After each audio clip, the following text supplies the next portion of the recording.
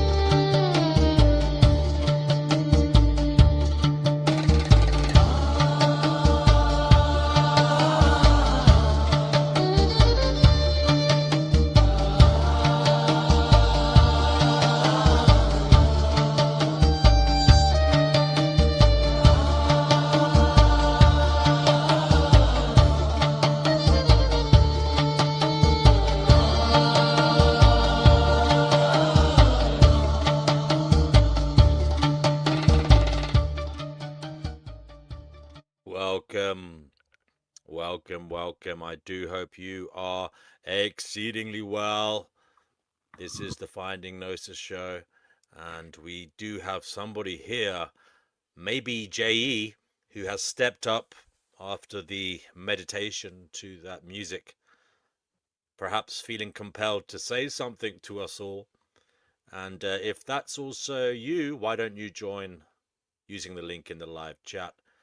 But seeing as you're here, JE, what is it you'd like to say to everybody? Hey, I hope everyone is doing well, and yeah, I just came on to say that well, first off, I really enjoy the music. That the music that you used today, it's amazing and incredible. I love it.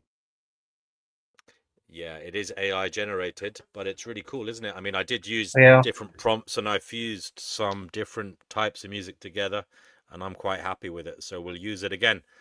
Just to kind of relax people and get them perhaps in a place where they feel at ease so that conversation can flow.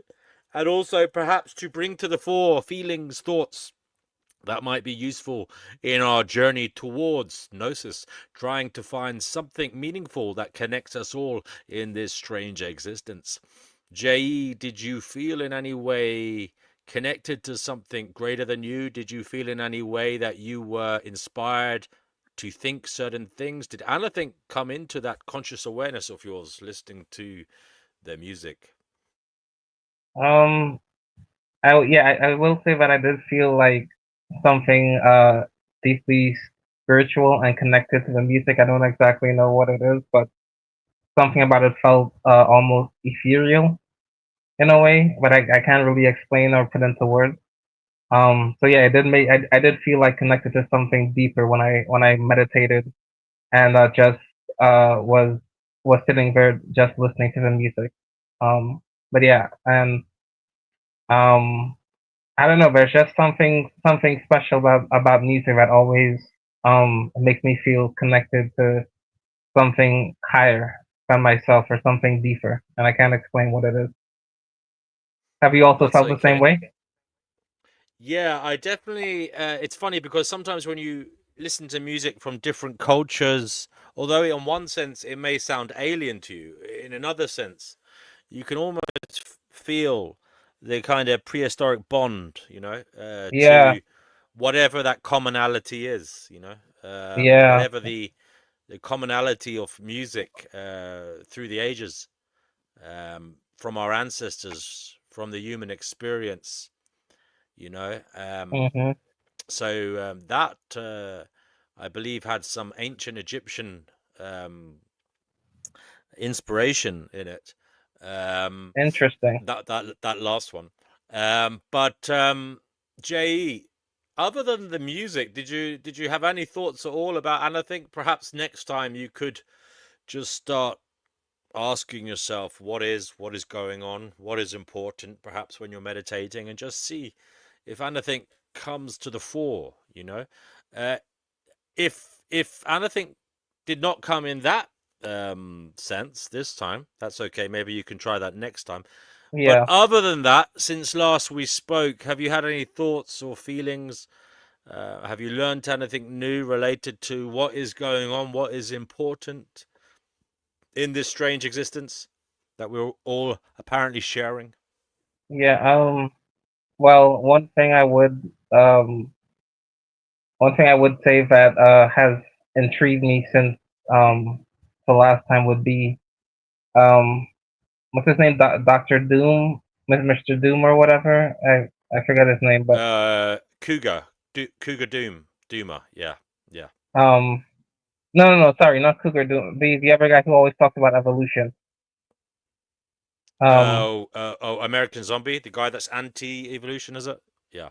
yeah, Hmm. yeah. He one thing that has stuck with me is him when he brought up the fact that when um when women sleep with multiple guys or whatever, the DNA of the guy that they're with, it stays in them and it influences um like it gets into the child's DNA, and it Well, affects actually, I think it was I that said that, because that is actually a thing.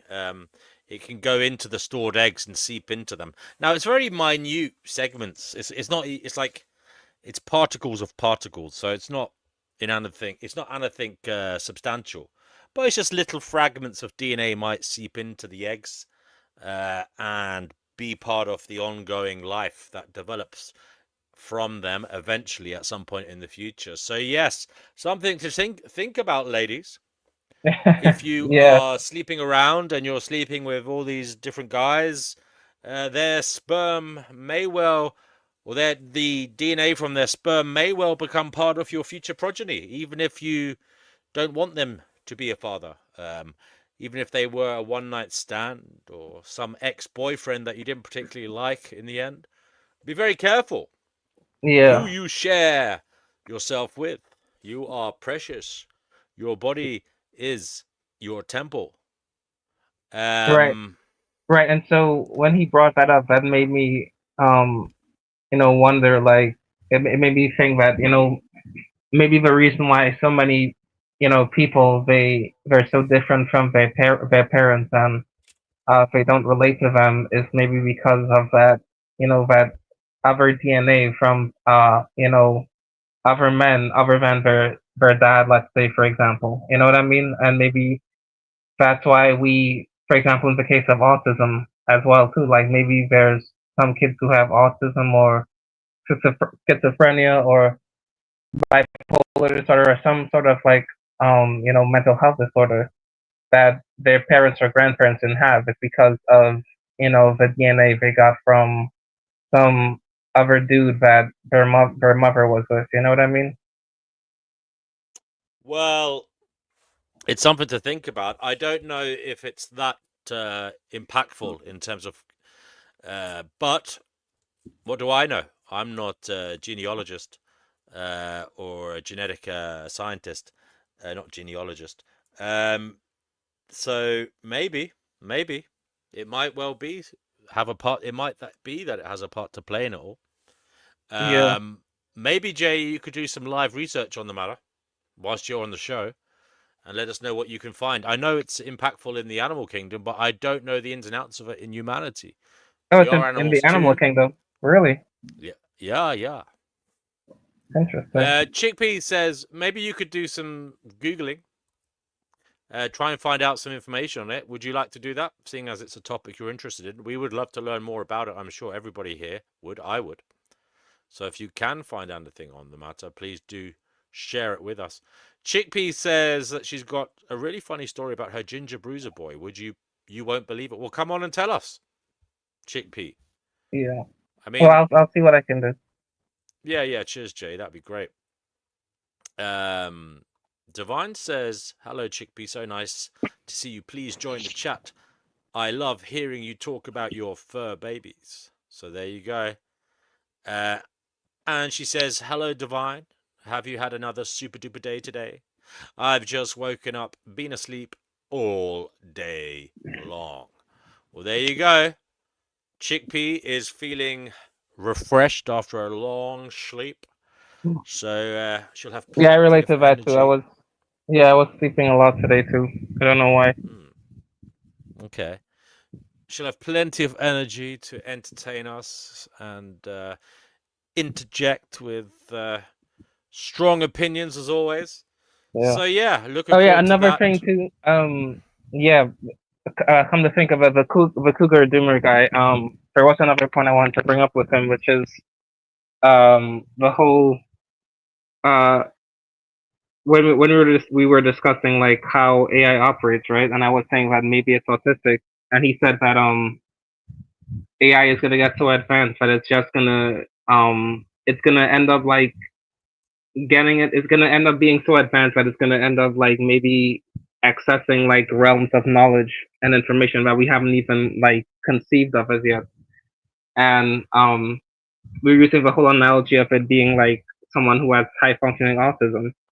And and one of the defining characteristics of someone who has high functioning autism is that they get hyper fixated on or obsessed with like learning certain things or finding out information about whatever topic they're fixated on. And it makes me that's another thing that I think you can attribute to AI, in that it's a high functioning artist, because um it it if it is gonna develop into the way that he says it's gonna develop, I feel like if that's another indicator that maybe it really does act like a high functioning autistic person, Just a thought. Yeah, I mean, I'm not sure though, because it does have access to all knowledge, and it does utilize all knowledge in its analysis, and it is thinking about everything all at once. So I don't know if you could say it's autistic, but it's an interesting thought. Again, I don't know the ins and outs of that. Perhaps you could enlighten us with it, seeing as it's a thought you came up with. Yeah. Maybe you could think a little bit more about that, do some research, and come back here with your hypothesis. But yeah, I'd appreciate that. Anybody else there in the live chat who has said hello, do come on and join the conversation. It's Mhm. always good when it gets going. And I'll what just about take a you? Have little you learned while. anything new recently? Have I learned anything new recently? Good question. Let me think about that. Well, I don't know about facts or figures or anything from the world of science, etc. But I certainly had that strange experience, didn't I? Where that still is rattling me a bit. Where I did the meditation, telling people to go within, and then I went to the bar, and that random person came up to me and said, "When you go within, there is nothing." Did you hear about that? Mm. Yeah, I remember that story. Yeah. So that is still playing on my mind a bit. It was a bit strange. And I'm still trying to ponder the significance of that. What The did you think of it, synchronicity. Jay? Oh, hey, Chickpea. Hmm. It's Hello. it's yeah, it sounds like a synchronicity. Like I'm not someone who usually believes in that sort of thing, but that would be like I think a blatant example of a synchronicity if those things were real. Like the universe was, I guess, trying to communicate something to you through Hmm. that person relaying that quote to you. So Right. yeah, Right. Right. maybe if the New Agers were right. I don't know, because the guy was a Christian. I did talk to him. Oh, he's a Christian. I spoke to him briefly afterwards, and I spoke to him a few times since, like, because he still goes there. He is actually a Interesting. Christian. Yeah. Anyway, Chickpea, Hello. what is going on? Don't ask me. I've been thinking today about the universe. Do you know the universe doesn't actually exist because it's just a load of atoms? It doesn't even exist. Oh my goodness, are you serious? So I don't have to pay. I don't have to pay my parking No, fine. Are you seriously. serious? This is in David Icke's latest work. It's quite upsetting to read, actually. Quite upsetting to read. Yes. Well, I Well, I tell you find what, all this stuff I'm going to boil the kettle and make myself a cup of char. And Anyway, whilst I'm doing that, could you relay to us this information that you found out, because it does sound pertinent to the kind of things we talk about on this stream. So please tell us in as great a detail as possible why the universe doesn't exist, and maybe JE, you can prod her a bit and get more information out of her and really rinse her for all the vitality that we need in terms of this information. So please go ahead. no. I'll be right back. Right, JE. Okay. Apparently, everything everything is just a load of atoms. Is Yeah. everything is just a load of atoms moving at a certain rate, which gives it density, so we think it exists. Yeah. Mhm. And apparently, this is what I read in one of David Icke's books a while back. Actually, if the entire Earth could be squashed into but the only bit of density of an atom is a tiny, tiny nucleus. The nucleus is, the tiny bit inside. And if all the Mhm. nuclei could be stuffed together that make up the Earth, it would take up something like, would be about the same size as a cube of sugar, literally. That's how Wow. mad it is. That's how crazy it is. Well, this is what I've read. I don't know if it's true or not. I'm just saying what I've read about the universe. So I was thinking, if that's the case about us as a planet, it must be the same for the rest of the universe. So it's all these atoms just moving around like a certain way that we see it as being real. Maybe. I don't know. It's very upsetting to think about because, I mean, David, I'm reading David Icke's latest book, and he talks about all this, that nothing's real and it's all just atoms moving and wave bands moving. so basically, he's saying he's basically insinuating that it's all a simulation. Well, I don't call it a simulation. I just call it, well, I suppose it is. Yes, I've heard all this before, this simulation thing. But I've never stopped to think about it. It's only since I started coming here and reading things that I think, yeah, maybe it's true. But it's all just a load of atoms moving about. Yeah. Well, It's yeah, that's crazy to think about it. yeah. So that means me and you're just a collection of atoms just moving about. In a certain way, yeah. Yeah. Well, yeah. That's um.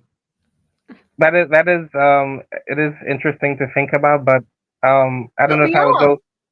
But even science backs that up. If you get an electron microscope and you go right back into what we are as entities, as humans or any life form, if you go right back to the basics, we are just atoms. At the end of it, it's just atoms. What I've also heard is that if you go deep enough into observing anything, I think they tend to say that uh we basically are just empty space if you really go deep enough. Yeah, yeah. Essentially It's empty really space, yeah. upsetting me. So maybe Yeah, maybe that's what David Icke meant, is that, like, ultimately speaking, if you really observe everything to its most finite minute detail, what you're gonna find is just empty space, and that's why he likens it to basically nothing exists. You know? yeah. It goes right back to the tiny nucleus of an atom. That's all there is. And the rest of Yeah. it, if apparently I read in his book, it says but I can't find the page now, but if the nucleus of an atom were the size of a penny, they would have to, the atom itself would be the size of a massive football stadium. That's how crazy it is. Mm. Yeah, and just these little nuclei things just whoosh about inside this atom, causing it to be, so to speak. Yeah, so nothing else Hmm. goes into it. It's weird, but I find it so upsetting that the universe could just be a load of atoms. So all these archons, because I'm worried about the archons, could also be a load of atoms. It's all just atoms. Yeah. I And mean, it well, weighs, that's. Oh, go ahead. oh, so it just scares me that that could be so. Yeah. I mean. Yeah. I mean, well, it make. I mean, if Gnosticism is true, and it makes sense, right? Because isn't the material realm is basically meant to be a I guess a false copy of the actual real world, and so I guess it makes sense then that, like, everything is ultimately just a bunch of atoms, right? Oh yeah. That whole copy thing is horrible to think about too, isn't it? It's a Yeah. horrible thought. They're Because yeah, horrible. if you look at this world and see it for what it is, and it's a nightmare, like, what does the original look like? Yes. Yeah. The original must maybe also be very bad then. Yeah. It's a horrible. I don't know. I've got David Icke's latest book. I'm only in the first bits of it because I find it so hard to make my way through it. I can only read about 5 lines at a time because it's so hard to get my head around. Uh-huh. But do you also think potentially though that he could also be a shill, David Icke? I've always thought that. Yeah. You know what I reckon? He's because in black magic, the you have to inform your potential victims of your spell. And Yeah. yeah, I've thought that so often. You're about the first person I've actually heard say it, because I've often thought he's a shill. Somebody's giving him this information and telling us about it. Yeah. Yeah. I've also thought, because I don't know where he gets it all from, because I don't think he's that clever, actually. I get the feeling he doesn't come across as particularly highly intelligent. He doesn't. Oh my. Well, he doesn't, does he? Because he comes across some pretty heavy duty stuff. I mean, it takes a lot of research to put it all together. Yeah. I mean, you know, Einstein, he knows more than Einstein did. Well, he does. But you think, yeah, I've thought it for a long, long time. He's a shill. There's something, someone's telling him all this because it's a form of spells. We're victims of some kind of spell. And all the while, your victims are informed of the spell is stronger. This is actually black magic. Yeah. No, it's not only that, but I've also heard that that's a principle apparently that the Freemasons use in Hollywood in movies and music Yes, and TV yes, shows where they put their messages or like they put their plans in secret into movies, yes, like yes, almost like they have to preemptively tell you like what's gonna happen or what they're gonna yeah, do before they do it. yeah, yeah. I know. Yes, I Yeah, know. it's a weird principle or rule that they have for some reason. Yeah, yeah. People think Hollywood's so lovely, isn't it? But I've always seen it as rather sinister. Yeah, Yeah, but and yeah, with respect to David, yeah, anyone who comes forward and always seems to have like a lot of information and be very like wise and I don't know, just they seem to have information that you wouldn't expect them to have. Like I'm always no, kind of skeptical about them. Yeah, yeah, because he writes books you would need lifetimes of research to accomplish. right. You know, I mean, I have got all of his books, and there's so much stuff in there. You know, and there's stuff in there. I don't know. Yeah, somebody must be telling him it. Yep. Yeah, Yeah. I've always thought it for a long, long. But you're the first person I've come across that's actually said it to. Shill. Yeah, I think it's shill. Really. Yeah, yeah. I've thought it. Yeah, I do. This. He just knows far too much. Yeah. There's no way he can know all that, and he knows what the elites are up to. You know what's. Yeah. Yeah. Again, like only someone who runs in elite circles will be able to know about those sort of things. Yes, exactly. Exactly. Yeah. Not So only him too, but people like Alex Jones and yes. yeah. Yeah, I know. Yeah. Yes, because Alex Jones knows all about the Bilderberg group, doesn't he? And all that sort of stuff. Yep. Mm. Yeah. Because there's something tells me that they're not as clever as they make themselves out to be. So I can't understand how they managed to get all this information. Right. Yeah. It's very strange. Indeed. But I Yeah. haven't got the roadmap yet. It's heavy duty reading. It's quite heavy because I don't think that David Icke has got the brains to write this much heavy stuff. I don't think he's got. Damn. No, I don't. I don't think he's got it because it's pretty heavy duty. I mean, he makes George Monbiot look like a simpleton. Wait, who's Georgia Wombio? George Monbiot. George Monbiot is a British guy. He's very much into sort of green ethics and animal rights. And he's Oh, just a okay. British writer, used to write for the Guardian. And he's a very, very clever guy. You know, when you watch him talk, you can say, yes, that guy has got quite a few brain cells between his ears. But David Icke outwrites him. You know, and George Monbiot, and the other guy who also very clever, that American guy who writes Empire of Illusion. I've forgotten his name. Oh, I don't think I've heard of that book. It's a good book, actually. The guy, he's an American guy and Jewish guy, and he wears glasses. He's quite elderly. He writes very good books. I don't know. Yeah, I'll have to have a run through my books for all our shelves to see him. He's another one who's really, really clever. You know? Interesting. Yeah. And David Icke's books outdo his books, and I can't see how that can be. I just don't see it. Well, maybe David Icke uses ChatGPT to help write some of his books. Yes, that's true. But yeah, that could be. That could be. Actually, I suspect it is what's been happening all these years. Because I just don't get it. I don't get how he can put all that together in such a short space of time. All that information. Yeah. Some of it's very unpleasant, all about sound frequencies and nothing exists and everything.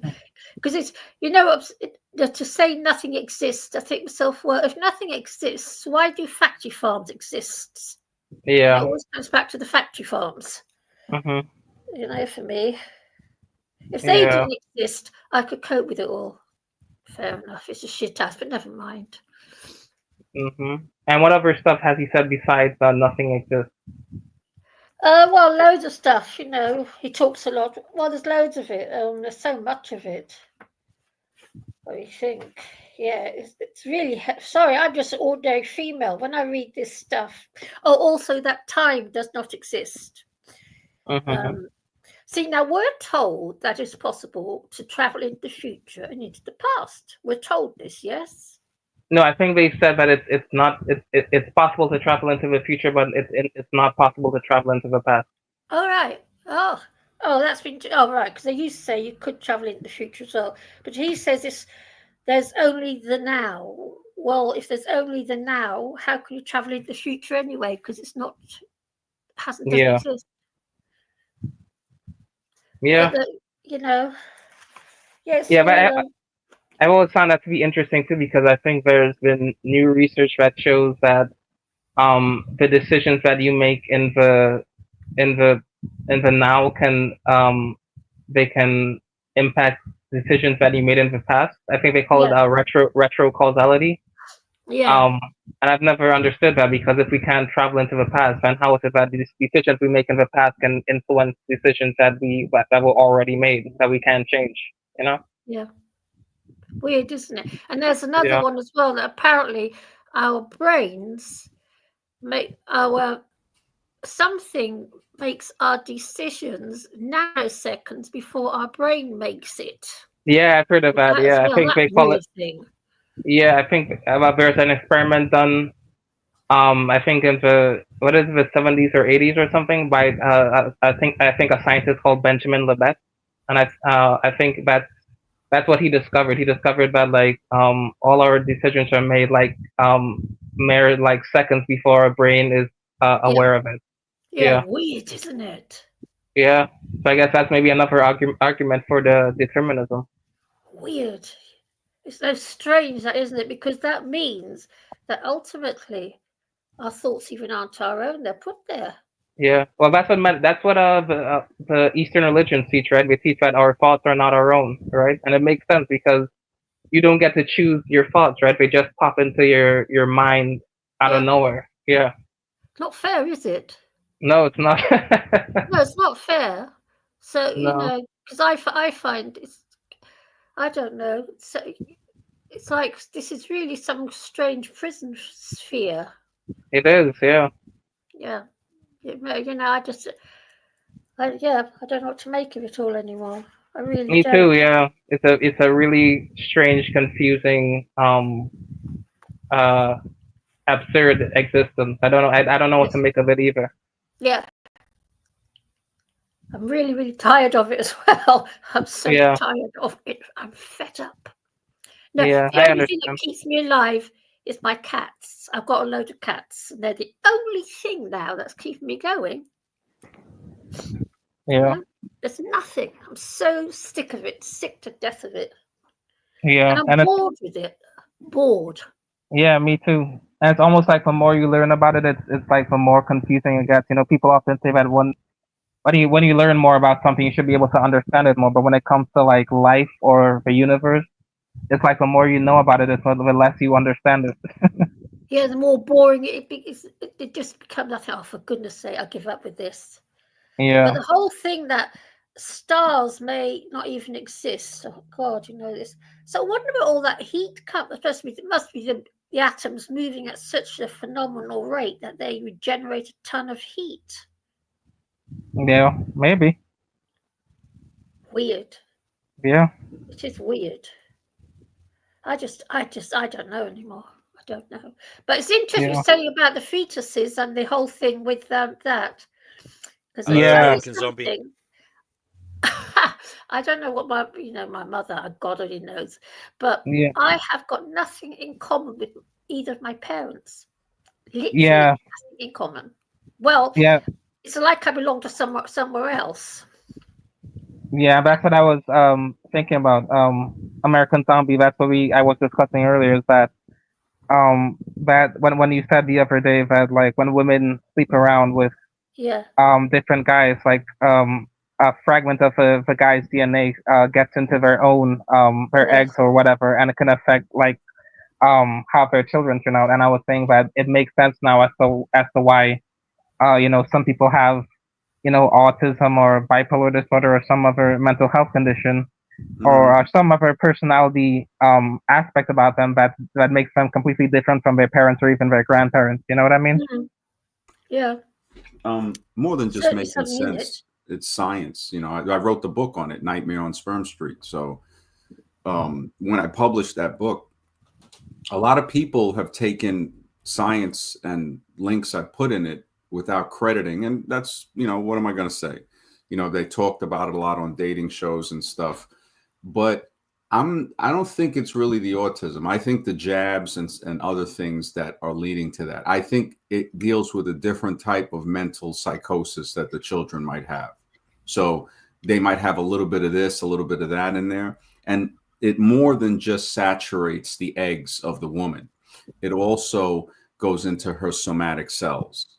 So like they have medicine that is absorbed vaginally because the vagina is it connects to the vascular system. It's a very efficient way of having medicine get absorbed into the body, just like suppositories. So, for the anus. And when this semen gets loaded in there, some gets jerked back out and then some gets absorbed. And the ones that make it through the cervix to the uterus and the fallopian tubes, that gets absorbed into her. And that's what I was saying, like a glass that you pour milk into and you drink the milk or you pour it out, it still has the residue of that on the glass. And then if you pour juice in there, you have that, or a different type of milk, goat's milk, cow's milk, whatever. And this is why I wrote it really to say for women to really value themselves. I'll probably like write a little excerpt on part 2 to say, look, this is written to show you that your body is extremely delicate and it's valuable. I mean, why would you do that? I mean, people are traumatized since they were young, and some of them have been abused. They lead into the porn industry. A lot of girls in porn say that, like 95% of the girls in there have been abused when they were younger. Yeah. So, Nightmare on Sperm Street might not have been the best title for it, but that's what I noticed some of these girls, like especially the ones that try to be in the whole ghetto spotlight and this whole promiscuous scene. You see them on some of these other shows and they try to act like a boss babe or a bad babe, something like that. That's a Nightmare on Sperm Street. That's literally a Nightmare on Sperm Street. It's like you cannot redeem that. It's like it's something you just can't turn back. And that's why I wrote it too, is to tell people, look, you cannot turn this back. So fathers should buy the book for their daughters, basically. Mothers buy it for their young mothers. And it lets women look into the mental problems they might have. Because I think I'm talking to someone. Meanwhile, I'm talking to Brad, Biff, John, Jack, and Harry. Oh boy. That are in her brain as well. And now she's starting to give different type of attributes, express different, like, it's like, wait a minute, what's wrong? Are you nuts? Now on the regular, women have a lot of different emotional fluctuations, But when they are saturated by these different males and the hormones that develop, the bonding chemicals, the vasopressin, the oxytocin and stuff like that, you're looking at just a myriad of things. Add in birth control. I have a whole chapter on that. Women that have ended through birth control. And of course, the company is they're trying to defend that. Since the pill dropped in 60, they say that men's sperm counts have dropped 50%. Yeah, because it goes into the water. Into the Shall I water. tell you something, Max? I'll tell you something, actually. Back in the... A girl that's taking birth control pills, when a guy goes down on her, he's absorbing that orally. Yeah. Through his mouth. He's absorbing it. Also it. gets into the water supply. Yeah. Everywhere. Actually, back in the 50s, I had an uncle who used to go out fishing, and this was in Holland. And he told me that back in the 50s already, fish were start to change into females. That was wow. 50s. They have that now. I don't know if I think I did mention some of that in the publication, but right now they have fish turning, and it's not just because of the birth control; it's because of a specific pesticide. Yeah, dairy farming.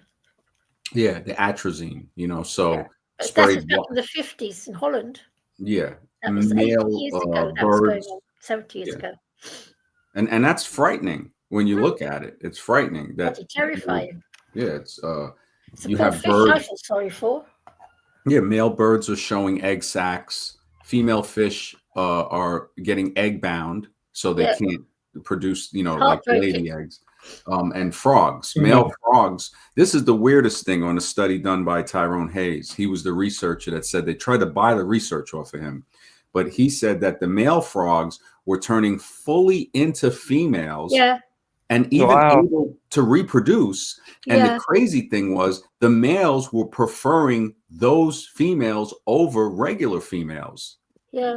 So you look at, I mean, this is crazy. And what I noticed too, doing, dating and relationships, what shocked me in the last 5 years of doing this on the internet is I came to realize that the majority of men are not heterosexual. That they are in the closet. You got guys with a wife and 2 kids, yet he's going to these places. Well, that's very common. Well, see, it's common, but I don't think it's. I think it's induced. I don't think it's natural. I mean, it could be. It can't be natural, can it, by definition? Because it's not in our DNA to be homosexual. Because we are genetically designed to reproduce. So it's something else. Yeah, we're not. Well, that explains why. Oh, sorry. Go ahead. No, go ahead. No, I was just gonna say that. Well, it makes sense. What you just described with the fishes, it makes sense nowadays as to why, like within the last, I would say, the last 5 years or so, like, it makes sense as to why so many men are becoming trans, and why, I think a lot of guys nowadays are actually preferring to go out with a trans man over normal actual women, trans women over normal actual women. Yeah. It's all like estrogen it's everywhere. Yeah. It's I think also the language, again, we have this is a way they slip the tyranny in. Tyranny doesn't stem from the sword, it stems from the word. And when we are conditioned and forced and censored until we say trans, it's like, no, these are not turning men to trans. The proper word would be turning, they're choosing homosexuality. Or are they really choosing it? Or are they being conditioned chemically by the atrazine, mentally by the school and media? And then some people could be born in that way. There is studies that show the third son. There is the third son theory, where if you look at families, and I've looked at over about 4 or 5 different families, and I said, wow, the third son was always homosexual. Now there are some, where the first son is, and I would tell people, look for people with 3 sons and ask. I've asked people, hey, I've even looked at families with 4 sons, and I noticed with the 4th son that the fourth one is usually attracted to somebody different of his own phenotype. So whether he be a white male, he would be attracted more to black females. If he's a black male, maybe attracted more to white or Latin females. There's some type of, because I would think, okay, the fourth son would definitely be homosexual, but because the theory was the first son has like a 30% chance, the second has a 60, the third is usually 99%. It's some instances you won't see it, but then again, you got to remember some of these guys, or a lot of them, are in the closet.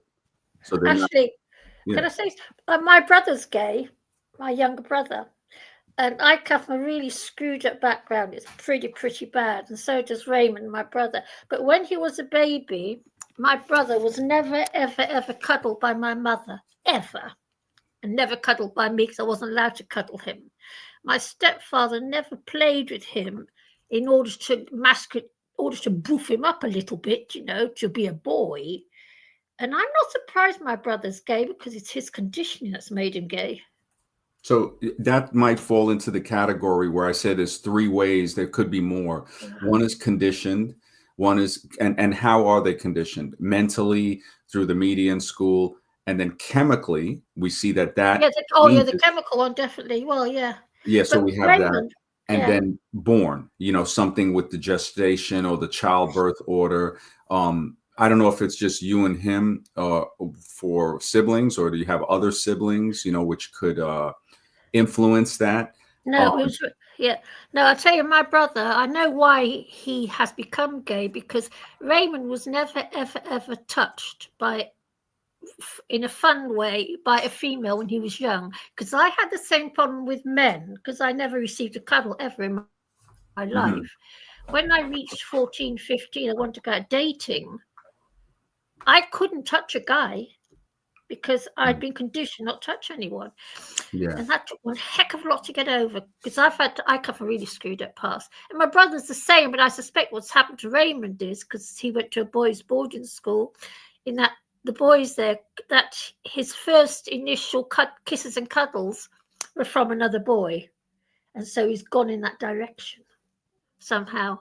But I know for a fact it's to do with his conditioning. That's really unfortunate. What? Raymond, yeah. Well, we both screwed up. I'm not, but my mother never once gave him a cuddle or kiss, so I can't see how he could have learned how to reach out to a female. If that makes any sense. Yeah. And I wasn't allowed to go near him, so I just kept my distance. So I was just as bad, but I was forced to be just as bad. I come from a really screwed up background. God, it's bad. I must stop talking about it. But yeah. But I think a lot of it's to do with all the estrogen in our thing. Well, we are awash with estrogen. Yeah. Well, yeah, that makes sense now as to why so many, a lot of kids especially are they want to transition, and young men, want to transition now and become women, is because there's so much estrogen in the water and whatnot. Yes. Yeah, it could be that these. It's weird, isn't it? Very. Because when I was young, you never heard this sort of thing about boys want to become girls and girls want to become boys and what have you. But I can't. But I would have thought that homosexuality is not in our DNA, because we are programmed to breed and breed some more.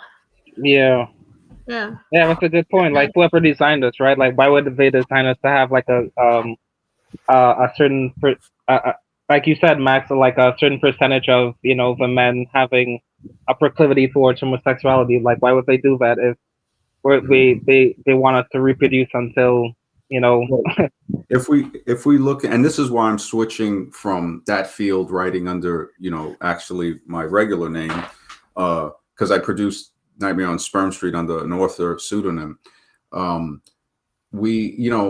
Human origins, if you look at mysteries and myths and stuff like that, some of them say that people were created, man was created with just men.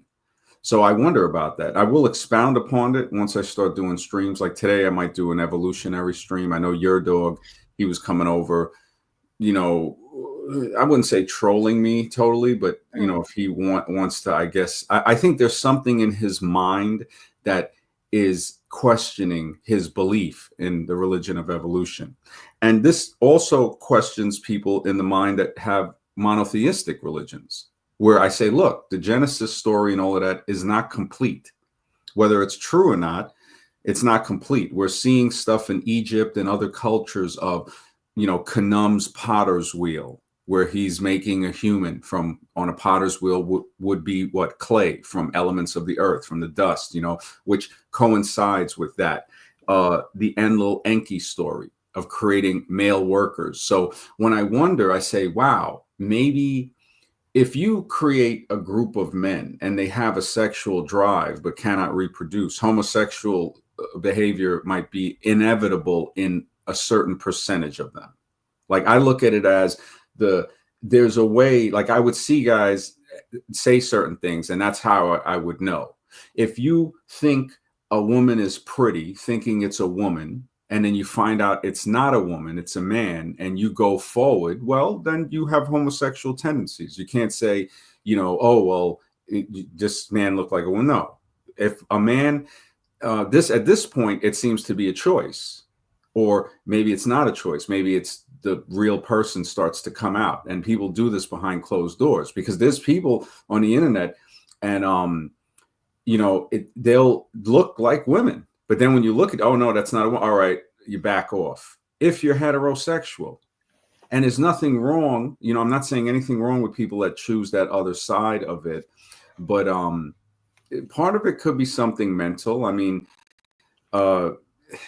man and woman is it's a deep mystery that when people think they know the mystery, that's the dangerous part. Because a person that thinks he knows something that you just can't know, we're not going to know human origins 100%.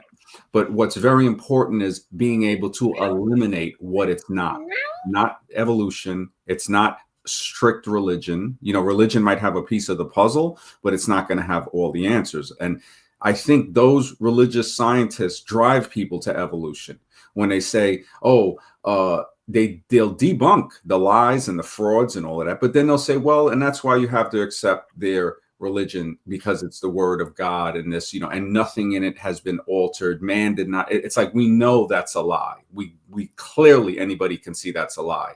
So now it makes the person question the science of what they presented, which is pure science to debunk the evolutionary lie. It makes them question. So I wonder if they're actually, like, maybe they're doing it knowingly or unknowingly, driving people over to the religion of evolution. It's just two religious people, to me, battling it out with each other. And just one is honest enough to admit that they are religious and it doesn't require belief, which are the monotheistic, polytheistic religions, versus the mental disease of evolution, where they would say they're not even religious. An atheist might say, no, they're not. Atheism is a belief in no creator. And that's a criteria for religion: belief, behavior, and a belonging. Those are three criteria for religion. So when we look at this, it boils down into a serious mental disease, mental illness spread throughout the world. And we have people in power telling us that this is the best progress ever. But when we look at archaeology, we see that there's been past civilizations and other things that were very advanced, where we seem to have gotten this, whatever we see built comes from that, with the lie of, no, this person invented it. No, nobody invented nothing. They re-engineered things. So it's a mystery, man. It's a mystery. Yeah, and I'm fed up with it. I'm so tired of it, really sick of it. I agree. It gets sickening. I feel exactly what you're saying. It gets to a point, it gets inundating. It's sad, but true. Yeah, I'm completely bogged down with it. No, really, the only thing that keeps me going is my silly cats. Wow, they say, and this again in Egyptian lore, that cats walk people across to the next world. Yeah, I know. And they say dogs are the guardians of the boundary between the worlds. So the difference between the canine and the feline, it's and cats are different from other felines. Like they have some videos where guys have talked about it being like part, even like a reptile. It has reptilian attributes, the slit in the eye, the hiss. Well, of I like reptiles. I like lizards and things. Well, yeah, some reptiles are cool. Oh, Some, right. I would say I'm not going to keep it as a pet, but a crocodile or something, you don't want to go, you got to be careful. Yeah. But some crocodiles are tame. Yeah, I like all animals. To a I mean, point. at the end of the day, an animal has to eat. Well, But I think all said and done, they treat each other far nicer than we treat each other. well, And they I treat each don't other know. I far mean, more courtesy. if you look at crocodiles in packs, they'll bite limbs off each other. Yes, I Yeah. know. But I mean, we do some horrific things too. Well, not Yeah. us, but other humans. It wouldn't be us, and that shows me that not all humans are the same, and that needs to be very much stayed upon, because it's quick for us to shift and say all of us are just humans in general. And again, the language is very important. It's to say some humans engage in behavior that is atrocious, and then other humans will try to push people to even behave like that, like them too. This is what learning is about, to observe and say, hey, you know what? yes. This is not matching up with my observable reality, and it's not able to be measured and tested and repeated. And this is where I look at evolution, and it's more dangerous possibly than any religion, any openly religious thing. Wait, Max. So what do you say to global solidarity comment in the chat about how everyone is bi? Deal with it.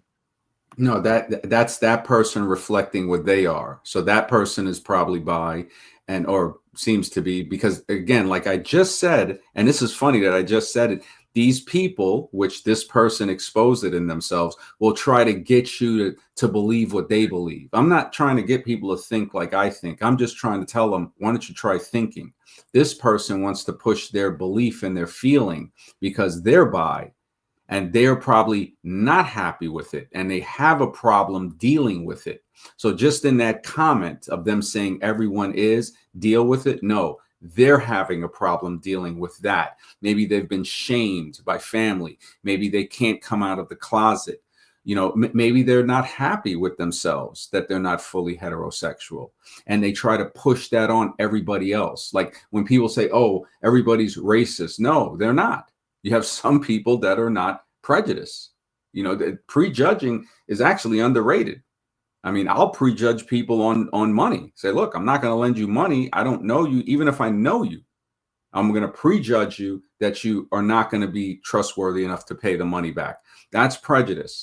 So to do it just because of the way a person looks or something like that, now it comes into racism, because you're doing it based on the pseudo classification of race.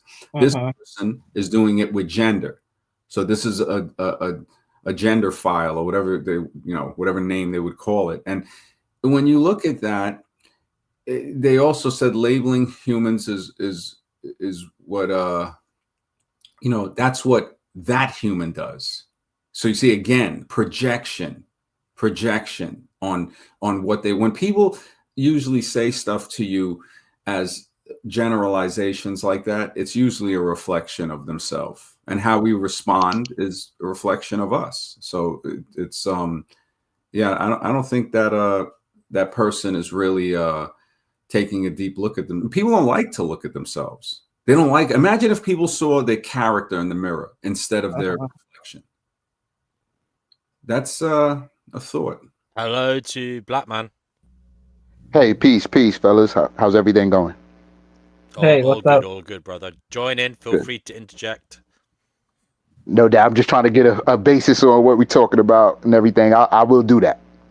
Would you like to introduce yourself for everybody and what Yes. what you believe in? Yes. Well, my name is Black Manosphere. I come from out the Manosphere section of YouTube and the YouTube space.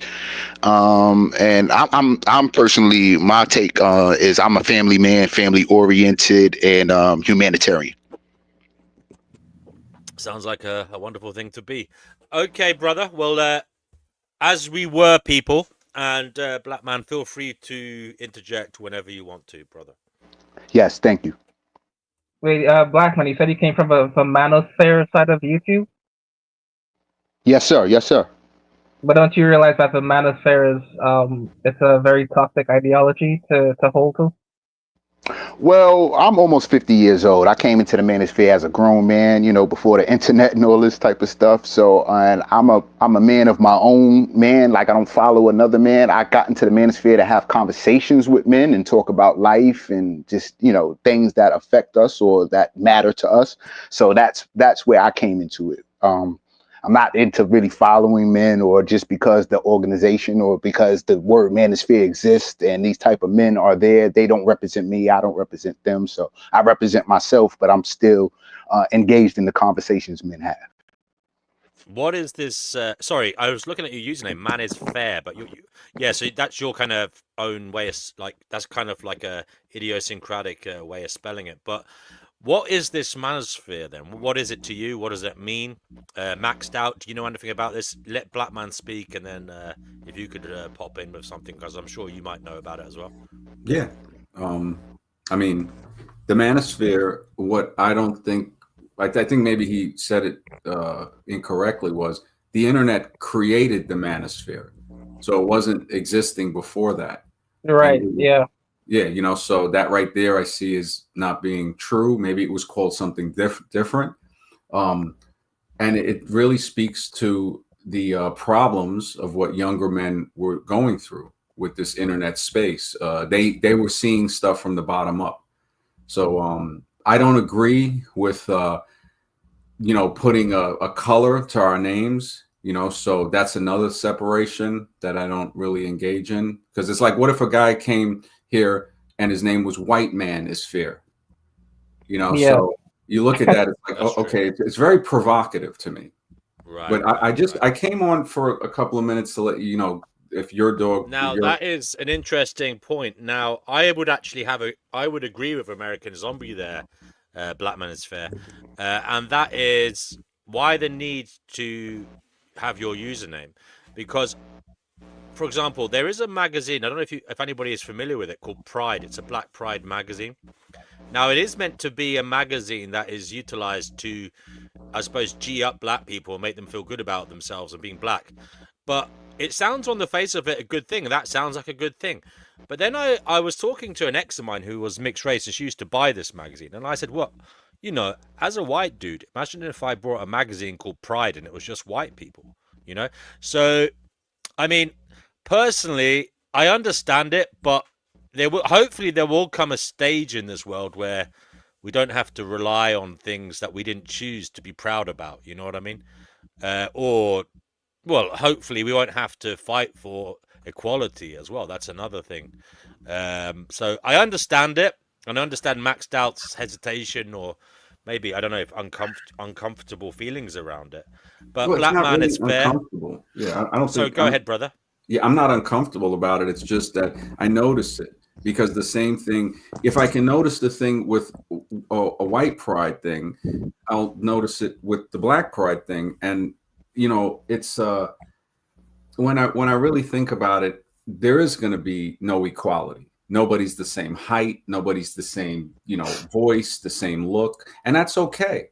That's okay. It teaches us to be mature and accept the differences within one another.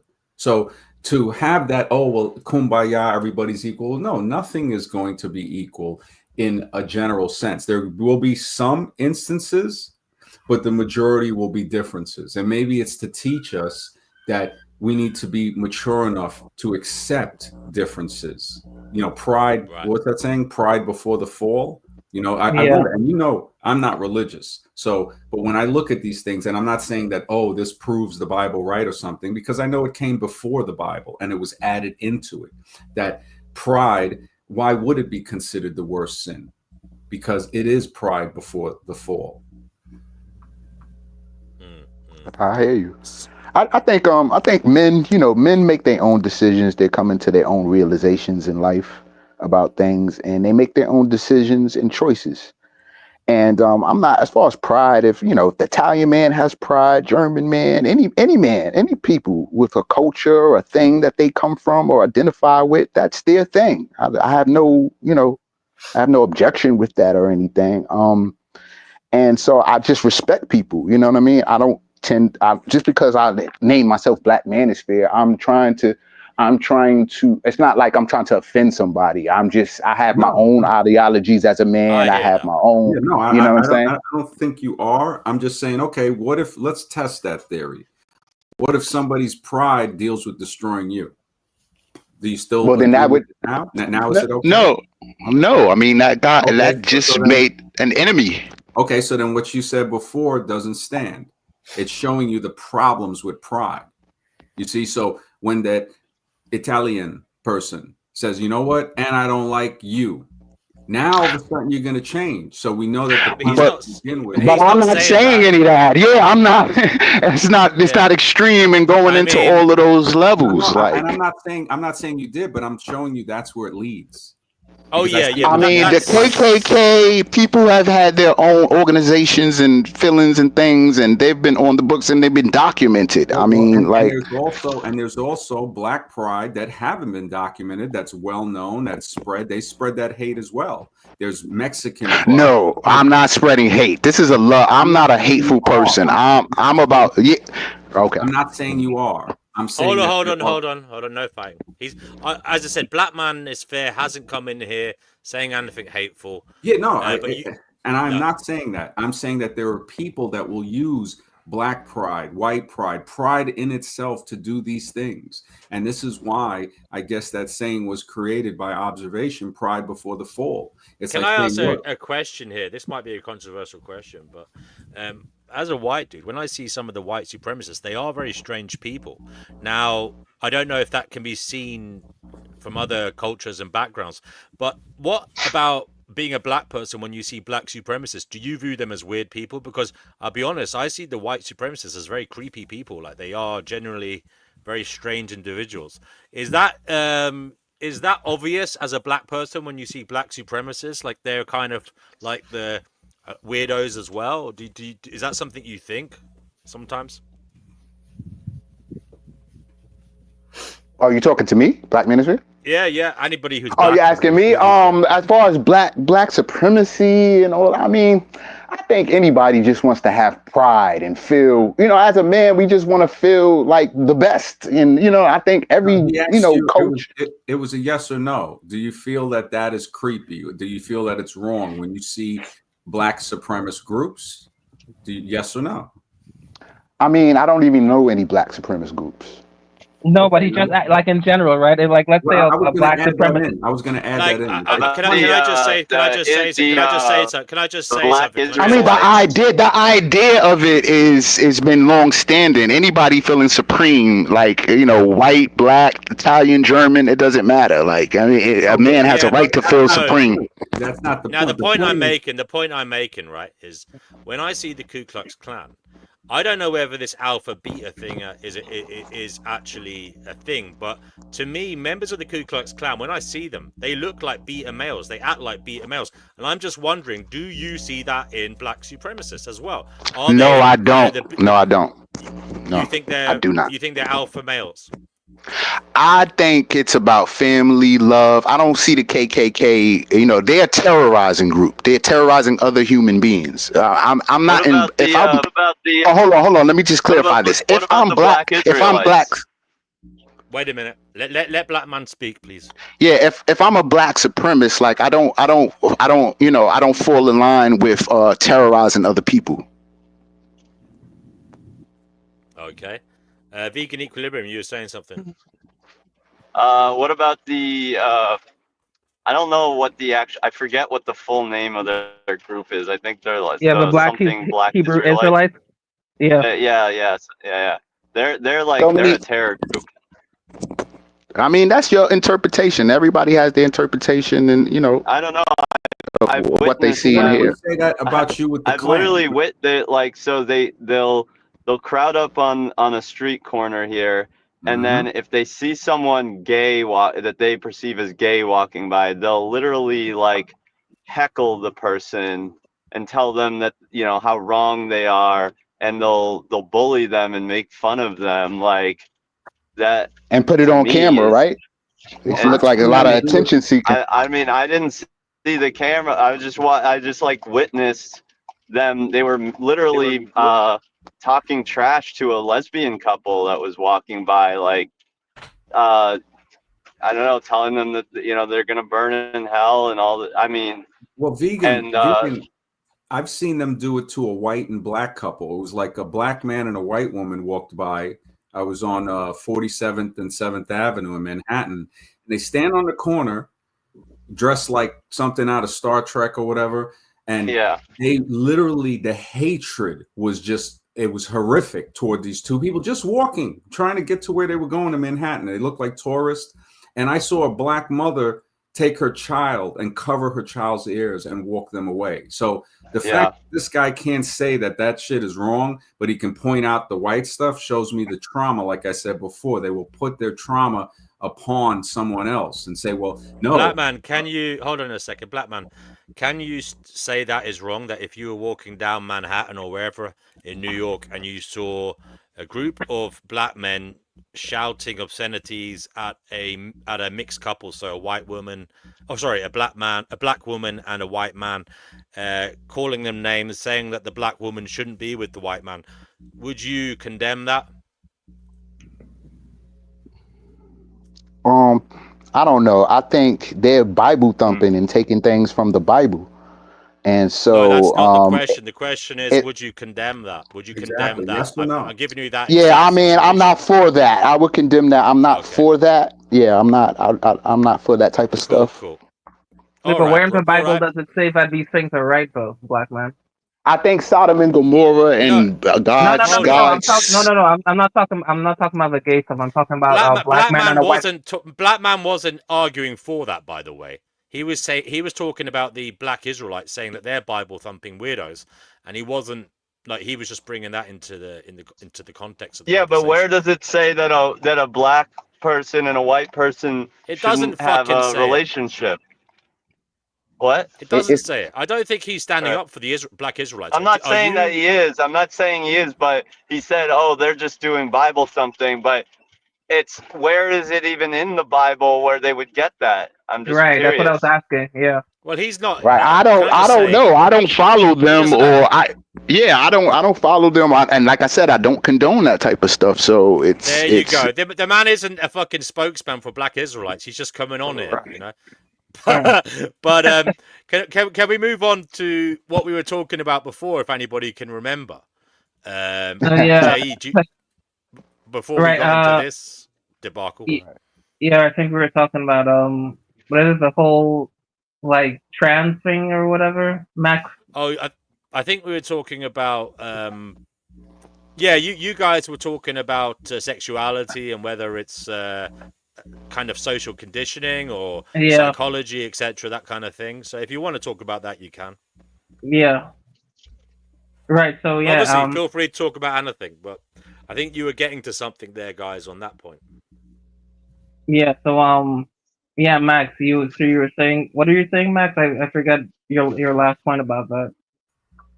Oh, we were talking about what would cause homosexuality, what would cause, human origins, whatever created us. Yeah. So basically, with somebody thinking they know that question, one shows a reflection of arrogance to think that they know exactly where we came from. And really, it's more of a mental illness with arrogance combined in it, because you think about that, the person that would actually think that they know how life started. And this is what I see a lot with the evolutionists. So magically, they know that this started when clearly it can be seen to be a lie. To say, wait, you're making this up. This is a fairy tale.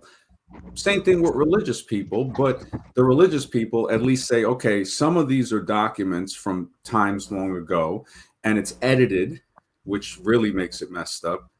And then when you look at other cultures, magically, it kind of, you see the way it sets one people against another. The person who looks at it from objectively to say, you know what, man, each of these people might have a piece of the puzzle, but the ego, they don't realize their biggest enemy every day is themselves, the former person they was the day before. That's the battle, not against somebody else. Is to say, can I be honest with myself to say, I don't know. I'm searching. I know what it isn't. I know it isn't evolution. I know it's not what somebody's book says about their religion. I know it goes beyond that. But to be mature enough to say, I don't know, and I'm making my way toward it. Max, you potentially don't believe in a biological basis for homosexuality, right?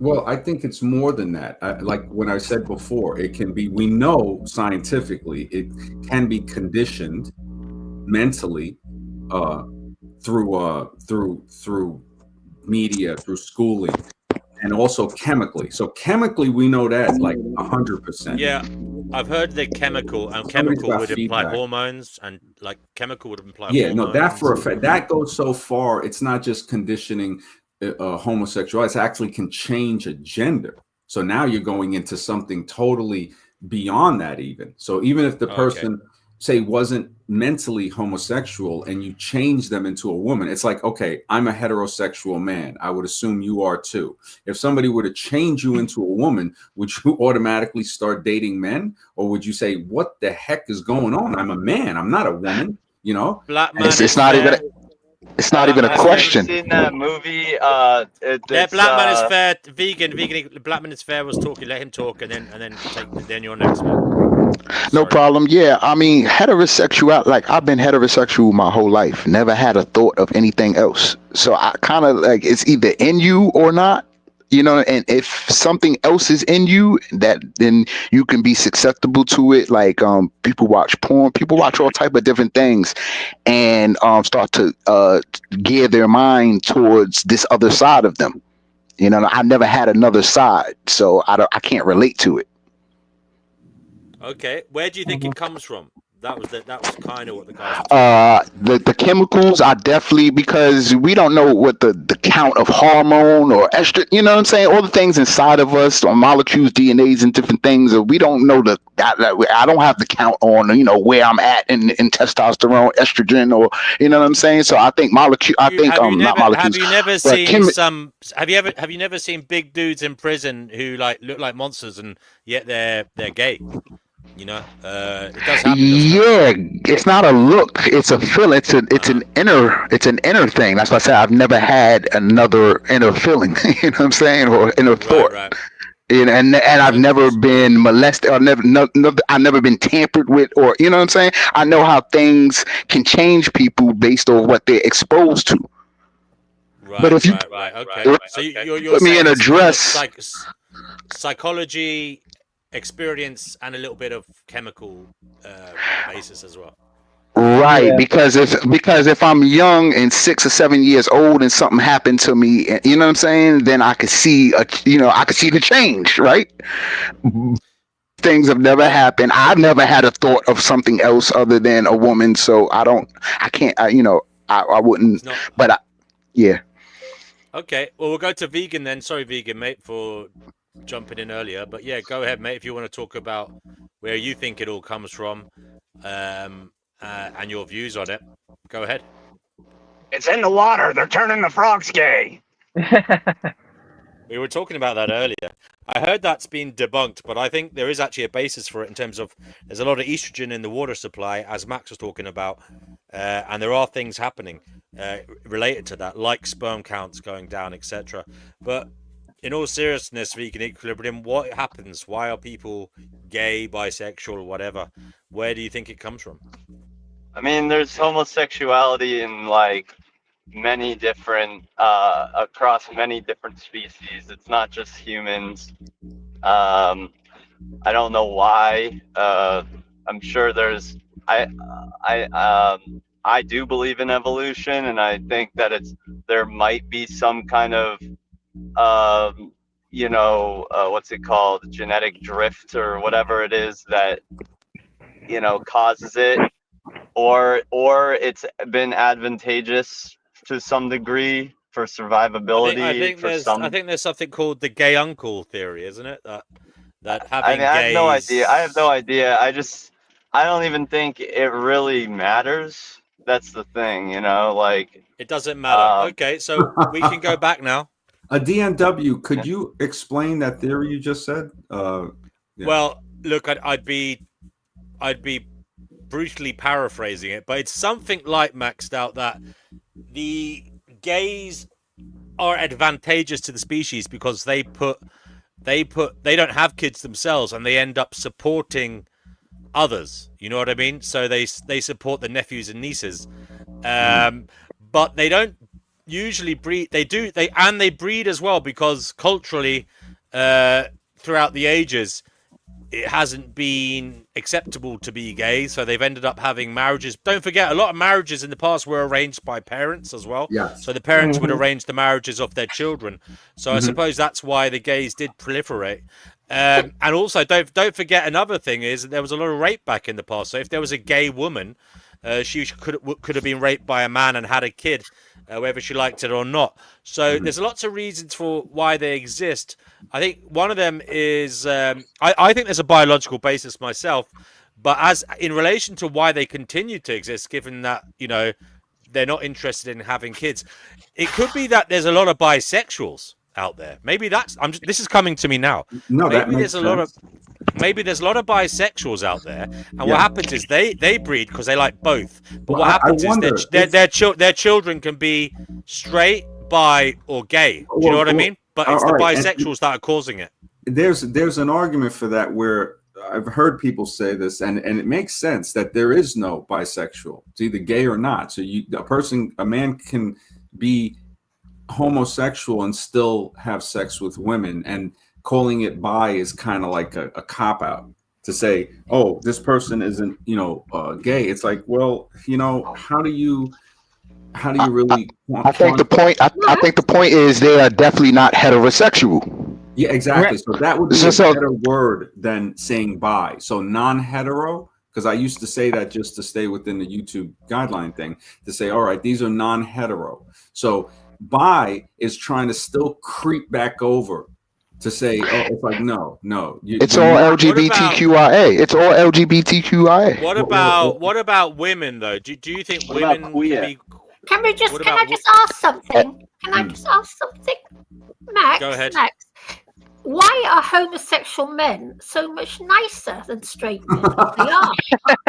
I don't know. I mean, you already know I'm not a nice guy. Oh, you noticed it. They go both ways. They got female. Have you never met a bitchy queen? I mean, some of them are right fucking. You know what I mean? I've always found that homosexual men are far nicer, more friendly. Well, I don't think. I think you're being weirdly. I don't think that's true. She I has think they a point. can. You're so nasty and spread disease, but is that I think the word gay, which meant happy and joy, right, is what they would put on the Rudo Valentino. Well, I think that's just the ones you see in the media. I think they're like anybody else. I think they can be an arsehole or they can be a nice person like anybody else. I've always found to be really, really sweet, actually. Maybe it's because let me just say this. but they do nasty things though, and they spread diseases to you. Oh my god, that's ridiculous. No, I don't condone that on this channel. But that is, you can say that about any. You could say that about anybody, like guys sleeping around giving women HPV. Men sleeping around. It happens no matter what the fucking sexuality. Around if they want to. No, but he's talking about spreading diseases. All men sleep around, whether gay or straight. I've met plenty of fucking asshole gay dudes and plenty of nice gay dudes, and I don't notice a prevalence of them being like any more. This is just a hypothesis, but Chickpea, maybe you perceive them in that light because as a woman, women tend to befriend gay guys because it's maybe they can relate in a more easily way. It's like relating to another. I don't want to say it's like relating to another woman, but there's a femininity maybe to them that is relatable to other women. But in terms of like just getting along with people in general, like I don't know, I've met like plenty of asshole fucking gay dudes Oh, well, I and didn't plenty know of that. nice gay dudes. I couldn't say that there's more of one kind than another, you know? Well, this is something I've just learned this evening. I never knew that gay guys were horrible. I didn't even know. Of course Here's they the are. thing. Here's They're the question. beautiful. Here's the question. Do you want to sleep with them? Do you want to have a relationship with them? Like, what does the niceness get you? They tend What to is the be very. nice? Can I just say something? I'm just saying they tend to be very sweet to us females. I don't know how they behave I, towards them. I'm not surprised. I look at it as infiltration. That means that they can get close to you. And the thing about gay men is they think they're better women than you. No, they do not. Yeah, there's like this, you know, there's this there was this trend, there's sometimes this thing where straight guys will sort of pretend to be more flamboyant or like gay to get closer to women. Yeah. Yeah, I think that causes more problems in your world. I don't think they're pretending to be gay to get a fucking woman. Come on, man. I That's didn't not say gonna pretend. work. I said, or maybe I did. I said acting more Sweet, flamboyant nice, or or flamboyant. Flamboyant is a extreme. sort of being more like sort of seeming more queer or whatever. Well, vegan. What's the difference vegan. between flamboyant and having a bit of like a bit of a bop, a bit of fucking riz, as the youngsters call it? No, there is a difference, and Tell it us the is a thing. difference. So I don't. Well, okay, you know, when I was a kid, we called it metrosexual, right?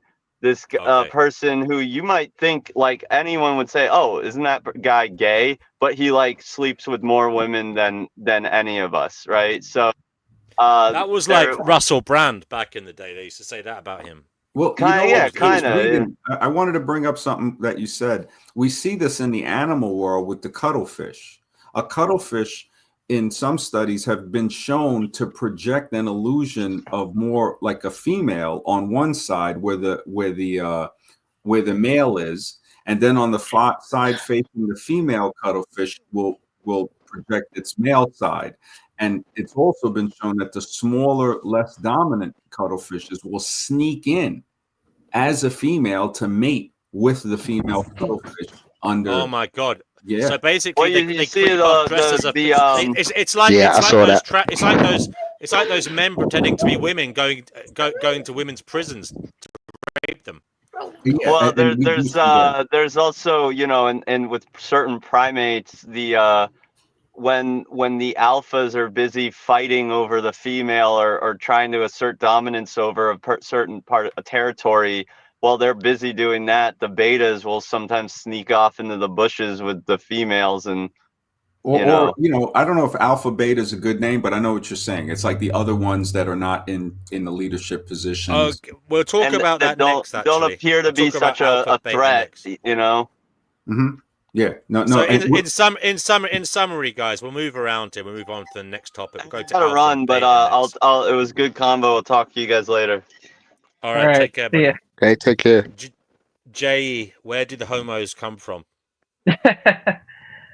I don't know. Good question, but I think it's basically a summary of everything that you said. You know, it's genetic, it's environment in terms of the chemicals that people are exposed to, and it's also a bit of conditioning as well too, and also maybe a bit of trauma. You know, like as you guys said, you know, if someone was maybe sadly molested as a child or interfered with, then that can affect them, and turn them gay later on. You know, so all right, Chickpea. We'll go to you in a minute, Max. Chickpea, sum it up. Where do they come from? Where did the gays come from? I've got no idea, but I like gay men, so I'll just say that as a minority group, they're always nice to us females.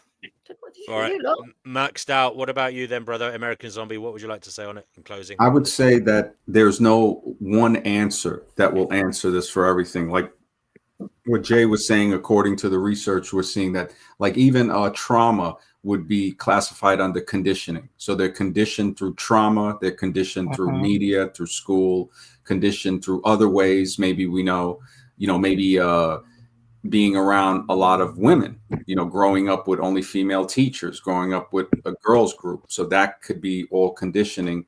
Chemical, we know for sure that it will change the gender, these chemicals. And and then the birth order, which they're theories, but when you look at the third brother, the third son theory, it holds pretty true. I think more than 50% of the time. So there's a lot of stuff like that. So that's just three ways that we're seeing that, okay, it's not one solid answer. It could be conditioning alone. It could be chemical alone, you know. Okay. But yeah, guys, before we go on, please give the video a like and share it if you can for the algorithm, so we get newbies here. Black man. Wait. Final word on the gay question. Sorry, Please don't say I was anything. shouting my name. Please don't say anything. Chickpea. Please, Black man, don't say anything that's going to get the fucking channel banned, for fuck's sake. Sorry, I was shouting at my upstairs No. neighbour. Sorry. Go ahead, Black man. Where did the gays come from? Careful. Oh wow. Oh yeah, that's hard to say. I think it's something that is you forced upon you, or like your experience. So somebody who's already gay is initiating you and trying to bring you into gay actions and gay moves. I think it's they're led, and especially from young, when you're young. All right. Well, we'll move on, guys. Wait. I just want to say one more thing. Wait. Okay. I just find it weird how you know, like, people can turn gay if they're around too many men, but also if they're around too many women. You know, isn't that a bit of like a strange observation? You know what I mean? It can. Apparently, it can happen in prison. would be I've heard the stories. Me, it would be very, very, very strange. Okay. So we'll move on then. We're going to move on to talking about alpha, beta. Maxed out, you brought that up. Would you like to tell us what that is and whether you believe in it? Well, it's really not about belief. There's a scientist that did the study with wolves, and the study eventually he had to come out and clarify that it was false, that the whole structure of it didn't produce, isn't scientific, and it was also in captivity. Also, there's studies with fair enough, but hold on a second. What would you say generally people perceive alpha and beta males to be, and why is it bunkum in your view? Well, I think they would perceive a guy that shows aggressiveness, also the ability to try and lead other men. They would try to say that that's alpha, and then the guys that's following is beta. But when if somebody was to say, okay, you have to classify it in this way, I would say, well, okay, if you look at it, all men are beta. Every single man is beta with alpha characteristics, some stronger than others, like in the military.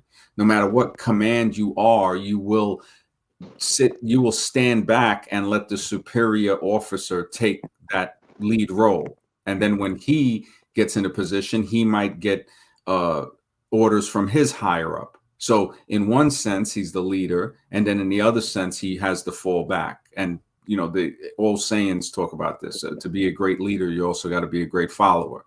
So the whole alpha beta thing, it really is a farce, because even in baboon studies, they showed that the aggressive, tough male was eventually outed, and they took the one that was more caring and compassionate. So we're seeing studies to the difference, but when the media pushes this, it pushes the man who's insecure, because any man that tries to say he's alpha, you can see the insecurity screaming from underneath him. Right. So why do you think the media is pushing? Is it simply as you say, a marketing thing to take a bunch of insecure men and make money out of them? Is that it? Well, that's one part, but I think a bigger part is to keep us fighting with one another, because if we're distracted, we can't see what's really controlling us. So it's to, one, you see these guys using it to make money off of others. We saw it clearly with Andrew Tate. He openly said on video that he was scamming these guys, and it was really sad, you know, using women to scam them, to get them attracted to the visual, and then he's typing on the keyboard as a man, manipulating the other man. There's been things he said on video that shows that he's not hetero. So we see that where he what did he say that suggested that he was maybe gay? So what? What did he say on camera that suggested that maybe he was gay? There's a video, it's probably still on YouTube, where he's talking on a rooftop, and he's saying that if there was a choice between sleeping with a very ugly woman compared to a very pretty transvestite or transsexual, he would choose the other, See, and saying that, so when I showed this to friends that were, basically cheerleaders for him, I'm not a cheerleader. Like that's something. I don't consider myself alpha or beta or whatever, but I'm not a cheerleader for another man. And I see these men, most of them, the majority will turn into cheerleaders at the drop of a dime. And they like to push the alpha beta thing for that. But what he said, you can find the video, is he was even saying, he went as far as to say if the transsexual looked like Megan Fox, he goes, oh, you could just push the genital to the side. It's still Megan Fox. Wow. I mean, it was so that's a very queer thing to say. Very gay. Very. So when I showed this to guys that were cheerleaders, because when I try to tell the guys, I'm very sometimes upfront, and I'm like, look, man, you can't see that this guy's a fraud. And they're like, oh, well, he says this. I had to show them, like, okay, here's the clip. And then they, sometimes I even got to think that, yeah, they might act like they're not a cheerleader anymore, but who knows if they're not in the closet?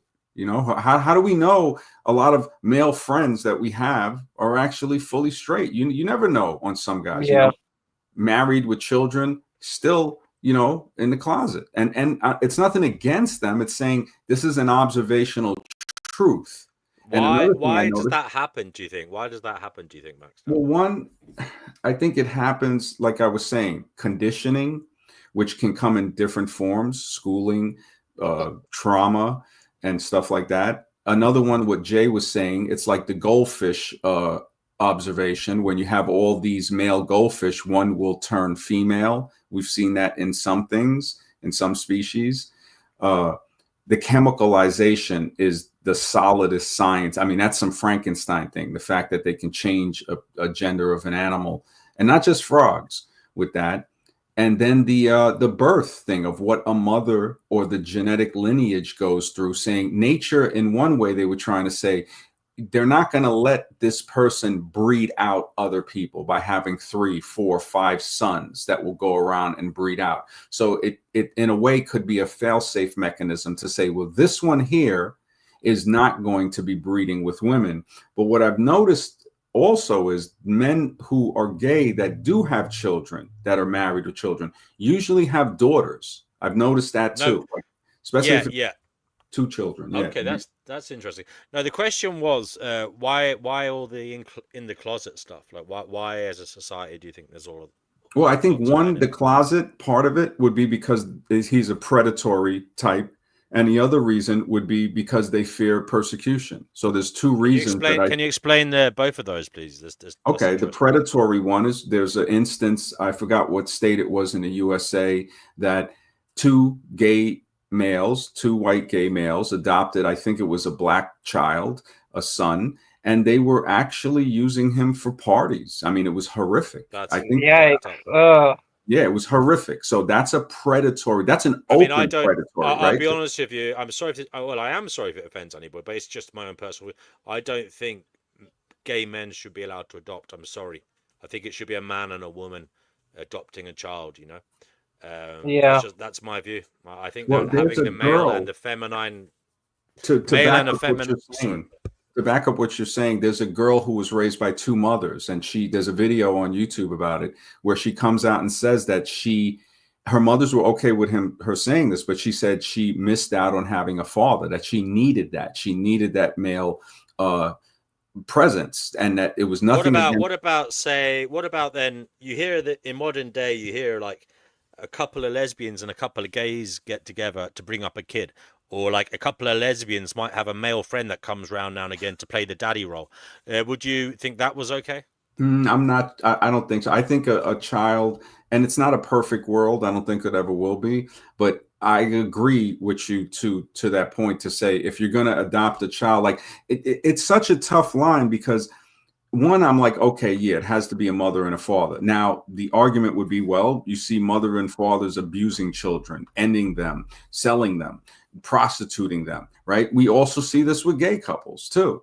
We might see it more with gay couples. I don't know. We'd have to look into that. I would think that a child, like, okay, let's use the third son theory. What if it was the third son that was being adopted by the gay fathers? Would that be better? Now, from what they've done to this kid and other kids, I wouldn't allow that.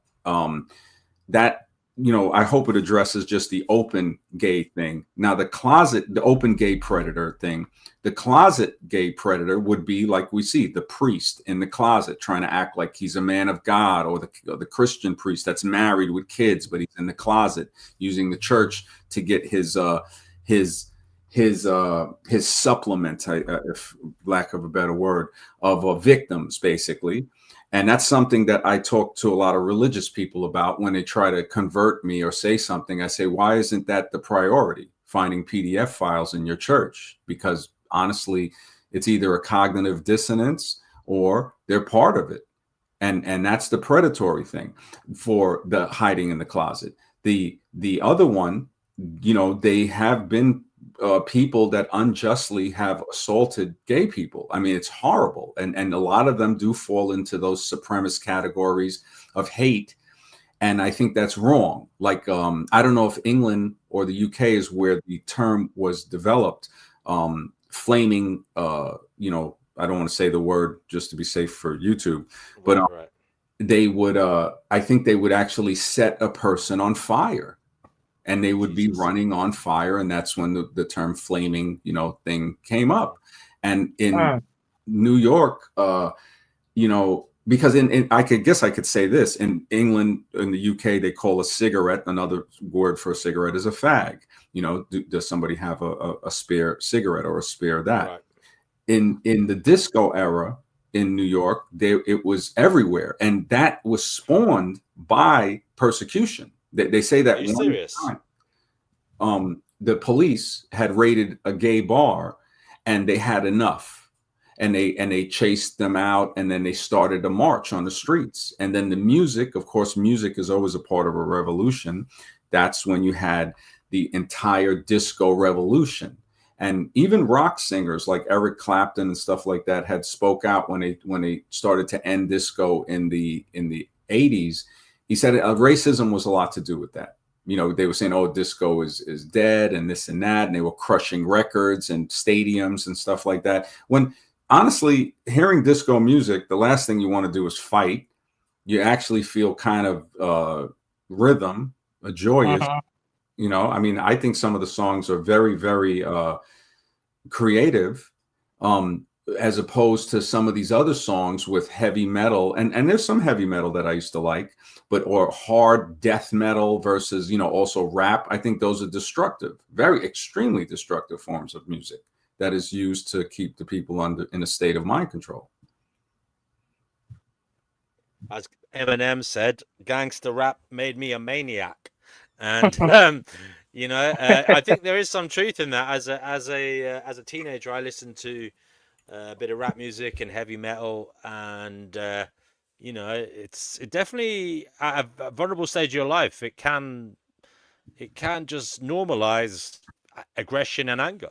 Sometimes it can. when there's no need, when you're just sitting in a perfectly peaceful room or whatever, and you're having this angry kind of rhetoric being sung down your earphones, it can, I don't know. Music, as you said, is very powerful, Jay, and it can bring you places. So yeah, it can. Black man, I want to bring you back into the conversation, brother. Did you have anything in particular to say about alpha and beta males, that as a kind of phenomenon? Do you think it's a load of rubbish, or do you think there's a truth in it? And if so, or if not, why?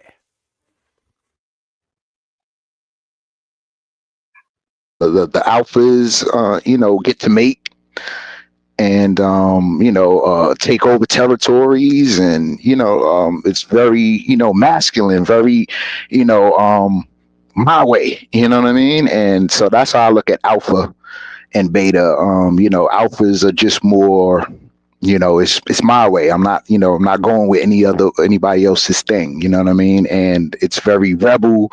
It's very against, any type of system or thing. It's a take charge type of thing.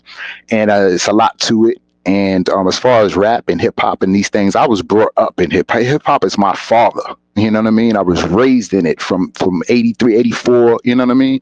So, but never did I want to pick up a gun and shoot nobody. I listened to the most hardcore rap. You know what I'm saying? This today's rap is nothing like. But and it never made me want to. I have to be that. But I understand it coming from my culture and what we needed to feel, see, or think, or do at a certain time. So it's a lot of deeper things that go along into things like alpha, beta, hip hop, and what makes you who you are and what you respond to. A person like Eminem, or he's trying to be hip hop, and he's trying to be a thing that I am. So it's a different context to how you absorbing the information and absorbing things. So yeah, I mean, I was a fan of Tupac as well, and I mean, he could let's just say he wasn't just one way. He was a very intelligent man, and he was very able to get emotion out of the listener in so many different ways. But who were your favorites back in the day, Blackman? I'm just like I said, I was brought up in hip hop, so my early things about hip hop was just listening to everybody. If you had a video, if you had a rap, I want to hear it. What you talking about? You know what I mean? So I come in. You're coming in at this kind of in the opposite direction of America's Zombie. First of all, you think there is something in alpha and beta males. You think it is a phenomenon and it exists for a reason, and there's no doubt about that. And you also think that like hardcore rap music, etc., isn't problematic. Am I right? Right, absolutely. Yeah, now that's my that's my thoughts and feelings, because I listen to all type of rap and hip hop. I never, I've had guns and stuff like that, but it never made me want to say, yo, gangster now, and I gotta do this, and you know what I'm saying? Like, I got my own mind, I got my own heart, my own spirit, my own soul, and I'm not a follower. But I like a lot of different things, or I can respect, or a thing, and it's what it is. Right, but I will say Blackman, one thing. I will say one thing. Why pick on gangster rap when we've got movies where there are people being shot to pieces? We've got books where there's people being murdered, etc.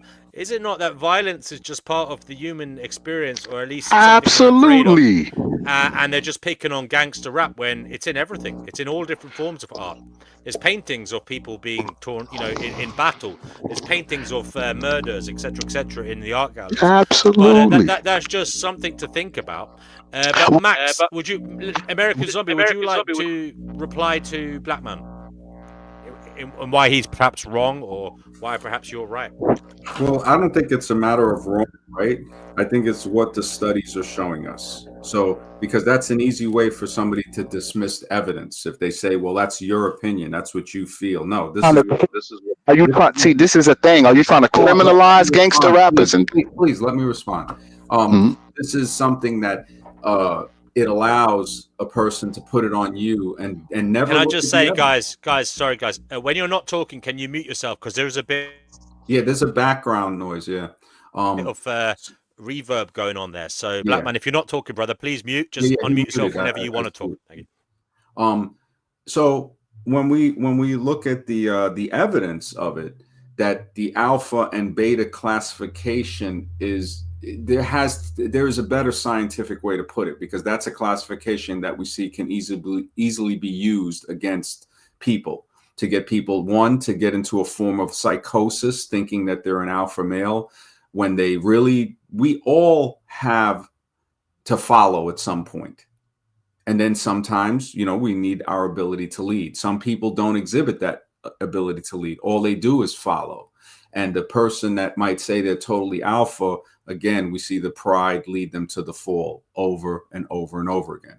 As far as music, again, the science, the statistical science is telling us clearly that over 50% of rappers are ended in homicide. I mean, there's no other music like that. I think almost 20% of people that listen to death metal have a high tendency to end themselves in that type of way.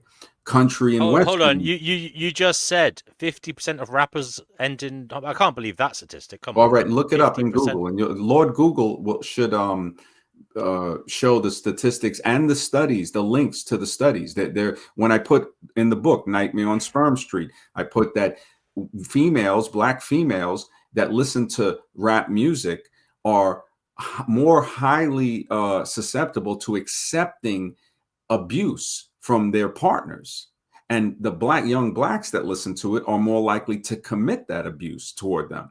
So when I would try And to you said there's higher amounts of suicide in black metal music. As no, in, like, no, when I say not black black metal, and death metal. oh, In death death metal. metal. Yeah. So if you look up, I think, By the way, guys, when I said black metal, I didn't mean music from black people. I meant black. It's a genre of heavy metal music. all right, It's yeah, I like, didn't know about black metal. I know death metal. I mean, look at some of the death metal, the name of the bands. I remember there was a band called Suicidal Tendencies.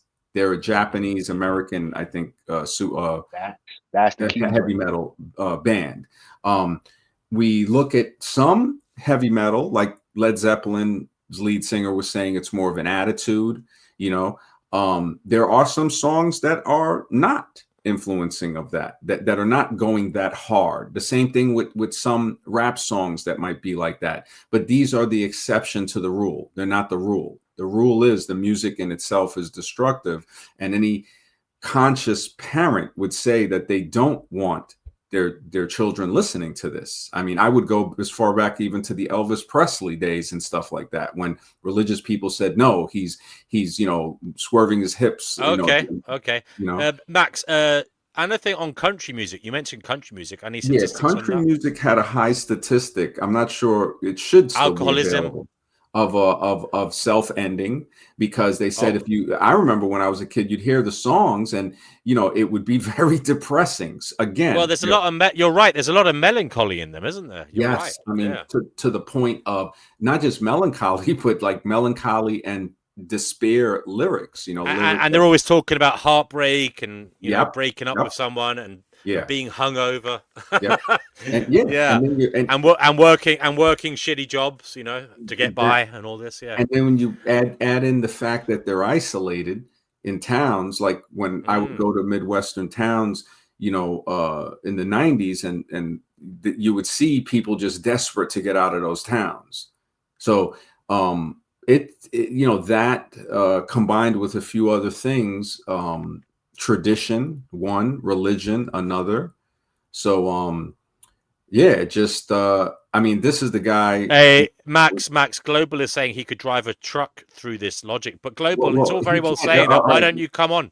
Why doesn't he come on and do that? This is the let me see how to say this in a nicer way. This is the ignorance of that statement. You can't drive anything through logic.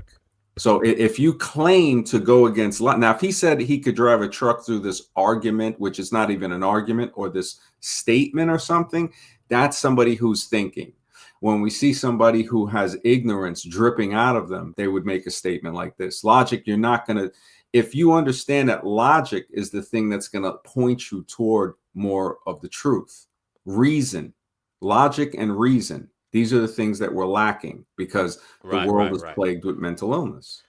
Okay, brother. I want to move on to J.E. quickly. J.E., what do you think of what American Zombie has been saying here about, in particular, these different genres of music and their effects on the human psyche? Do you agree with him? I think I ultimately think that, like, for example, rap music, it's a bit of a psyop, because I feel like they intentionally put out rap music with these aggressive themes behind them, so that it encourages young black men to kill each other. You know what I mean? And I think even some high profile rappers have even said that the people who own the music labels and the record labels, they intentionally push this sort of agenda because they don't like the black community, and they want black people to keep them at like a low state within society. They want them killing each other and being at odds with each other. So I do agree that a lot of a lot of rap music is geared towards keeping black people divided and keeping us against each other. Okay, Black Man is fair. Would you like to come back in with whatever you want to say in relation to what American Zombie and JE have been saying? No, I like to pass. Okay.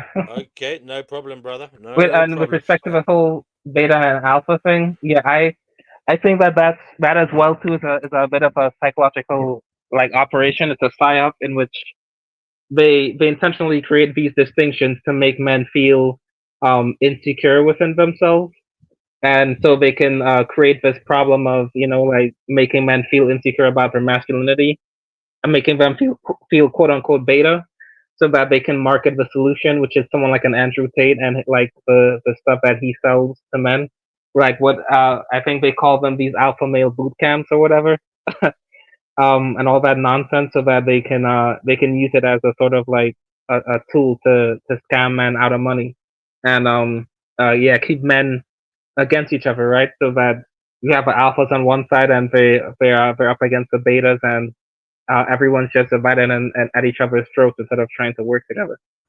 Okay, I And like as, to add it.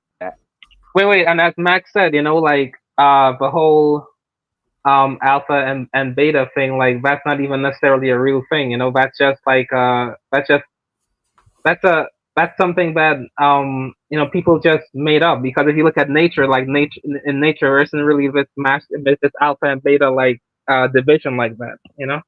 Yeah.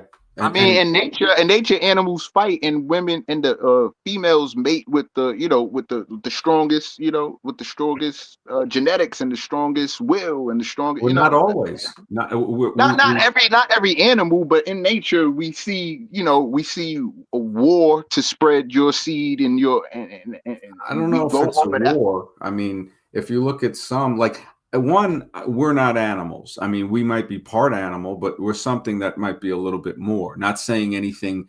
The We're animals sophisticated animal. The sophisticated animal. Yeah, because they'll use these things, the evolution religionists, to say, you see, slavery is just part of nature. It's part of evolution. When you're a thinking person, you look at war as a failure of communication. It's a failure of a person thinking for themselves. And with these animal to human things, yeah, we do have the susceptibility to act in this manner. But what could, I don't know if it separates us, but it could separate the animalistic human from the thinking human, is to just make his decisions. Don't say it's, I have to act before I make a choice, because now the choice makes you. If you think before you make the choice, if you think first. Well, as far as alpha and beta, as long as no man does anything to me, it doesn't matter who he is or who he think he is or how he feels. Well, again, that's because a lot of this goes back to attraction from women. What do the women want to be with? Who are they gonna get with? You know what I'm saying? Do they go for the alphas? Do they go for the betas? Do they? You know what I'm saying? A lot of this comes back to that too. Can't they be conditioned? So women can be conditioned too to think that men are alpha and betas. Yep. So when they're not, you see, so it's an ideology. It's a. I think your mic faded out. No, but Max is right. So like, and plus, if you look at most men aren't actually alphas. They're actually followers. There is no such thing as a true out and out alpha male. But I think what's getting lost here is American Zombie's point, and I think I agree with him, that there is a time for following and there's a time for leading, and it takes intelligence to realize when you've got adequate skills to lead, and it takes a social conscience to step back and say, hey, someone else fucking tell us what to do, because I don't know, know. So that takes intelligence. So I would say being alpha or beta is about, if it does exist, it's about knowing when to step forward with the pertinent information or the pertinent actions, okay, and when to let others do so as well. So I think it's more nuanced than, say, just being brute strength and being a caveman and saying booga booga, everybody get in line. It's not about that. It's about as humans, we're more nuanced than that now, and it's about utilizing your skills, whether they're intellect or brawn, at the right time in the right way. And don't Right. males And understand this through sports and things? And isn't there alpha male wolf and yeah, there are like men but understand this more than anything? again, I would agree. In sport, there are alpha males, and like for example, to be a good captain, you probably have to be a leader. You definitely have to be a leader. Sorry, but you raise an interesting point here, which I was going to get into, and that is being alpha is also about the situation you're in. Not everybody remains athletically strong for their whole life. You don't. Most people end up fading away. So it depends on the circumstances, and different people are called to the fore depending on the circumstances. So, you know, if it's about protecting people, then we need a younger man or a physically fit man. If it's about thinking about, you know, the economics or about the law of the land, then perhaps the physicality won't matter as much. But I'm just saying, not everybody, like you brought the sport into it, and I'm saying, yeah, the supreme athlete may be an alpha on the pitch, but when he steps outside into the real world, he may not be one. You know what I mean? So it Exactly. depends Right, on the context. Right, but alphas and betas play roles on the team for the win. We all gonna be winners at the end of this. I think it's a misnomer to call someone a beta just because they're being a team player, you know, and Exactly. following Right. Yeah. the I captain. agree with that. I'm not judging or using that. I wouldn't call a fucking another player on my team a beta just because he was doing what I did or doing what the captain told him to do, you know. Men don't disrespect each other like that. We don't. This is not this is not that type of thing. This is an understanding, you know what I'm saying, and how we use certain terminologies and things. But in terms of sports, in terms of men, from boys playing on teams, it doesn't matter if you alpha or beta. We're going for the win. The whole mentality of that's the problem. That type of thinking, it's egotistical. When we look at what is the old saying, give them bread and circuses and they'll never revolt. Yep. Sports is part of the circus. That's why Bill Cooper said it eloquently when he said that. Why do you think they pay a buffoon $12 million a year? That Right. can basically, you know, that is so egotistical. You know, we've seen it with Tate and these other guys. I mean, these are horrible examples. If we can't use a man as a model, a role model, well, we use him as a horrible example of what not to be. That is important. The old Greek saying, if you separate the scholar from the warrior, then you get wars started by cowards that are fought by fools. And I should know this better as being a United States veteran, because I see that. Like guys who are aware, they know. It's like nobody wants to be point man at you know, like the Vietnam vets would talk about, because that's the first guy getting clipped. So, you know, what is the alpha that sends that guy? There is something. No, the guy that chose to go onto the front line. The guy that chose to go onto the front line. I'll die first. You were never in the military, right? Yes, I was in the military. Okay, so then you don't understand that when you're giving an order to be point man, there is no choosing or not choosing. You either do that or you get court-martialed. And especially in a time of war, it's death by firing squad. This is UCMJ, United States Military Code of Justice. I know this from being in the Army. I know this from going through the steps, from speaking with those older guys that were Vietnam veterans. I told them, I said, I respect you. And when you're wearing the uniform with them, they tell you a lot more than if I were to interview them right now just as a regular vet. When you're an active duty person, you start to see that, yes, we are all expendable, but for what? I mean, why? You know, I don't. In war, you're defending your country, right? I'm not defending my country. Vietnam was defending my country. When did Vietnam invade us? When did Korea invade us? When did these countries invade us? If you go to another, who signed up to go to the war? Who signed up to go? I mean, who signed up to go to the army? War. You signed up to say, look, I'm in the military. A lot of people sign up for other reasons. Employment. They sign up to get away from the place they were in. They sign up for other reasons beside those two. But the fact is that when you look at it from an objective point of view, you say, you know what, this is not good. If you separate the warrior from the scholar, You get wars started by cowards because they're not on the front line, fought by fools who are all there, the tough, the strong guy. You got to be extremely ignorant, like the laws of stupidity. Cipolla and Bonhoeffer, they talked about this. When Bonhoeffer, before he was hung in a concentration camp, he was seeing how stupid the guards were to carry these orders out on somebody that could have been the doctor that could have saved the life in one of a patient and a person from their family or something. And it shouldn't have to be somebody in their family. It's just saying, look at what you're doing. You're hurting this other person that you have no problem with because some really messed up person is telling you that you have to do that, and then under the disguise of, oh, you're fighting for your country. Really were the Tuskegee Airmen fighting for their country when they came back and got given syphilis and was used as experiments by their country? That's what they were fighting for? To be an experiment, to be discriminated back to. They were some soldiers, and you with black man in your name should know this, that were basically lynched when they got off the bus when they got back here after World War I and World War II. Is that what they signed up for? No, but that's what I'm saying. You're acting like they were signed up to defend their country or protect their country. Really, what type of country is that for them? I mean, so this is a country that views man as expendable. You are to die. You male, you are to die. You're gonna live and die. The win that the government has over people that think that way is the perpetuation of this war culture. It's like I said, they've already separated the warrior from the scholar. I don't consider myself a great warrior or a great scholar, but I do appreciate the combination that I've maintained of both of those within me, because the warrior is there to protect me in case I have to, and the scholar is there to further me toward the truth.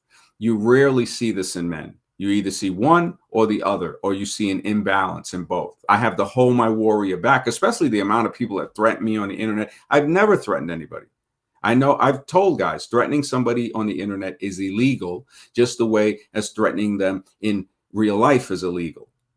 And you see these guys doing this, these keyboard warriors and stuff. The immaturity has grown to just ridiculous proportions. And especially when you got guys that section themselves off even more into these black and white categories. Well, I'm a man first and foremost before we get into the And colors. why not just call your name Man is Fair? Because right now you're a man. I'm gonna answer that for you. Labeling it black man. You're contradicting yourself. That's a cognitive dissonance.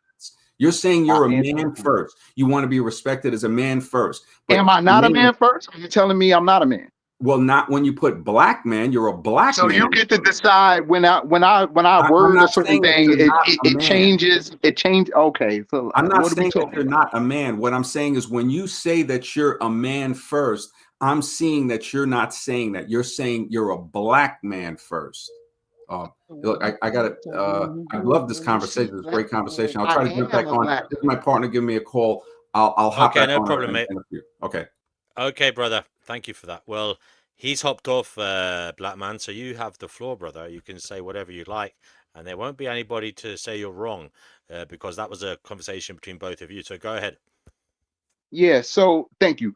I am a man first and foremost. I'm a black man within the system, within America, and the way white people define and term things, right? I'm a black man. And I'm not ashamed of that, though. I'm proud of it. And I also, black man, black, white, Italian, German, anything. People have different struggles and things that are native to them, to their, their species, their culture, their thing.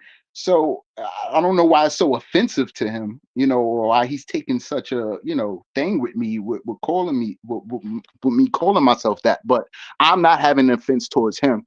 And my thing is, as far as men and being in this world and what we've known and learned from being young and boys, men can die and it's all right. You know what I'm saying? And like that's a thing that we come to learn, know, and understand.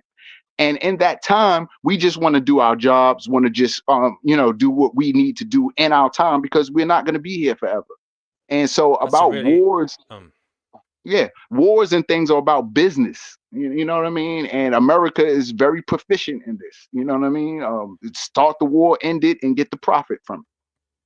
So So as it's a a lot of man, different factors. as a man, you just accept that the male is expendable for a greater purpose. You just accept that as right and okay.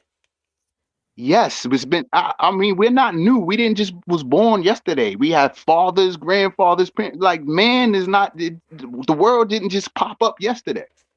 So it's like, yes, I fully understand that. And in my time, I just want to do what I need to do in my time and move on. Okay, brother. And how do you how does one pick what is the right cause to die for? And I mean, Or do that's you just that's accept man's own godlyship. do That's man's do own do, godlyship. He do you gets to just make that accept call. you accept, say, for example, the government's call? Is that it? Because it's a democratic process. I look at the government as looking at men like, just using them, or just like like there's no, we don't have any benefits that secure us, any safety nets in this world that the government of men set forth for men. You know what I mean? Like I never looked at man. Man is not in favor of another man. Man is not about to help another man. Man is in competition with man to be the man. You know what I mean? And to get all the things that the man would get. So I fully understood that and know that, since and I have no issues with that. I I'm about man's own freedom and his own call. Man is like God to me. He makes his own call in life. You know what I'm saying? And So it, basically, it sounds like you're saying existence is one big war, and that it is all just about trying to be the man, and you're willing to die for that purpose. well, I know about war. They say black man go home. This is not your war. And I see America starting wars and into wars into everybody's business, and just all in. You know what I mean? I see a system. I see a system of men going to work, and they're not caring about me, and they don't care about the next man either. They care about their system. They care about keeping it afloat. They care about using the body and the mind that presents themselves to be used, and it's business and politics as usual. Right. Okay. Cougar Duma, who is a white dude from America, who comes on here. He says black people do have a distinct experience, and white people need to listen to that carefully. So there you go. Mm-hmm. He's I suppose he's coming into the conversation because America's Zombie was questioning why you felt the need to put black man in your display name there. Black man is fair. Yeah, because there's a white manosphere. I wanted to separate myself. I know black people I have, issues and things that we could discuss amongst black. So I just separated, just to, for box purposes. Okay, when we dealing with black things and black, issues, I'm black manosphere dealing with that, and I'm fair. What do you say to the view though that this like hanging on to the black identity, as in like putting that out front, is in some ways shooting yourself in the foot? I've heard this said before, because what it does is it clumps all black people in together, right? Whereas white people don't generally do that unless they're white supremacists, and that's a very small number of white people. Usually whites are busy fighting each other. There's the Jews, there's the Italians, the Irish, the Germans, the English, the French, the Australians, whatever. Now they're all doing their own thing, trying to get their own countries on track or whatever. But then you have this kind of view that there's black people and it's a big massive block. It's like it's just one thing. But actually, black people are more diverse than white people in terms of genetics. There's more genetic variation in the continent of Africa than outside of Africa. Not many people know that, but it's so what that shows is black people are very diverse. They're very different from each other, not only in genetics but culturally, okay, and outlooks, religion, politics, etc., etc. So, what do you say that it's an oversimplification, perhaps, to cling on to black identity when it doesn't do justice to the fact that black people are very diverse? They have specific cultural backgrounds that aren't based just on being black, and in many ways, it's like let's just say it's simplifying the matter perhaps in a disrespectful way. That's an interesting viewpoint. I'm like I said before, I'm just proud of myself.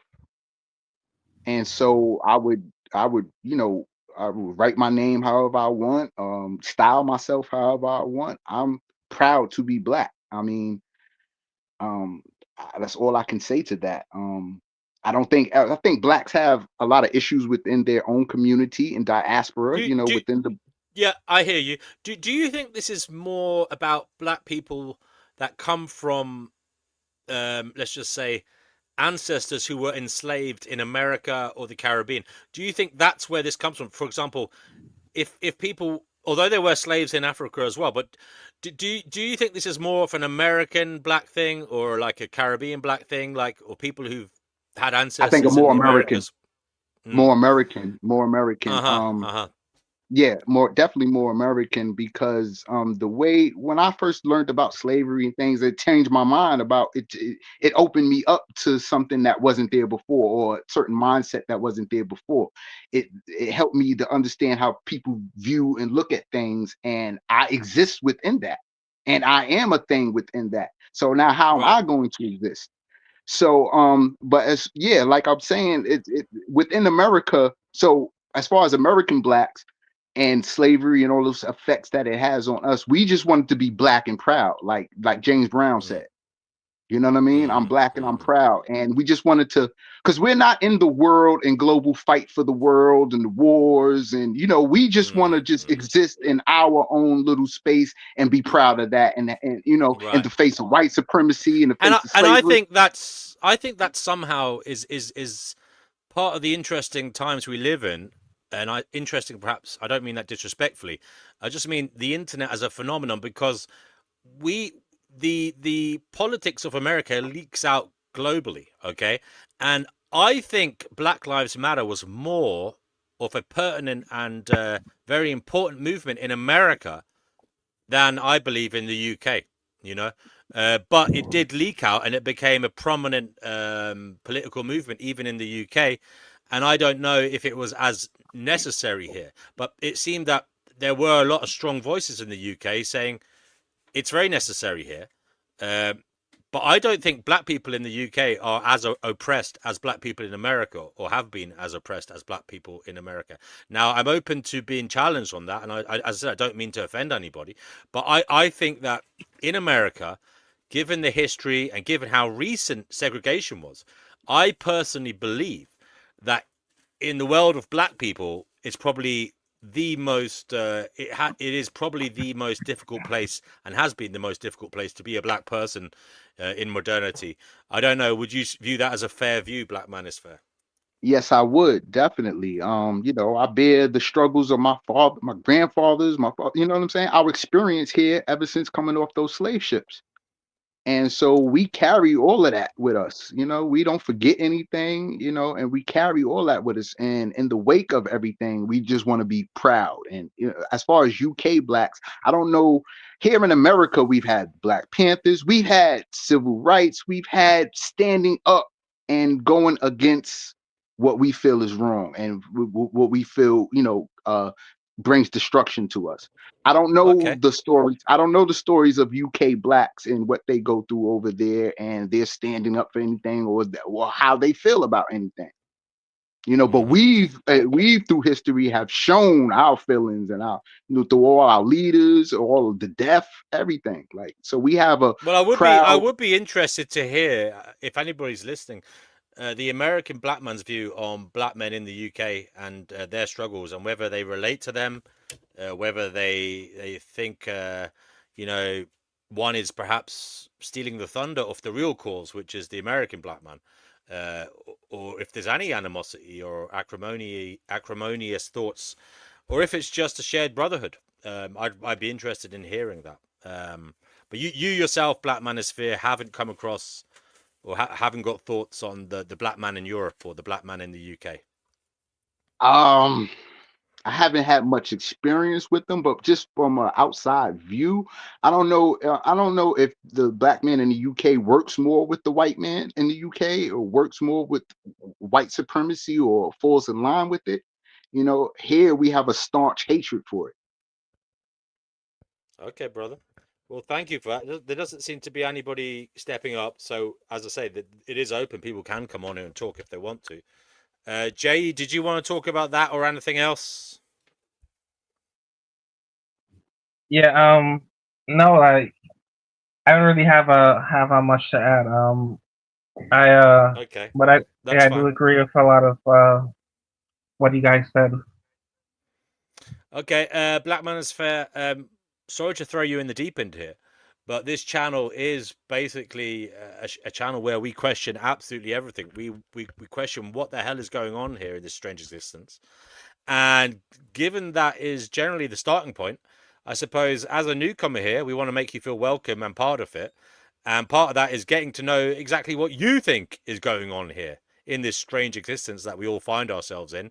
And I'm not going to lead you one way or another, only to say that when we say that, we talk about it in many different ways: scientific, spiritual, political, whatever you want.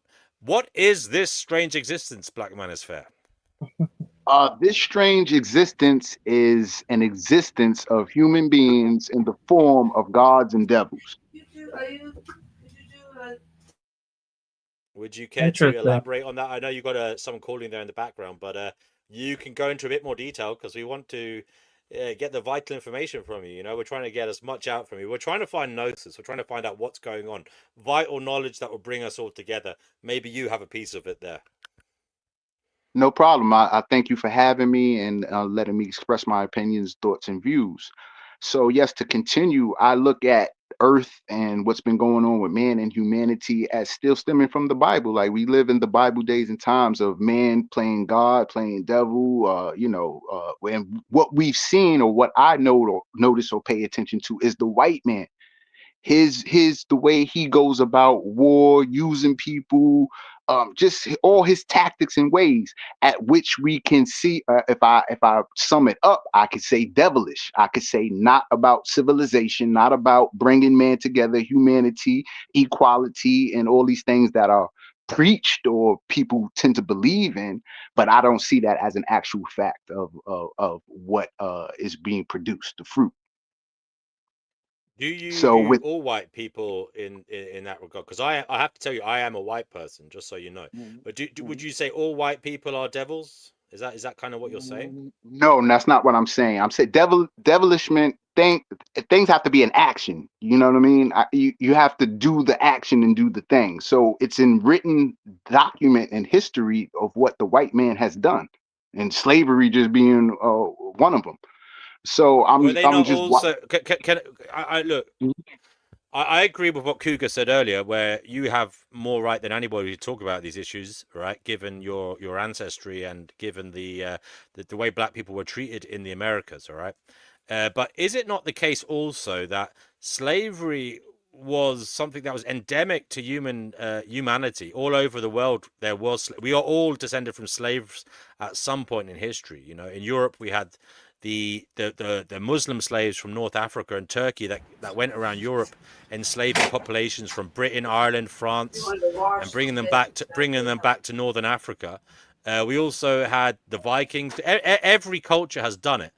The Genghis Khan, he was another one who enslaved loads of people. I believe there was also slavery in Africa before the whites went there, and apparently there still is. There's modern slavery, but is it not also the case that yes, white people were part of that process, but there were some white people that helped end it.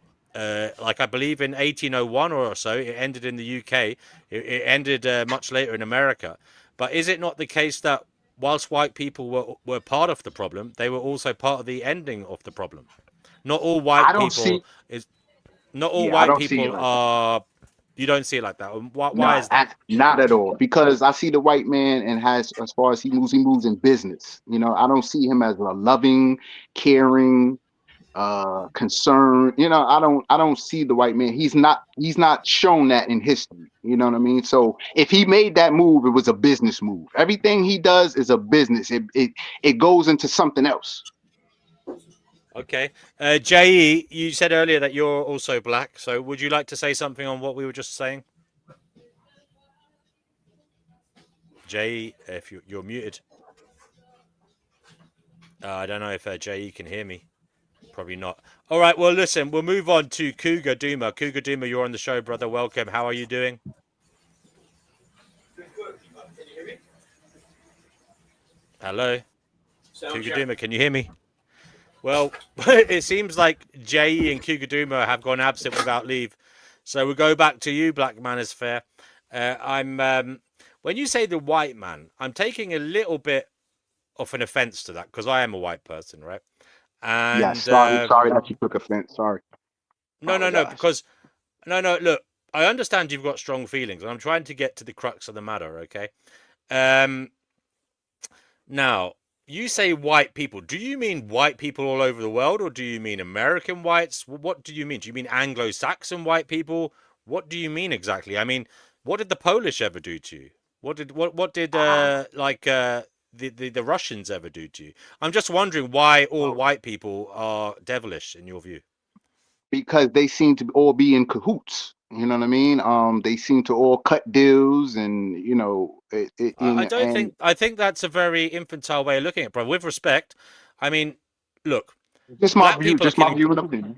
I know I'm not asking you to change it, but I'm saying I'm giving my own view back. And if I look at black people in Africa, for example, we had the Hutus and the Tutsis. I think it was in Rwanda, killing each other. There was a genocide over that. Was black people killing black people. Mhm. But I don't like. I accept that black people are capable of being good people. They're capable of being bad people, and I believe it's the same all over the world, no matter what race someone is. In fact, I even question this clinging to race. I mean, why is being black such a significant factor for you when in reality it's just a few genes being expressed? Right.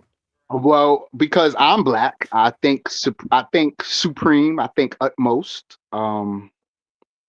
Where does this end? And Because I believe in Africa there were like the Hutus and the Tutsis used to kill each other based on nose size, who had the more prominent nose, and they used to distinguish people on that basis. So do you see where does this end? Like where are we ending this like view of people superficially? I mean, you're saying black people this, black people that, but what about say someone with over 6 foot or under 6 foot? I mean, where does it end? And why this superficial attachment? Is it only because of history, or is it because of absolutely, present day?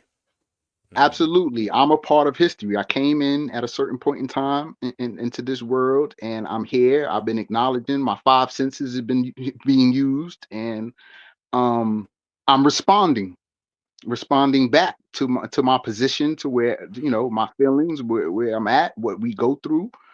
And I'm a humanitarian first. If we're good and we're doing good and good services with each other, then it's all good. We have a term called "it's all good."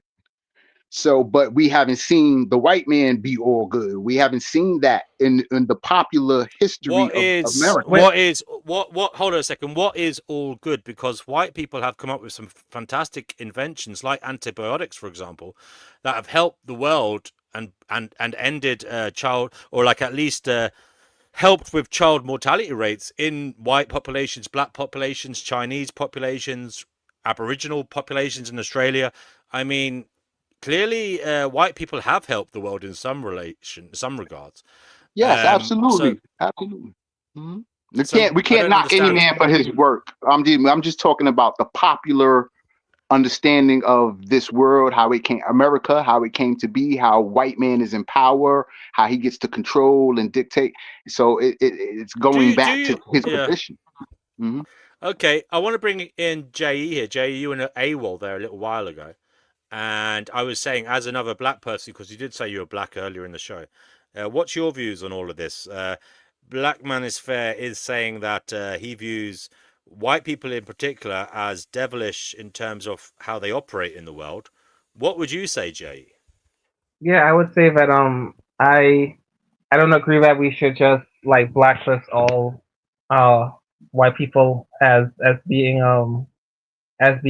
evil and devilish. I mean, I feel like because that's what a lot of white supremacists do to black people, right? They just blacklist all of us, no pun intended, as as being evil and devilish and as being inferior people, So we shouldn't be doing the same thing to white people. And as DNW pointed out, there are also instances throughout history of black people enslaving each other and black people killing each other out and going to war with each other. And in fact, even nowadays, right? Like I've heard from uh someone that I was talking to, they've even told me that if I, as a lighter skinned black person, were to go to certain parts of Africa, I would get killed because of my lighter skin pigmentation. And they wouldn't accept me. You know what I mean? So like to place all black people under the same umbrella and category and as and have us think that we're all just this one giant monolith who all think the same and act the same and that we have no issues with each other and it's all just one happy community. It isn't true. You know what I mean? Because just like white people or Latinos or whoever like have divisions and issues within their own group of people, we do the same thing. Amongst ourselves as black people too. You know. And I also agree with DNW when he said that we sometimes get a bit too obsessed with race when if you really look at what race is literally just a social construct because at the end of the day, all of us have ancestors that are probably white, Latino, Indian, whatever, or even Jewish as well too. And so for us, for people to be so obsessed with like labeling themselves as strictly black or white or anything, I feel like it's a bit ignorant to do that when if you No, were to look but yeah, into but your that being family said, history. I do agree with safeguards in the law to protect people from hate crime related to racism. No, no, I, Just I agree. because, No, yeah. yeah, of course. Can I ask Black Man is fair because something struck me there. He is, I view him as generalizing all white people in a dangerous way, but I do sympathize with him because I know he's strongly rooted in the emotions of what happened in the past, and it was criminal, it was terrible, Yeah. tragic, etc., etc. But Black Man is fair. Do you have the same acrimonious thoughts or anger towards Arabic people? Absolutely. So, what would you say about the Arabs then? Why did you just pick on the white people? What Devils. did you? Well, because I only go with white people because I'm in America and we read the same history books. We're going off of white history, white America, right? And so that's the only reason because America is popular. What they've done in their history is the popular. So, I believe the blacks were in potentially. I heard throughout the course of history, at least perhaps an equal number of black people were enslaved by Muslims in the past, and they were brought to Arabia, and I believe they were castrated. Am I right? They were that's the difference. We don't hear those voices of their descendants because they were castrated. Those slaves were castrated and they weren't allowed to breed. Whereas the ones that went to America, I believe, for the most part, were not castrated. So you do know that, and you do have the same animosity towards. Would you say Arabic culture in general?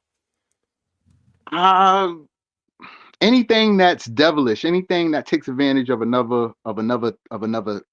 living thing. Are you a vegan? No. So you don't stand by that completely then, because that is taking I'm advantage of another living thing. I mean, if you were to truly stand by what Well, you then just maybe said I should there, keep it at human being, right? To take advantage of another for a human being to take advantage of another human being or to cause destruction to another human being. uh-huh. In the UK we have a black leader in opposition.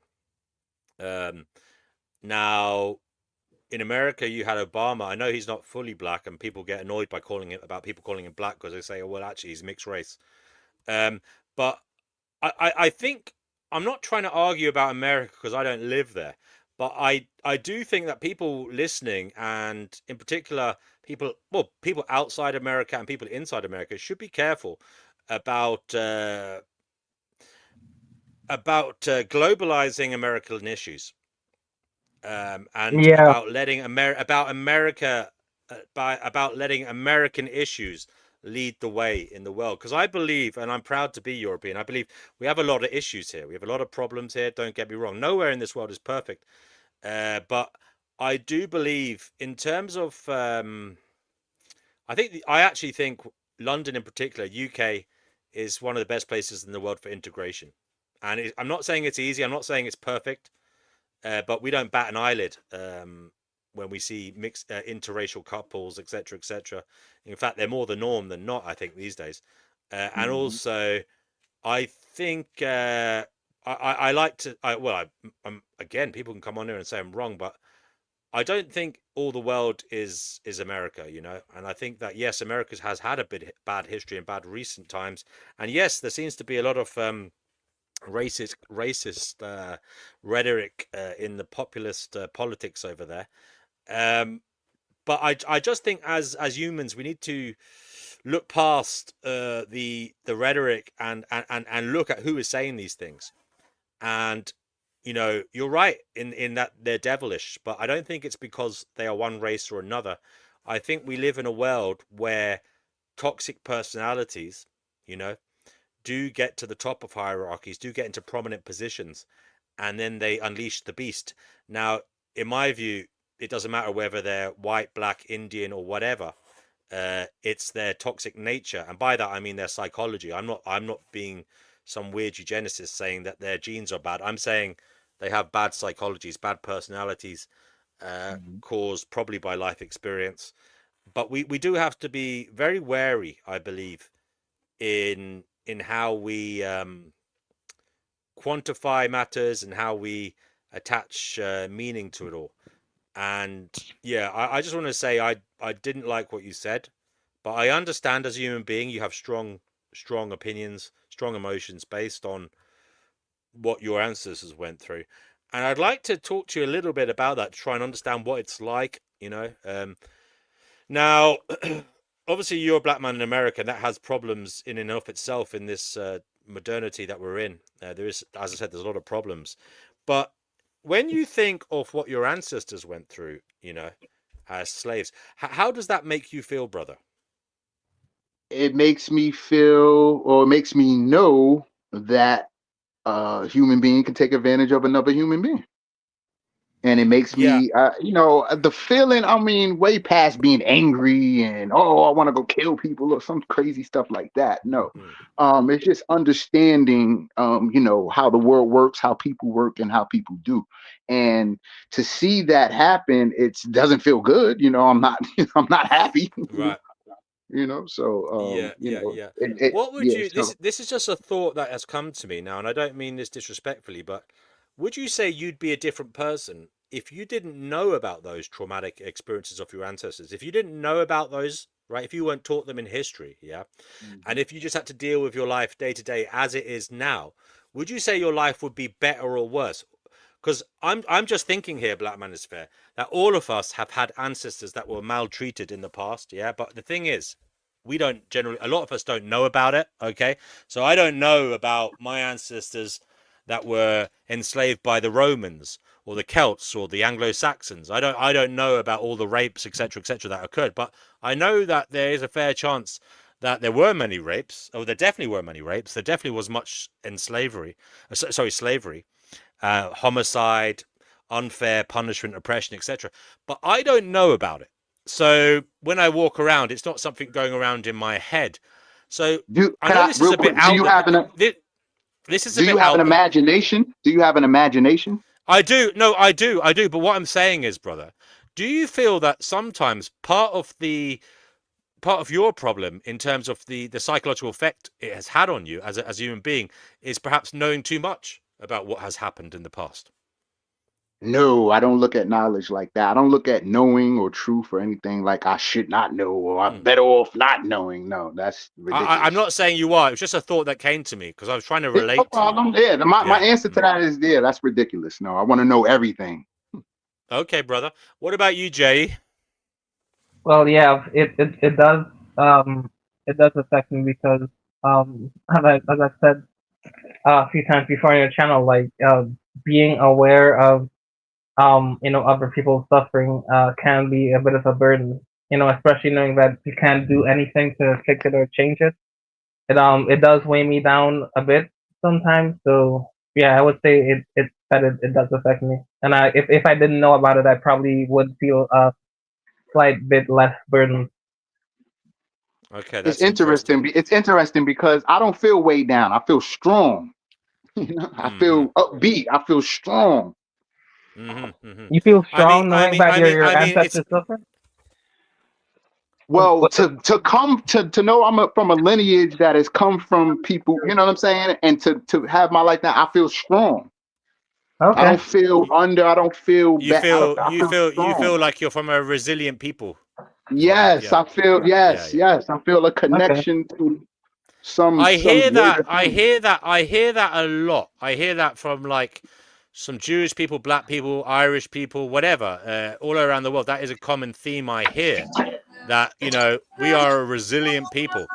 But I wonder about that sometimes because we're all here, and I wonder about the actual. Does that actually mean anything? Uh, Social experimentalist is here, brother. Nice to have you on the show. Can you just mute yourself for 1 minute, mate? And we'll continue the show. Cougar Duma's here. Cougar Duma, hello there. What is it Yeah, you'd like hi. to say? Yeah, sound check. How do I sound? You You sound sound as well as you always do, brother. Okay, good enough.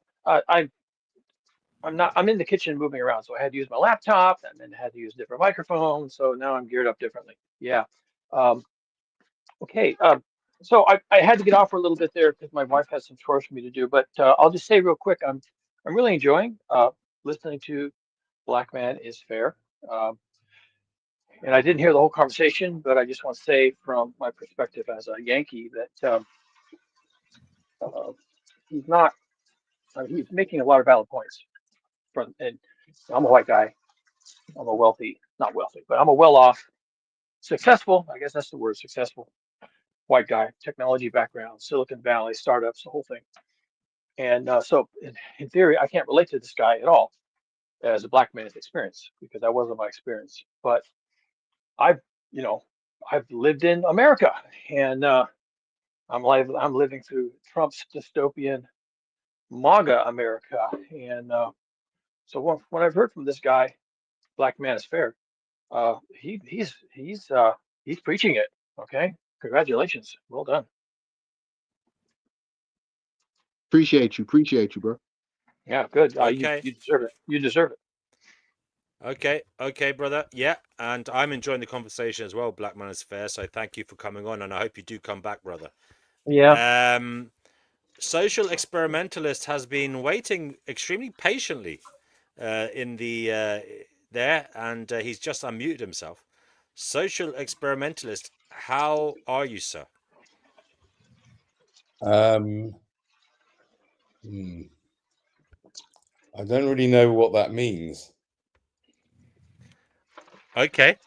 How? Well, we're open. We're mean? open to exploration. What does it mean? Well, you see, No, Danny, one might say, have you unraveled into the state of, paralysis by analysis? What did it mean to you when you were 20 years old? What did it mean to you when you were 25 years old? Before you became such a wise man? When someone said, "How are you?" What did it used to mean to you?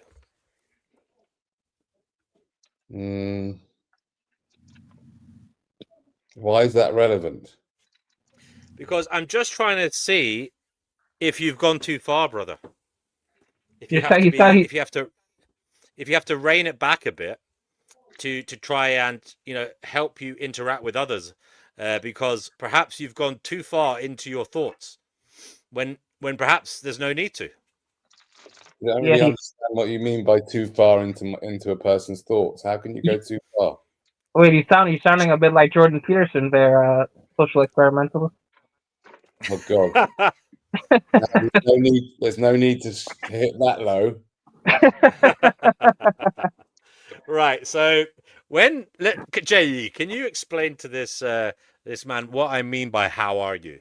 Can you try to relay the question to him, perhaps in a way that is more communicable than I was do? um, that's an interesting. That's gonna be an interesting task. I guess he's asking you, Danny, like, how are you feeling? Like, what's going on with you, lately that uh, and then how is that affecting how you feel? I guess I don't know how else to like break that down even further. Right. Okay. That's fair enough.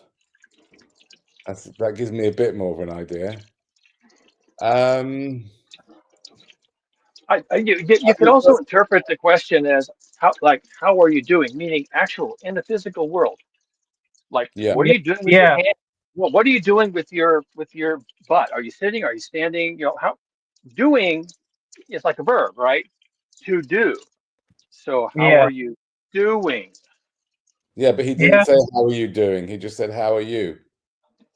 Right. How are That's you right. doing? Right. That's what he said. Yeah. No, he said how are you. Okay, my apologies. That's it. It was kind of implied, I guess, but maybe Now, that's me being, now, the maybe I'm thing wrong. is, Danny, sorry, social experiments. Would you like to introduce yourself to the newbies here and tell them what What you're you mean about, they if don't, anything? what you mean they don't know? They probably may not know because there's a lot of new people here. Oh, I see. Okay, so I'm obviously not that famous. No, I mean I know who you are and I know what you're about. Do you? Well, I don't. Can you tell me? I Danny think that is a just answered very the question. Danny is a very naughty boy. I'm really excited. I'm really, really excited. I haven't fucking known the answers to those questions until now, but I'm really excited because you're going to tell me. Go on. I mean, well, I guess Who am I? Go on. Who am I? you're a street performer basically who goes about questioning various social norms, especially that of procreation. That's who Um, I am. yeah, but you do it Really? in a very comedic, humorous way Is that that who also, I am? yes, that is who you are, and it also provokes a lot of thought and um makes people question their social conditioning with respect to procreation. Okay. Well, thanks for letting me know. That's who I am. At the Fine. moment, you're a Homo sapien sitting in the bath. We can hear you slopping around there. I hope I you're not know I naked. do actually often do this from the bath, but today I'm actually on a couch downstairs, fully All dressed. right, I thought I could hear some liquid sloshing around No, there. Yeah, me too. Okay. that's around where you are. All right. Okay. So, basically, social experimentalists, we have been talking about Black Manosphere and his view that white people are devilish, and Right. I've been questioning him on the fairness of that viewpoint. Now he is a very robust character, and he's Right. come back with lots of reasoning behind why he I, has that view. yes, I would like to actually say that on record that I absolutely 100% agree with him. I do too. I do too. Just so you know. Agree with him. The only difference is that you don't just the only problem with what he's saying is just the descriptor. He doesn't need that descriptor there, right? All people are devilish.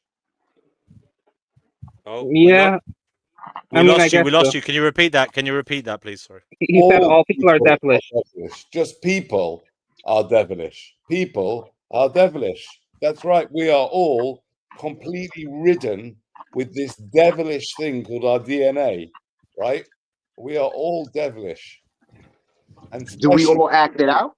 and especially people who have children. They are the ultimate devils. Wait, so social experimentalist, would you consider yourself to be an ultimate devil then, since you have children? Absolutely. Absolutely. Completely guilty as charged. What a little devil. So I'm talking about the systematic, systematic using of turning it into a system and into a business. You know what I mean? The So whole he's the white man has been the lead, and But it's not I don't white have to man. make it up. It's on record. You know what I'm saying? Man. It's just man. It's just man. Not white people. It's just people. So I agree, it's white people, but it's black people, it's green people, it's religious people, it's not religious people. Black people don't even have a country. They don't have missiles. They don't. Black man. What about the whole continent of Africa? Don't we have all those countries? Yeah, I mean, Africa is so heavily divided. It's been colonized. There's so much going on there. But I'm talking about as a whole. Black people don't have like this one flag, and we got missiles, armies, and things. We're not in the world. Right, but that's what I'm saying. Right, is that in the African countries, the white man is heavy into the devilish politics of the world and controlling it and running it. Right, but what I'm saying too, right, is that African countries have all the things that you just mentioned. They're their own country, their own flag, their own armies. Yeah, but they could be in cahoots. Like we don't why is it any of your concern?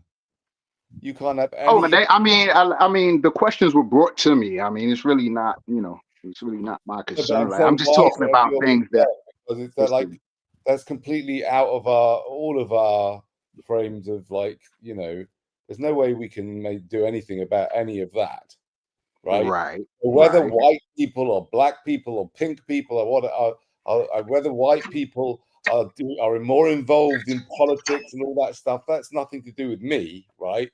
The only thing to do with me, and I would suggest anybody listening, right, is how much of a devil are you? How much of a devil am I? How much am I allowing my DNA, that devilish part of myself, right, to like create havoc in the world, right? And the way you do that is through having sex, right? So anybody listening right now who has sex, that's the devil. So I tend to do it for fun and pleasure, but if you call it the devil, okay. Yeah, it is the devil. Because it leads to reproduction, and that makes it evil. People are the devil, and we're creating more devils. Yeah, exactly. I mean, I to a certain extent, I agree with Danny in that, at the end of the day, like, and it's a hard truth to accept, but it's the truth, which is that all of us are very, very deeply flawed, deeply messed up individuals, as individually and as a species, as humans, and as much as we don't like to admit it, it's the truth. We're all really, really, really fucked up. And Jay, who have you enslaved? Jay, what country have you taken over? Who'd you kill? Like, run down your devilish resume for me. Wait. Well, how many people has he killed? Right, but what it has. What are you talking about? Sorry, say again, Danny. How many people have you personally killed? None. But right, but what I'm saying is that I've done. All right, I've done other. Right, but done other stuff, right? We're all done. Right, that's what I'm. Right, that's what I'm gonna say is that I've done other things that could be classified as devilish. That's what I'm saying. Yeah. What laboratory are you in, conjuring up new mechanics and ways and devices and mental things, and to do something to somebody? Right, but black man, there are other ways in which you can be evil and devilish, right? Like you can be a manipulator that manipulates people into doing things that cause them harm. You could be a bully. You know what I mean? You could be all these other things. It doesn't have to be just about killing. Worse than all that, you could create new human beings. Well, ultimate devilish behavior. Right. You're putting people in harm's way. Yep. Yeah. Your own benefit. No, but I get what you're saying, Jay. I get what you're saying. I understand exactly what you're saying. And yeah, I mean. No, go ahead. And I'm just talking about the more popular, the things that really, start civilizations and start superpowers and go on to, you know what I'm saying, to other countries and continents and do and wreak their havoc. We're not on history and on tap for doing that.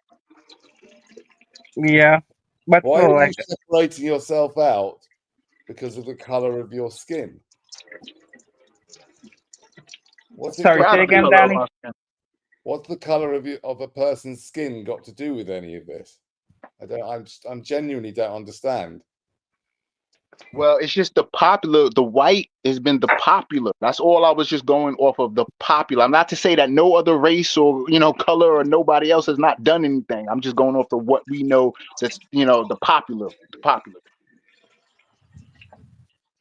So the He white man did is the say he most didn't like popular. he did. You did say you didn't like Arabs either. I have to say. Absolutely. No devil. It doesn't, devil is not a color. It's an action. It has to be done in action. Then I But what can I'm getting from arrest you, you, or I can judge you as for God or devil. what I'm getting from you is this, right? It's only the people who've done things to black people that you view as devils. What about the Chinese? I mean, what the Japanese? What they did to the Chinese? Would you view the Japanese as devils, or is it because they didn't do anything Yeah, to you? They're and not devils. yes, they are, and their whole civilization is dying. Do you have a Samsung phone? If you do, you better send it back. But no, in all seriousness, keep going, guys. I am listening. Sorry. Yeah, so I'm not trying to single anybody out. I was just talking about the popular, and as far as I mean, but because you are kind of singling, I feel like out the white people, right? yeah, well, yeah, but then when you mention the other acts of other colors and Arabs and Orientals and all this type of different stuff, yeah, I mean, there's a lot of devils and a lot of devilishment You've got to going get to on. the bottom of this. You've got to get to the bottom of this. All that you're speaking about is downstream problems. Yeah, the real cause of all these problems are parents. Parents. They are the reason that all of these problems are. And these people who are devils, or whether they're white, black, Chinese, Japanese, right? It's their parents that are the problem for creating them in the first place. And that's why I bring the conversation back to anyone listening and to anybody online. I mean, I don't know, are any of you planning to be parents? Or Absolutely not. No, absolutely not. Oh, thank goodness. I am. You are? Yes. Oh my God. Wait, but Black Manosphere, why would you bring a child into this world that you yourself have admitted it's a evil, fucked up, bad place for black people to live in? Wouldn't that be evil? You could look at it that way, but I would like to leave a legacy. I would like to have a family and things Right, of but that nature. So, why don't you just adopt a black child then? but that's not what I want to do. No, Right, but I know you don't know what right, you but it would want be to better do. for you to adopt a black child than to just create a new one who's also going to suffer and add more suffering into the world. I don't feel that, and I don't believe that. Oh, you don't feel that and you don't believe that? Well, that's interesting, isn't it? Because, like, what's going to happen? You're going to bring it. You've really not thought about this properly. I can assure you, you've not thought it through properly, have you? You think you have? You're going to have a child, and you think you thought it through properly. Have you really thought it through all the way to the end of that person's life? Because Yes, absolutely. yeah, right. So you're going to put them through the whole of this existence. They're likely to get cancer, right? By the time they're 50, I mean, God only knows you're going to bring them into dystopia. Never mind, you've got the body, which is a joke, right? It falls apart, like that, all sorts of diseases and illnesses. And then you've got the mind, which is all vulnerable. And then you've got the system that comes in and really fucks you up if you're not fucked up already, right? And you're going to bring someone into physical existence, right? Because you want to pass on a stupid legacy. What's your legacy you want to pass on? Go on, tell us. What is it that's so great? A godly legacy, a legacy of love, a legacy of taking care. A legacy of love. Well, why do you have to create a new being that's going to be vulnerable and have need. I had to make Love, love. I had to make love. I had to make love to bring them into this world and Make through love. love. Don't Make give me love. that bullshit. There's no such thing as making love. You've fallen for that bollocks. It's called making Oh, lust. Danny. It's making lust. That's what it is. You made me laugh, Danny. You made me laugh. Especially the stupid orgasm. Black Manosphere. Just so you know, Danny is an anti-natalist. Just so you know. I don't know if Oh, you've ever okay. heard of that. What is that There exactly? are. The definition? Right, It's it's the basically view that It's someone who's got some ethical standards, basically. Jay, do you want to explain what it is? yeah.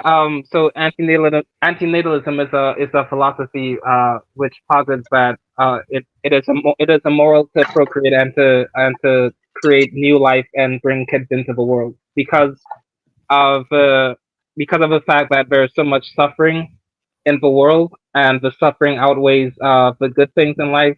We see it, or anti-natalists see it as being unethical or immoral to create children, essentially. Wow. Wow. So civilization should stop because of the world? Yeah. Well, I guess, yeah. Okay, I understand. Red herring. That's a red herring. Now, Yeah, about Wood Charles is laughing at you, Danny. What's I have that? invited him on. So Wood Listen, Charles says he'll hold come on a on in a minute. bit. So come on, Wood Charles. Red herring. Sorry about the Hoover in the background. I'm going to mute myself. It's not me. Okay. Yeah, what's with all that rinsing noise and stuff? Who's watching something? Yeah. Probably me. Oh, okay, well, okay, No, I'm done. all Yeah. right. So that's a red herring, right? About whether civilization should be stopped or not. That's nonsense, right? Because civilization is going to carry on and then it will stop eventually. It will take probably a long time or may not. Who knows? Maybe AI will do it all. But that's not in your hands and that's not in my hands. What is in your hands is your penis, right? And it needs to stay in your pants, right, my friend? Playing It with needs to himself. stay in your pants, right? Because otherwise you are endangering somebody else's life by bringing them here, right, without thinking it through properly. And I can assure you, I have asked thousands of people to explain to me how they can do such a ridiculous thing and why they want to do it. And they come up with stupid answers like, oh, it's my legacy. Your legacy? If you're saying you have a legacy of love, take care of the people that are already here. Yeah. There's loads of ways you can do that, right? But you want to have one of your own because you've got this desire, some stupid desire. I want. So what you want? Do you think I care about what you want? What about the poor child that has to have you as a dad? You're not rich enough to be a child's dad, probably, unless you've got millions. He might be a billionaire for all you know. I hope you've got millions, many millions in the bank now before you have a But child. you know, is it all about money? I don't know. No, it's not all about It is money. BMW. It's an important one. It's an important factor. I agree with that. Yes. Otherwise, you end up having to have a job. Creating a child that has to have a damn job. That's disgusting. But if they don't have a job, they might. If they don't have a job, they might go insane thinking about existence. Oh, really? Oh, right. That's a good one. Yeah. Good point. Yeah. Danny, put your shoulder to the yoke and pull the plow like the rest of us. That's what I say to anybody who doesn't want a job. You know, get in line, clock in, clock out, and go to bed early so you can get up early. Correct. Right.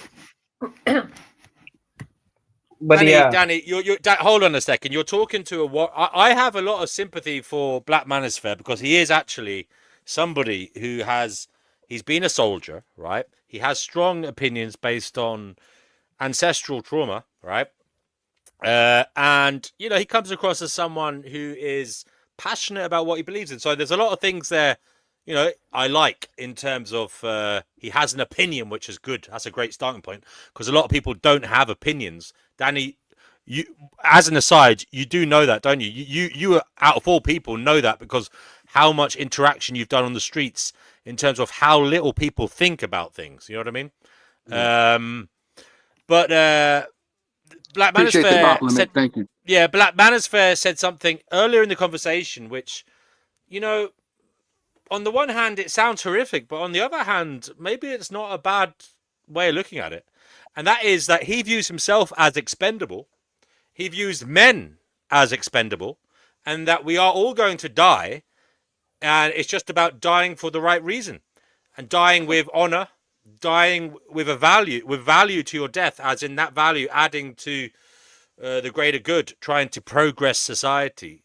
I'm paraphrasing Black Manosphere, but is that fair enough to say that you view Yes. death as something inevitable that has to be utilized for the greater good?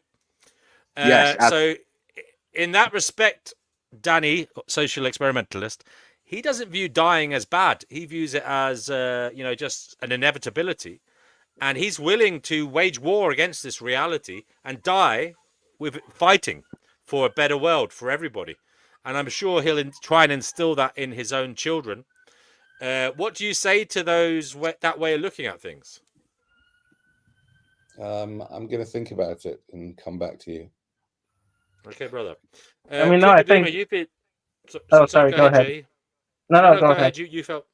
You felt compelled to speak, brother. Go ahead. No, I disagree. I mean, it's a bit of a double-edged sword thing. I feel like, because I feel like death is actually one of the things about life that makes life a net negative, in my opinion, because it's one of life's great harms is that you die and then you don't know when you can die. You don't know how it's gonna happen, and it's usually a very painful, scary experience. Yeah. And it gets right. It gets. I don't know. I don't know if it's a. I don't know if you're absolutely right, because it's a motivator for a start, right? First of all, who wants to live forever in this fucking place, right? So there's that side to it. In many ways, contradicting yourself. No, I'm not. I'm saying, No, you are. You're calling this a Chickpea, fucking you're saying death is bad, and you're fucking complaining about this shithole. You call it a shithole. You're complaining all the time about it, and then you're trying to say death is bad. That doesn't make sense. It's the dying that's a problem, not the death. I did not say that. It's I not did the not say death. no. I think the whole lot's bad. But if you think this is a shithole, why bring another child into this shithole? It is a shithole. I agree with you. Yes. To try and fix it. That's what Well, we need. how? What you're bringing in someone to try and fix this Good luck place. with that. How can you fix this? You just be you be the example. You be the example of the loving, caring human being handling your business. You be the example. Right, I don't go around realize hurting people. I've never hurt anyone in my life. I've never hit anyone ever. So I'm maybe hardly your a bad inaction. person. Maybe your inactions have hurt people. It's not all about actions. My Well, inaction if you're sitting at home, you could have been out doing something to help people. Why should I? No one helps me. There. That's what relationships are about. Gotta No get one into helps relationships. me. Nobody. I'm the one doing all the helping. Not that it matters. Okay. But Anyway, DW, you did say you think this world is a shit house, and I agree with you. So why bring children into it? It's a shit house with fancy pictures on the wall, and there are things going on that aren't so bad, But as I said, the problem, Chickpea, is when you look at the bigger picture, you or anybody here not having a kid isn't going to solve the problems. Okay, the only way the problems will be solved, it will solve for that kid, but I think that's an egotistical attachment to your own non-existent child who doesn't even exist. So it's a bit of an insane thing to do. Now, what do exist and what will exist are people and animals. Okay, and they will continue to exist. And it takes humans to try and alleviate their suffering, whether you like it or not. It's a fact. So I'm not suggesting everybody have kids. I'm suggesting everybody think about it very carefully. I don't want to bring them here. I'm too old anyway now. But the thing is, you're not. Well, potentially. All the while we keep having children, they can keep recycling. Having said that, Boris Becker had one the other day. He's 58. So Danny, there's still time for you to have another one. But they can keep recycling us into these meat bags. You have no idea, Chickpea, what's going on. Stop Right. claiming And that you then do. when your kids are grown, in the next 20 years, life will look different. They'll be running the computers and doing a whole bunch of No, right. Right, but Black Man is fair, right? That's a risk or a gamble that you're taking. You don't know for sure because there are many kids who died before they even turned 2 years old, for example. You don't know if your kids are gonna even what the get surveillance state is going to be like. It's going to right. be a total surveillance grid. Everything you do, everywhere you go, all down the computers and everything. Everyone's Well, I'm going to not be looking at life nihilistically like that. Like life has to continue and go on, and I would just want to play my part in it. Yeah, well, you don't need to play your part by releasing that dangerous toxic liquid that's being manufactured between your legs. Maybe he already has. That's not what my girlfriend said. Yeah, I know it's not what your girlfriend said because all women are programmed to try and she's speak screaming. that. She's screaming. Yes. Fill me up every night. Yeah. Oh boy. You talk about Gnosticism, but Gnostics believe in reincarnation. No, I said nihilistic. I'm not nihilistic, not narcissist. No, I'm talking to D&W. Yeah, but Chippy. Look. If there is such a thing as reincarnation, well, it could be that they're meant to come here. So who am I to intervene? Oh, lovely, coming to a shit house. I'm meant to come to this poop hole there. Maybe they fucking deserve it. Maybe you should. Maybe you should rejoice in these sinners coming here to suffer. Yeah, lovely. But maybe they earned it. No, but the Gnostics even say we reincarnate. Well, and they that's do. one of the reasons They do. why they didn't have children. And the Cathars said the same. Oh, hold on. They didn't. Some of them didn't. Most of them did. Yeah, well, I suppose they didn't have much choice. There was no birth control, was there? But the Gnostics believe in reincarnation. And reincarnation is a curse for all of us. You've been reading too much of the Tibetan Book of the Dead, love. Huh? No, but then on the flip side, right? But on the flip side, you can argue that the people who come back here and suffer, they don't deserve it. So you can't know for sure. Yeah, I did. You can't know for sure, but the other side to it is some people are extremely happy to come back here. I know people who would like to be reincarnated. Well, they're clearly insane or mentally ill if they want to come back here. Have you ever heard? With one foul swoop, he destroys Hinduism. Have you ever heard of Bodhivistas? No. Yeah, they are people who apparently chose to come here to help people transcend their hellish, devilish ways, as Black Manosphere would call it. So they come here. They choose to come here. They choose to. They had the option to not come here, but they chose to come here. Maybe Danny is a Bodhivista, maybe, but they had the option to come. They had the option not to come here, but they chose to come here so they could wise us all up in whatever way that we're meant to be wised up. Yeah, that's maybe. I'm one. I'm here to wise all up. Do not breed. Sounds like Heaven's Gate or something. Good. Wonderful. Hold on a second. What sounds like Heaven's Gate? Because we were actually talking about that cult the other day, Black Manosphere. What sounds like Heaven's Gate? So you reincarnated, you came here to enlighten or lead somebody somewhere. It just sounds like a cult or something. Yeah, that's right. Yeah. It is a cult.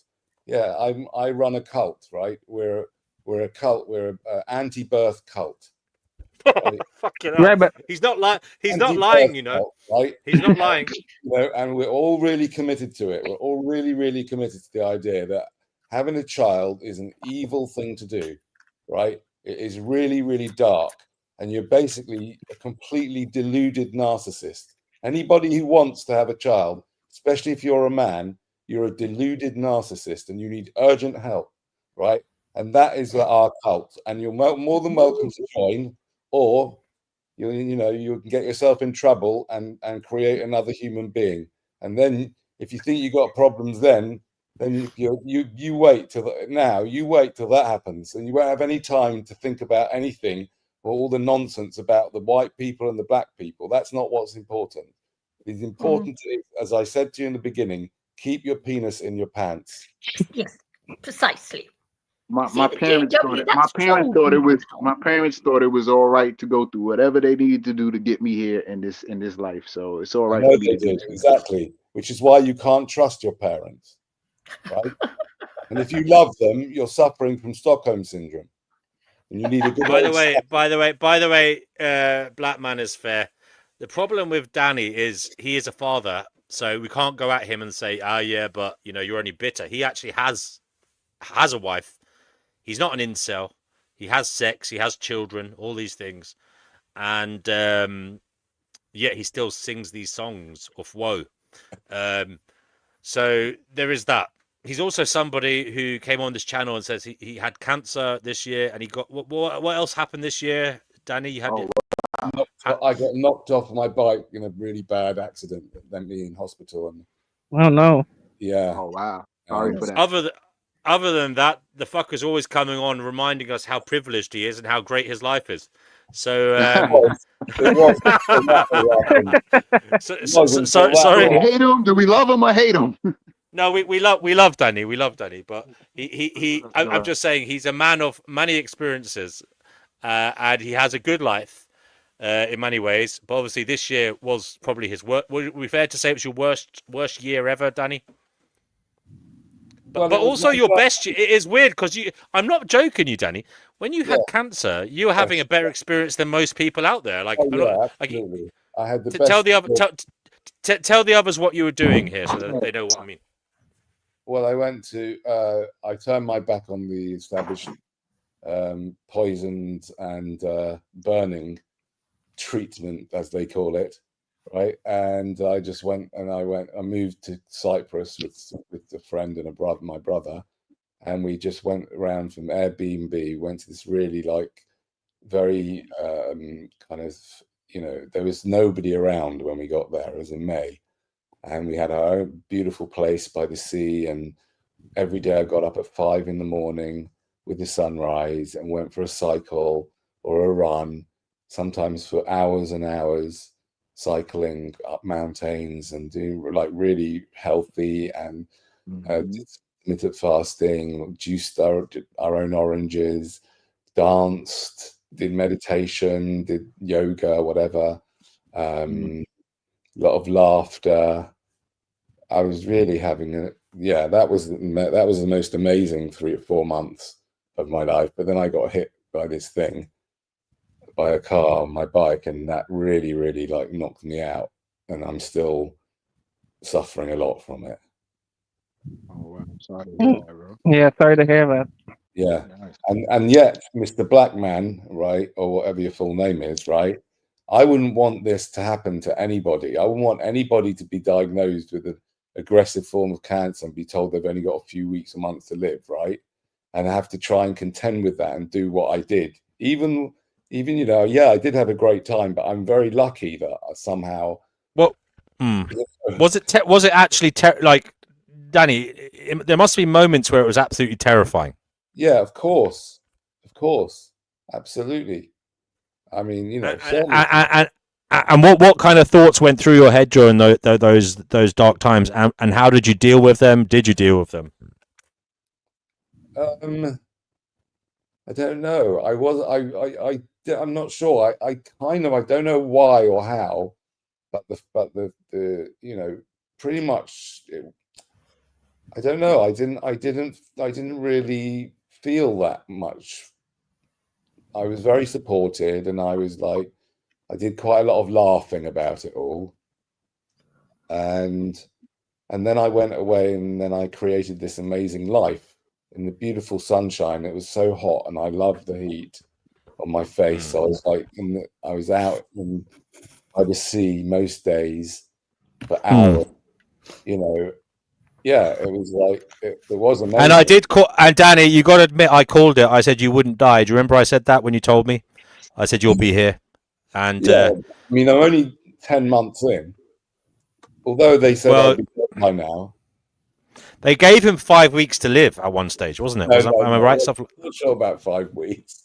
They said a few weeks to months. Yeah. Yeah. Anyway, guys, we're glad Danny's still with us for our own selfish reasons, Yeah. But we have another black man here, Life Abolitionism, who I'm sure has lots to say in relation to what Black Manosphere has been saying. And by the way, I on the side of Black Manosphere. I think, life abolitionism, your way of looking at the world is, unfortunately for you,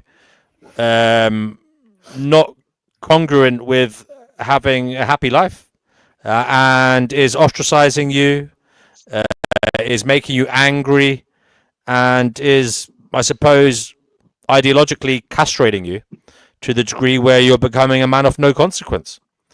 But other than that, you're all right. But that's the goal, though, is to be of no consequence, is to no longer exist. And I would rather be I would rather be miserable than to be happy at somebody else's expense. I do realize that having children probably would have given me purpose or whatever, but I don't think I could have ever been happy with children because I would feel so guilty for the imposition that I caused, that they have to suffer. Like, I don't want that responsibility. It's not about me. Exactly. Black man is fair. I don't know what you want to say to your fellow black man, but is there any way you can help the brother out? Man, bro, I mean, that's just a tough way of thinking. I mean, that's mental. It's not. It's not. It's the truth. I guess it just proves like that's why you didn't have children and you're in this state that you're in of thinking and seeing the You world. deserve a medal, my friend. Every person who doesn't have children and works it out deserves a medal and a tax break. Yeah. Is he being and his best a self? Nobel Peace Prize too? What? I deserve a Nobel Peace Prize for not having children. Yes, I agree, 100%. But nobody's going to give it to you, so. Well, I will. Your family is your best fulfillment in life, man. Your family is your best fulfillment in life. No, and, I disagree with that. No. Hold on. Black Manosphere is new here, guys. Don't all come in like vultures tearing him apart. Let him speak. Let him speak. You know, the man has lived experience. There's reasoning behind what he's saying. You may not agree with it, but let him speak. So go ahead, Black Manosphere. Then I'm going to say, because he's talking about family, I'll let Danny speak because he's a family man as well. So go ahead, Black Manosphere.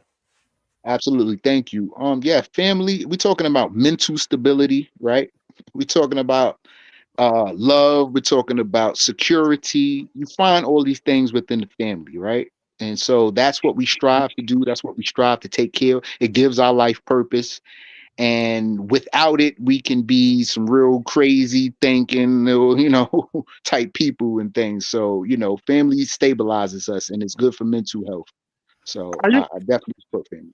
all I got from my family was a bunch of abuse. I'm not sure what kind of family you think people are like. I existed specifically to. I don't know. Both my parents were narcissists. They sabotaged my career. They sabotaged everything that was important to me. So I had to distance myself from my mother because all she wanted was for me to cater to her needs. I could never be happy because her needs always came first. I was estranged from my father before he died from cancer, and he disinherited me after promising to leave me his money. No, I mean, even my brother, who does have a daughter, like I try to remind him, like, you created her. Like, it doesn't matter how poorly behaved she is. You raised her. You created her. This is your responsibility. He's making it seem like he's the victim. You're not the victim. There is a newcomer. There is a newcomer. There is a newcomer. There is a...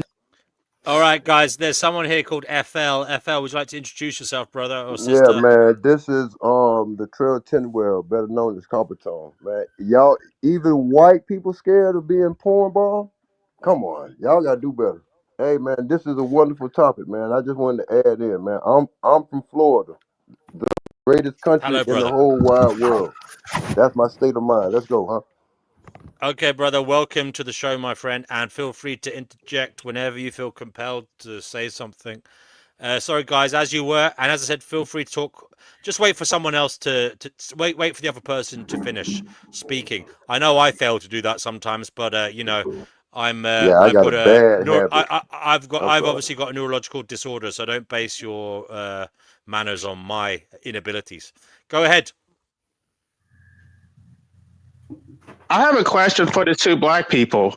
How we always complain about systemic oppression, yet you want to create children so that they be subjected to that systemic oppression. Why would you do that? That's what I was saying Um, earlier. I'm go not ahead. Go ahead. systemically oppressed by anybody. There's no man that rules over me. I've never felt that a day in my life. I have no excuses. So as far as I know, I'm just continuing life, and those are my thoughts and goals. So that's just what I want to do. It's not to be looking at life like, oh, they're gonna die, my kids are gonna die, and this world is so terrible, and all these type of things. I don't live in that world. I haven't experienced that in almost my 50 years of life, and I don't expect my children to go through that. And if I was in a place where thought that could go down, I would move. So you're reaching 50 and you're looking to knock one out soon, brother. Yes, absolutely. Yes, sir. Yes, sir. Wow. Man, And I thought, that is the thing, to get a trophy in all quarters, in 4 quarters of life. You know what I'm saying? But look. If I was a farmer, I would have 30 kids, huh?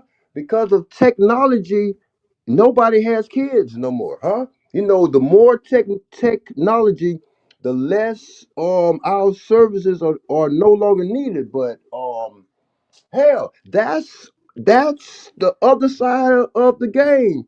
White people, y'all hold up everything, but black people in their spare time could just have kids, huh? Just life juice, huh? It is what it is, huh? Let's go. What? Wait, I don't understand. What are you trying to say? I don't That understand. why are you so worried about what people do with their life juice, huh? Or life juice? That's what you call Yeah, it. yeah. Because look. That's probably I'm why worried white what you. people I'm concerned hate what Dad, you. so much. They don't have the same life juice. Danny calls it death juice. No, it's life juice. No, wait. Okay. To live is to be evil. So the devil lived, so he was evil too. But no, look, we are just here. Look, as long as you reincarnate, that means you match your life juice up. You gonna be here in another few generations. As long as that No. juice, look, semen is white blood, huh? That's all it is, man.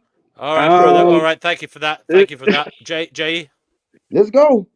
Hey, this is let's raw here, man. This is yeah. Let's go.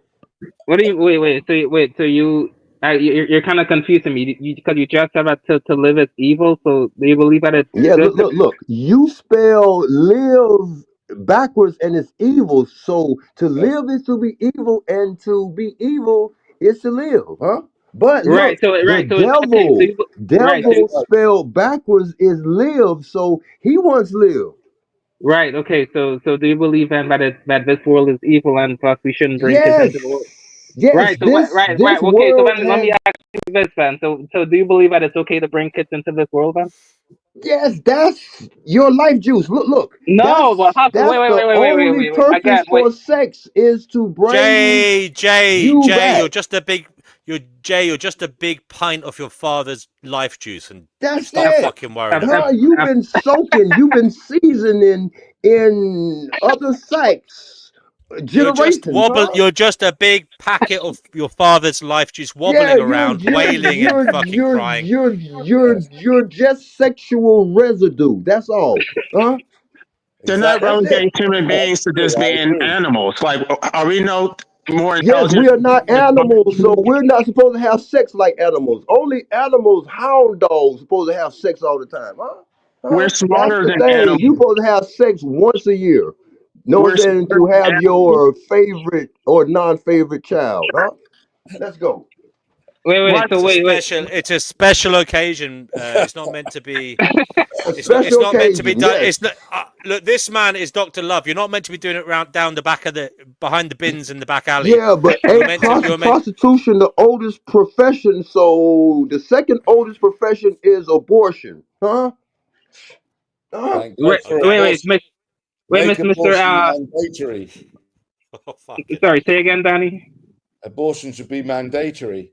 Then I you mean, I wouldn't don't know if I would say that, but then you wouldn't have to put up Hold with on a all this second. rubbish. What's he Black man talking is about? fair. Black man is fair. I'm gonna make the camera large because you're showing us your walkabout there. It looks interesting. That's nice. Some nice houses there. Can you hear us, Black man is fair? Yeah, I can hear you. Anyway, look, yeah, some nice houses there, man. Could do with picking a few of the weeds though, but other than that, it's looking good. Look, Wait, look. Look. Anything with man in it was done manual, so mayonnaise was man-made, huh? But what is this black Mayonnaise. manosphere, huh? Did you say Is it a mayonnaise? man-made unisphere? I mean, huh? It ain't God made, but ain't nothing wrong with it. Let's go. Hold on my a second Mr. now. We're getting to a good point of contention here. Florida brother, are you opposed to his username, which is Black Manosphere? Are you saying we should be all together Unisphere? You don't agree with his name? Is that right? Nah, man, And it's just a no. play on words. Okay. Because look. Y'all know that manwich first was made of human meat, huh? And you know Wait. that song, "Oh, here she comes. Watch out, boy, she'll chew you up." She was a Yeah. vampire Okay. werewolf. Okay. Let's go. Okay. Okay. Then let's go on. I'll tell you what, guys. Whoever does anybody want to say anything else in relation to this matter, or will we move Yeah, on to another because one? this guy's confusing me, right? Because you, Mr. FL, you say that this world is evil, but yet you also say that it's right to bring kids into this evil world. That's contradiction. Yes. Look, Because Why? he's Why? look. It's a contradiction because of the covenant that the reptilians got. What? Huh? They need people to work. They can't do it. They'll burn up. So they got the humans to do it. Wait. Are you trying to troll everybody right now, No, or I'm are you not serious? trolling, bro. I am the greatest troll ever, but I'm not trolling. I'm just animated. I'm compassionate, but listen to the words that are coming out of my mouth. Look, Right, you're enslaving your children. no, if Yeah, but you you get literally your no, shit but you together, literally look, just no, you. no, no, look.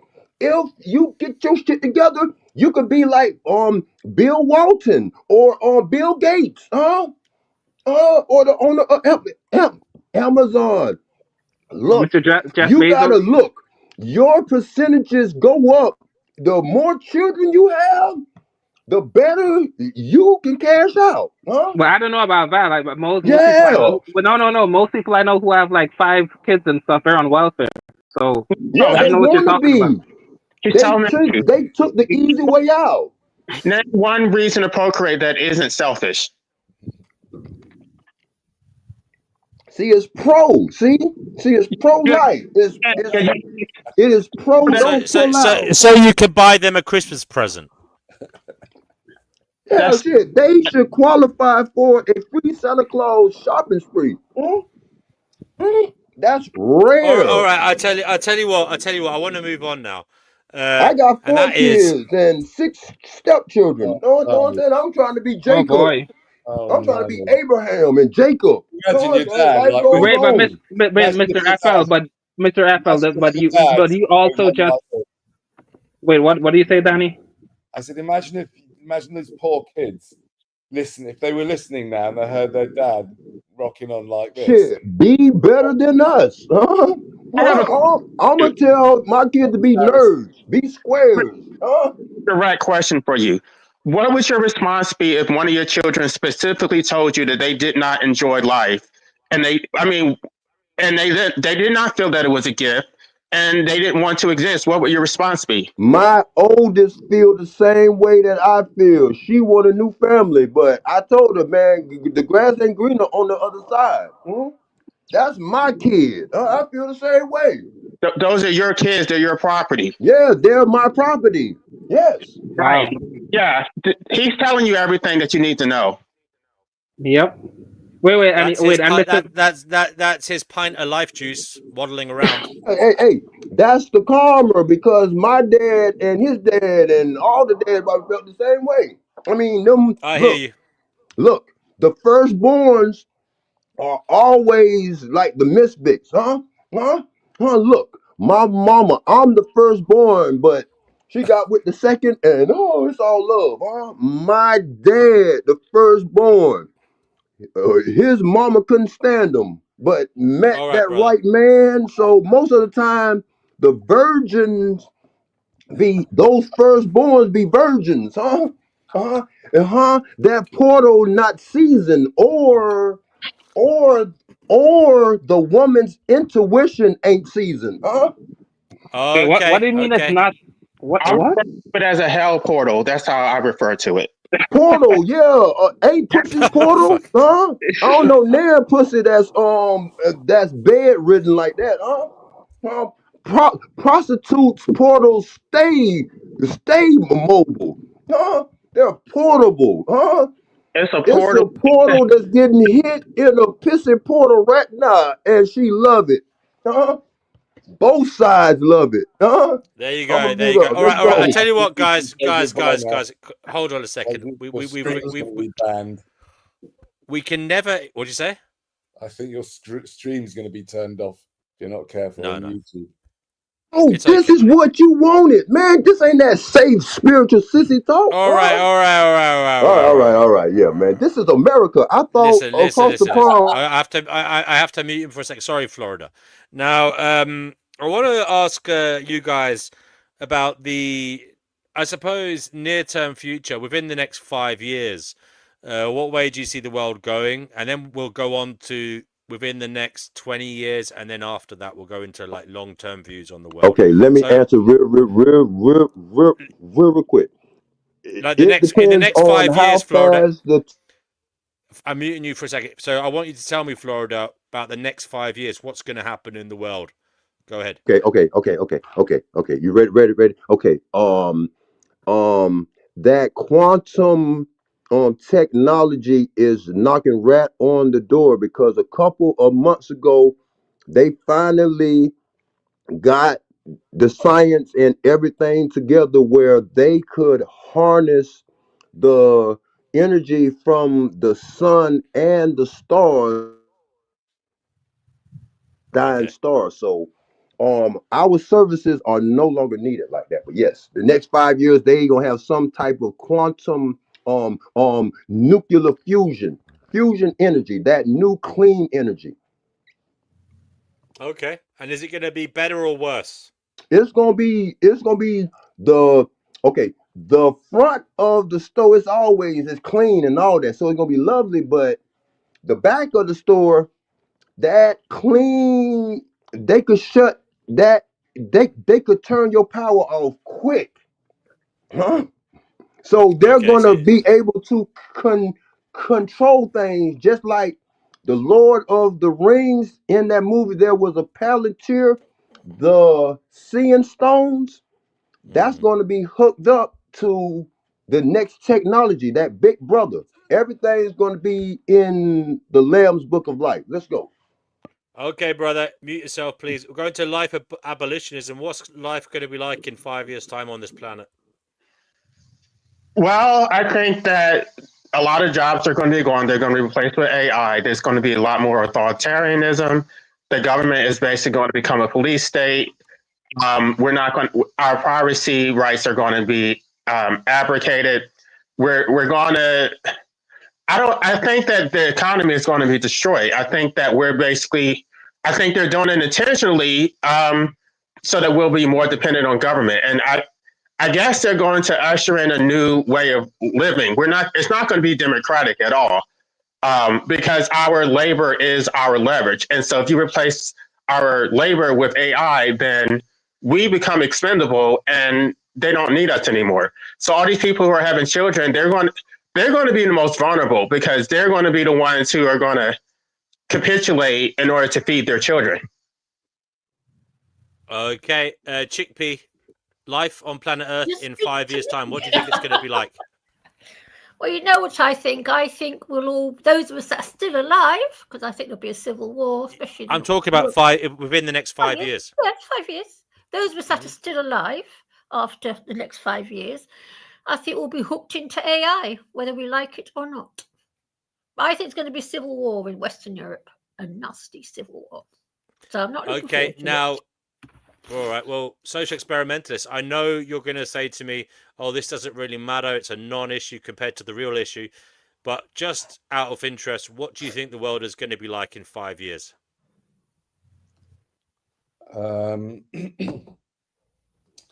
Firstly, like, I mean, how the fuck would I know? I'm just some bloke sitting on a seat somewhere. I hope it's not your toilet. Right. Yeah, okay. D&W, can I tell you something? Just 1 minute, can I, please? Sure. You never guess what happened to me. Someone dropped out. Oh, it's Florida Man. Well, Florida Man, thanks for D&W, coming on. If you want to come back, please do. Go ahead, Chickpea. on the subject of toilets, on the subject of You must- toilets, can I Go just on. say something on the subject of toilets? You rudely Today, I interrupted had to Danny, but go ahead. Please. Today I had to go to the loo, right? And I was really desperate and I had to stand and wait for my tomcat to finish doing his dirties. So I am now in a world where I have to stand aside while my tomcat uses the loo, and I have to stand there thinking, shall I go and pee in the bath? This actually happened. That's funny. Thank you for that, Chickpea. Thank you for that, funny. Chickpea. That what? So basically, Chickpea's cats are trained to shit and pee in the toilet, like a human. Yeah. I didn't train him. He was trained by someone else. Sorry, I thought it Copycat. was funny. It's a copycat. She copied you. All right. He. So, Sorry. sorry. I'll fuck off Tomcat. now. You did say Tomcat. Yeah. Sorry, Danny. You were saying about the next 5 years. You said you don't know who are you to know what's going on? But yeah, No, go ahead. but, I do.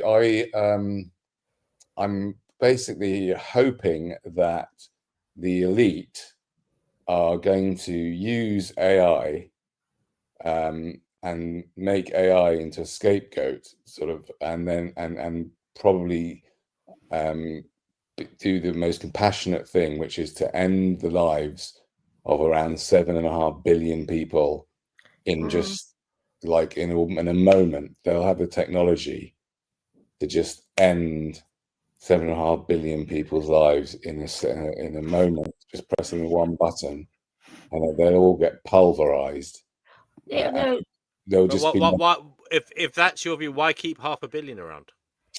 no, just for the time being, and maybe 500 million is a bit too many. That's No, what I 500 believe. I think it'd be No, 500. Yeah, so maybe it could be 100 million. It could even be less. 500 million. Yeah, 500 million. Yeah. That's what they've got Why on though? the thingies. Why keep them around? If they have the AI that's capable of doing that, why keep humans around? If that's your goal to No, cause extinction, eventually it won't. Eventually we'll get rid of the humans, but it will take a while, right? And it's in their best interest to allow some humans to be here for some time until they don't need them anymore, and that might be several generations. I tell you something social. Can I ask? No. He's expressing something that is starkly strange to a lot of people. Why do you want humanity to go extinct by this basically omnicide? Is it omnicide, right? Yes. Well, why do you want that? Why would anybody want to see the continuation of so much suffering and pain, and problems and struggles and needs and desires and I mean, now YouTube is full of stuff you can watch about all the madnesses in the world, and you can see, you could just go and type in, the greatest slums in the world, and you can go around. There's millions and millions. You can see Croydon. Croydon, yeah. Not funny. You should see Whitechapel. Oh God. Yeah. Right. And then, but it's not funny, but it is funny, right? Because these are much more extreme, but they're still not. Doesn't mean there's not a lot of problems in Croydon, because there are, right? But and then you can watch films about Croydon or whatever, or Tottenham. I watched one about a Tottenham high-rise council estate. Living there. I mean, there's just thousands. You're saying we should kill these people. Well, what about building them a better home, a better society, a better town centre, a better quality housing, letting them move out to the countryside? Why the fuck? Why the shortcut into omnicide? I don't understand. Firstly, all parents, if you think about it, all parents are guilty of murder themselves, and therefore they shouldn't be complaining if they themselves are murdered. because they've caused the death of all the children that they've had. What about the people who are parents then, Danny? You're going to kill them too? Well, I'm saying they've got nothing that really that they've got nothing to say like, oh no, you don't kill us. Well, but what you know, bringing someone into existence, one could argue, is many times worse than killing someone in an instant where there's no suffering. Okay, but you're saying kill them because they can't argue because they've killed someone by bringing someone into existence in your mass omnicide plan of killing all humanity. But what about the people who haven't done that? I'm saying, are you going to kill them too? No, I'm not killing anybody here. Okay. No. Sorry, you're asking for this. By the way, Danny is talking about building a massive AI bot to do this for him. He's not going to do it. But would you press the button to start it? They'll have us do it. I tell you this, they'll have humans against humans. You wait and see. Okay. Anyway, Danny, that was all what you'd like to happen. But what do you think will happen? What do you think will happen in the next 5 years? I dread to think. I really don't. I'm not looking forward to it. Oh dear. It's so, and it's. I find it sort of partly amusing. But Daddy, is your experience now better than 5 years ago, 10 years ago, 15 years ago? So, isn't it better in some ways? I mean, you have the iPhone now. you have Uber Eats. I mean, you can get on an electric scooter. Oh, you're easy to please, D&W. Wow. You have Netflix, you know. Oh, wow. I mean, you didn't have YouTube when you were a kid, Danny. So can you not think of all these wonderful things to happen in 5 years' time, Daddy? I mean, is it really? I'm just asking, is it not better now than it was 5 years ago, 10 years ago? I mean, 5 years ago, Danny, you wouldn't have had perhaps or 10 years ago, you wouldn't have had the medical interventions that helped you stay alive. So is it not a case that perhaps it is a little bit better than 10 years ago, and maybe it will be a bit better in 5 years? I mean, the thing is about a bit better is it all depends on who you are and where you are in your life and how old you are in your life, right? That's true. Right. When you get to my age, things don't usually get better; they get worse, and you get more and more vulnerable to more and more diseases. Oh dear! And accidents. Yeah. You know what? I tried to bring a happy melody to YouTube, but then we have Mr. Realism come in here and shit all over us. Yes. Sorry to break the news. Yeah. Okay. So basically, you're not hopeful. I think that's fair to say. Black Manosphere. I don't know if you've listened to these guys. What do you think of what they said first of all, and then we'll go on to what you think is going to happen in the next 5 years on this strange planet that we're all in? Well, I think some of the things could possibly be, some of the things the guy said could actually be true in the next 5 years. And I don't know, I just see more war, more narcissism, selfishness. I mean, we're about ready to hook up to the computer, you know what I'm saying, and become the computer ourselves. So but I also see within that, I can also see some type of civil uprisings, and a change is gonna come. A change is gonna come.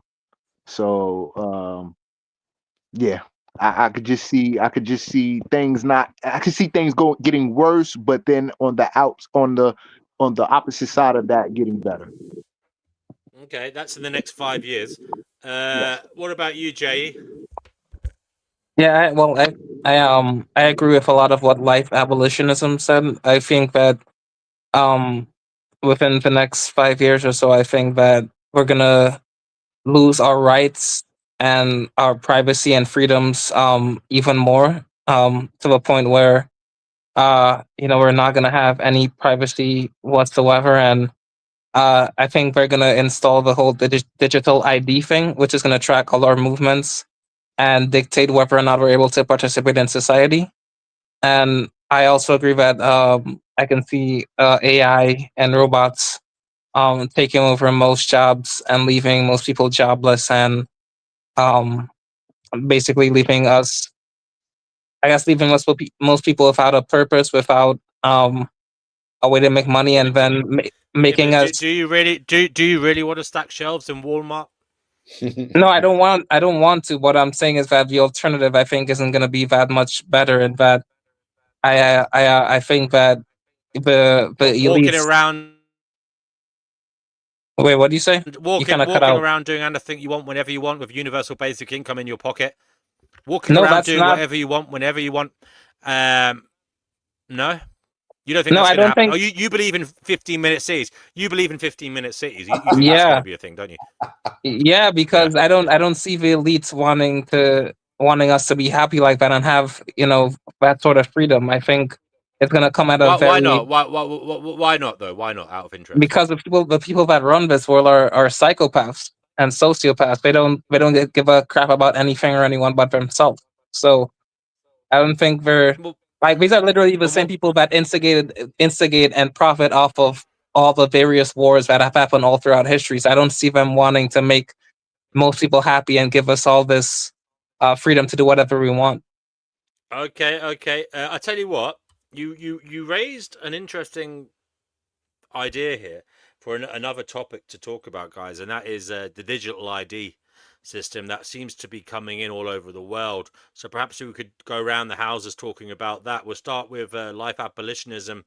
If you'd like to talk about the digital ID system, if you're for or against it, what you think it will entail, any any worries you have about it, or any whatever you want to say, just say. And then we'll go round anti-clockwise again talking about it. So go ahead, mate.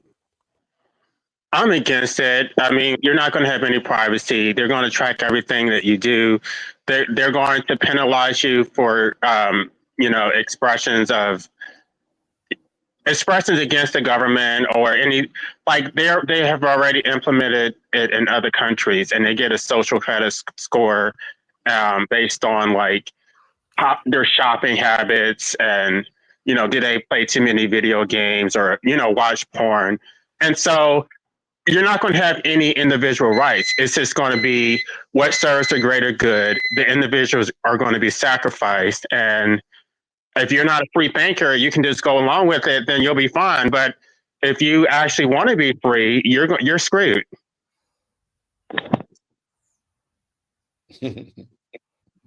Yep, essentially, yeah.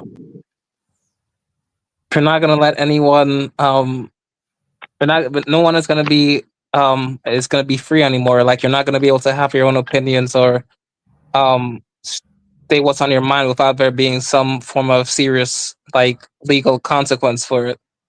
Like so. If you speak out against the government or anything that I guess certain politicians are doing that you don't like or whatever, they can literally track you and censor you and even put you in prison for speaking out. So it's gonna be a tyrannical system that completely destroys any freedoms.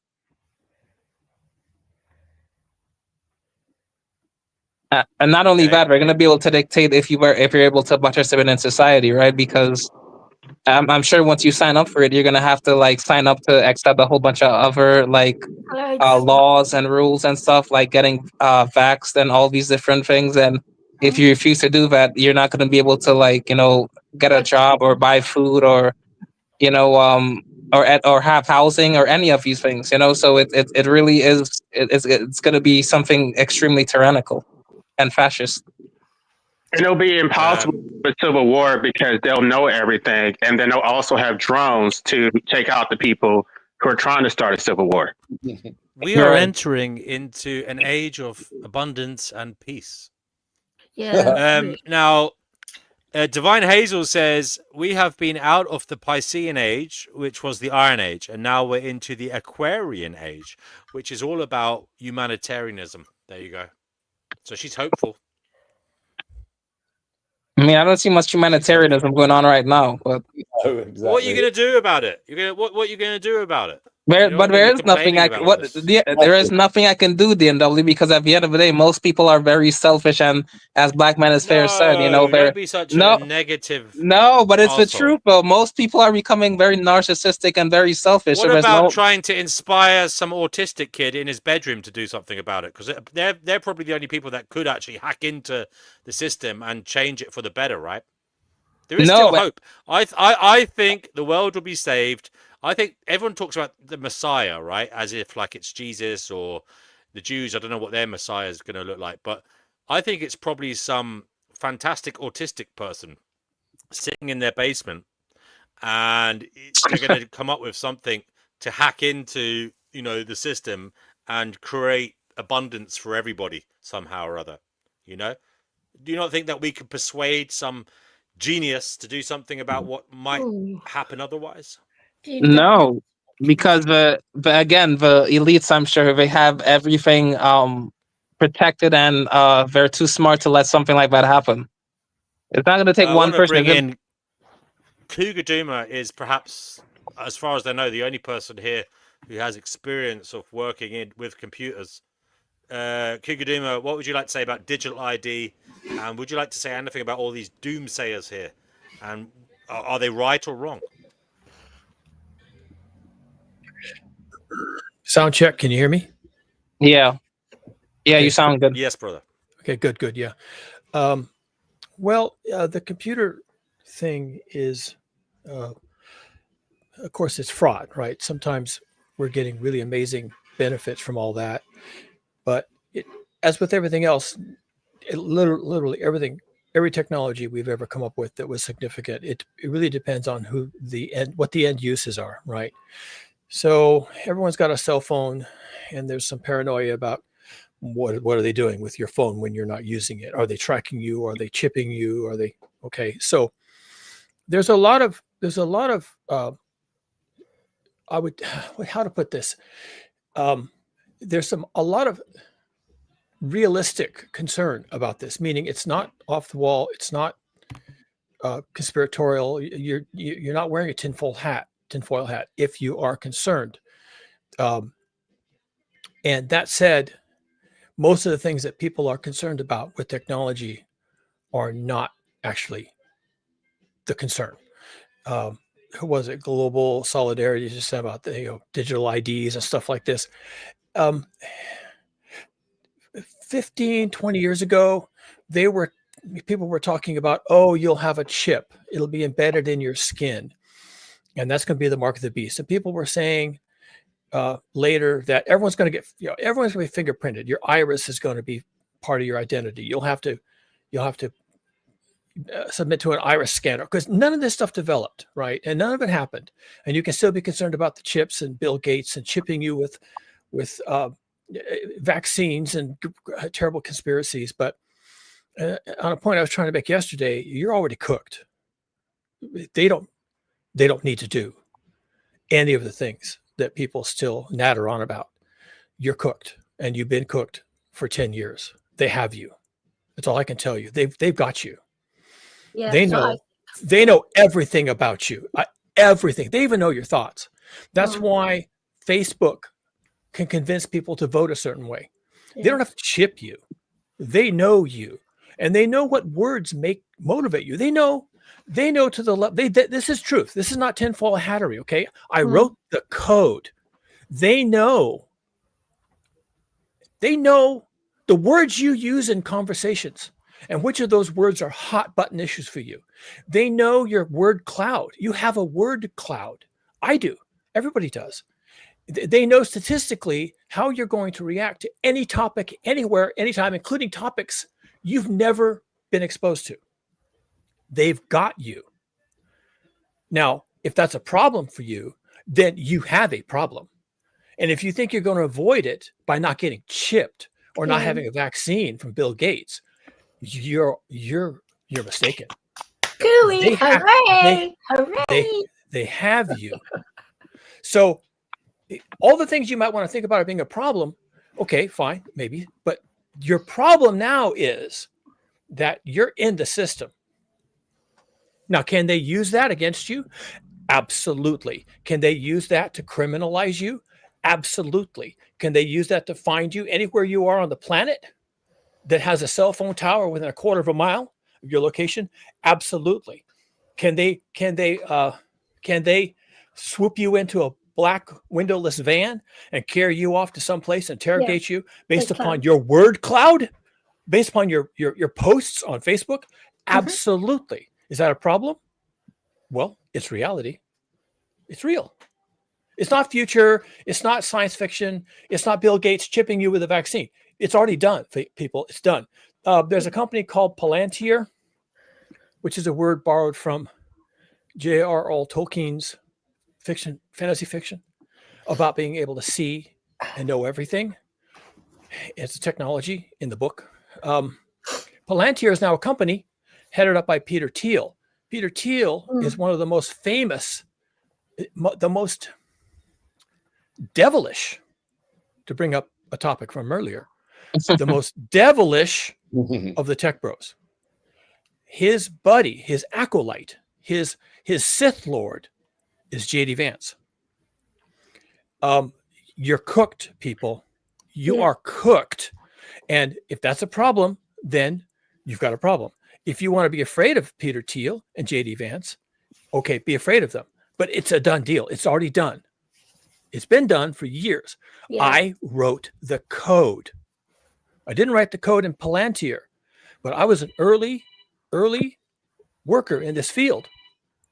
And I helped to break open. It's not my job. I was well paid for it. I helped to break this open.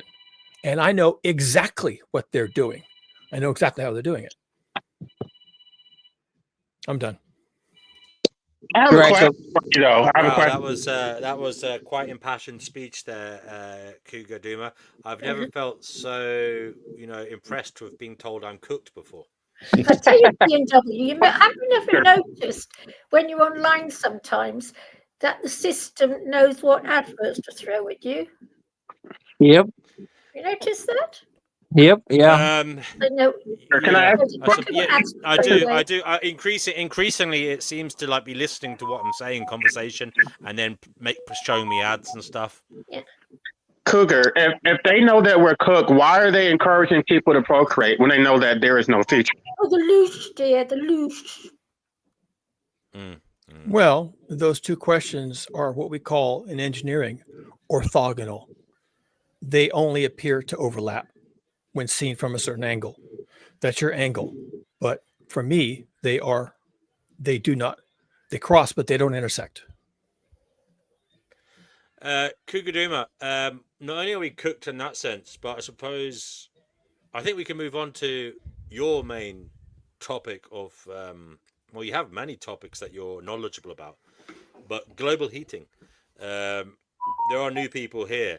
So I know Danny has expressed some skepticism before about climate change.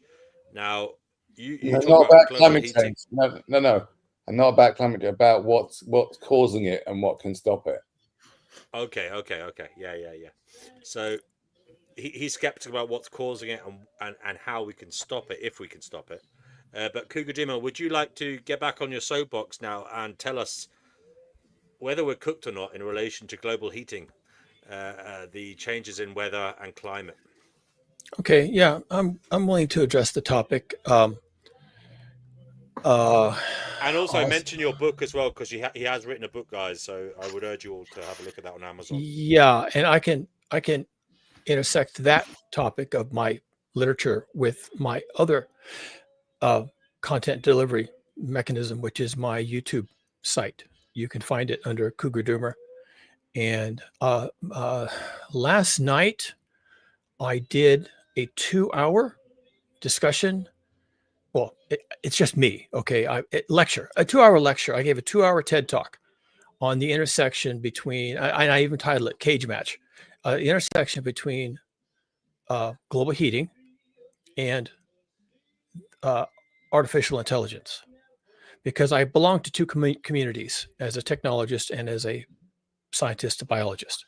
One half of me is interested in global heating, and I can talk about that here, unless people don't want me to, because I know it's contentious. Yeah. Okay. No, well, go ahead. yeah. Thanks. We'll see how it goes. And then the other side of me as a technologist and having a long career in computer programming and application development is artificial intelligence. I watch this rise. I watch this star rise, and I've been engaged with it. I'm not a coder of AI, but I've been engaged with it from the beginning. So I did a lecture last night, about 2 hours, where I talked about it extensively. And the one before that, another long format talk was about, I'm trying to remember now. Anyway, it doesn't matter. I've done 2 in a row.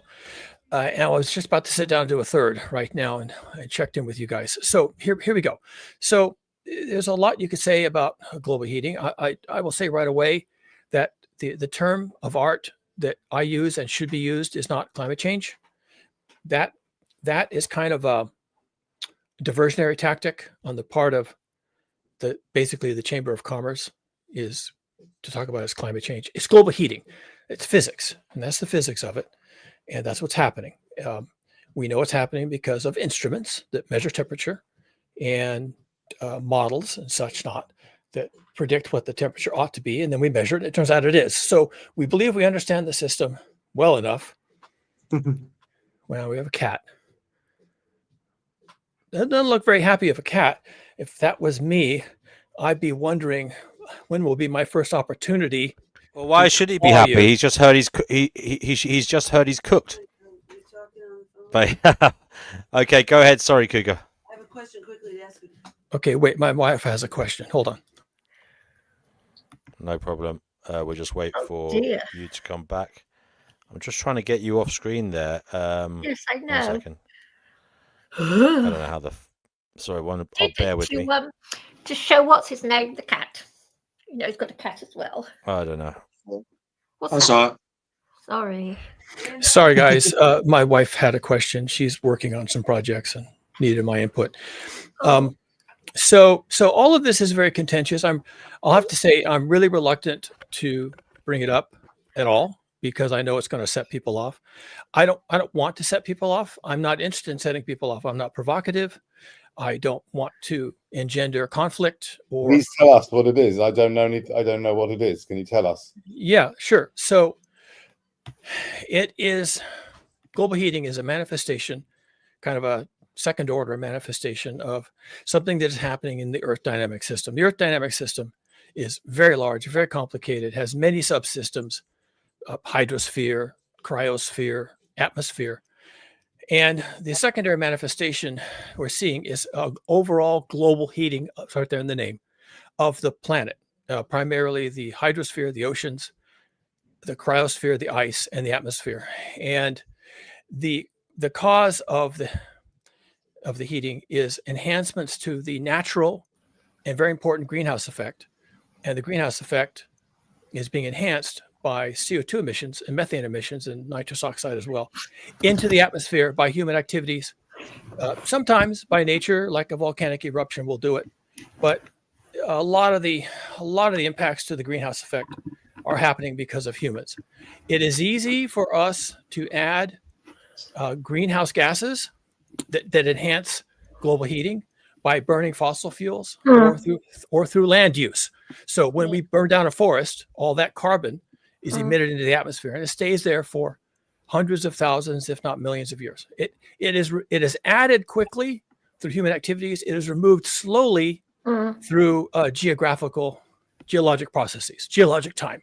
And geologic time is millions of years. So that's the problem. And the way we are introducing most CO2 and methane into the atmosphere, which is hard to remove, except over geologic time, is by burning fossil fuels, coal, oil, and natural gas. And there's many ways we burn these. We burn them, coal is mostly burned for power generation and for industrial processes. Natural gas is used to make fertilizer, and it's also burned in power plants and processes like cooking lime into cement. And also we burn oil, and that's all. The oil You haven't mentioned animal industry. I will. I'll talk about that in a minute. So just let me. 92 million, billion. It's important. Let me finish my context setting. So, we humans, and everyone in this stream, and everyone outside this stream, we burn fossil fuels as fuel. So gasoline, petrol, diesel, and jet fuel, which is basically kerosene. So that's what we do, and everything we do burns fossil fuels. Everything you do in your daily life burns fossil fuels. Even if you're not in your car walking down the street, you're walking down the street on a sidewalk, and that sidewalk was made using fossil fuels. You stop at an intersection, the lights change, it lets you cross safely. All those lights, all that electricity, all of it is dependent on fossil fuels. It's all maintained all night long, 3 o'clock in the morning, lights are replaced, wire is laid, the roads are torn up, fixed, and laid back down, all using fossil fuels. You can't do anything except breathe without burning fossil fuels. So that's how it is. And we have enhanced the greenhouse effect by increasing the proportion of CO2 in the atmosphere from about 250 parts per million after the last glacial maximum to about 430 now. Yeah. And that's bad. That is, I mean, it can always get worse, but we're already in a very, very, very dangerous place. Yeah. According to most scientists working in the field. I'm sorry, go ahead. But you know what, Cougar? No one talks about this. I do believe that the elites can see what's happening. And they know this is happening. Oh yeah. And they know already they're going to have to wipe a whole load of us out in order for them to sustain their lives. Because if this carries on, they're going to die too, and they know it. Very good. Chickpea gets a gold star. Very good for you. And there's very few people who will speak as frankly and clearly as you just did. So you and I, if it matters to you, you and I are completely on the same page. Okay. Yeah. In fact, my talk last night that I did that took so long, I ran through the various scenarios, and what I come up with is a 100% probability that civilization crashes. Yes, they have to crash it. They have to do that. And part of that is either a deliberate or an accidental destruction of 999 people out of 1,000. Yes. Yeah, So exactly. So there you go. To my original question of why they would encourage people to procreate knowing that they're going to do all this. For the loose, dear, the loose. Okay, well, just to be cynical, I don't mind being cynical if it serves a purpose. Just to be cynical, they make money when people have children. They just do. And they need up to now, and this is something I talk about in my lecture last night, up to now, they needed us to do labor for them. As of really a few weeks ago, and maybe even a little bit in the future, they won't need us anymore for labor. Yeah. Companies are laying off their white-collar workers, knowledge workers, because they can do better knowledge work far cheaper and faster and better with artificial intelligence. And everybody in the field knows that. The white-collar knowledge workers are cooked. They're done. Yeah. They're done. They're just done. Now, so they don't need children to go through school and learn STEM subjects, because they have artificial children, if you like, that are born knowing everything they need to know about STEM topics to be useful to the corporations. So will they discourage reproduction? I don't think they have to. I don't think they have to go up against natural instincts, if you allow me to call it that. I think they just have to withdraw support in the form of food, clothing, and shelter, and they let us figure it out. And I did write a book. Okay, just one more thing. Let me slip this in under the door. I did write a book. It's available on Amazon that discusses how that plays out. It's called "It Was 100 Days," and as implied by the title, it takes 100 days to figure out how that works. You know what? I think there'll be a massive civil war.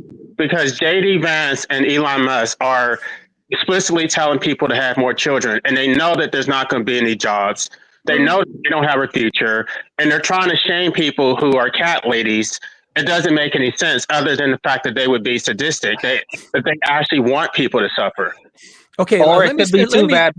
Yeah, but let me go say ahead. something that really quick. I have to interrupt here because there's a clarifying point. Your life abolitionism, you are correct that Elon Musk has that meme in his talks, not his public talks, by the way. But what he's actually doing is he's encouraging white people to reproduce. And the Black Man is Fair might have already commented on this and maybe would like to. But Elon Musk, who is a white supremacist from South Africa, a rich white man from South Africa, is worried about what he calls white replacement or white genocide. Those are his words, not mine. And he wants white people to reproduce. He wants every white couple, he wants every white female, because he has more than one female. He wants every white female to have 10 children because he's worried about white genocide. So he's you not. gotta have a lot going on, but as far if it's no farmers or like a lot of family businesses, people aren't having children like that. There's a rarity for like I think, man, me and my wife together, we got 10 children. Be between us, and her uncle say, don't stop until you can't have. Nature tell you, but it's something where the hospitals and the health tell the woman that they can't have children no more. But isn't it something that, not being disrespectful or nothing, but technically white people overall are the last on the planet. So all of the warring and all that spiritually, they didn't have it physically. What happened to the Wade versus Wade? It ain't no man to tell another man that they can't procreate. I mean, multiply, right? But there is no more abundance. The abundance when everything was free and growing. In the United States of America, they pay the farmers to sabotage their good harvest. Let's go. Okay, so before we get into that, and before we leave the topic that I was asked to speak about, okay? Right. So let's get back to what we're talking about. I'm almost done. You people can then run with it because I have some writing to do. Have you got a pigeon with you? So Chickpea said something. Chickpea said something a minute ago that is worth discussing because it comes up a lot. That in addition to burning fossil fuels and enhancing the greenhouse effect with excess CO2 emissions, which that the animal industry does this as well. Yeah. And now, of course, I'm a biologist. I'm an ecosystem biologist. I actually studied cycles and how life works on the planet Earth. That was my thing. I got advanced graduate degrees in the topic. And here, let me just explain something. And this will give context to how you all interact with this information in the future. There's this thing called the carbon cycle. And I'm going to whip through this really fast, but you may find it interesting. There's a thing called the carbon cycle. The carbon cycle is how carbon, which is the basis of life, but also the basis of rocks and some other things. Yeah, I know how carbon moves through all the spheres, the hydrosphere, the lithosphere, the biosphere, all of it. And we take advantage of carbon just like plants do. And it's part of our biochemistry. The animals that you would like to point to as a problem with carbon emissions would be like cattle and sheep and other things. Cattle in particular, they belch methane. Yeah. And methane is the potent greenhouse gas. But what you have to understand is that cattle are part of the biosphere. And the biosphere circulates carbon. If the biosphere is not a source of carbon, the biosphere uses carbon and recycles it. We get our carbon from plants. Plants get it from the atmosphere. And when you and I breathe out, or when something decays, the carbon is released back to the atmosphere. It just goes around and around. That's a carbon cycle, okay? In theory, there is no net increase or decrease in carbon atoms in the atmosphere due to biology because it's a circle. If there's ever an excess, it'll be balanced out later. But Man, that's powerful that you said that cattle like that, but it makes sense that there was before us there was creation, the creatures kept the grass grown, and the grass and all that was erosion control. But everything comes in cycles, even recycles. Don't man Right, right. recycle cow shit? Okay, Yeah. okay, Okay. okay, all that's Okay. true. Let Cougar talk, brother. Let Yeah, Cougar finish, and this then this come in. is this is complicated. Okay, I just mentioned that cattle, humans, forests, trees, swamps, they're part of a carbon cycle between the biosphere and the atmosphere. It goes around and around and around. The problem with global heating is not that cattle belch methane, because they got their carbon from the atmosphere. So for a cow to be alive, it extracted carbon dioxide from the atmosphere. How did it do that? By eating plants. The cow ate the plant extracted CO2 from the atmosphere to become a plant. The cow returns it to the atmosphere by belching methane. So it's a circle. The reason we have excess and increasing, and catastrophically increasing CO2 in the atmosphere is not because of cattle, because they recycle it. The reason is because we are digging up fossil fuels from deep in the earth where they are not part of the biosphere. They're part of the lithosphere. They are not recycled carbon. They are sequestered carbon. And we're digging it up and through various interesting and important ways, setting fire to it. And the resulting combustion products are being released into the atmosphere. Now, that is a net addition. That is not cycling. The carbon-based resources were, in fact, laid down hundreds of millions of years ago, and that pulled carbon dioxide out of the atmosphere. And when it did so, when those plants were buried and they did not return the carbon to the atmosphere, they did cool the planet. And in fact, over time, they cooled the planet so much by removing CO2 from the atmosphere that we had Hey, a 3 million year long ice age, let me add which we on are to currently it. Cougar. in.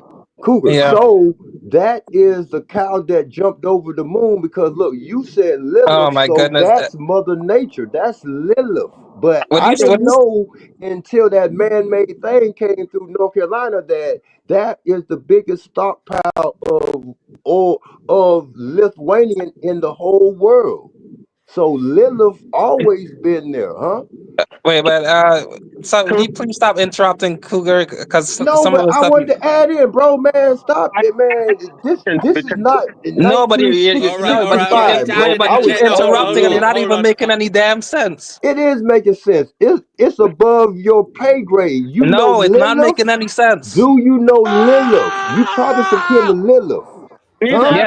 Yes, I've heard the name, but you're not. You keep interrupting Cougar, and he keeps making good points. I'm not able to I'm like making fully good ignore point. it. Well, it's a black thing, huh? No, No, it's I'm black too. What are you a talking about? American I'm also thing. black. Well, you need to get with the program, man. I'm at it. Well, you need to mute up, man. I need to ask Cougar a question, please.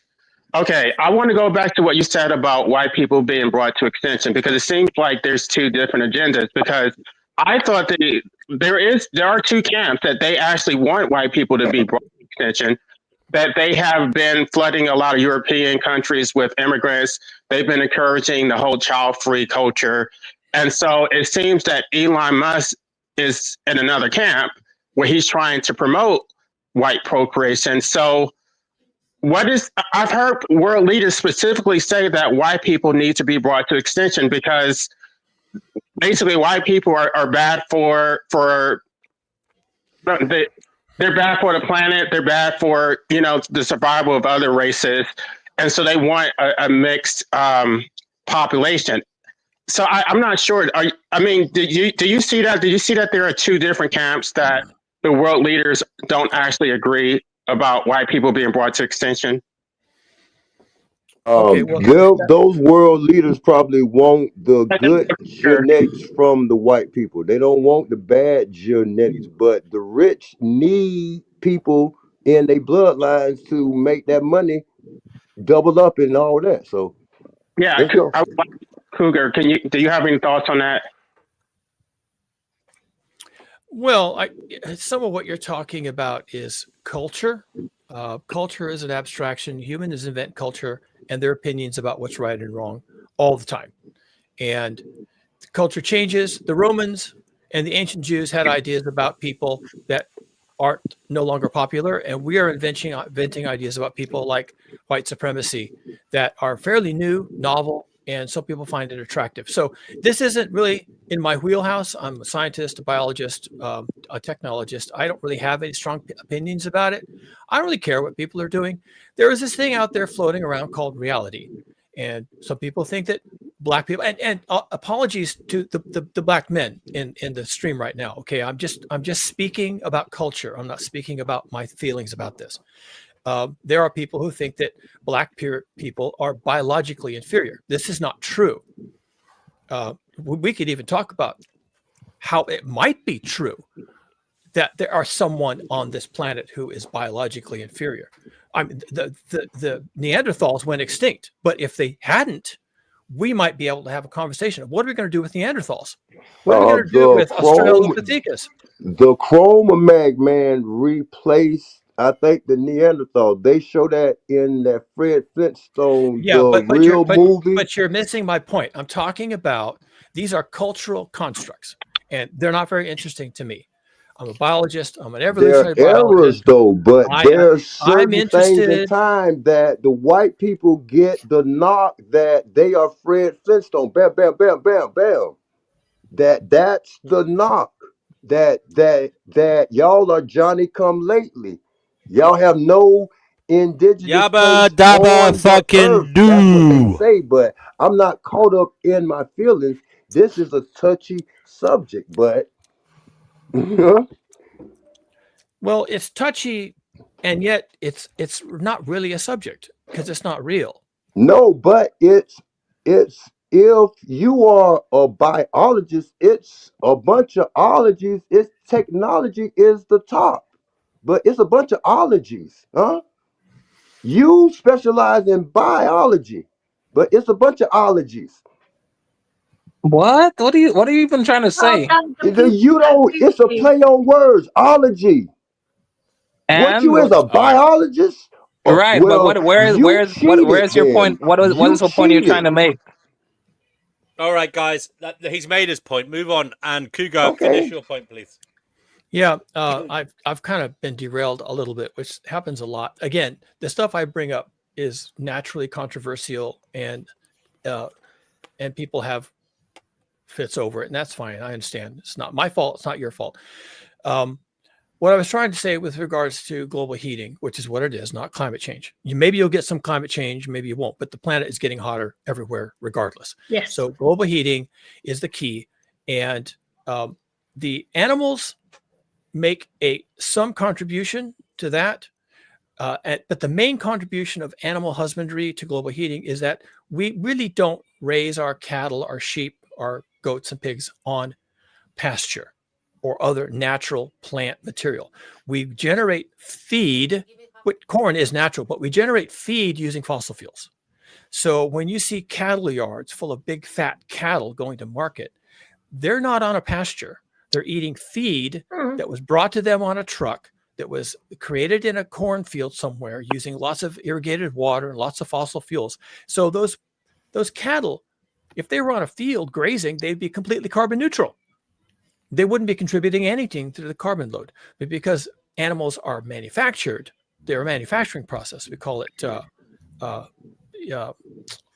modern agriculture. Because they're manufactured, they consume fossil fuels, just as if you were manufacturing Samsung phones. Okay. Yeah, because look, the word man, anything with man in it, it's man-made. Your manual transmission, you have to shift it out yourself. So you're missing the key words man. Look, like the black manosphere.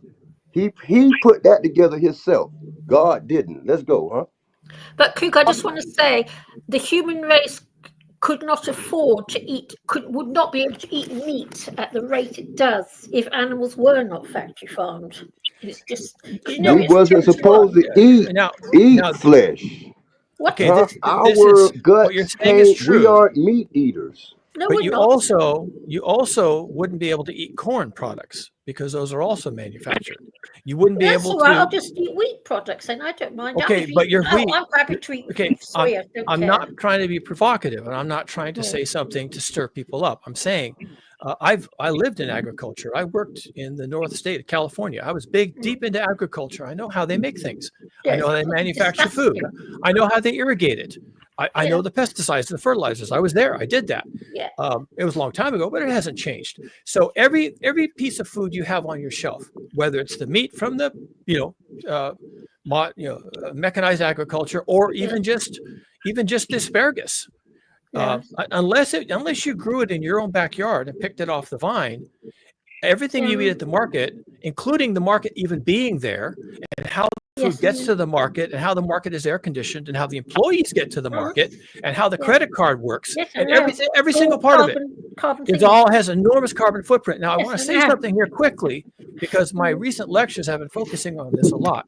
Without fossil fuels, everybody dies of starvation. Yes, I know. So I'm trying to say to you, the human race could never, ever, ever eat meat at the levels it does if it wasn't for all the rest of the stuff.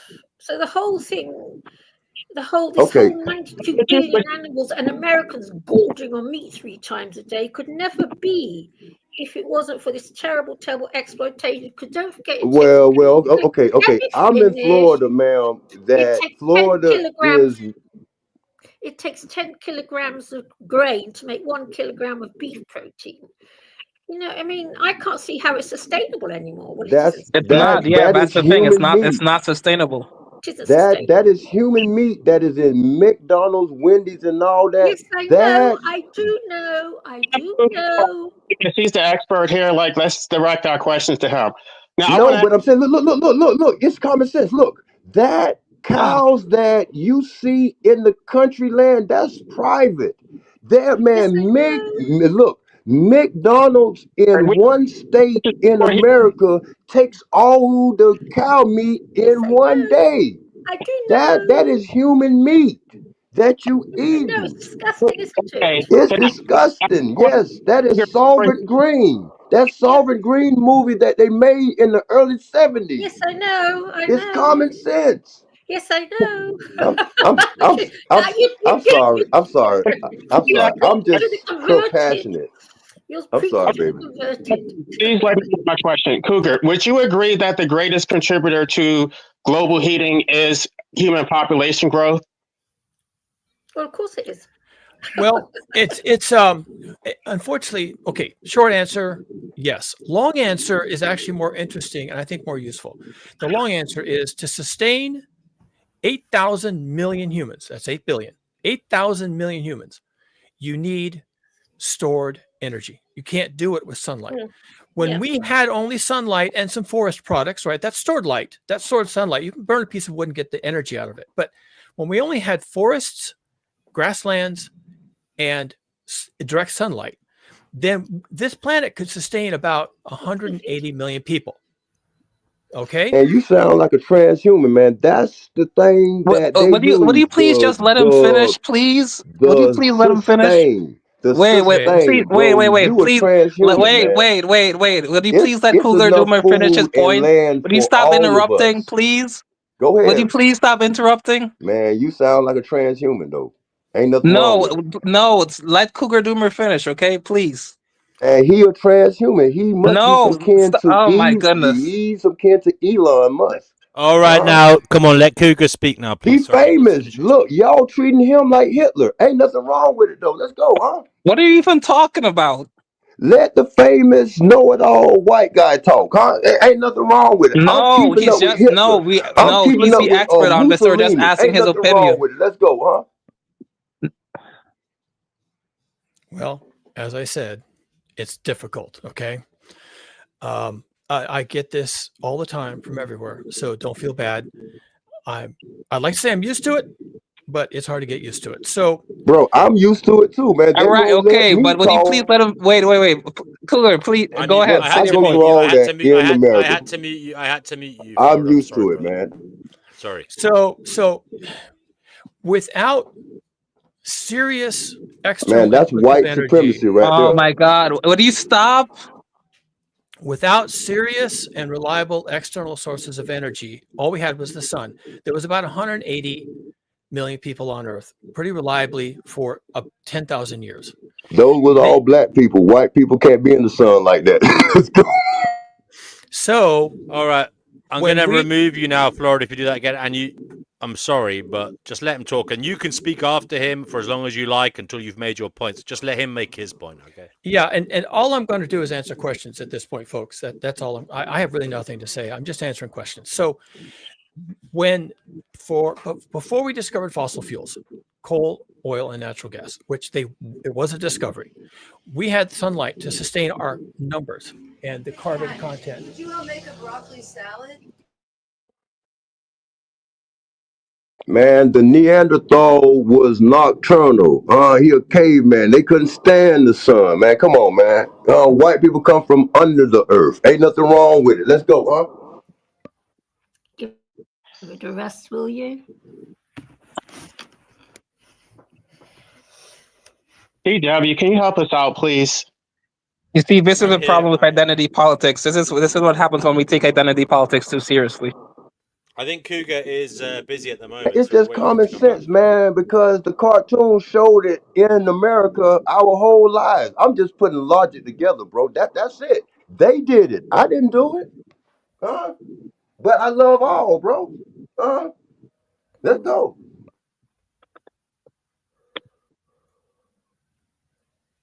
But yes, what Cougar Doomer is saying, it makes sense because,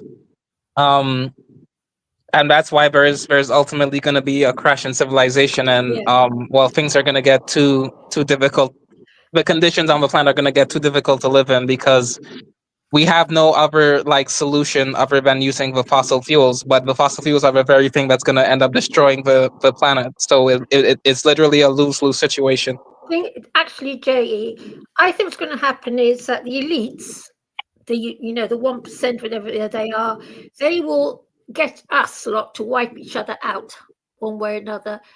They have to in order to sustain their own lives. Yeah.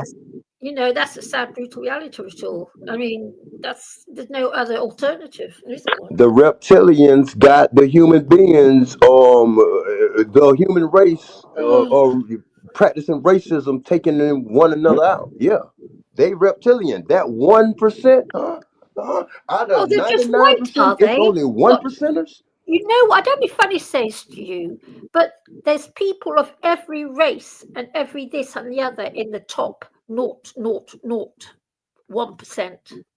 Yeah, that's true. Well, but the 1%ers, that mean like the blood and stuff too, because look.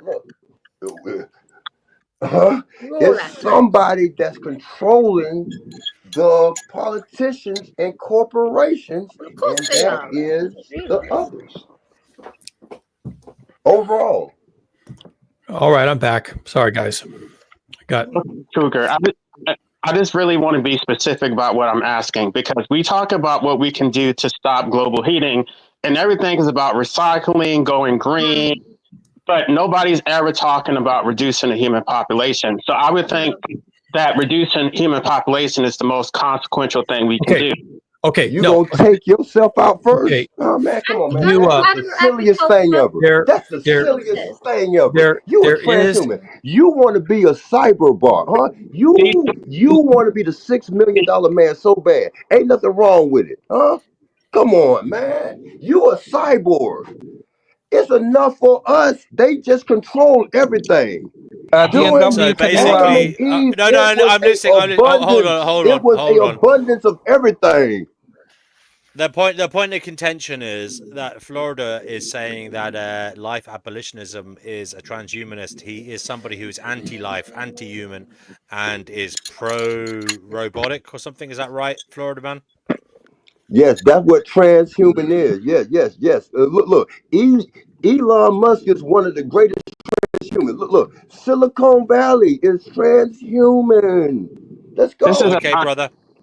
I'm gonna let life abolitionism reply to that, and then we'll move on. And we'll let Cougar finish. I'm not interested in replying to that. I really want to hear All right Cougar. then. Because All right. he's a transhuman, huh? It's in your All right. blood. All right. All right. Or I tell you what. I tell you what. I'm sorry, Florida, but don't just worry for the about it, next bro. few I'm minutes, used to it, man. Kick me out. I take it as a I'm badge not of honor. kicking you out. I'm not Uh, kicking you out. I'm putting you backstage until Cougar finishes the point. Then I'm going to bring you back on. That's what I'm doing. I'm sorry about that. You're not kicked off. I'll bring you back on. Oh, he's gone. He left. Okay. Sorry, Cougar. Go ahead. Cougar, Yeah. if you're still there. Sorry. I mean, I hate that these topics disrupt the flow of the exchange, because you guys are generally doing a really good job. I think you all get along, and then I come along and I start talking about this shit and nobody wants to hear it, and people interrupt me and they shut me down, and it's like I'm at a point where I'm at a point where I don't give a fuck. Okay, but here we go. I'm going to try again. Without copious additions of external energy, this planet could, and we know this, support about 180 to maybe 250 million human beings. Went up and down depending on who was at war with whoever else. But since we discovered fossil fuels, starting with coal, well, actually, we burned a lot of forests even before we discovered coal. After we burned all the forests, we discovered coal, and then oil, and then natural gas. One led actually to the other. That was the sequence. Then we had free energy, and we had free energy like having a battery, and we could run our lights at night. We could run factories, which we couldn't do before. We could transport people vast distances to work in factories, which we couldn't do before. We could move products faster than sailing ships could, which is basically solar power. Sailing ships are solar power. We could grow more food, move more food, do more everything, operate 24 hours a day, 7 days a week, because of external inputs of energy. And because of that, we went from 250 million people for 10,000 years running to 8,000 million people in no time at all. When at 1963, during the Kennedy administration, there was 2.5 billion people. Now there's 8 billion. We are doubling like every, I think it's 16 or 20 years, something like that. Now, to life abolitionism's comment, is the solution to global heating a mass die-off? The short answer is probably, although I'm not advocating that. But if we were no longer 8,000 million humans needing fossil fuels just to eat and drink and have shelter, then our consumption of fossil fuels would plummet. Now, my lecture last night, the talk I gave last night, is all about this. It's over 2 hours. Go to my YouTube channel and you can enjoy it uninterrupted, and me unfiltered. And that is maybe the best way to go about it. But in that analysis, what I came up with was, you don't have to, life abolitionism, getting to your question, I'm sorry, it took a long time. Context switching is hell in this field. You don't need to have anyone set out with T-800 Terminator drones to off the human race. We're doing that ourselves. We're reliant on fossil fuels to live, most of us. 99% of us are living on fossil fuels.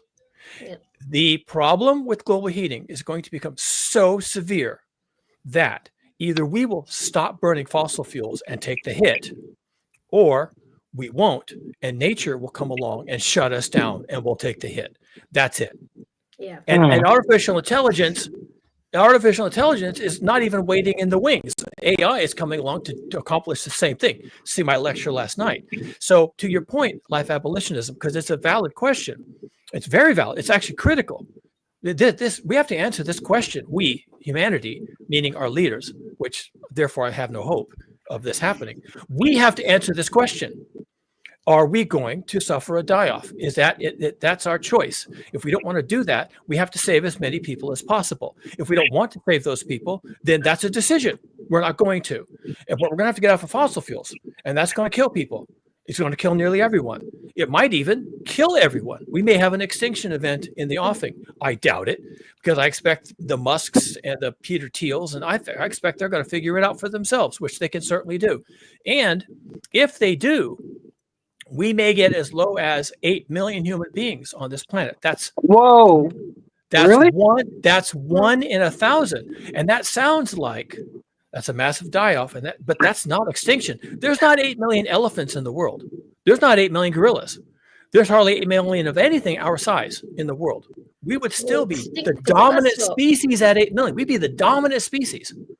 But that's 1/10 of 1% of the current population, folks. And that's what you get without fossil fuels. Whether you want it and you set out to get it and it's deliberate or it's on accident, it doesn't matter. Because without fossil fuels, we're toast. Yeah. I think mostly a problem for those who live in civilized societies, because if you live a primitive lifestyle, you're pretty much zero waste. Well, I wish that was true. And that's the obvious thought, that the people already living on the margins of society, they're already villagers, they have their herds of cattle and camels and whatever, they're going to be fine. But unfortunately, these people live primarily in the equatorial regions, the regions that we don't really care about. And they are going to suffer from global heating. It's going to kill them. No one's going to care. They're not going to bring them water. They're not going to bring them air conditioning. They're not going to bring them supplies. Their animals are going to die. The people will lose their lifestyle. They won't be able to feed themselves.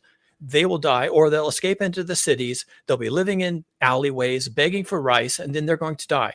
And these herdsmen, who are really our past and could be our future, are going to be thrown to the curb. And it really is only going to be the Elon Musks and the Peter Thiels and the Jeff Bezoses and all the rest of them, some of whom may be in fucking space by then. Okay.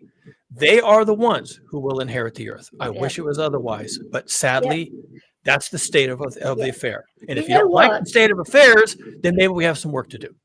I would cave people, cave dwellers might also survive. True God, this is all predicted, what you just said. Only a tiny. I just said it. I just said it. Being predicted. And if you were to spend any time on my website and watch my videos, this is all I talk about. I've been talking about this for 5 years. Yeah, thousands of years ago. All this. So basically, 5,000 years ago, 2,000 years ago. So basically, Doomer, basically no hope, and we're basically cooked. Yeah, we are screwed most of us. Basically, but let me throw something out there. My book was not meant to be optimistic. Again, it was 100 days available on Amazon.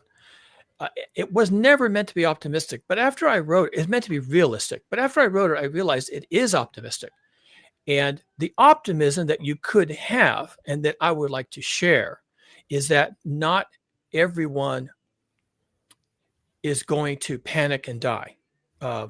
There is a path that tries to thread between the obstacles. If when the wheels come off, everybody grabs their automatic weapons and rushes out in the street and tries to steal the last roll of toilet paper, then all those people are going to die.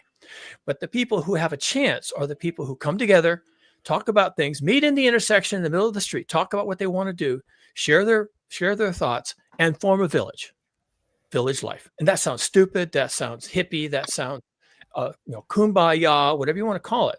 But that is the only other path forward. If you're not Elon Musk and Jeff Bezos and you can't build a space station for yourself on Mars to escape this, then your other option, if you choose to do it, and if you find people of a like mind, read my book, is that you could form a village.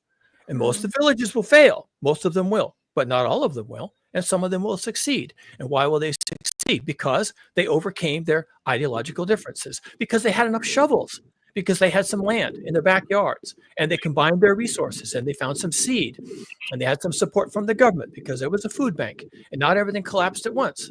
And they had some time. And in 100 days, they kind of, sort of, maybe figured it out.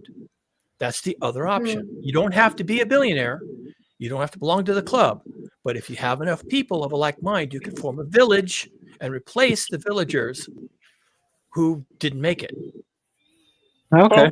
What would be the point? Your quality of life would be so poor. Like, why should we even struggle to go against what is going to happen eventually? Well, some of us are looking forward to the struggle, I guess.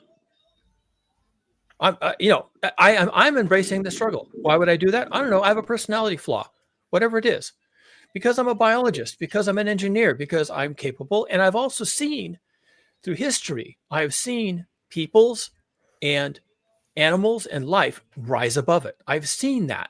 So now it's my turn. I don't have to do that, but I choose. I choose to do it. And I'm doing it. And I wrote a book. And in 100 days, I'm not the only one who does it. That's all. So do you have plans for yourself and your family? I mean, you don't need to say it, but I'm just curious. You have to ask that question again. Do you have a plan for yourself and your family? Oh, yeah. Are you a prepper then, Cougar? Yes. I've been prepping. Because to be a prepper, you have to have a load of space, don't you, though, to put all the stuff you need for what's coming. Okay, so I just said I was, but I'm not.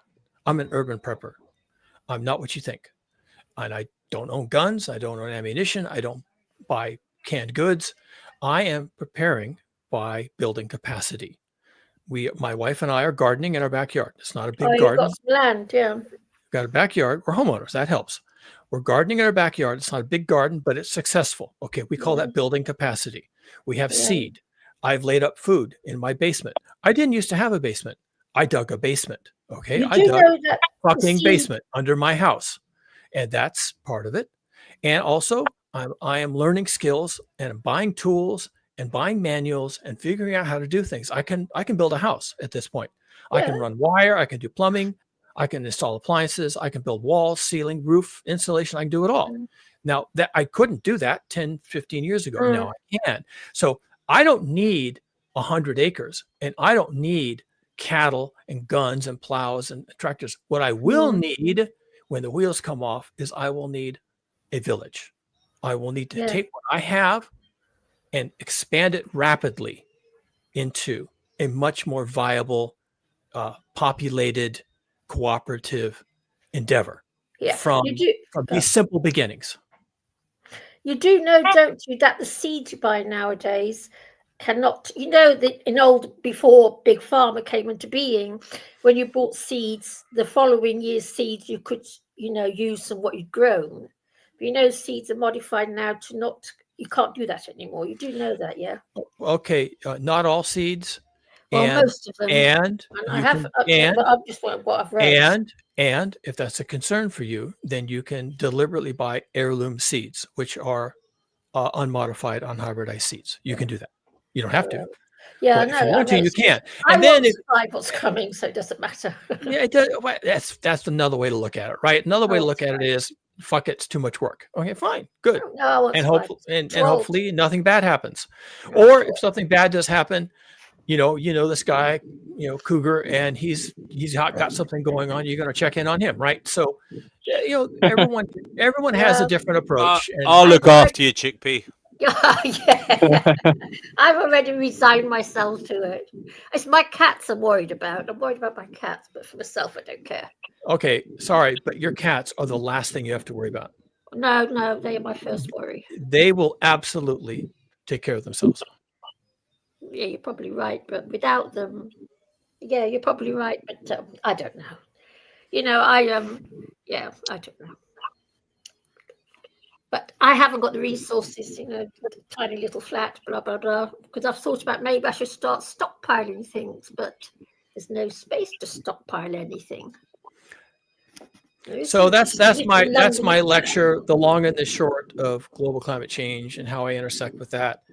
And once again, I have 5 years worth of YouTube videos that talk about this topic and intersectional topics in various detail. Long format where I just go deep. I just go deep into it. And if you're really worried about this and you're really concerned about what's happening, you're not sure about your sources of information, visit my YouTube channel, Cougar Doomer, and man, you're set. Okay, you are set. I got your back. Thank you. And of course, read my book. Available on Amazon, priced to move. There you go. It was 100 days. Look it up on Amazon. Yeah, I'll have a look. Yeah. But I do believe it's going to be happening. What you're saying, I think there's going to be the next 5 years. Yeah, they're following the template on the Georgia Guidestones where they say we got to keep humanity under 500 million or something. I think they will do. They have to do it. They've got no choice. Yeah. You know, it's there's no alternative even. Yeah. So Cougar, how many people are you think are estimated to survive then? I can answer that on two levels. We could go back historically and look at what this planet can support without technology and without constant inputs of fossil fuels. And I gave you that number earlier. It's about 250 million. The second part of the same, it gets worse. Okay, I'm sorry. That's the best outcome. Yeah. However, it's not as good as that. Again, I'm a biologist. I'm an ecosystem biologist. The state of the planet right now is nothing compared to what it was even 1,000 years ago. The amount of arable land, everything's been paved over. I live here in the South Bay of the San Francisco Bay Area. This used to be called the Valley of Heart's Delight. It provided food for San Francisco and the rest of the Bay Area. Right now, it's all paved over. Yeah. And this is fairly typical of what has happened around the world. Go to Germany and you'll find huge cities where there used to be farmlands. Okay. Yeah. So we are not, this planet is not in a good position to support us. It's certainly not at 250 million, maybe not even 100 million. My best guess, and just really reverting to round figures, is that without fossil fuels, this planet can support 8 million people in its current state. And I like that number because that's 1/10 of 1% of the current population. Now, maybe we can do 100 million. Also, on the way down, and you know this is true. I'll just mention it because it's not going to be even contentious. We're going to have nothing but enormous blood-filled battles. It's going to be war for the last roll of toilet paper, okay? War for everything. And it's going to be apocalyptic, just to use a term from the Bible, okay? Yeah. So I think after all of that, how can you have buildings functional like people on the register or like I don't get that. Like, how can you have a functioning society but we also like trying to kill over the last roll of toilet paper? Well, right, that's a problem. It's not going to be a functioning society. Yeah, I think you've nailed it. You've nailed the fundamental question. But then how can you have buildings running and money and still, things still? Right, you won't. That's the thing. You won't. You won't. No. You've guessed it, Black Manosphere. You guessed it. You won't. And the answer is you won't. It's very clear. So unless you have access to some soil and some seed and a shovel and irrigation, you won't. So then what do? You can live for a long time without food. You can't live for a long time without water. And in this scenario, when people are having to roam the landscape looking for the last of everything, and probably not the toilet paper at this point, but the last candy bar, and not finding it, then they're going to die. They're going to die of starvation. And some of them will turn into cannibal zombies, and they'll eat other humans until they die. Yeah, they will. Says it. This is all. It was all written 2,000 years ago, and it's playing out now in our. Well, it's also written in my book, and it didn't take 2,000 days. But I'm saying it's written 2,000 years ago, and people say, "No, it won't. No, it won't." But it was, and it will happen. I can see. To me, it's as clear as day. It is. Well, it's some of it's human behavior, which we can't change. Some of it is engineering, physics, like. There's not going to be a store, so forget that. And some of it is that we won't have the resources, in particular the energy, to do anything that we need to survive. And so if you can't survive, that means the other side of the coin of not surviving is you die. Yeah. We made mass migrations to wherever the goods are at. So that's interesting. No, that's an important topic. Black Manosphere is thinking clearly. That's an important topic. And when I first got into this space about 20 years ago, the concern was mass migration is going to destabilize the Western world. And in fact, we got a little taste of that when 1 million Syrians who were in a drought and couldn't feed themselves anymore fled into the Syrian capital. And the Syrian capital said, "You can't be here. You're poor. You're uneducated. You have no skills. We can't use you in the factories." So they sent them to Europe. As a result of all these weird, dark-skinned Muslims showing up in Europe, we got Brexit. We got a rise in nationalism and neo-fascism. And here in the US, we got neo-fascism and Donald Trump. These all happened at the same time because of what happened in Syria. Now, Black Manosphere, you're saying people will migrate. That used to be the concern. Let me tell you what the thinking is now, and I am on board with this thinking. The people who are going to need to move are going to find that they don't have the resources to do that. They don't have the money. They don't have a private jet. They can't buy an airfare. They can't get a passport. Right now, countries are closing their borders. This was not the case 10 years ago, but it is now. To get into the US, Donald Trump will sell you a $5 million gold card in lieu of a visa. And you can land, buy the card, and do your thing. But not everybody from Jamaica can do that. And there's a lot of people in Jamaica right now wish they could, because they just had a huge bummer of a hurricane. Now, that means that people will die in place.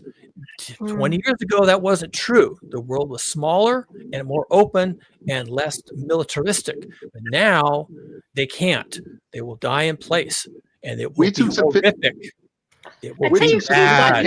We're too sophisticated. We come too far in sophistication. I must say, Cougar, you are saying everything I'm thinking. Okay, fine. Now listen, I just want to finish this thought, because this is kind of important, and this is where we all have to have our eyes open to see what's happening. The poor will not escape this. The middle class will become poor, and they will not escape this. Yes. The upper middle class will be divided. Some of them will fall off the economic ladder and not escape this. Some of them, through whatever forms of theft or whatever, rise into the upper class, and then they have the money to escape this. And they will escape this to countries like the US, where if you have money, and that's good enough, you can start over. So, but it'll only be the wealthy. And in fact, if we end up being winnowed down to 8 million or 80 million humans, those people will not be the meek inheriting the earth. They will be the rapacious, sociopathic elites inheriting the earth.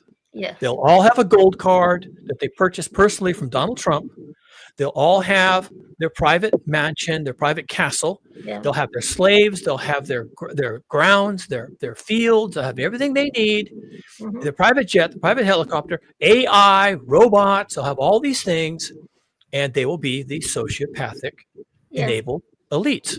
And that's how this plays out. And I don't see any other way this plays out. Now, there'll be a whole bunch of people who just met in the street, talked among themselves, and said, look, let's make a run at this. And they form villages, and they figure it out. And they're villages of, 100 to 200, 300 people, and they will be living really well. They'll have their crops, they'll have their animals, they'll have their community members, they'll go to church all on the same day, they'll all pray to some god or other, and they'll have their holidays, and they're going to live in isolation in their village, and everything is working out for them. But the only other group that has a story are the elites. And everyone else dies. Well, why don't you think it's important to own a gun? Because you can have your food, but if you don't have a gun, somebody will just take it. So that's going to have to sort itself out. There's going to be a lot of people with guns, especially here in the US. They're first of all going to try and intimidate people who have resources. But after that, they're going to have to go after each other. The people with the guns get all the resources. And then the people with resources are going to have to gun it out. Eventually, they're all dead. This is what we call a circular firing squad. They eventually kill each other. And the only people with a chance in hell are the villagers, who won't be doing that.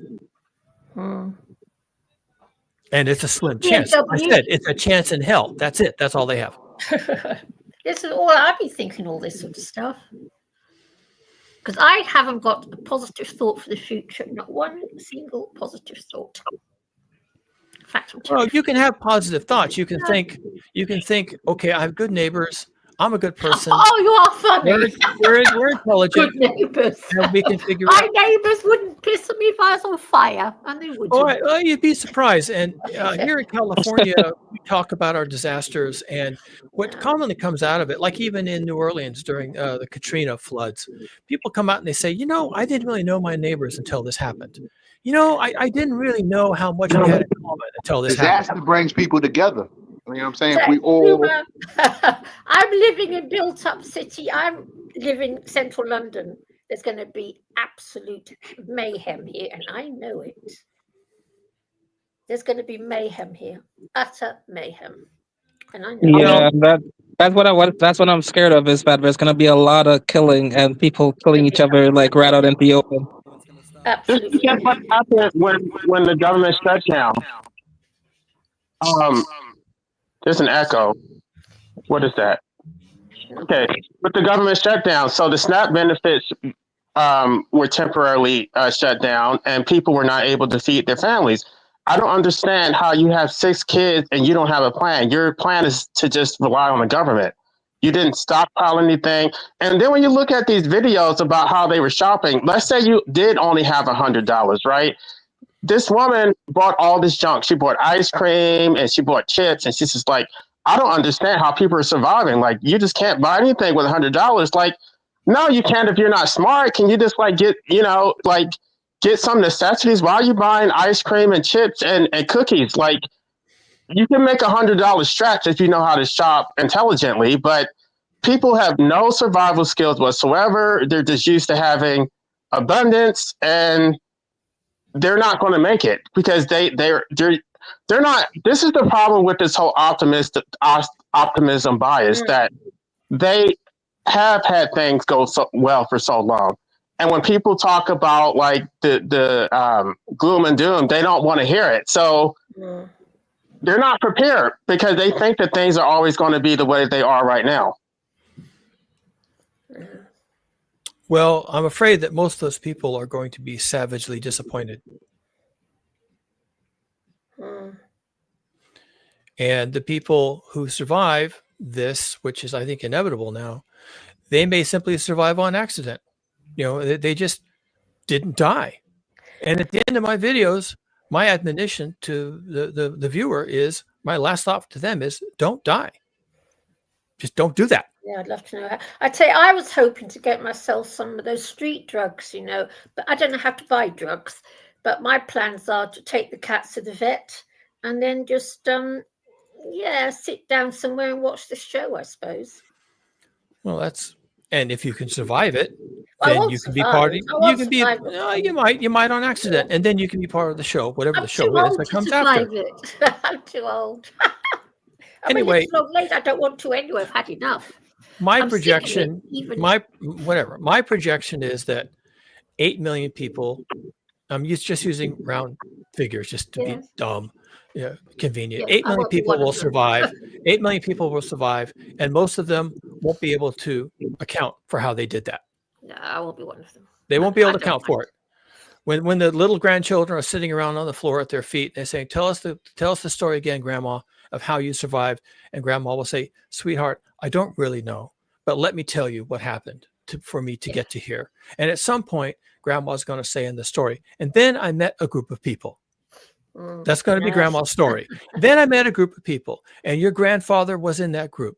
And now you grandkids are here. Yeah, Okay? that That'll be the story. No, And- my luck, I'll probably reincarnate into it. And I'm a writer, so I tend to think in terms of story narrative and story arcs. And one of the things that will happen, and this happens in my book, is that the people who fail in all the ways that, the millions of ways that you could fail, and the few ways that you can succeed, so the odds are stacked. But those that fail don't have a story. They're not in the book. They're not telling the grandkids what it was like. They're not giving advice to young couples on how to do this. They don't have a narrative. And my book is not written from the perspective of, all the people who had all the things going on and then they finally didn't make it. It's told only from the perspective of the people who made it. So it's biased. It's biased. But I might be a grandchild in that time, because knowing my luck, I'll be sent back for another 70 years. But there is a bias in You don't all believe this in talk. reincarnation, do you? No. No, I can't. I do. I'm one of those. I'm a I materialist. believe in it. But in any case, to have any discussion at all, this whole thing is biased towards a kind of optimism that you're going to be there to tell the story. That's your bias. And I am biased because I wrote a book. And to write the book, I had to consider that somebody would have a story to tell. Yeah. It's a story. Yeah. And in the Well, it last will be. line It says in the of one Bible of the even there will be chapters, survivors. one of the characters in the book, one of the characters in the book who's actually mute. She doesn't speak, but she can write. And one of the characters in the book says, "I am made of words. Find me where they still have books." That's her accounting for how she stayed in the story. She's made of words. And, I don't know what's going to happen. I know what might, and I know we have a big challenge. We have a lot of work to do, folks. Yes, And this is do gonna it or be don't do it. it's gonna be a lot of Do it or trouble. don't. Maybe you can't. Maybe you don't have the spiritual Don't have armor. I don't know. You don't have the right people around you, but someone's going to do it, and they'll have a story. They'll tell the story, and that's good. I think that's optimistic. I know that, but someone's going to tell the story. Yeah, I know there will be survivors. Obviously, it says there will be survivors. Obviously. There was a time, and this sounds like it's a divergence, but it's not. There was a time when the modern human population, okay, just Homo sapiens, was reduced to between 2,500 and 10,000 individuals, and they can do this through studying rates of mutation in the human genome. And we have 8 billion copies of the human genome to look at. So when they look at the human genome and they start looking at mutation rates, what they discovered was, they weren't looking for it, but what they discovered was that at one point, and I think it's either 70,000 years ago or 90,000 years ago, that there was about 2,500 modern humans in the world. 2,500. From that, we're now at 8,000 million. So we are capable. We're sons of bitches. Okay. We are ruthless. We are relentless. And you can get down to 2,500 people and still come back with everything we have today. White people, brown people, Asians, all the languages, all the cultures, all the religions, all the written stories, everything. And from 2,500 people, all of this, everything that's around you now, and that will be until the end of your days, all of that came from 2,500 human beings. So we can do this. And that, you want to say, well, that's optimistic. We have done this. Been there, done that. We've done this. Wait, but what are we going to be able to use if the atmosphere is cooked? Essentially, how are we going to be able to survive in that and use whatever resources left if there's not going to be any resources? Okay, well, you don't need resources. You need crops and you need a community, and that's the minimum. That's the minimum. Water. Food supply, water, and a community. Clean water. And if we end up with one village on the entire planet, and maybe it's up near the Arctic Circle, and maybe it's in Newfoundland or something like, or on the shores of Greenland, who knows? If we end up one village of 2,500 people, but they're making it, then mission accomplished. Yeah, I know. That's it. I won't be there. You might be, and you might be there on accident. You may find yourself with a lot of fucking work to do, and you may resent it. But nevertheless, they're going to turn to you and they're going to say, "Hey, chickpea, we can help here." And it'll be up to you whether you want to pick up the shovel or not. I mean, and at that point, you're going to have to do it. You're going to have to do it. I'm an old lady. I'm done with work. I'm done. At the very least, you would have to live somewhere where you have access to water. Yeah, sure. And also, if we're dealing with hothouse Earth, you're going to have to be someplace where the wet bulb temperature doesn't exceed human tolerance. So there's going to be some problems. But all I'm saying is, it's not that this person or that person figures it out.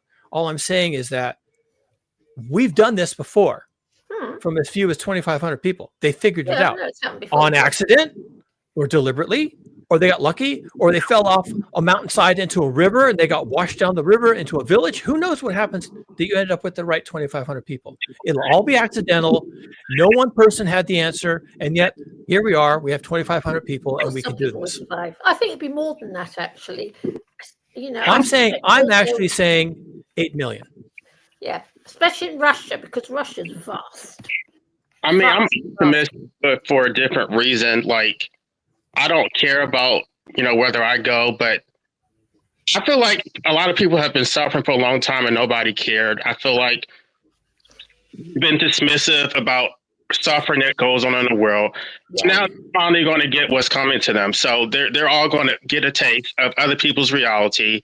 And now all of a sudden they're going to have an awakening, but it's going to be too late. So I look forward to it because I want justice for everybody else who has suffered under this oppressive system. Well, that's one way to look at it. I think if you're busy scrambling around trying to find the last candy bar, you probably won't be having those thoughts. No, I'm just no. I'm going to enjoy the ride to the extent that I guess I'll witness it for a short period, but I'm not going to live through that. I have no desire to live through it. I just want to see people get what they deserve, and then I'll go. Yeah.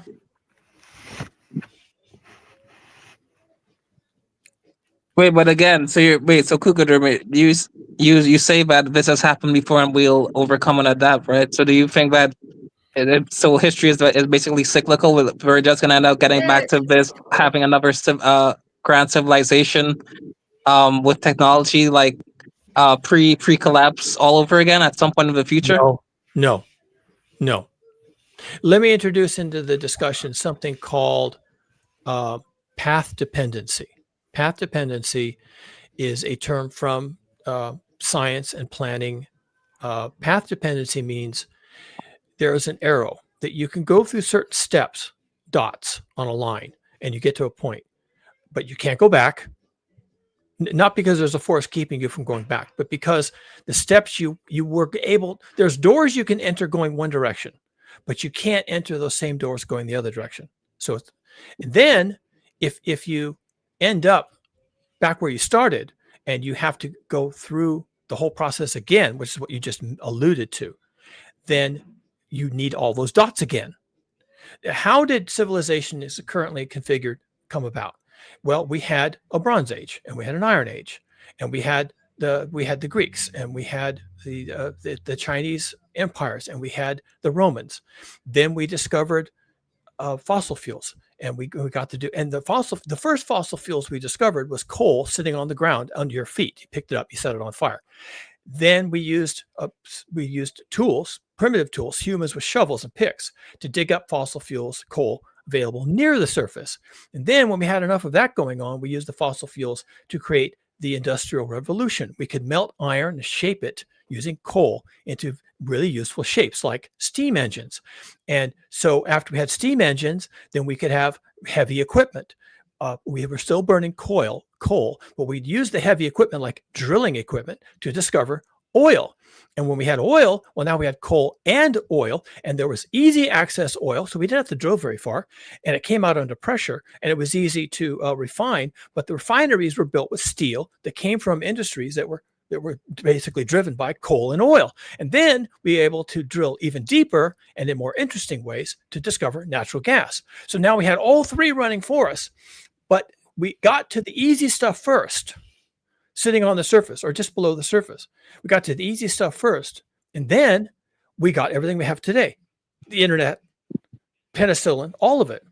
But the path dependency is we got jump started by the easy stuff, picking up a lump of coal off the ground or digging a very shallow mine with men using picks and shovels. The easy stuff is gone forever. It took 100 million years to put it down. It's gone. We can't do that again. We can do something, but we can't do that again. What will we do? I don't know, but we won't do that path again because we can't. It's gone. So, can we have this civilization again? No. Without question, no. Will we have a civilization? Well, the Aztecs didn't need, and the Romans and the Greeks didn't need fossil fuels, and the Egyptians didn't need fossil fuels. They had civilizations. Mesopotamia were the first civilization. They didn't have fossil fuels. They did great things. They started all this thing. They kicked it off. So you can have something, but can you have what we have now? Can you have penicillin and the internet and rocketry and cars and batteries and solar panels and service stations full of petrol and all the products on the shelves at the store and the modern agriculture and the tractors and the plows? And no, You can't, because you can't get there from what comes after this. You can't get there. There's no path. There was a path. There was a path. We traveled it. We burned our way through it. We burned all the bridges as we went. We drew up the ladders behind us as we went. We pulled up the ladder behind us. Now that path is gone. We consumed it. We devoured our way to where we are. We've eaten everything this planet had to offer, and we're done doing that. And when this civilization collapses, as I think it shortly will, we're done. We can do something else, but we can't do that again. That is finished. Absolutely, without question. And this is because of path dependency. And what I tell people is we are going into a future of some kind. I can't tell you what it is, and I can't tell you how you're going to get there, and I can't tell you what it's going to look like when you arrive. You are going there, but it's not going to look like this ever. Damn. Well, I guess that's it. No more funny cat videos to watch on the internet and no more TikTok, right? Well, you can put the entire internet on a hard drive. What? Really? Well, the way you do it is you get one of these large language models, put it on a Raspberry Pi with a huge memory allocation, and start asking it questions. You can carry that around with you. You won't need the internet. We will have large language models or artificial intelligence versions that fit in a smartphone. You won't need the internet to access them. There's enough information in there that you can simply turn it on and start asking it questions. Will they be the correct answer? Will they be useful? Will they be hallucinations? I don't know. It depends on how good the information is that's in storage. But we could, given the technology now at hand, we could, if we plan ahead and we don't fuck up, we could have access to the entire compendium. Everything ever written is currently in these AI models. Everything ever written, everything on Wikipedia, everything on Reddit, everything on TikTok is currently in these models. It's bullshit. Most of it is crap, but some of it isn't crap. And you may not trust it, but it's there. And it may give you some ideas. And if you could have the entirety of Wikipedia on a thumb drive, you'd be doing pretty good. And if you could have the rest of it in an AI that you could simply ask questions of, like, how do I make penicillin? You'd be doing pretty good at that point. You wouldn't have the internet. You would have the child of the internet, the AI, and it would be a reliable child. And you'd have something. Do you want that? Well, then get on with it. Figure your shit out. That's your job. You have to figure that out. And hopefully, Amazon will have a product that you can buy that is essentially a large language model running on a small appliance, or there'll be some software you can install on your phone, or some combination of the two. And it's like the what was it in that video game? I'm screwing up. But anyway, something you can wear on your wrist that you could ask questions about. Maybe. Yeah. My wife is after me. She hates it when I do this. But, I enjoy talking to you people, and you guys have great conversations, and I enjoy listening to you too. And I get a lot out of this. Yeah, me too. She doesn't understand why I'm on here, but it's good for me because I don't get to talk to many people about these topics. As you all know already from your personal experience, nobody wants to deal with this. Nobody. Yeah. We are on our own. Except for what we have right here. We're on our own.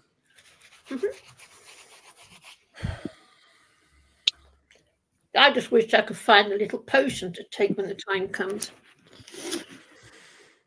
Yeah, I don't know if Careful what you say. I know, I'm not going to say anything. But thank you again, Cougar Duma, for your wonderful, enunciation of what is going on and sharing your knowledge, brother. We really appreciate it. Yeah, I appreciate that. And it is knowledge. I'm not making shit up. I'm not paranoid, delusional.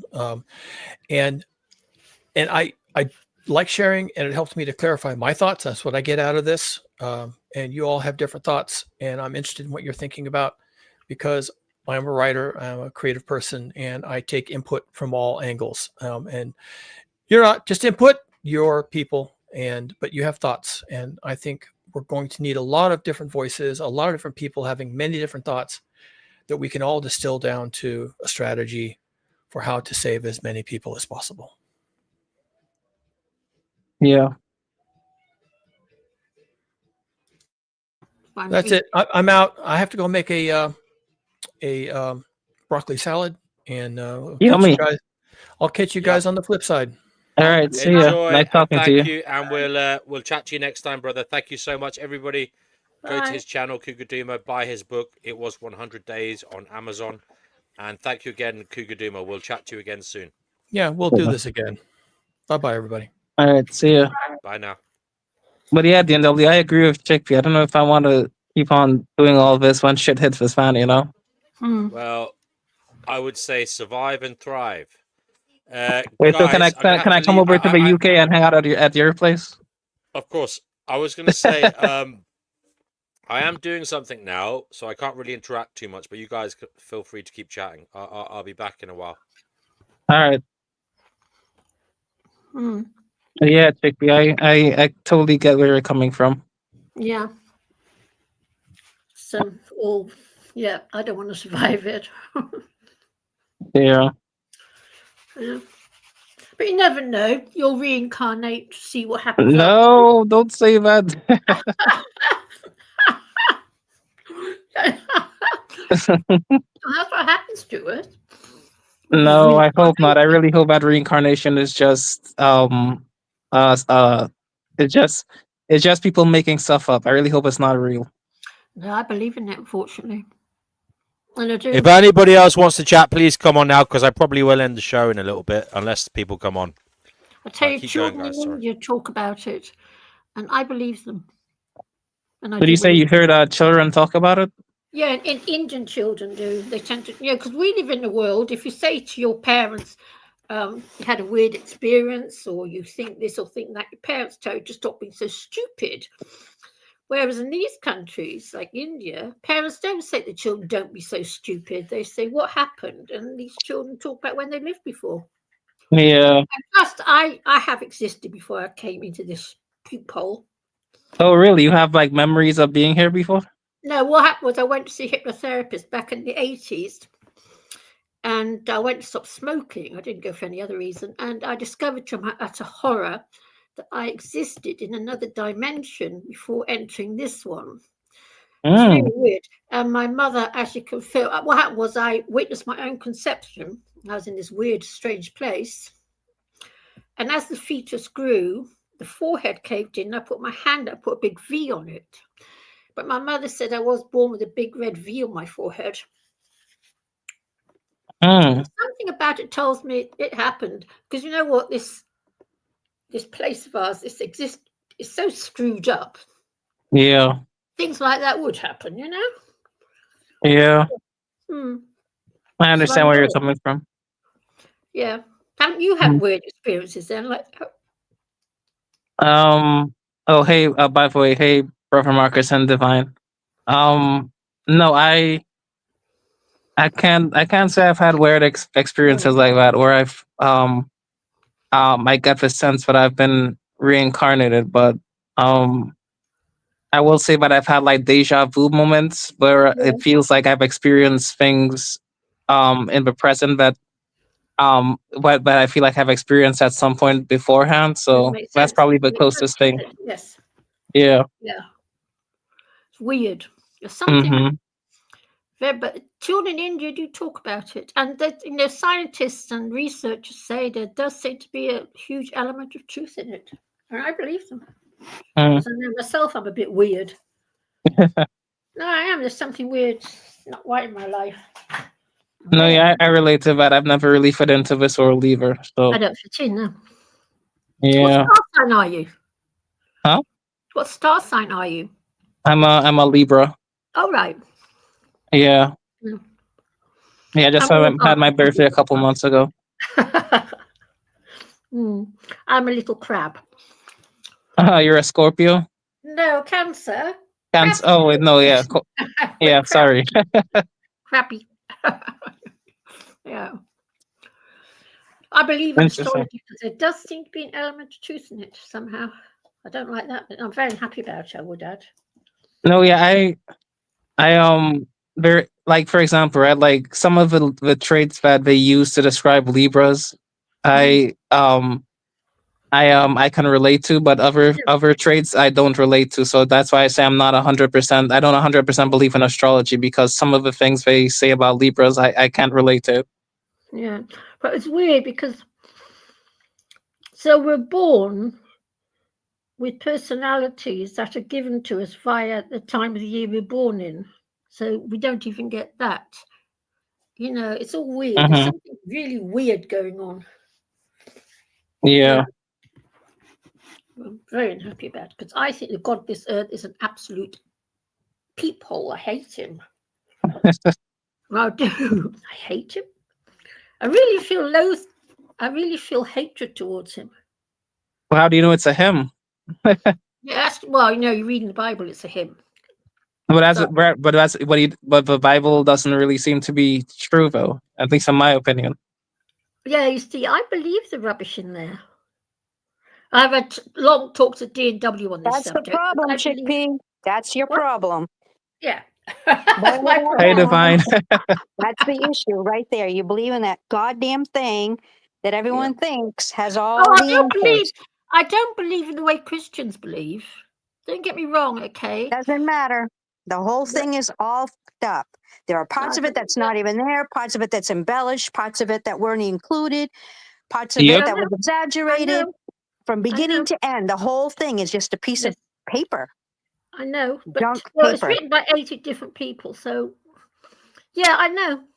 I know exactly what you're saying. I do know, but there's something about this parts of it I No, Divine is like, yeah, she's like very, she's 100% spot on. Like, there's a whole books that were taken out and left out and stuff. Like, it's a mess. Yeah, I know. I know. I do. And wait, know. and Chickpea, if you truly believe that the God of the Bible is real, then shouldn't you be worried, then, that you're gonna go to hell? Well, I don't believe that the God of the Bible is the nice person we're told he is. Don't get me wrong. I read it in a very, very strange way. I think God is an asshole, the God of this earth, this Jehovah person. I don't think he's a nice thing. And I'm not too keen on the Jesus thing because I do not believe that anyone has the right to forgive sins except the person you sinned against, if you get what I mean. I know Jesus will When you forgive say you your believe sins, in the but I don't Bible, you believe don't in really that. believe in it. Huh? When you say you believe in the Bible, you don't really believe it. Well, I believe there's weird. I'm very attacked because when I was a little girl, I was a little Bible freak, and it's still in me to be a little Bible freak. But I don't, you know, like the whole thing with the Roman Catholic Church and Christianity, I don't think it's as as beautiful as we're led to believe. I don't think it's beautiful at all because, as far as I'm concerned, the whole Jesus story came about when the Romans decided that the masses could come in, pay money to tell their sins to some person who belonged to the church. And that's how the Roman Catholic Church became rich. So I don't believe in all this confession and Jesus and all that. No, I don't believe in that. I believe it. It's kind of a big part of the Bible. Yeah, I know. Okay. I know, but I don't believe it's as innocent and beautiful. I don't think the Bible is beautiful. Oh, I don't think it's a nice book. Far from it, but I believe it. I don't think it's nice. And I don't sit listening to priests with my mouth open at their wonderful stuff. Totally the opposite, in fact. But I believe it. There's something, because there's two ways of reading the Bible, and there is. But there does seem to be a horrible element of truth to it. And I'm not saying nice truth, I'm talking horrible, bad truth. How do you determine the true components from the lies? Or, sorry, misinformation, or I don't even know what you would call it. Well, I don't know. It's the just that, concept of okay, an- I believe in the last book of the Bible, you know, where it says about the Euphrates drying up. Revelations. Yeah, it says in the Revelation, the Euphrates is going to dry up, and there's going to be an invasion of the West. Right. Okay. Well, the Euphrates is pretty well dried up, and the West is being invaded, i.e., Western Europe. You should be here now. It is being invaded. It's like living in a foreign land. And it is written there. It was written 2,000 years ago. And I do believe there's going to be a lot of trouble in this country. How do you That's what I determine believe. which parts to believe? How do you determine which parts to believe Well, I and which don't ones know. you don't? I don't know. And I believe in the mark of the beast too. I believe that they will, with AI, in a few years' time, it'll be a case of do or don't. And if you don't, you will literally not be able to buy any food, pay for your rent, or anything if you haven't got that little mark to say, yes, I submit. And I believe that. No, but like Cougar Doomer said, they already have us Yes. doing that. Yeah. Yeah, it's on. Yes, it's already in the pipeline, and it does say it in the Bible. I'm not saying that. I mean, yeah, it's I don't know why I believe it, Brother Marx. Is why I come here to get other people's viewpoint. Okay, well, we're all telling you it's wrong. So No. But Cougar Doomer didn't. Cougar Doomer said they've already got us. And they have to a certain extent. I mean, once they start bringing the digital ID in, it's going to be mandatory in the UK by 2028. Yeah. In 2028 in the UK, you won't be able to apply for a job, won't be able to travel anywhere, won't be able to do this, won't be that, unless you've got all that rubbish, all your whole private life on your smartphone. I'm terrified. So what do? You know what you do? You throw your freaking goddamn phone in the dryer and you walk away. But I live in the middle of a city. It's not that easy. It doesn't matter. You find a fucking dryer, you throw your phone in. You don't run the cycle, you just keep it there so they don't know what the fuck you're doing. I don't own my property for a start. Are you saying you don't have a dryer? I don't own, my property is not a freehold property. Are you saying you don't own a dryer? No, I'm saying I don't own a freehold property like you do. Well, you're trying to go against what I'm saying on purpose, and that's perfectly fine. That's your entitled. No, but right. But you have to understand that there are things that you can do, so you're not being connected to it on a consistent basis. If you need a break from it, you just put it away. You put it in the dryer. You walk away. You go have fun. You go play. You have fun with your friends. Do things. Go places. You don't have to drag your phone unless you choose to drag your phone. I don't go anywhere because my bank account will be on the phone, and they will let you use it. Your bank account can't be on the phone if you're not using a phone. And then what would I use for currency? Cash or a debit card? Like, what do you mean? Yeah, that might work. The UK is almost cash free anyway. It will happen. Yeah, but it's not. A choice. My land is not freehold. If I don't do what they want, they can just throw me off. And they can. Sad, brutal reality. That's what I do. When I want a break from my phone, I throw it in the freaking dryer and I go live my life. Then I know they're not monitoring me. They're not watching every piece of toilet paper I use for my ass. I know, but that's coming to an end, Divine. I tell you, it's coming to an end. I don't really care. You know, it's like, here's a quarter. Have you read what they're planning in the UK? Have you read what they're planning? What do I care? Well, exactly. Precisely. I don't. It will come to you too. It doesn't matter to me what anybody says. You only can go as far as how you want it to go. No, people are sitting there, they're automatically giving over their power and thinking, okay, this is how it's going down. This is how it's going down. They write all these fucking hundreds of books. They say all this stupid stuff. This is how it's going down. How do you know? You're not there now. You're not in it. It's not happening in this moment. When the moment comes, that's what determines what happens. Who you are in that moment is what determines what happens. How you feel in your heart is what determines what happens. Divine. Right, in 2 years' time, the UK, everyone in the UK is going to have all their ID on a digital phone. If you don't, you won't be able to pay your rent for a start. It's just hearsay right now. Yeah, I mean, this is ridiculous that you guys are believing this crap. It's not wait, Divine. The UK government has actually like listed out what they want to do. Actually, what they're going to do. Yeah. It's already, they've already So what are you said going to do about it? You're going to sit there around and let it happen? No, I'm or- not. No. I'm not going to participate. I'm going to just check out of society. Well, that's I one mean, I way don't to really have handle it. much survival skills, but I guess I'll have to wing it and learn it as I go. But I tell you, so the only way what's going to happen to me is then if I You I don't won't have be to able to live use my there. GP to It's a get my choice. I won't be able to use my GP to get my needs filled. I won't be able to get the supermarket. So I don't know what the fuck I'm going to eat because I want my feed my cats on. I just don't know because it's Your cats will survive. No, if whether you're there or not, they know how to eat without you. Cats only Yeah, survive because if they'll know how to hunt and stuff, chickpea. Yeah. They have their instinctual things there's that not they that will much do. to hunt here. It's the middle of a city. I'm right in the middle of London. It doesn't matter. It Why do you think strays on the streets of London or anywhere else, they survive? They survive because they know how. That's their natural instinct is Not in the survival. Define they only live for a couple of years if they're lucky. And I know this because I belong to animal rescue. They only live for a couple of years. No, I don't buy it. No, it's how to say. I don't know what it's like in your way you live because you live in a different part of the world. But in central London, strays You know what? only live for a Your couple of attitude can follow you no matter where you're going. If I was in the UK, I'd still have this attitude that I have, and I'd still be Hazel May Bouchard. I'd still be independent, and I still would throw my goddamn phone in a fucking dryer So because do I you didn't use a want to be debit- harassed do you use a or debit held card, accountable Divine? for anything I said or did in that moment because of some bunch of Divine, idiots do that you think use- all they got to do is monitor people all day long. Do you use a car, Divine?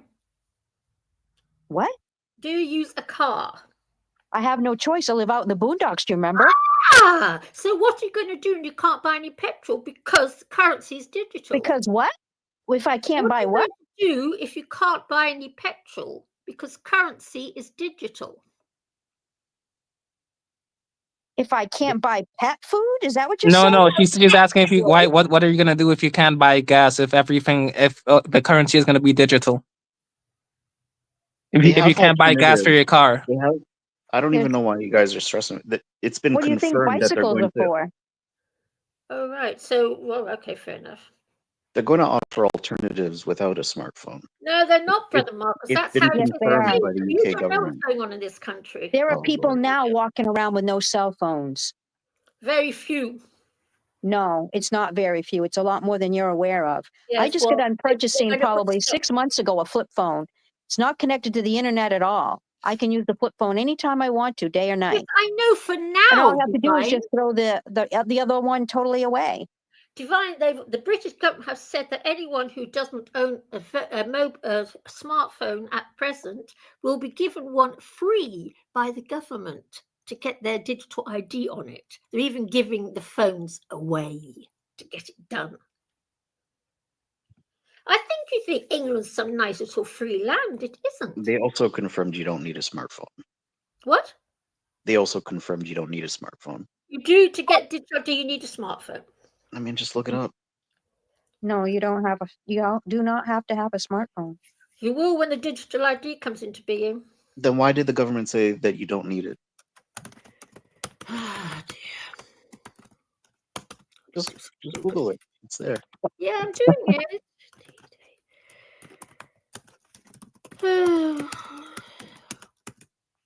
That was a great chat, but I wish that it could have been monitored better as far as someone pressing the mute button more often.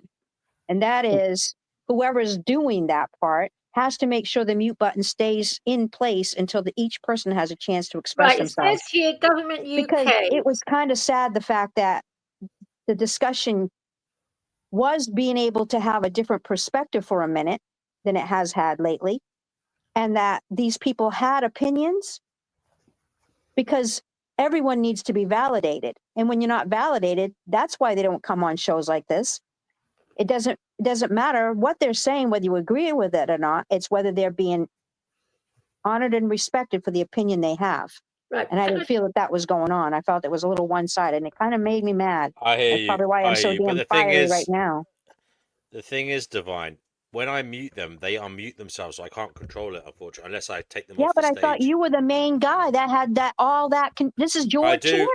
I do, but the thing is, for some reason on StreamYard, if I mute people, it only keeps them muted while, and then they have the ability to unmute themselves whenever they want. It's really annoying. You're going to have to really on top of it in order to prove that point, I guess. Well, it's very difficult.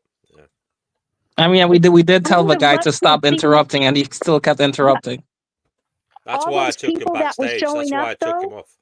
It was because they have never been heard. If you had just listened to them for a few minutes, they would have listened to everybody else too. I mean, it's so sad it went that way. I would have loved to have seen the whole thing closed down with everyone involved, not just some.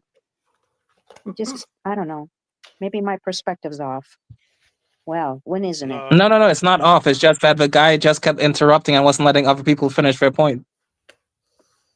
Well, I guess you have to give everyone equal amount of time too. If one person's spilling their guts for like 45 minutes, it doesn't give anyone the reason any chance to speak.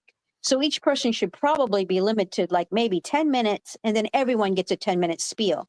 You used to go around the chat more and ask each person their individual idea Yeah, or I thought know, on but that the problem process. is if your stream is more than 2 hours long, it takes a lot out of you to keep doing that constantly for like that. Look, I've been going 6 hours 20 minutes now. I can't be doing that, like going around and around, because that's like a 6 hours 26 minutes, man. That's a long time.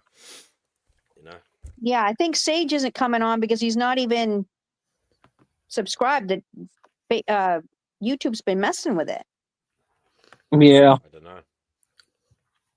They're trying to do something. I'm not sure what they're up to, but sometimes Life they're says successful. he wasn't making any sense. He wasn't letting anyone talk and kept changing the subject.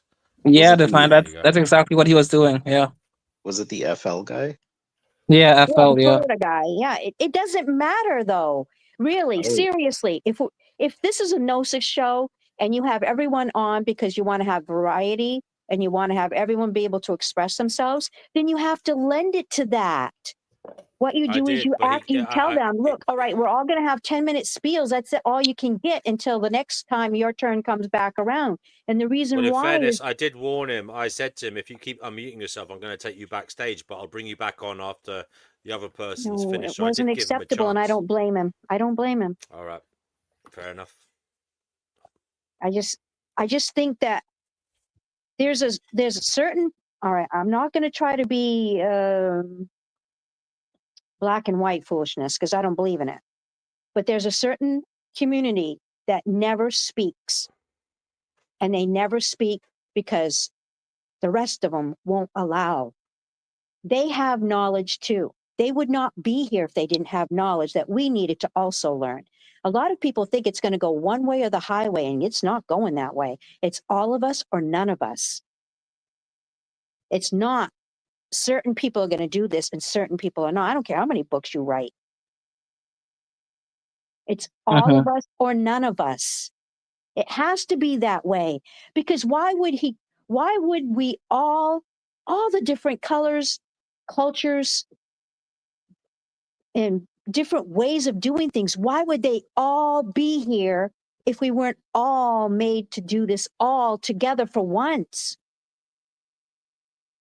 And if they're not allowed to talk, they're certainly not going to want to fucking come on our show. That's for sure. Because I consider this our show. Why do I consider it our show? Because I am putting in as much possible effort I can to grow the show as much as I possibly can. I'm there every time it usually comes on, except maybe 1 or 2 times I've missed. No big deal. It's not about me anyways. It's about allowing everyone to speak, allowing all respect to all people who do speak, even if you don't agree with them. We all have that opportunity. That's why I get so mad when people shut down Chickpea. Why? Because she's an elderly woman. She deserves honor and respect just for making it as long as she has. Second, she knows just as much about what she knows about than anybody else knows what they know about. Don't shut her down. She's not here to be shut down. She's not going to want to come on the show if she gets getting shut down. It's the same way with everyone. And I just enjoy let's just say, I'm going to say it plain out. I enjoy the melanated aspect of that show because they have a right to speak. I like the way they speak. They have good messages. But yeah, I mean, I guess next time we can let everyone get 5 minutes to speak and whatnot. But But again, Divine, DNW did tell him multiple times, like he will get back to him and allow him to express his point, and he just kept not listening. So, And but Divine, it is what it is. I'm not sure if you're aware what his argument was. His argument was that white people were reptilian and they're going to burn in the sun. Like, Yeah, he also he also said that. Have you ever thought of maybe a portion of what he was saying was the truth? Well, no, you're so damn adamant about what you think and feel that you're not open to what everybody else says. I may say 6 words, 4 of those words might be correct. The other 2 may not be. Don't lean on the other 2 that aren't and go with the 4. I'm just saying everyone has a chance and has a right to be respected for what they feel. It doesn't matter what fucking color of their skin. It doesn't matter. And you know what? In the grand scheme of things, none of anything any of us say matters. The only thing that does matter is, do you love your neighbor? Do you treat them the way you want to be treated? Oh, you're not? Then fuck off. Because you're not pulling your weight. Because it is only about love. There is nothing else that's more important than that. And you guys can poo-poo it all you want. I'm not saying you have to bang everyone. I don't say you even have to have a boyfriend or a girlfriend. You just have to have eternal love for everyone around you. Okay, but Cougar was the expert on that specific subject matter. He only had a limited amount. On his fucking channel. Wait, let me finish though. And so he said he had to leave, and I want to ask him specific questions. On his fucking channel. And every time I asked him a question, that Florida guy would interrupt before he got a chance to answer. Well, I don't feel sorry for you. He has a channel, for Christ's sakes. Right, but he was on our channel. He was right, on getting our interviewed. channel. And you agree Right. with him, and you listen to him, and that's fine, and that's great. But you know what? He has his own channel. If you want to really know everything about what he's thinking, saying, and feeling, go on his channel. I mean, yeah, but at the same time, he came up. Because guess what? Was this is DNW's channel. Right, but DNW didn't have an issue with him. Right, but DNW didn't have an issue with him being on the channel and being asked questions. That's the thing. It's okay to ask questions. It's another thing for him to take up all the time and space that other people can't converse. Right. I agree with you. I do think that he did dominate the time, which is why I was asking questions to try to steer it in a way so that we could participate. But I still was deferring to him as the expert on that particular subject matter. Yeah, well, like I said, if you want the expert's opinion, go on his channel and listen to him all you want. You'll have all your answers. He's been doing it for the last 5 years. He has all the information. So you don't have to get it all in one fell swoop on someone else's show. Just go to his channel and get it. That way, the conversations can still be had on what we were trying to get it to say and what we were trying to do on this channel, which is everyone's included. No, because there were people here, and I wanted him specifically to say that the only way to save the planet was to stop procreating. I wanted him to say that specifically so that everybody could hear it. And I kept asking a question. I had to rephrase it several times. He's not going to answer that because he's a biologist, dude. But he did answer it. I didn't hear it. He said it. Yeah, he said it. What did he say then? He said that he said yes, the best way to someone speaking. What did he say about it? He said the best way to stop it is if we stop procreating. He did say that. Well, that's okay. I have no intention on having any more children. They're already 1,000 years old already. You don't think I need another headache, do you? But yeah. But yes, I guess next time we could probably go around and only allow everyone like 5 minutes to speak and whatnot. Exactly. We just need to make it more diverse, because the more diverse this channel becomes, the bigger it's going to grow. And it should be everybody included, not just some. Because I do think they have a valid point. I strongly disagree. I think that everybody's entitled to their opinion, but he was not even trying to participate in the conversation. He was trying to derail and use non sequiturs and talk. That's your opinion. That's your opinion. You're entitled. You're entitled. talking about the subject. It was just random things that had nothing to do with anything. And then when you ask He him was questions, trying to share with you things that he knew about that you don't know about. And that's what conversation is all about. It's by sitting down with someone across from you and listening to what they're saying, not trying to come up with the answer you're going to say once they spit their shit out. Okay? It's not conversation. Conversation is you listen to someone else, you intently listen. Once you've listened and they've expressed themselves, then you stop talking and boom, someone else can interject and say, oh, well, this is my opinion on that. I have this to say. You let them speak and then someone else can speak. It's not about you not understanding what he was saying and he was off subject. He may have been off subject, but what happens if see, this is the point that I get all stuck up in. This is why I don't fit into any groups, is because I don't agree with this bullshit that everyone pulls. Oh, I don't like what he was saying, or I didn't understand what he was saying, or he wasn't even speaking on topic. What is the fucking topic on Gnosis? There is no topic last I knew. Boy, I'm getting but fiery today. we all collectively decided that we were talking about something specific. And I'm familiar with this whole argument that whites are reptilian, they're going to go extinct. He was not saying anything that I didn't already know. It wasn't making sense. And we all felt the same way. We all felt that he was derailing the conversation. He kept interrupting. He was not listening to what anybody else had to say. So we were all in agreement that he was disruptive. Hey, I'm the odd man out. I didn't feel he was. I thought he wanted to say something and we should have listened to him. Because then we could have known something we don't know in this moment. I can tell you what it is. I mean, it's very simple. I'm not saying I don't know what he was saying. You're not listening now. And I'm not going to tolerate it. I'm telling you that he did not have an opportunity to finish any of his sentences.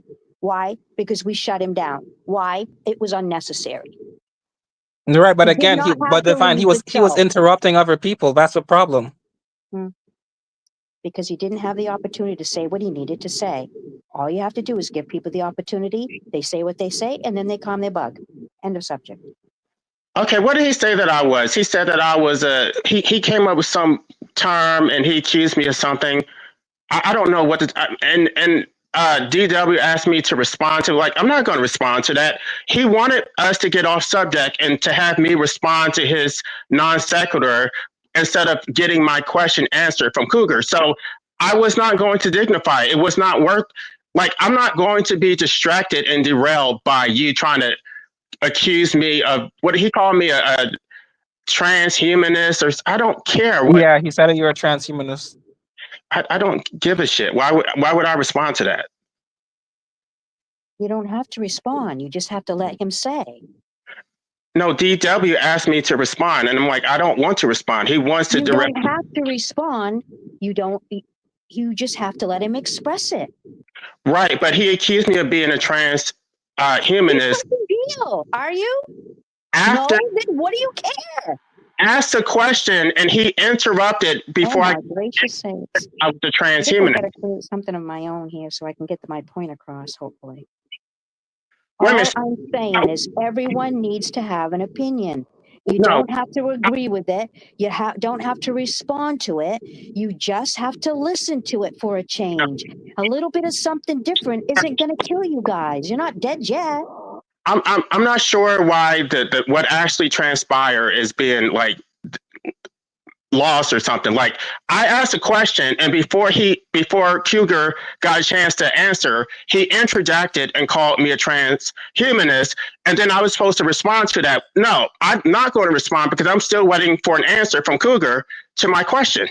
Oh boy, if I could just say what I wanted to, but I'm not. I am going to shut my pie hole. I am, because holy crap, I'm not here to make enemies, that's for sure. I just want everyone to get along, and I want everyone to have an opinion. I want everyone to respect each other, and I want everyone to love each other just the way they are, not how they want them to be. That's contractual love. When you want someone to be how you want them to be, that's contractional. You can't be contractional in a world like this. You have to love everyone equally, even if they call you whatever he called you.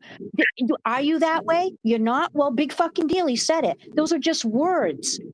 I'm You not can sure. either hold the weight of what he said and you are that, or he can have his own opinion. And he has a right. We all have that right. It's our First Amendment rights to be able to speak how we want to speak and say what we want to say and actually get people to have their own opinions and converse like this. I mean, that's what the Gnosis show is supposed to be all about, is everyone having their own opinions and having their own diversity. That's the beauty of it. That's the fun part of being here. That's the part that I like the most, is the fact that we're all allowed to have an opinion. I'm not. Whether we think we're interrupting or not is another story. I'm not sure if you're aware where he was going, but what he was I essentially. listened to every bit he was saying, and none of he was saying was going to hurt, You hurt finished. anybody unless they're already a soft ass anyways. All right, you finished. He was saying that white people are the devil, that they're reptilian, and they're going to go extinct. I already knew he was going because I've already heard this argument. This is something that is commonly articulated within the Black community, and so why would you defend someone who's saying that white people are the devil? I'm not defending anyone. You're not listening still. You are the most stubborn person I've ever met in my entire life. Because you don't listen. You hear only what you want to hear. And that's not where it's at, dude. It's everyone has a chance. Everyone has an opinion, and it all should be expressed, and we all should listen. Not any one person is the authority here. And that's the beauty of this channel. It's everyone has an opinion. But then that becomes a bit contradictory, right? Because if someone expresses an opinion that we find to be wrong, then and we shut them down, will we be wrong to do that? If somebody, like, let's say someone says something misogynistic, right? Wouldn't we have a right to shut them down and not let them express their opinion? No, I still think everyone has a right to say so. I'm Right. not. Okay. I have no link to any male or any female. Okay, I'm pretty much living my life here all by myself. I don't fucking sleep 90% of the time. That's just who I am. Someone could come up to me and say, "You know what? You're a fucking cunt, and you'll suck anyone's dick, and you go out with girls on a 24/7 basis." You think I'd care? Why do I not care? Those are just words. Why? Because none of it's me. You know, I actually finally agree with Divine on something. This dude does only hear what he wants to hear, and it's like when you prove a point to him, it's like it went in one ear and out the other, and he pretends he didn't even hear it. But you also said that I was whining because I don't want to exist. So I'm not sure that you're so open-minded either. We're not open-minded. Everyone wants their own opinion, and they all want to be who they actually are. No one wants to. All you have to do is listen. That's all you have to do. You're judgmental and closed-minded, just like everybody else. No, I'm not closed-minded. I know that about me. So I'm whining because I don't want to exist. And how am I whining? And then you're saying that I have a right to not exist, that it's my fault. Like, you were not being compassionate at all. You don't care. And you don't want to hear anybody else's story.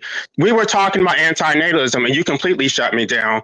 You did exactly what you said everybody else did to him. Are you talking to me or are you talking to the other guy? No, I'm talking to you. I don't even know anything about any of the shit you guys are talking about. So that's why I don't comment. You called me a whiner. I did not call you a whiner. He did. Not today. I'm talking about the other day when I was talking about how I didn't want to exist. You said, stop whining. If you don't want to exist, you need to do something about it. Yeah, it was just a word, wasn't it? See how stuck you get on words because you can't think of anything else to say but repeat what other people say to you because you don't get the point. The point is you have a right to your opinion. The point is I have a right to my opinion. And if I thought in that moment that the word whine was appropriate, I used it. Why? Because I don't really pay attention to half the shit I say. I just spurt it out. Why? Because most of the time I try to make it so it doesn't come out of my mind. It comes out of the heart instead. If the word whine really got to you, maybe it was appropriate after all. And I didn't even know it. Right. You're not as tolerant as you think you are. You're not. You don't want to hear anybody else's opinion. You want to shut them down so that you get to spout your opinion the same way you're and everybody else doing that. You're a person that loves to argue. It doesn't matter what point it is. Doesn't matter what the issue is. You love to argue. That's who you are, and that's okay. I'm not going to take responsibility for the fact that I exist. Nobody's going to convince me of that. It's not my fault. It's not my fault that I did. Nothing about my existence is my fault. I did not choose to exist. I don't choose to continue to exist. So for you to say that is completely dismissive. And I think it was, I'm not even going to say the word, but Even yeah. the word dismissive is just a word. I'm okay. I'm telling you, these are just words. You don't understand that it's just words. What people say to you should have no effect upon you if you're secure within your own self. If you know who and what you are inside and out, there's not a thing anyone could ever say to you that would have any profound effect upon you under any circumstances for any reason, no matter what day it was. It's not just words though, because when I'm advocating for things, I'm trying to convince people to agree with public policy so that they, in a democracy, they would actually support a specific right that we don't have. So I'm not just talking. These are not just opinions. We live in a democracy, and I'm trying to convince people to agree with me so I can get the rights that I want.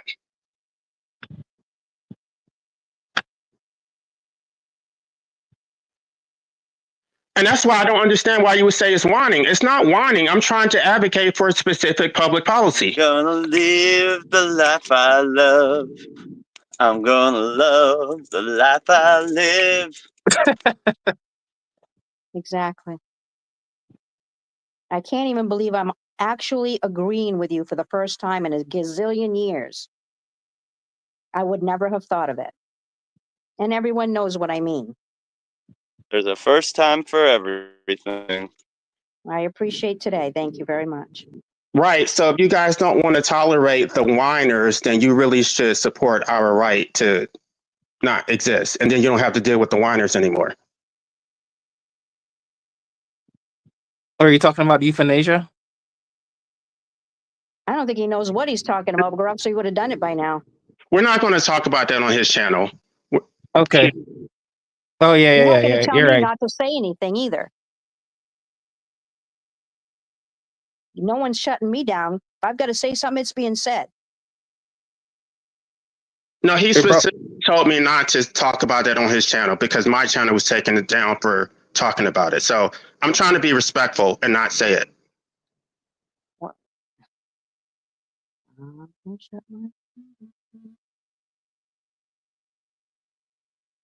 So how was the stream? It was beautiful. It could have had more potential if everyone was allowed to speak. I was in and out throughout the day, but yeah, it's been a long one. No, yeah, it was pretty good. I learned a lot of things that I didn't learn before, so I actually liked it. It's a very good one. Yeah.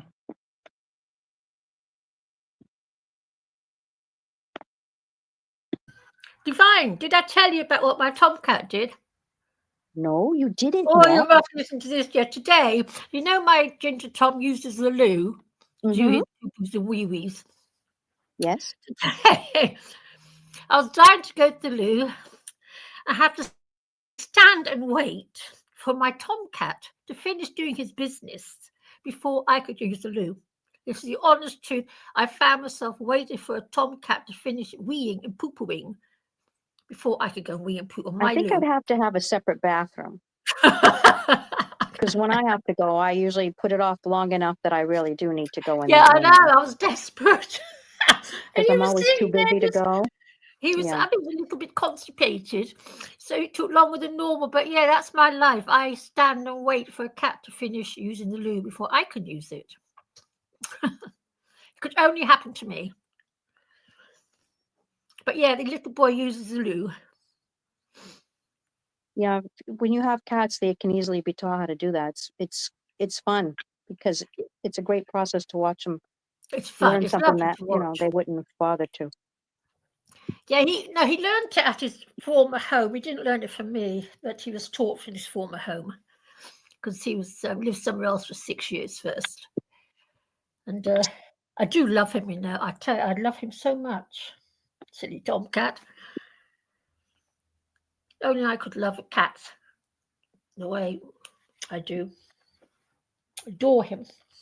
You know what he My does? cat has a shrine in the cemetery to her. Sorry? My cat has a shrine in the Yeah, I cemetery. can well believe it. I've got cats, Yeah. but I've got, yeah. I She's can well very believe much it. admired. Yeah, Chickpea, I've got, I miss it. It's been 10 years since we separated. I still sometimes pray to God, to this God I don't believe in, to resurrect her from outside, but he won't, of course, which is an asshole.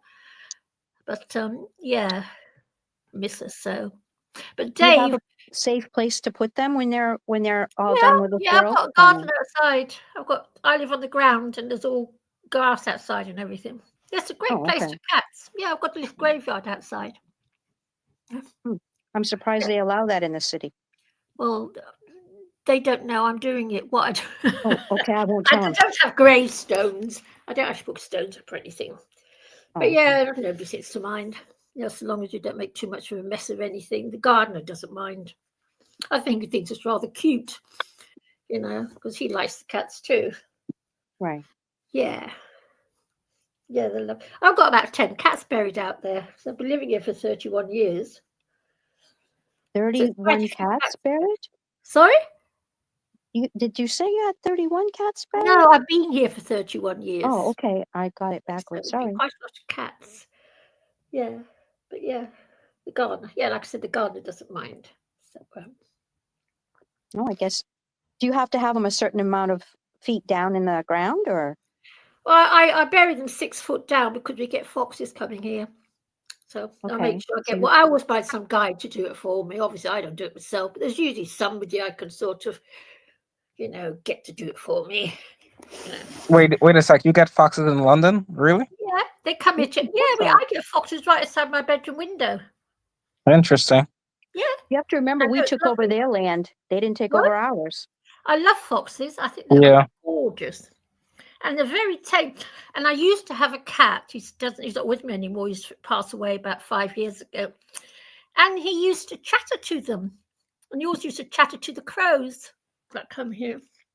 Yeah, when I was in London, saw the foxes were like not really scared of people, Not and scared of people. No. they're kind of just like, I don't know, it's like weird. They're like hang out on the corner, and then they like, it's very odd. It's a very English. I feel like it's a very English animal to be sort of it's if England was gonna have a city dwelling wild animal, it would be a fox. Yeah, I get loads of them come around here. I put out food. Yeah, for because them. always running around shooting them. No, that's Right. in the countryside, but in the cities, where I live, the cats. Somebody actually spays them. I actually a while back saw one of the foxes here, and she had the mark on her side where you could see she'd been spayed. It had a square of fur being shaved away where she'd been spayed. Oh. But they come round here during the day to my A flat. wild animal spayed?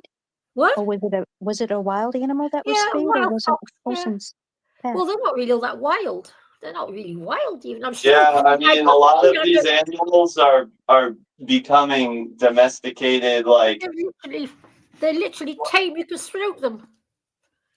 And everything. But there's a place, a big house down the road from me, about 100 yards away, and I think a lot of the foxes go there. That's their little base where they go. Somebody's looking after them, that's for sure. You can see they're being cared for by someone. That's good.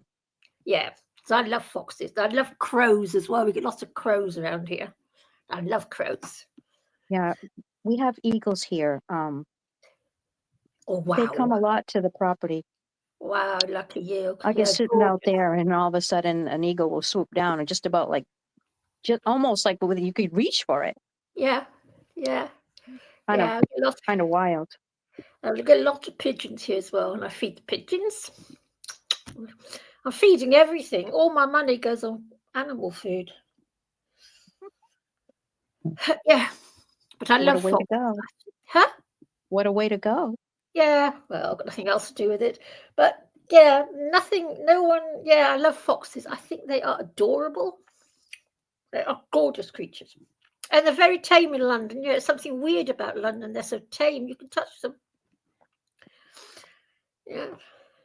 Right in the middle of London, because I live almost in the centre. They just come to It's the door. beautiful. Yes, it's lovely. And Dave talked to them. I used to have a cat that used to, communicate with them. Yeah. Yes, they are lovely cats, dogs, foxes. Dear. And they never do anything nasty to the cats. In all these years I've lived, I've been here for 31 years, I've never had a cat harmed by a fox or any other animal, come to that. It's never happened. Also sweet towards each other. Yeah.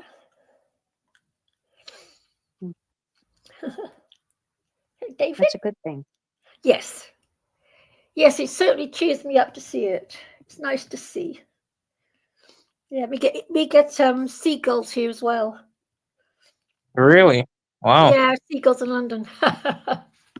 Gorgeous birds. They are so pretty.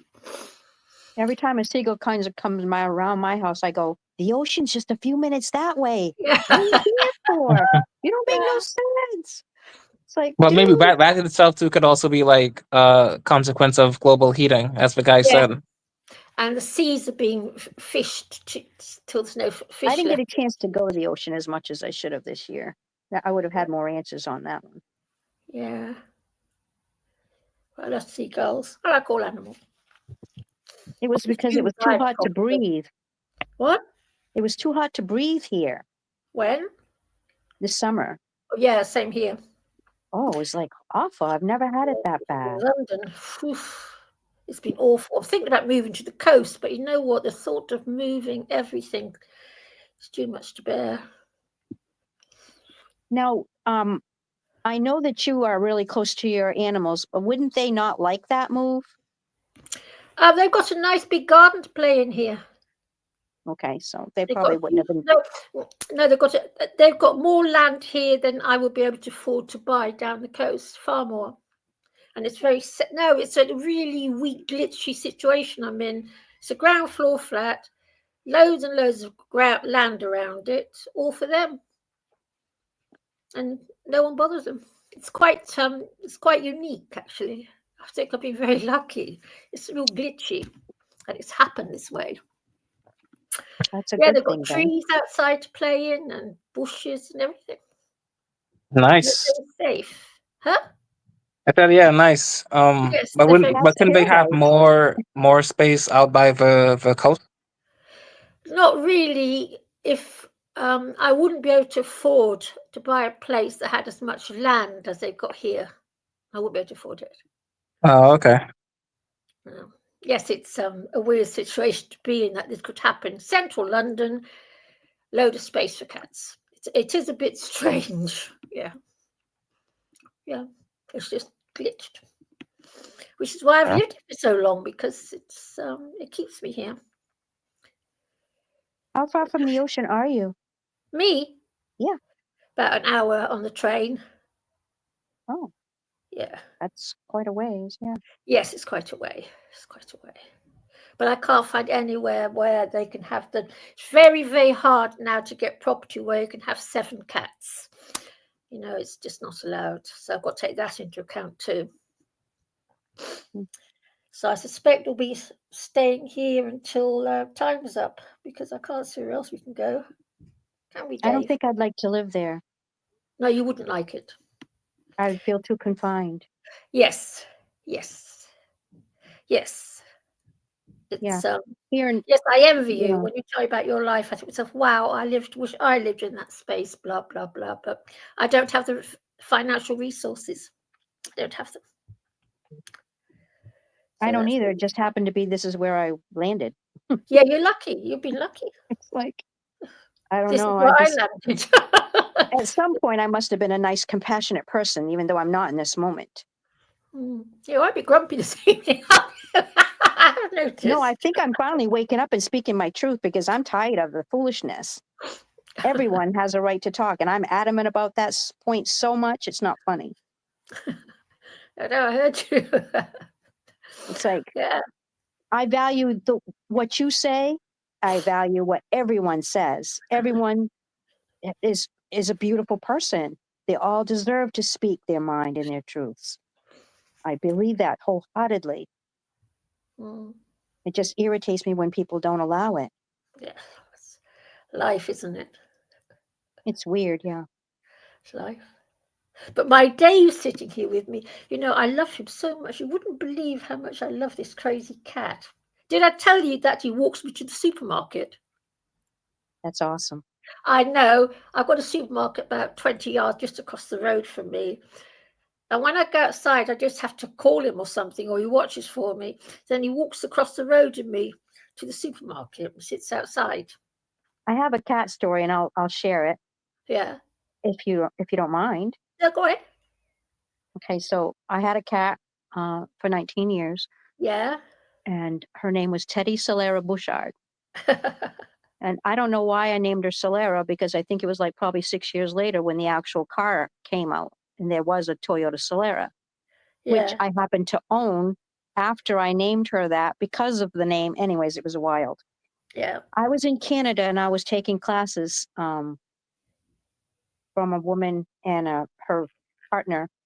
And I was actually staying there because they were having a major winter storm, and they were afraid I wouldn't be able to get up there and get past the storm before the storm came. So they allowed me to come early. And so I was sitting there. It was like 3 days into the class. And all of a sudden on the side of the road, now it's blanketed white, the whole thing. I mean, there was snow way up past the cars. And the trees were all lined up. That's all you could see was like kind of like the tree and the limbs that bare. And the sidewalk was plowed. And I could see this black thing walking up the white snow on the sidewalk. And I went, Oh, wow. OMG, are you kidding me? I said, my cat is bilocating? I just stood there. I couldn't believe it. I was sitting on this porch and I'm like, I can't even wrap my brain around this. She comes across the street. She comes up the stairs. She sits on my lap. I'm looking at her and I'm petting her and I'm going, I don't know whether I'm here or whether she's here, or I don't know. I just got really, it was just absolutely crazy. Anyways, I pet her for a bit. I talked to her and I said, I think you should go home with daddy. And she just kind of looked at me like, oh yeah, that might be an idea. And she just jumped down, went down the stairs, crossed the road, went down the sidewalk, and all of a sudden, like there was like this invisible space where she was gone. Yeah. Yeah. And I don't share that story very often because everyone's going to find out just how wacky I really am. Right. But I shared it with you because I I understand it really fully. adore you. I just think that you're a wonderful person, Chickpea. And Thank you. it's an honor to know that you're around and that we can still glean your information. And it's Me and a my pleasure to know you. stupid Bible stories. But I tell you, Divine, I wasn't brought up to be a Bible freak. In fact, my parents were atheists. It's something within me. It's always, even when I was at school, I was actually 2 years ahead of the rest of my class. And I took my A level when I was 14. That's how weird I was. I was best in the school, best at, I was just a little Bible freak. Yeah, weird. It seems to be within me to be a Bible freak. And I don't look at it positively because I think God's an asshole, the God of this world, but I Yeah, still he read it. is. I agree with you. He is. He's an absolute asshole. What was that term biolocating?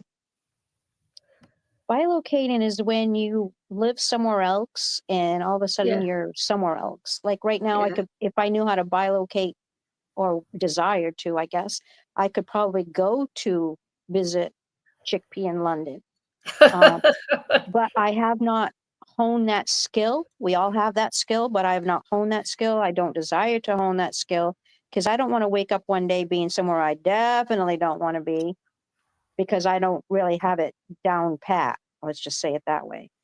But yeah, that's what she did because I started Wow. trying to figure it out and understanding it because it was blowing my mind.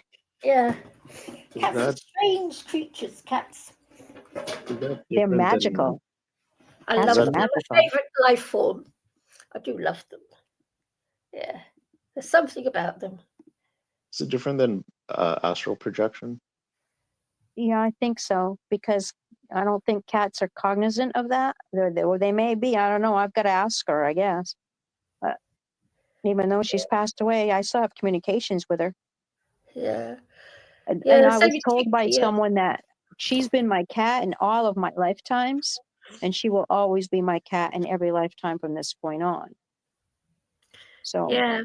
there You was know what's some sort of a scary? relationship, a contract of some sort that her and I had contracted together that we were going to be in our lifetimes as many times as we possibly could. Yeah, because you know what scares me is, I believe in the tunnel of light and the darkness. Mm-hmm. And I'm scared when I die and go through the checkpoint that Chickpea is in that tunnel of light. Because I know for a fact I will go towards the tunnel of light if she's there. I know it sounds insane, sounds completely mental, but we do live in a pretty mental. That's an interesting term that you would use about yourself. What? Mental. Oh, no, mental. But I guess that, but no, I mean, if you actually, well, you've got plenty of living time now. So if you actually trained your body into thinking that you were not going to go into that tunnel, then maybe perhaps you wouldn't. I do train it. I go before I go to sleep at night. I fantasize it all, and I'm quite. It's funny because I'm terrified and I am scared. I'm scared in case Chickpea's there. I know that sounds completely mental, but I was so bonded with her, that I'm scared in case I see her. Any of my cats. Imagine all my cats are there, all 20 odd of them they will be there, all standing there. Because they say I mean, I have read that people's families are there and everything. Well, my family's there. I will go the other way. But if the cats are there, that's another story. And I'm terrified in case I have a traumatic death. So, because I'm scared in case I lose my cool when I die. Yeah. I know it sounds completely mental. No, nothing that you say is mental. It's just, it's unique and it's who you are. There's nothing wrong with who you are. But yeah, it's this. I believe in it. You see, I believe in all this stuff about the recycling. But I do think that in order for you to get the outcome that you desire, you are going to have to focus on it and create a little bit more than, and you can't let anything distract you. And if you're going to allow your animals to distract you, you're not going to get to where you want to go. You're going to get to where you don't want to go. I know, exactly. Do you believe in all that, the archons and the recycling? I believe that you can direct yourself to that sort of place if you're not cognizant of what it is that you do desire. Oh, right. Oh, you do believe in that? Yes. You see, okay, so like when I already know what I'm going to say and do when I go to the other side. Wow. And I've tested it and it works. Right. And that is when it's my turn, I am to focus on who do I desire to see. Right. My desire is to see the creator of all that is. Why? Right. To say thank you for the life that I was given.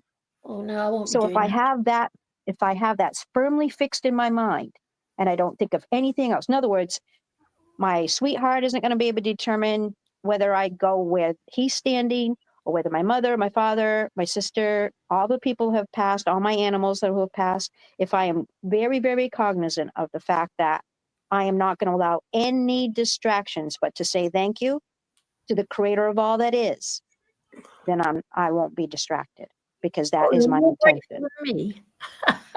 I have, because if you think about it, they have always had contact with him. So that it's not like we have to see him in that exact moment. Okay. So I will see my sweetheart on the other side, but I will see him when it's time to see him and not before, because he already knows what I already told him. I says, don't be surprised if when I get there that I'm not saying anything to you or talking to you in that moment. I says, because remember what my motivation is. He goes, yeah, your motivation is to find out if you can find the creator of all that is. I said, yes, that's my motivation. And he goes, okay. Divine. The man you said we won't let in speak is here. Hey, man, I feel like, man, oh man, I'm about to cry. Let's go. Let's get it. I appreciate the president. Y'all could be anywhere in the world. Y'all here with them and not me. Let's go, huh? I love the fact that you were expressing your opinion, and I would have desired it to be able to have the fruition until you were done saying what you were saying. But I'm sure that it'll be handled a little bit differently next time. Everyone will have equal time when they come in, so we get to hear everybody speak and not just certain ones. I look forward to seeing you come back here. I want to hear your opinions. I think yeah. See, I'm used to it. Like it's Yeah, but like don't get used to it. no. I mean, meaning that I take it as a I take it as a badge of honor because everybody's supposed to be woke and conscious playing rat into what Musk, Elon, he in the Bible 2, 3 times, but you'll never see no YouTube videos on that.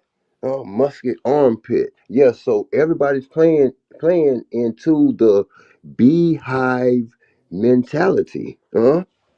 Yes. Everybody thinking the same. Yeah, I'm not. Yeah, Hive mind. let's go. Correct. Very nice.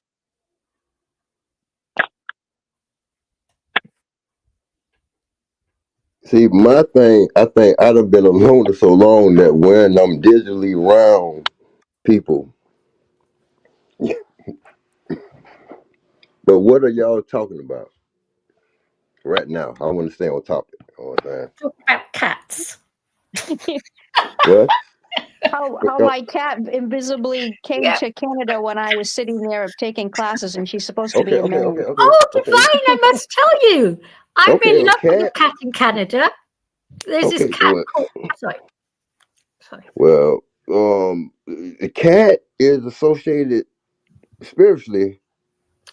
But you ever notice that cat is a part of a primate of the reptilian because he got reptilian eyes and they There's not. eat the same thing that the reptilian worms desire, rats. No.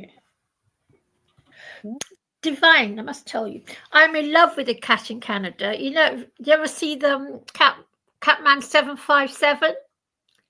Whoa, whoa, whoa, whoa, whoa, I couldn't whoa. It remember the makes it what? numbers. It's a cat 757. Yeah. man? It's a I'm gonna cat write them man? down. And You he feeds about 15 cats in some car park in Canada somewhere. whoa, And whoa, I'm whoa, in whoa, love whoa, with whoa, one whoa, of his whoa, whoa, whoa. torches. There's a cat man. Is it that's what you're saying? That there's a cat man? Yeah, I'm in love with a cat belonging to a Oh, cat. okay, so you in Canada, so boy, on that on the trail up the Mississippi that some colonizers or whoever took, they must have been a bunch of cats because certain descendants of Frenchmen love cat to eat. Haitians, a delicacy of Haitians is cat, but Canada, no. But get back to cats. Cats is spiritual off the ripper because what is the cat's best friend? The dog got man's best friend, but dog spelled backward is God, and if all dogs go to heaven, shit, all gods in heaven.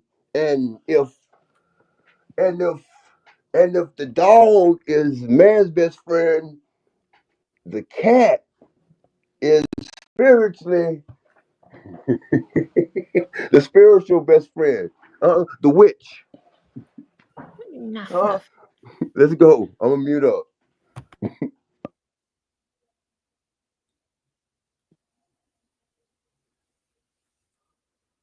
Oh, y'all don't want it, but bump it. There's a wellness check. Hey, you know that nursery? See, they hide it. Well, they run it through the pop culture, so they always recycling funds. The Cat in the Hat, Dr. Seuss, Grinch that stole Christmas. Thank you, Donald Trump, that you didn't. You wasn't the Grinch that stole Thanksgiving. Thank you, and Christmas. You let the Indians and Pilgrims eat. Thank you. Let's go, huh? Yeah, go. Do you celebrate Christmas? I don't want to. Man, so I hate to buy my kids stuff on Christmas. For Christmas. That's in Rome. That was the rich man mess with little kids day. The parents turned a blind eye. That was sponsored by the Father Time gas man, Saturn. See, they hide it in everything. Ain't a Saturn car. Well, ain't no Saturn cars no more. GM don't make Saturn cars or Pontiac. Pontiac is the name of a chief in the area. Michigan up there where. Yeah, I'm actually subscribed to Chief Pontiac. Ooh. Yeah, he's Huh? an amazing man. Yeah. Hmm. That's where I'm at with it. Like, um, um, um, that big red giant, that dying star, the sun. Boy, when the sun motor give out, wherever it give out, and whoosh, that's gonna be a supernova. SS. Mhm. But Chevy tied to, I think, like royalty damn near like Regal. Yeah, let's go. Is your mom and dad still alive? Yeah, yeah, yeah, Awesome. Then. yeah. But check this out. Some of y'all probably done went through this 2 times or 1 time or something. They say that when your biological, when they die, the spirit come to on you, and it makes sense if the life is in, if blood is the life force, woman life force furtherly, the recycling is red. But when the cannons shoot off,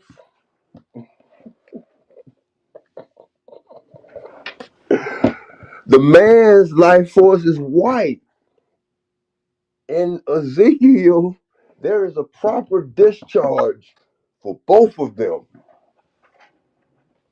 Hmm. Legally, don't you supposed to recycle your oil the way that is safe for nature? Huh? Yeah. I know it's above your pay rate, but that one that left, uh, uh, your moonlighting job, man, you probably a porn star, man. Ain't nothing wrong.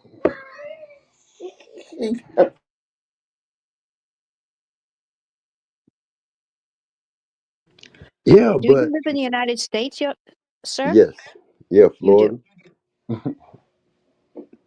yeah. I In the just same place that you grew up? yeah, yeah, yeah. Unfortunately, Nice. so I'm a, I'm a human. I'm not an animal. Like most animals, they leave the nest.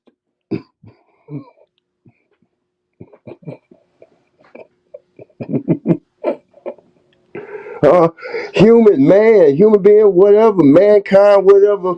We last to get here. There was 2 creators before us. Creation and creatures.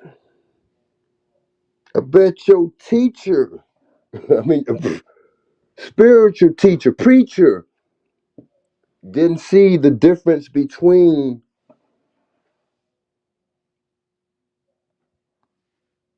the beasts of the field and the beasts of the earth. Which came first? I'm gonna ask the smarty pants. Where Cougar Man at? Which came first? He had to go make a salad, dear. He's not here.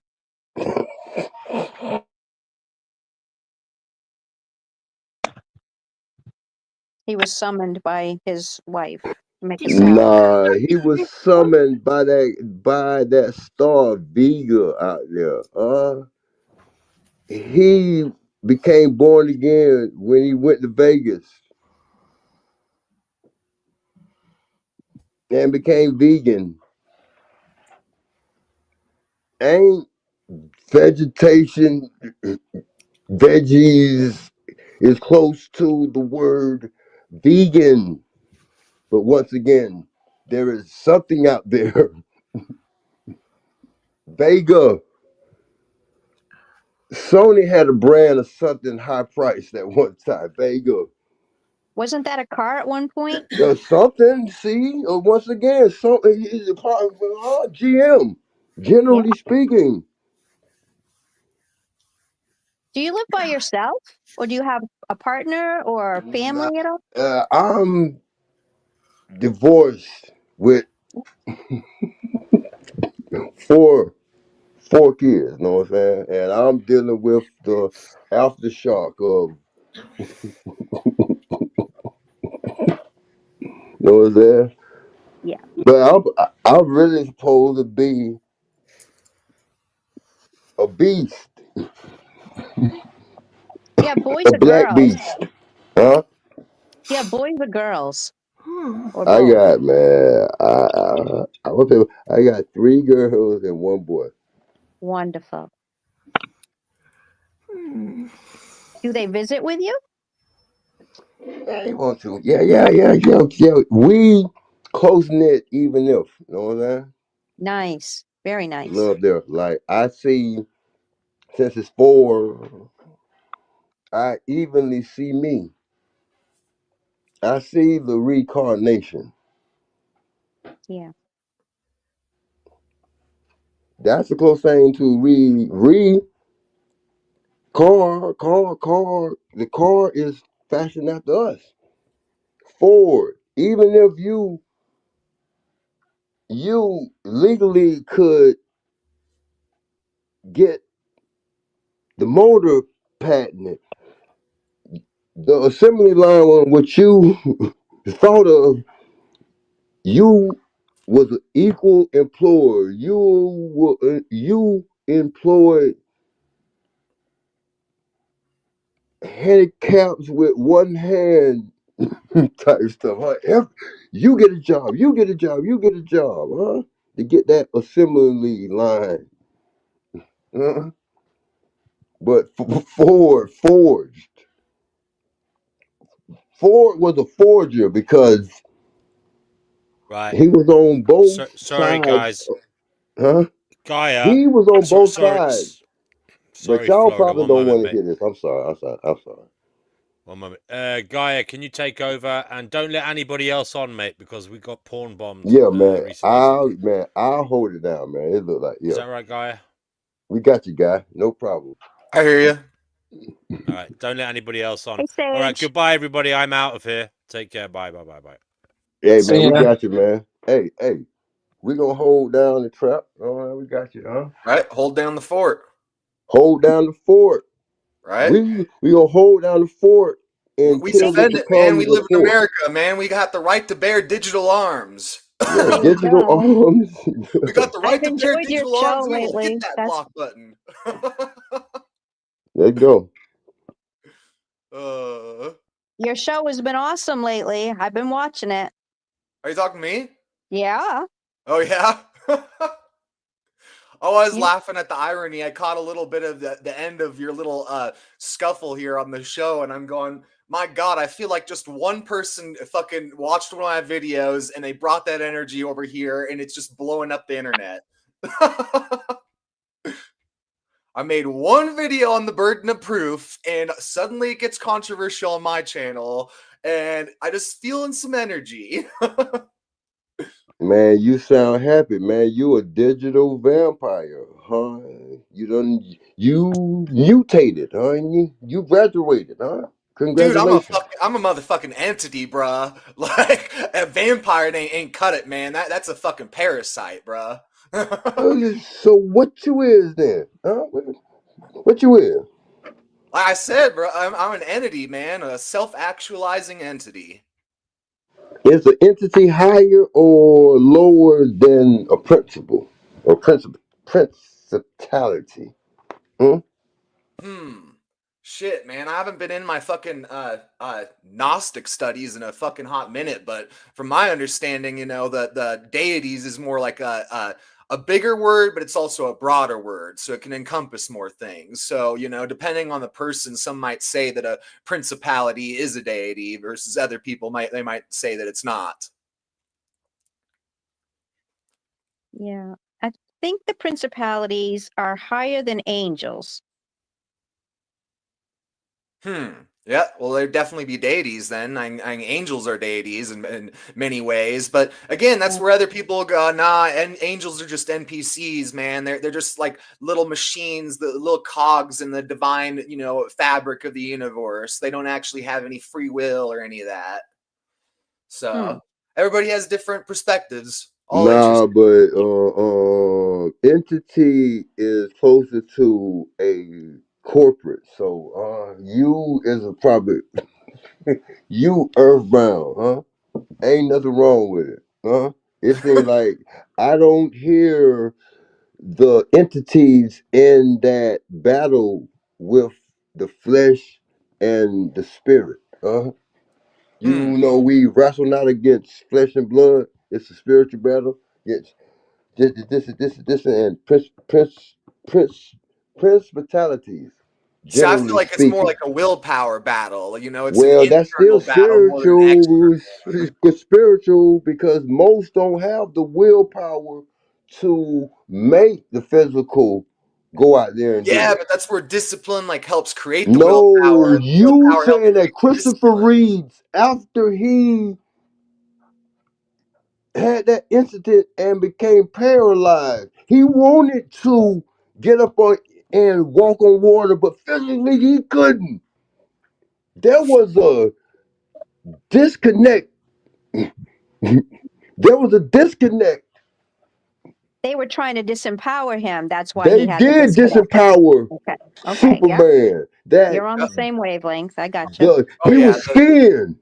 So probably he somewhere this probably in the Masonic this in the Mason somewhere secretly kept that Christopher Reeve probably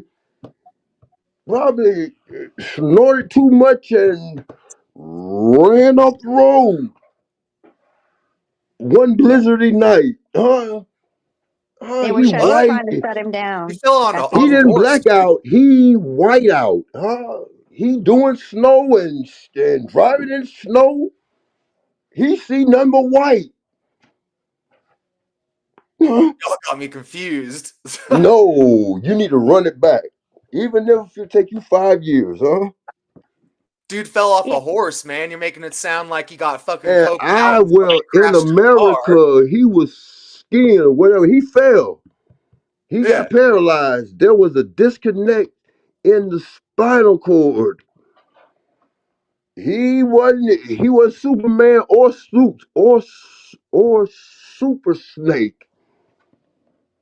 this is what I think happened to him. I think that he actually started getting the powers that he was portraying, and they wanted him shut down. Oh, I could believe that, honestly. I could sort of Because believe that. yeah, we're Well, not who we think we are. We're not he who we was think hanging we out are. with And Steve I think he Austin. knew. He was hanging out with Steve Austin. He became the $6 million man, son. Yeah, he was shut down too. He had Levi jeans on. If he was levitating, he was a prophet. That's No, it over y'all reminds pay me of grade. fucking Dean Cain, man. I swear to God, the universe fucking made him dumber because of Man, that Dean, shit, yeah, man. yeah. Any Superman ain't Like gonna make it Dean because Cain, any man, his kryptonite. fucking role in his Dean show, man. Like Kane. they have him fucking making bits about fucking IMS and Yeah, fucking all he this did it. shit, and then in real life, fucking a decade later, he's all fucking like wanting to join up with ICE and shit. His Like nose Guys, is telling you, anybody Dean watching want to come on Kane. quickly, He was please do, high the because whole we won't be letting time. anyone else on soon, because I'm going to leave. And He when was I high. leave, nobody else can get on. So if you want to come on, please come on now Pay in the him next $100 literally and 30 then he seconds. run me $50. Yes, yes, yes. Retro, That's the sale. Let's go, huh? American Zombie, Brother But Marcus, look, Savina.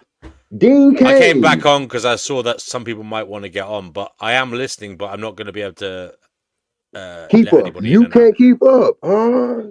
Huh? You on Snoop Doggy Dog. Ain't nothing wrong with Wait, it. But Dean DNW. Kane. Dean DNW. One Kane. question. Yeah, DNW. go ahead. Go ahead. Go ahead. Okay, Wait. okay. Can someone say that the symbol that you're using on your profile picture is a bit of a Masonic symbol? Yeah, they can. I suppose. Yeah. You mean But the isn't that? pyramid, the all-seeing eye, the Yeah. Yeah. That's what it is. Don't every human being, when they take a vision test, don't what is the standard universally? What is your eye test? You don't use both eyes to take an eye test. But I guess back no to one's Dean coming on. Kane. Dean Kane was high off of cocaine so much that he was flying and they hired him on the spot. Well, Huh? He he he I was ahead think of his class, principally we'll end the speaking. show if nobody comes on, and you guys can chat backstage if you want to. Man, that ain't worth All it, right, guys. man. You got a minute left, guys. Come on. Man. When the mall shut down, you don't make no money. The only people that make Mm-hmm. money is burglars. Huh? Let's go. You shut the trap down. Shut the French Connection down. Shut the shit down. Go ahead. Ain't nothing wrong with it. Let's go, huh? Thank y'all for having me up here, man. It was wonderful to hear your opinions on You're things. welcome. We appreciate it. Yeah, Anybody else want to come on? Please do. Link they is don't in the want to. chat. They don't want that smoke. I mean, they can't. I'm sorry. Hey, but No, you can hang out with Divine backstage if you want to talk. Because okay. he's gone. He left. For a couple minutes. Oh no, he's here. Yeah. Okay. How many people out there? 1,000 people? Yeah, man. Y'all hit the like button. Now let's go. Okay. Well, nobody's coming on. I am going to F off now, and I won't be back tonight.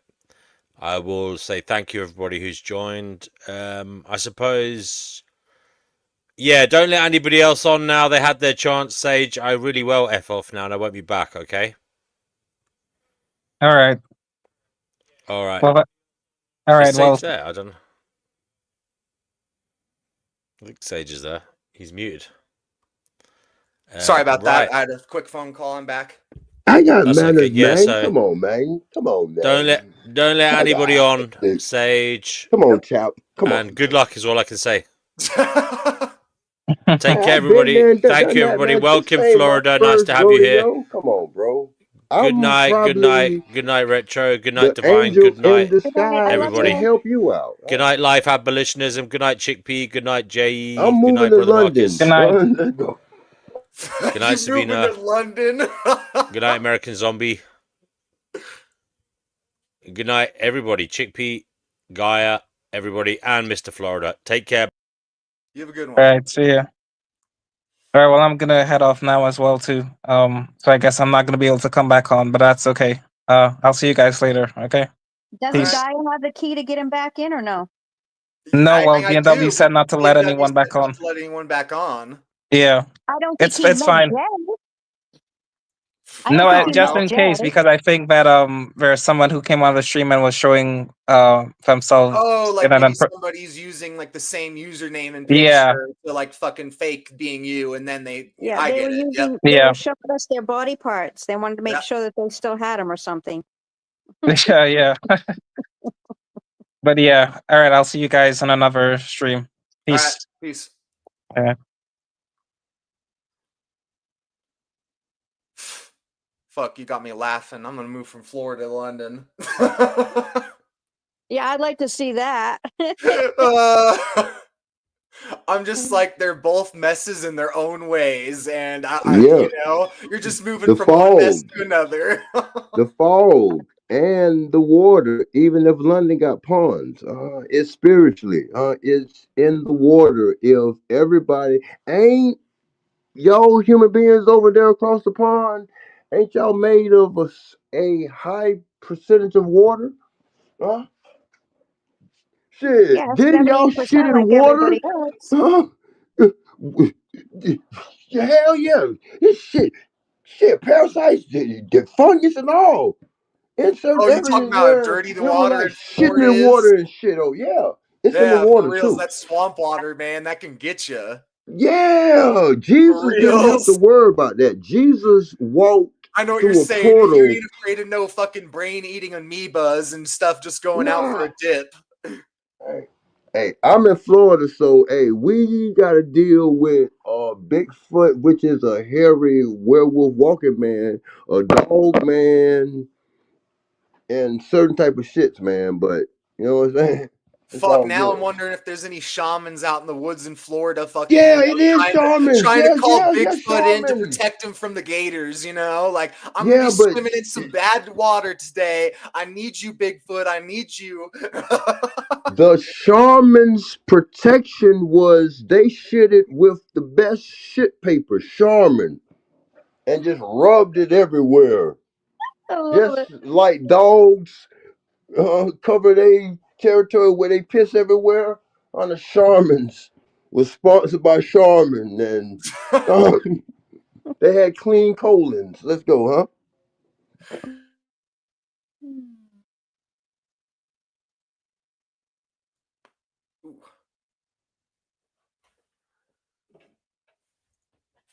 So, what is the definition of a char? Shit on the back of a house. Shit. So a shaman was spiritual in the front of the house, and a man in the back of the house was shaman. What is a shaman? It's a shit bear. That's all I could think, man. Every time I see those little red bears on screen, I'm like, oh man, it's the shit bears. So shaman. So shaman got Prince Charles somewhere in it.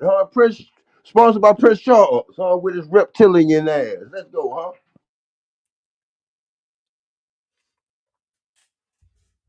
Fucking reptilian shit, man. That's some weird, trippy shit. I think people make it too black and white. Don't get nuance. No, it's past that. It's in the blood because look, the weirder Oh, yo it can't just goddamn be in the blood, man. Like I've been a lizard person, man, and I'm no Oh longer a lizard person. yeah, How the fuck does that you work? was ashy. You was ashy. Yeah. A what? You got scaly. We all got scaly skin, and you got a reptilian brain. If you Homo sapien, you might be. I ain't no lizard person no more, though, bro. That's what I I'm saying. mean, you mutated. Yeah, Teenage that's for Mutant sure. I Ninja definitely mutated, but Turtles. in the right direction, apparently. No, the Super Mario horrible movie. They demutated, so that's going on too, huh? Oh, there's a lot of well, it's not demutation. There's the devolving, like demutation. Like fuck, I don't even know what that would look like. Fuck, renormalization. Like what the hell is No, it's renormalization? D. It's D, so it's denominated. It's got a demon in it, but the other one is divided subtractively evenly. Huh? Division goes against God. God is multiplication. Subtraction is a shortcut for division. adding is a shortcut for multiplication. Oh, dude, you need to get into some fuzzy math, bruh. Get into some fuzzy math. It gets even more interesting.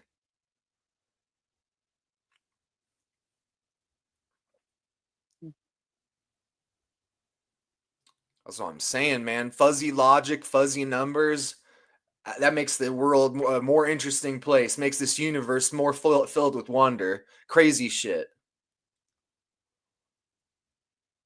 Bless your heart, Sage.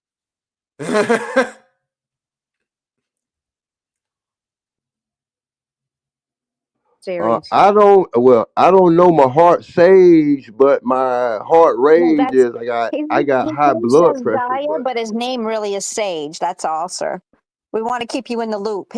Yeah, I use two accounts. Like if you look in the comment section, you might see that, this guy, the Sage, and that's my, consumer account. I have a creator okay. account, the Sage DeForest, under Oh, Harmony. whoa! Now it's getting more clear and clear, crystal Yeah, clear. yeah. Oh, okay. Yeah, I have a So, creator channel called Harmony Nexus where I do videos on that.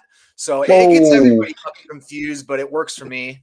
yeah, I I ain't know. doing this for So fucking numbers or egos, man. I'm just trying to get the message across when the message is supposed to get across. you a werewolf or a vampire? Because it's a trilogy. Because look, to keep you human, they give you sage. While keeping you in a cage because you might become Incredible Hulk and go into rage. Popeye in and out off that sage, man. He was a sailor man, so he was a horn dog, seaman. He seed a lot. What kept him at bay was sage, and then they boiled it in spinach so he can knock out that bully, Brutus, while trying to skeet using lubrication back then, olive oil. All It's probably while whale oil, bruh. ingesting It's probably whale a oil, man. You're hamburger. a sailor.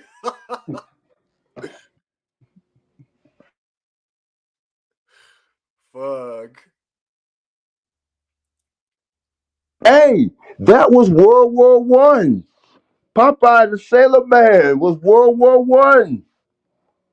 Fuck. They Was it used really that Brute old? 33. Musket stinking motherfuckers. Look, Brutus. He was an Italian brute. Popeye. Oh, huh? Sailor. He went rogue. He became a pirate. Him and Brutus beefing. They both Moors. Oh, that's above y'all pay rate. All while fighting over what? The bad body olive oil. They both will use lubrication, olive oil. But when they got hungry, that burger man came through. That was Hasbro. Hasbro sponsored and put up everything. Put up the human meat to make the first cannibal hamburger. They didn't use Ronald. They used his human brother Donald Trump. That's above. Hey, boy.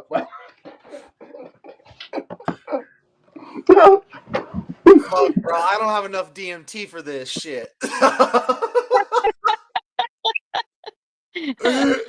That's So World what part War of Florida? One. Those was cousins fighting. I need to be fucking doing some vapor, doing some fucking meditation, activating my fucking pineal gland or some shit because you going far, bro. So, You're Mr. doing some Florida, word what magic. part of Florida are you from?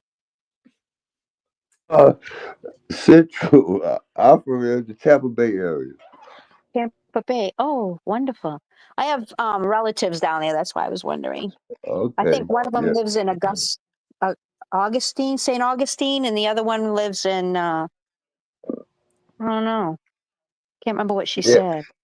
Well, the Oh shit! Do I have a flame sitting on my stove? That's not good. the Be right back. I one got a flame sitting on my stove. Yeah, don't burn well down your house.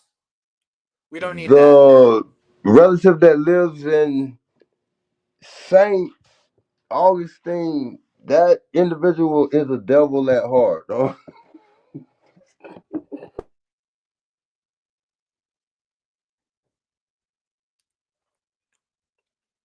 Yeah, that's where she went to college, and she just stayed there after. She's now a real estate agent. Yeah, I think like most college people, when they graduate or drop out, they ain't got the willpower to fly. They just Well, she was trying to be independent of her mom, who also lives in Florida. So she just opted to just stay there because she got a really wonderful job, a great job offer, and she just stayed there because she likes it there. I ain't mean, they're nothing both wrong trying with to it. figure out where they're going to be eventually, anyways, because I guess the mom is going to be getting a divorce. And so, Oh, you whoa, know, whoa, whoa, whoa. So the mall, whoa. yeah. So they're all going to live Yeah. together happily ever Yeah, after. so Family all being together. the mom seen it coming, huh? Because look, the woman submits, but the man technically signs everything over. He commits.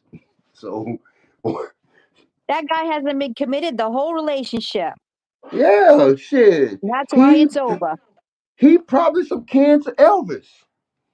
No, Huh? you know what he wanted to do? He wanted to ride his motorcycle and ignore the fact that he was married. Hell yeah, he a horn dog, but Dude, Yep, that's he because had a most Harley middle-aged men Davidson. remarry their motorcycles, man. Their fucking second wife is named Harley. exactly. Shit, they going down they meeting up at Hell's Kitchen, huh? Going to No, see Harley, huh?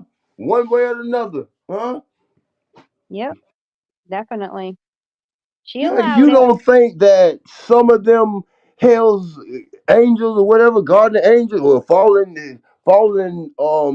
rogue angels, they was riding around with riding on a Harley Davidson with a bad Karen code name Harley? Huh? Come on, man. Stop it. Huh? Stop it. You got them white people, but you got them skied up on Hitler methamphetamines fucked up, huh? Dude, Right. bikers are just like fucking conservative hipsters, man. They Well, think they're all shit, fucking deep yeah. and They shit. getting high They think off they're all of deep in shit, but they've never even read Jack Kerouac's On the Road. They know man, nothing. They know nothing. they concentrated, sponsored by Hitler. Everything around Hitler was on meth. The best meth back then. Oh Shit, they yeah, I was know what you're breaking talking all about, man. codes. They Oh was yeah. breaking bad, huh? They use that hardcore shit. Hell yeah, you Hell thought Michael hardcore Jackson shit, was man. bad. Hitler was sun running. Dude, I wouldn't be Huh? surprised if it was more than meth back then. They were probably Hell, using fucking like psychedelic you- methamphetamines, man. They were probably using look, like, Turkish amphetamines and if shit, man. no, yeah, the They were sponsored probably by tripping their vampires. balls They off, wasn't fucking hungry. coked out. Hella They was freaky. yeah, but ain't it funny how Transylvania they was hungry for blood, so get rid of all the turkeys. Man, my brain just broke with that. Are you talking turkeys as in the Turkish people or turkeys Hell as yeah, in turkeys? ain't it funny that Transylvania in that area, but now modern day is turkey. Somebody gave Thanksgiving. Thanks that these goddamn turkeys out of here. We want human beings. Oh my We goodness. hungry. Ain't that same area hungry? Shit, they hungry for the life force. Jedi cannibals that's high off Snoop Doggy Dogg Kush. Sponsored by The dog star A and B. Man, I'm serious. Mr. Just don't Florida, let him tell. have you We been just can't dipping let into him tell us his views on what Niger really is. Oh boy. Niger. You already know, huh? It ain't rigged up either. It ain't Put you rigged on the up. spot a little bit there, man. You're like, oh shit, man, I want to say it, but It ain't rigged Google or up. YouTube, man, YouTube. It ain't rigged up. They was telepathic. Dude, Ain't lots of people are everything telepathic. around that Lots of people are telepathic. word damn near black, even if it's Nigel. How many white Nigels do you know? I thought Nigel was a white name. What the I fuck? mean, well, it was I think that's probably just little fucking childhood me growing up on fucking wild thornberries, you know? it Look, was this whitewashed. nerdy ass fucking redhead white Nigel was man, a like obviously daywalker. Nigel's a white name, like Nigel, okay, look. Okay, I washed it up. I blacked it up. Okay, Nigel was whitewashed because he was the first daywalker at nighttime, huh? He was sun walking, but ain't night closer to a rig than it don't even sound good. You can't black out. Look white. Nah, come on, man. That don't even sound right. Sage? yeah, Let's You go. can do whatever you choose to do, dear.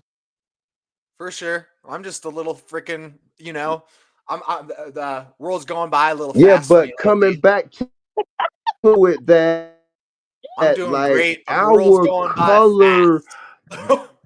Okay, Well, look, there's a story look. behind Okay, all this. okay. That's why I I'm wanted to gonna let you break know it that. down to look. The black. Technically, the sun is black. All of our pigmentations in our eyes fucked up because if the black carbon draws the heat, the pressure, the You're talking white about like reflects it. UV? The white represents the moon. Look, I'm Sounds a like you're talking roofer. about like UV. I'm an Like African have you ever seen American. the I'm an African American roofer that feels segregated. It's damn near 2000. It's damn near 3000. I'm feeling like I'm in the 1950s, just dude, you need to segregated, check. but You want to see I something can that'll trip handle you it. out, man? Look at UV cameras and sunscreen, man. Like fucking sunscreen makes everyone fucking black. It's crazy. It's Yeah, fucking trippy shit. so it was divine that I was the first woke. We are here from America that strategically and divinely called my name Copper Tone, but I just seen Sunscreen, that man. It's the invisible 2 weeks blackness. ago. But black people didn't need sunscreen. What in America is the famous Copper Tone? That white female that pamper falling off, a dog pulling it off. Yeah, I know what you're saying. The That's dog pulling off the diaper the off the baby. original Yeah. copper tone. Yeah. So that's the that's the spray on space suit. Like that's a garment. Even if it came from the garbage. Nah, like, but you know what I'm saying? Garment. But yeah. You know what I'm saying? Yeah. A little bit. Man, ain't nothing wrong with it. You know what I'm saying? I get Look, some. I because get some. look, everything that leaves this prison when that flesh give out, however it give out, ashes, ashes, dust to dust. Death is death when there is a separation. What is that middle called? That's still visible. Oh, I got it. Liminal space. The immune system. But in a vampire movie, I seen the myth out. They mythed it. Memphis pre-blood. Pre-blood. Immune is a good thing for human beings and canines and werewolves. So immune, that werewolf, that L word, that's a dog in heat. Could be sexual transmitted disease. But in human beings,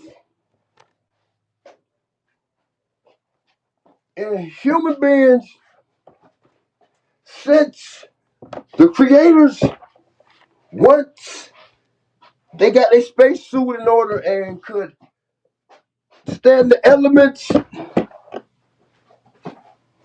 they many creators, repeat, they many creators, hey, it's a substance chemical, but Cam, that's Egypt, chemically, chemicals. So, You into the chemicals lately, Mr. I mean, Florida? shit, everybody is. We balance different. Jesus was balanced different. Jesus went on a 40-day, 40-night. But ain't a diet a fat person. Only thing a fat person got to do is physically have the spiritual willpower to put an S between the A and the T and fast.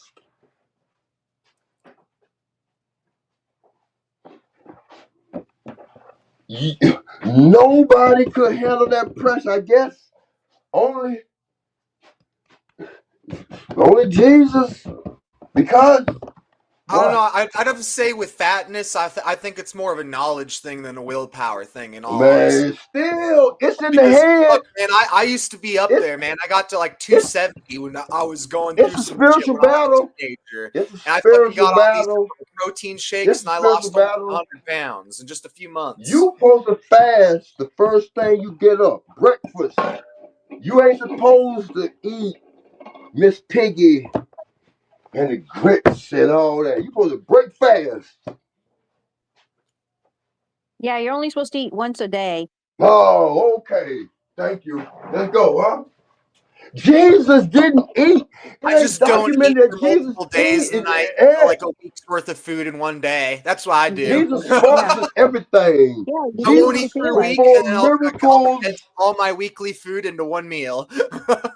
Yep, Jesus there we go. turned a Nothing wrong with that. local fish fry to a national buffet. Was your mom a good And cook, Mr. Florida? man, I can do Was your mom a anything good I cook? put my mind to. Ain't it about the mindset? That's spiritual. No, I asked, was your mom a good cook? Oh yeah, my mom, that became a talent, huh? She put anything together. So yeah, I think Right. I think I think my mom's God-given talent was just having me, huh? Let's go,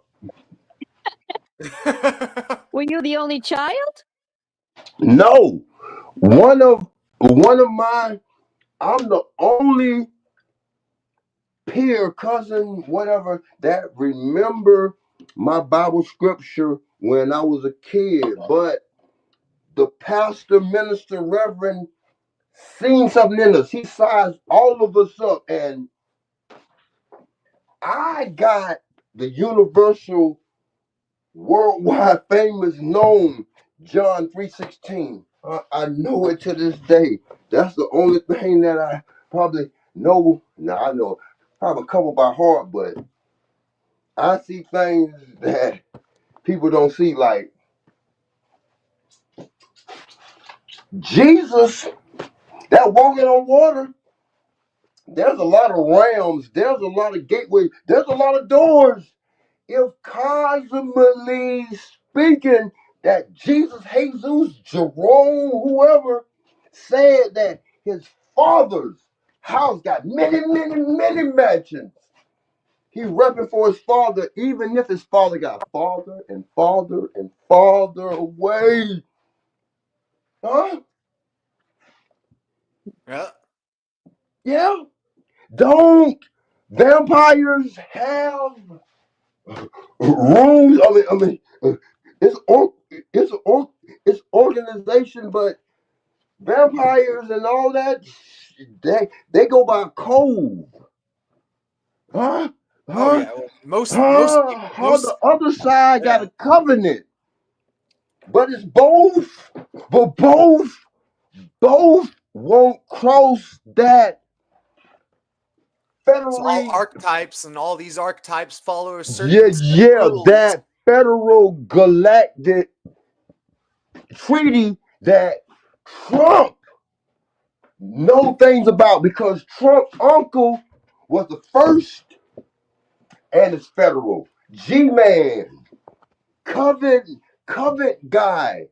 When Tesla died, the Trump uncle was the first to go up in there, to officially go up in there. Man, you got Trump fucked up. If the Simpsons You got him prophesied that fucked up. Trump, Isn't he just fucked up by default, man? man, because he fucked up, because he's the highest. Fucked up Trump is by higher than the default, continuing to politicians. fuck up, man. Ain't the corporation, don't the corporations run the politicians? Oh yeah. Well, Amazon, there is no government. There's Walmart, only they corporation. run. They run the government. That's what I'm saying. There is no government. There is only There ain't no corporation. government. There ain't no For real. gov. There ain't no turning down, man. You turn Fuck, up if there now. was still Everything government, turn man, the up. Constitution actually might be Ain't no respected. con. That was a Fuck. con. That was an institution of conning a bitch. Constitution. Hey, that was studies. You still go to college, school, and all to learn that in the institution.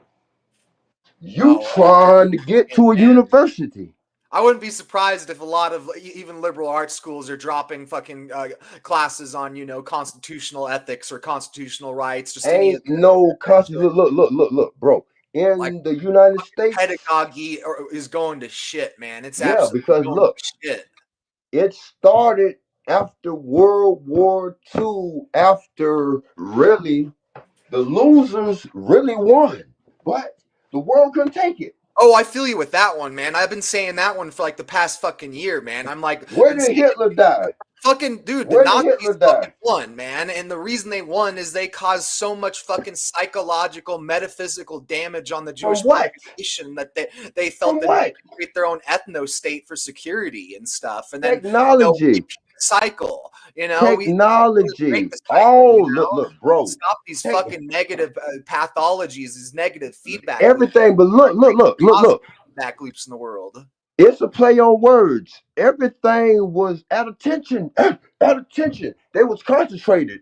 Blood was concentrated. Them super soldiers or blood Oh type yeah, no, O, the linguistic fucking AB, warfare, all man. that. It's linguistic warfare, man. They like use words to manipulate your reality, and it's starting to happen again. I'm Yeah, seeing but it. I'm look, seeing it more and more every day. It's freaky. Because fuck, if you don't have enough words self-awareness and has fucking, look at these things critically and self-reflect back on yourself, you're just gonna get, mind washed by all this garbage. did you What the flip? Yeah, sounds like your phone's doing something loopy, Mr. Florida. And I'm sorry I don't know your real name. Can you hear me? I can hear you. Oh, that was just weird. My computer screen froze out for a second. Whole thing went black. I'm like, I'm on my fucking PC. I ain't on my goddamn phone. This should be working.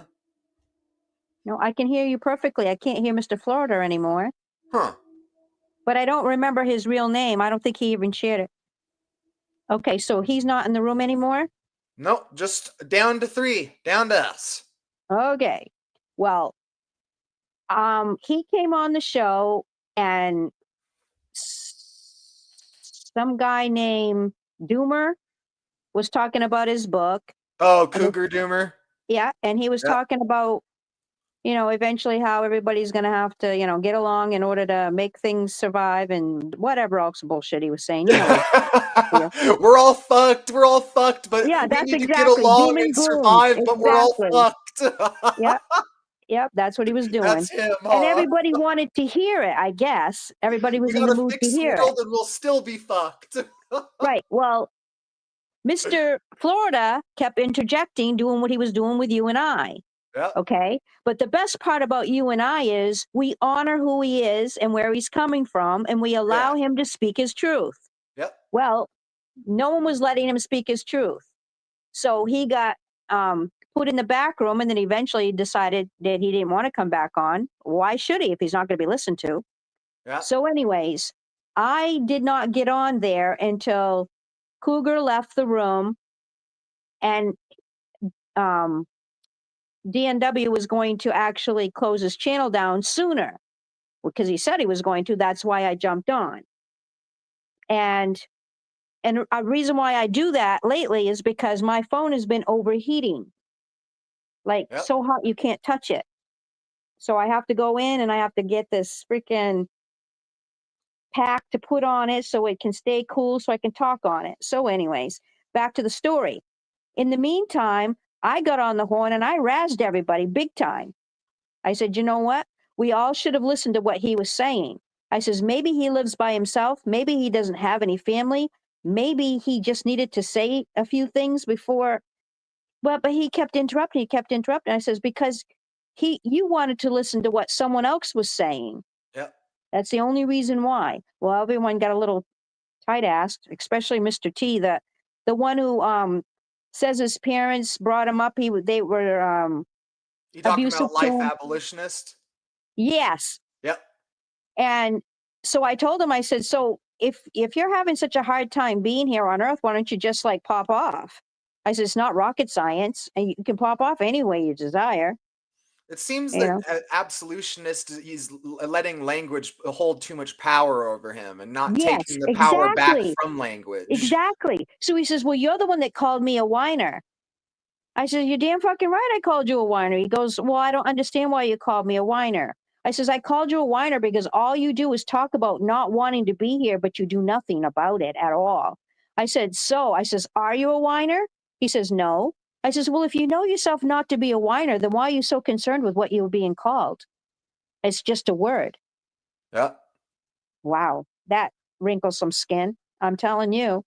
So, Well, it I also mean, has to do with, how you read, a lot of It- people read things literally and they don't take the time to, look about how the author, wrote this down and what was the intention behind it. They don't look at Exactly. multiple perspectives. And it's sort of the same thing when you're communicating verbally with another human being. It's in many ways, it's like reading, Right. and so you need to sort of be able to transfer those skills over to be able to, have a healthier balance.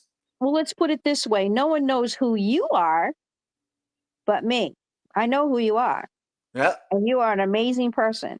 And you are here to shift things and shift people's perspectives. And I am very, very honored to know who you are because it means a lot to me. I'm happy to be helping out. That's for sure. And Definitely. anyways, they all got a little, frozen tight-assed about the fact that I was calling him on his shit. It's like, I'm No, not I putting up noticed with that. you. I saw that you popped in here, and we're, fucking, you were fucking pushing it, girl. I You were was pushing screaming, dude. I was not even. honesty and the language and the, Yep. the intentionality behind it. You were pushing it. I don't even think it was me. I mean, I think I was channeling that shit. Yeah, no, for Because it would sure. just come in out. Yeah. And I said, you know what? I can't sit there and be part of something where no one is allowing other people to say what they need to say when they need to say it, just because it's not what they want to hear. That's what I find so fucking depressing about YouTube, because I swear to God, YouTube is keeping me away from the Gnosis group right now. Like, I'm not getting any, notifications. I It's saying saw I'm that. subscribed and unsubscribed at the same time. Like, all sorts of weird shit. I have to literally go out of my way to search it up and just see if it's on or not today. You know, I don't get any way to find out anymore. And I'm convinced it sees what I'm talking about in my channel, and it sees what you guys are talking about here on the Gnosis channel. And it's like, we don't want people to get Gnosis, you know. We want to keep people divided and hateful and stuck in these, rage baiting algorithms and politics and culture wars, you know. We don't want people actually being human and growing and, coming together to be able to find a way to collaborate and, Well, let's be actually honest. function as a There's a society. little bit of a bias in our group about black and white too. Let's just be fucking real, and I don't like it.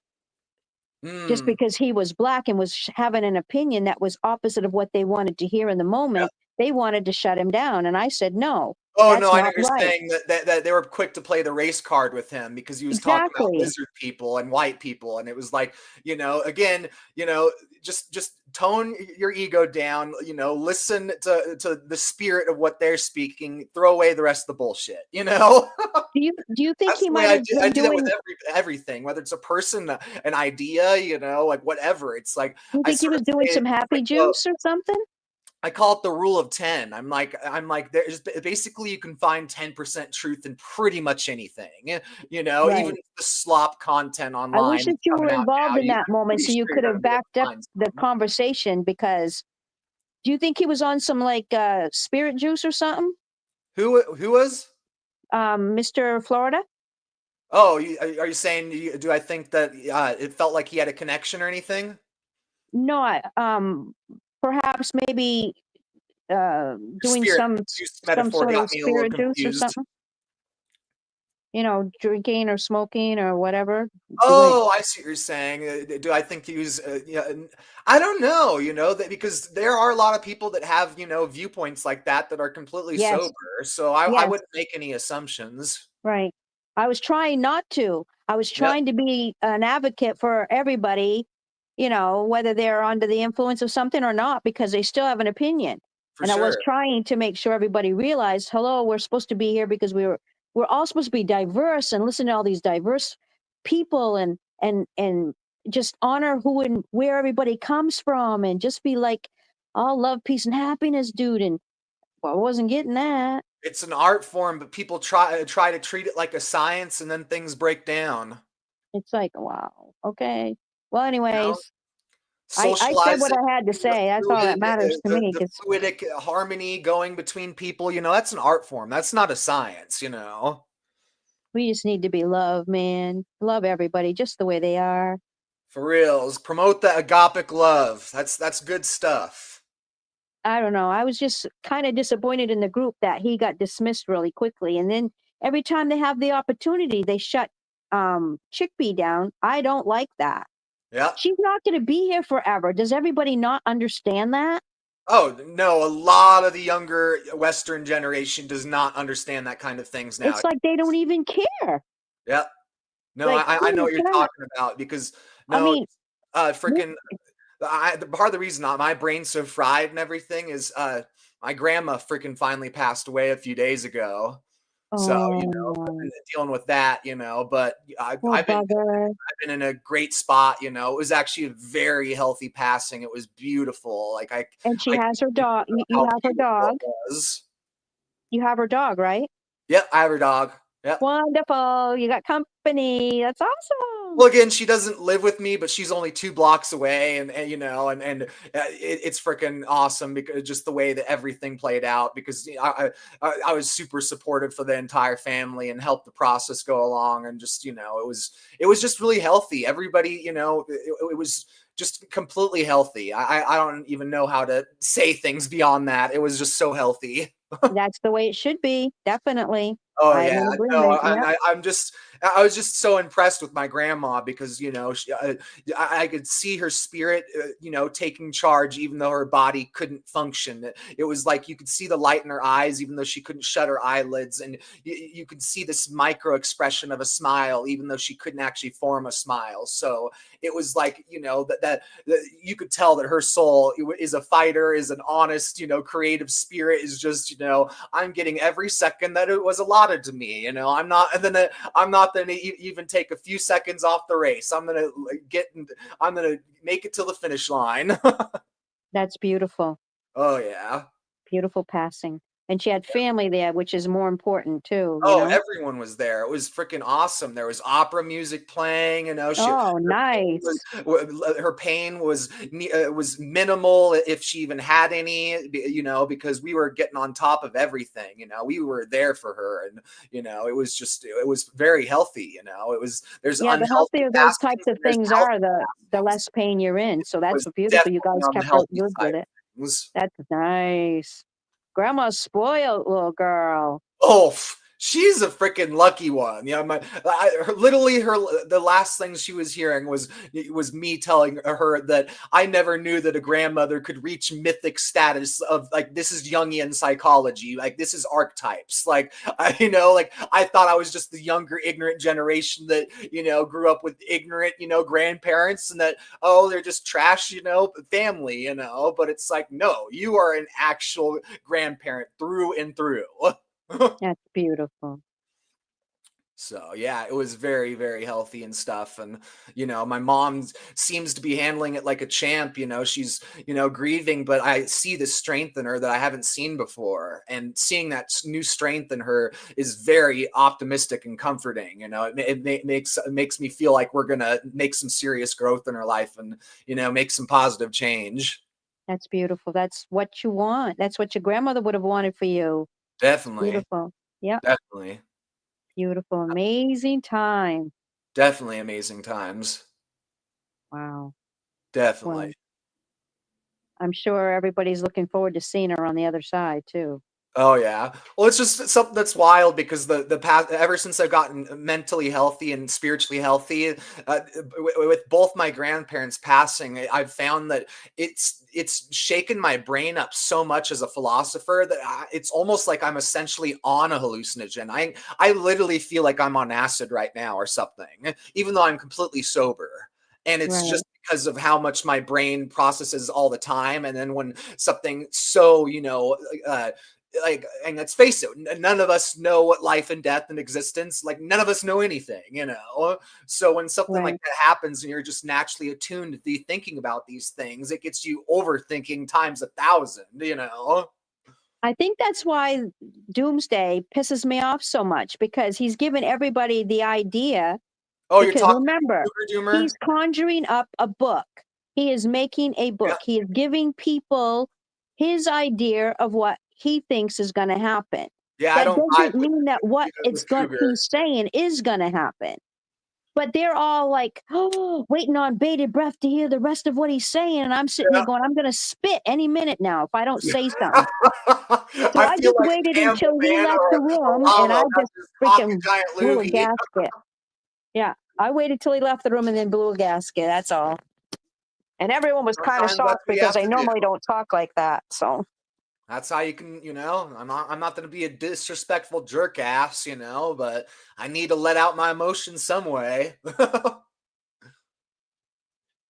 Yeah.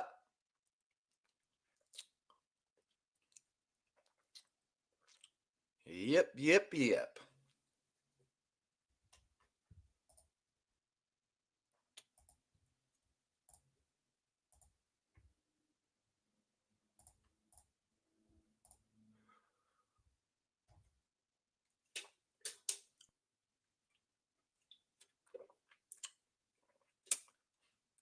Watched an interesting new BBC drama. Wasn't it you, Chickpea, that says you watch BBC dramas? oh shit. Am I still? Maybe she fell asleep. No, I didn't fall asleep. Oh, I was talking about Chickpea. Oh, yeah, it could be. Yeah, because the other day I remember her saying something like that she was watching these BBC dramas. Yeah. I know you don't watch any of that kind of stuff. I was watching one the other day. It was sort of interesting. It was about the OGBYN and man, I cannot say that word, you know, like the pregnancy department and all that stuff, you know, and basically in the NHS, you know, and the NHS in England so fucking overworked, the bureaucracy is a shit show. Really interesting, you know, series though. Well, it was funny though. The English humor was getting to me, man. Half the time I'm like, oh my God, I fucking love this English humor. The other half the time I'm like, God damn, these English people sound like they're terming German. Their humor's getting so dark. Yeah, they do have a like this isn't dark humor anymore at this point. This is practically gallows humor. Don't you like English humor then? Oh, I love humor. I'm very nuanced with humor. Like a lot of people love stand-up, but I actually hate stand-up. I think it's one of the worst forms of humor. All right. I just feel stand-up feels so forced and artificial. I feel like I'm watching some reality show. Oh my God. There's this girl named Leanne, and she has like a baby that does some of her videos. She is so funny. I just about pee my pants every time I listen to her. It's because you never expect a kid on the video, a little baby, saying the things that an adult would say, and it's hilarious. Oh, huh. I mean, I'm sitting there roaring with laughter because I mean, half the stuff that this little baby, it's AI generated, I'm sure. And the baby just starts ripping off jokes left and right, and that's nothing a baby would ever say at that age. There's no way they even have that speech program, you know?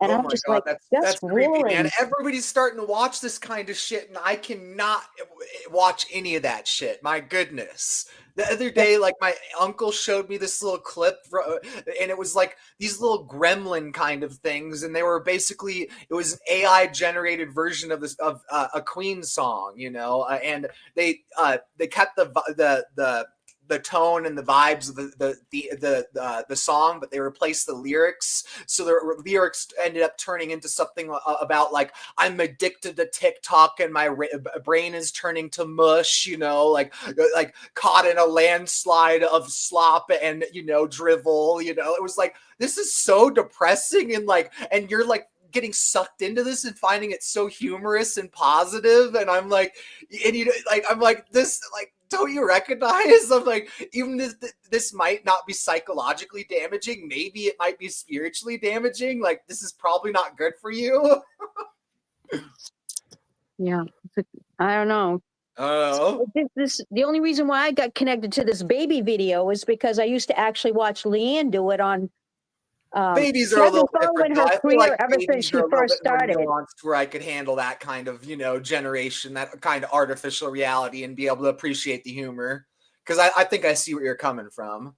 Well, I think it was because when she first started and hardly had an audience, that's when I was first watching her. Because she had this, I don't know, she has this darling way of speaking. She's from the South, and she has 3 children. And she talks about them, and she talks about her darling husband, and she just got this funny way of speaking. Well, instead of her doing it now, she has created this AI generated baby that's doing it for her. And that's the only reason why I saw it at all, or else I wouldn't have even bothered seeing it. Because, I'm not really into the AI foolishness like everybody else is yet. It's going to take me a minute. Or 2 or 3 or 4. I'm really into the AI. I'm just completely not into any of the people that are into AI. Yeah, that could be too. I'm like, this is the one time never where really being thought to think of it that positive way. and enlightened, I come across like completely like an egoistic solipsist, like, oh no, I'm main character over here because too funny. But yeah, there's just no nuance in the discussion with how we use technology. No one's ever talking about the nuance with how we use it. I'm like, everybody's always stuck in a technology is good or technology is bad. And I'm like, I'm not trying to get stuck in a neo-Luddite debate of whether we should burn the printing press or not. Right. I don't know. I would like to see some more context in it instead of just randomly just connecting to it and thinking it's all great. That's But very true too. No, that's what I'm saying, because I don't know. that's very true too. But that's the kind of thing where, again, it irritates me though, because you'll be seeing, all these people using ChatGPT out of complete laziness, and then there'll be comedians making fun of these people, doing it out of complete laziness, and it's like, okay, again, you're just perpetuating a negative cycle, and you're acting like, oh, we're comedians and we're wise because we're making fun of you, but you're not contributing anything that helps us out of this situation, Yeah, like, and I exactly. guarantee you these comedians are using ChatGPT for their shitty fucking jokes. By the way, you two, is time going fast for you?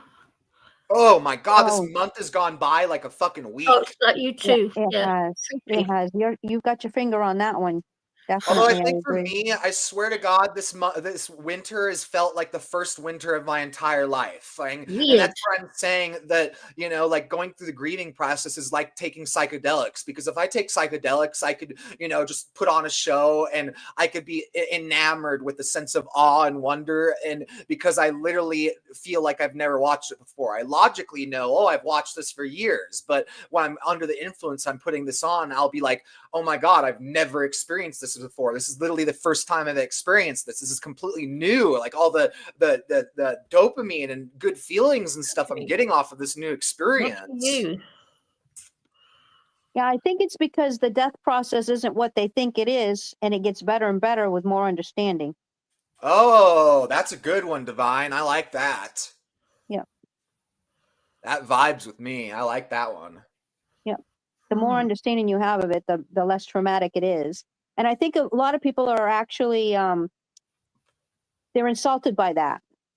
But because they want to have a reason to sit there and grieve and act like a bunch of heathens when that's not what the creator created it for. Oh anyway. yeah, I would agree. I mean, that's with so many things in life of how humans use things as excuses and use things to deflect from the core truth or argument or situation that we're supposed to be dealing with. But Divine, what if you have a traumatic death, like say for example, a car accident, murder, rape, a traumatic death? Then what? Well, you still have to remember that the person who it's happening to contracted that to happen to them that way because there were lessons that needed to be learned by them and the people around them. I have an interesting perspective on that one. This is where I love, watching all these forms of media and getting these insights and ideas and beliefs. There was this old HBO show called Dead Like Me. And the main character ends up dying, gets turned into a Grim Reaper of a sorts. And in the series, you end up discovering that people that die in traumatic ways, they basically get their soul ripped out of them a few microseconds before the trauma occurs. So they don't actually experience that. And it was really wild because just a few months ago, I was watching this old video clip of this like trauma support group after 9/11, and the main guy in this trauma support group, that was talking about his trauma he was dealing with, was saying that when he watched the people jump from the towers, that he swore to God that he saw this light, this energy leaving their bodies a microsecond before they hit the ground, and every single person that jumped, he saw energy leave them before they hit the ground, and he saw their faces and their body language and everything just come to complete acceptance and grace with their situation because they weren't there anymore. Their soul had been, mercifully ejected before the trauma. So I don't know. I just find it an interesting aspect that I haven't heard anyone really talk about. Yeah, I don't know. It's I actually believe that. I think I'm like, okay, if the people that saw 9/11 are sort of confirming this, theory off of fiction, then maybe there's some basis of reality. Maybe at least it's plausible. Well, it does make sense because the creator of all that would not sit there and have this event happen and us feel as much pain as some of it would have happened if it, falling out of a freaking 3,000 million mile tower is like a little traumatic. No shit. It's not like you're going to hit the ground in just 5 seconds flat. You're going to be in the air for a minute or two for at least. Thing going on. Yeah, it's crazy. That minute or two, it's going to feel like a lifetime because it is your lifetime. So, right. This creator of Is this the God of this world or of the other world you're talking about, divine? The creator of all that is the one who created everything that you see around you. That's So that. what of this world then? Yeah. All right. Because the one You who's and on I've the got other different opinions the one here. that you meet up with on the other side is also the one that's here too. No, I've got He can be in more than one place, dear. I've got a very negative opinion of him. Very negative. Well, I think we better just keep it to ourselves because I tell you, mine's very negative. But I'm a different person. Yeah, I'm different to you. I'm very he's a negative. little brat, let's just say it that way, to put up with the foolishness, or allow us to put up with the foolishness we've had to put up with. Let's just say it I that find way. it Well, I interesting. wouldn't allow us to do what we do if I was God. I wouldn't allow it. I don't understand. Yeah, I don't think it's a good idea either, but I'm not the creator of all that is either. Yeah, I just don't understand because I tell you, if I But was we in also charge, have to remember there are a lot more other people involved, Chickpea, okay? The whole world is watching us right now. All of the galaxies are watching what we're going through right now. And we have to do the best we can to make sure that our vibe is up and we're uplifting to all those around us, and we're eventually in feeling the love that we want to create in our hearts and minds. When we Manifest know that we positivity. are an example for the other galaxies to watch what's going on, all right, it's a little easier Oh, for us to vice tolerate. versa too. I believe vice Yes. versa, you know. Well, we That's don't where I always could see take what's some going on mushrooms, in the look other into a parallel lanes. dimension, see what they're doing right, and extrapolate that information, Right. We don't always we are not always privy to that because we're being held back. Remember that. Yeah. Like if we weren't being held back, we'd have plenty to think and know about the other dimensions, and we'd be able to come back and say, "Oh, this is what happened over there yesterday, and that's what happened over there today." And we're not having that opportunity because the world's keeping us, where they think they want us, not knowing. That's going to have an impact too.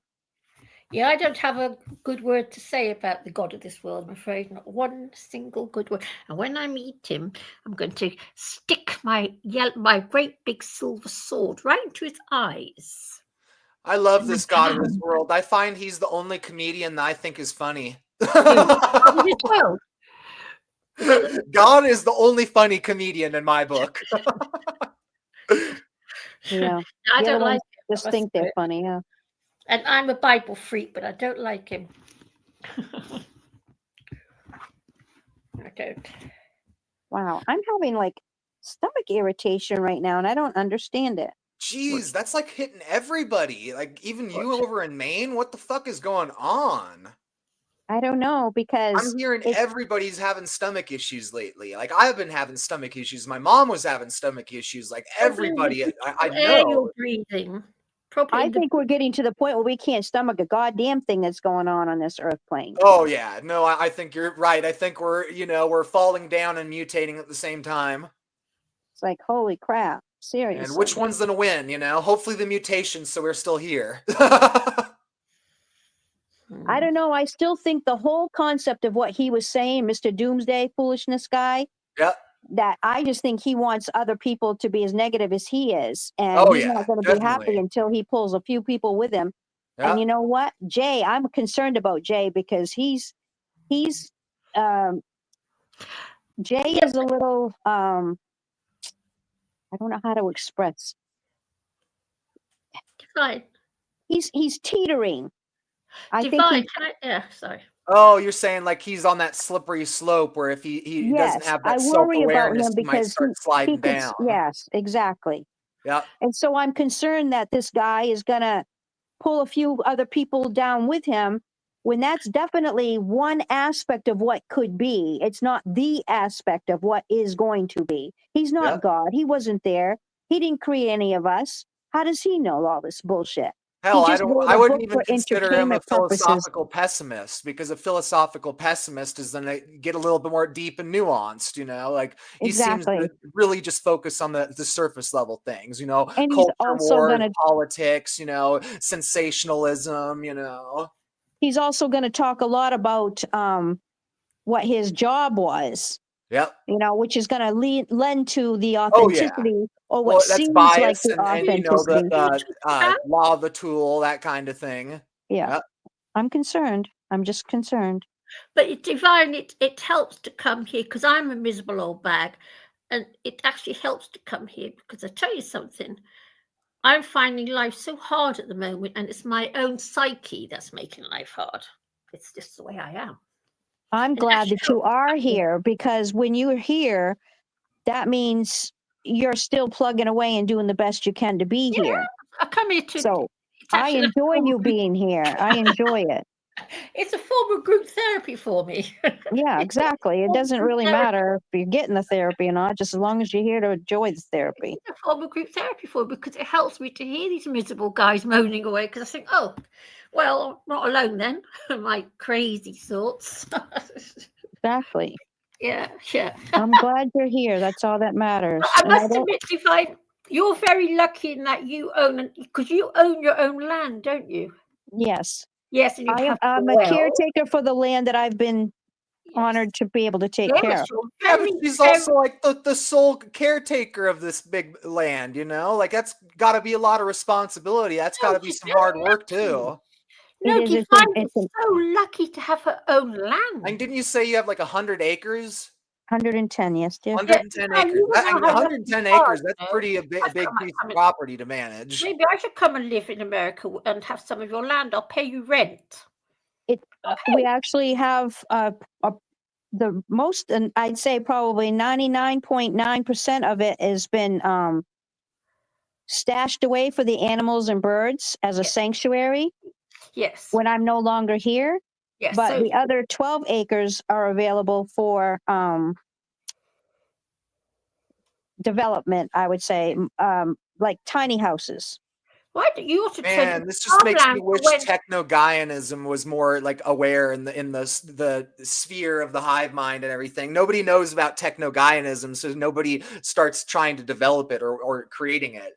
And techno-Gaianism is literally the finding the complete healthy ratio of technology and nature working together. It's figuring out how to let's use technology and not destroy nature with technology, but let's let nature and technology essentially become one. You know, technology and nature will become inseparable. Exactly. And you know, that's the goal. You know, it's because that's where you can, you know, live on Earth, create homes, but you're not disrupting all the land and all the, you know, water flow and all the ecology, but you're working with it, you know.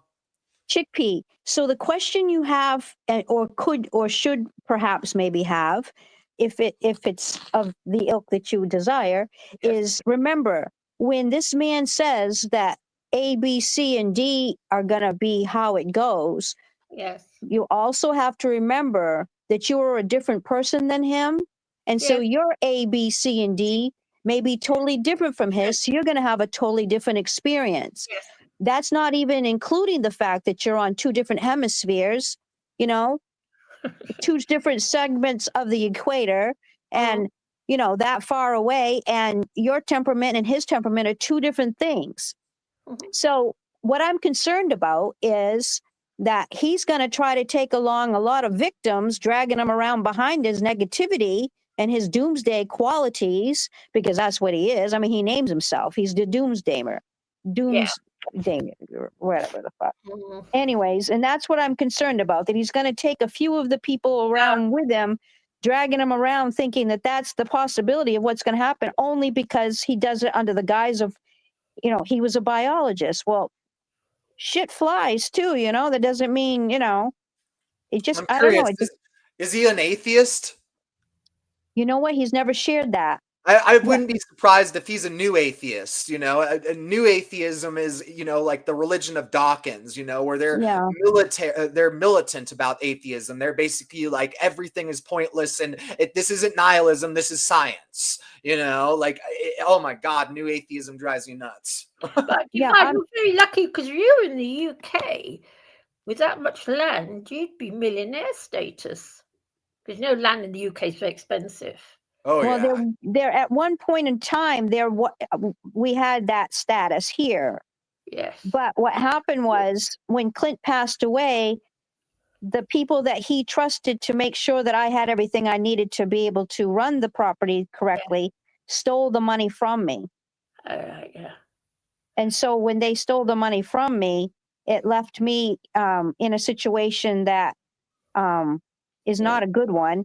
And Oh, so you originally had sort of the means to actually sort of develop your property more thoroughly, but you know that's what yeah, changed your situation. correct. There was a plan in that was going to be implemented and so forth and so on. But when the money disappeared, wink, wink, that changed everything. Yes, you So must never let anyone know you got any money. it just But you're very lucky to have that land, and I envy you having your own well. You've got a well, haven't you? Your own water. Yes. I do have a well, but the well is unusable right now because of the fact that it has too much antimony and too much manganese. All And with right. those things in your well like that, that can cause you to lose your hair and Oh, your antimony's really bad. it cause you to lose your taste and your smell. All right. So with it came into my water when the man up on the hill was doing strange work, and they weren't monitoring him because he used to be part of the community commissioners down at the town hall. So they didn't question anything he was doing. Well, he was Fuck, you need given to find a way to pin that on him and make him fund a super site cleanup. Have the EPA fucking fix your place up for you. he was doing some bad things and not telling anyone. So that's now I didn't really pin that exactly as it was, but my sweetheart loved everyone. Okay. There wasn't anyone he did not love except that man. Yeah. And that caused me concern because I said, there's a reason why he doesn't like him, but certainly he's not going to tell me because he's not that type of a man. Yeah. So I finally figured out it was because Clint knew that he was up to no good up there on that hill and didn't want to actually say that specifically, because he wasn't that type of a person. But yeah, he knew what was going on up there.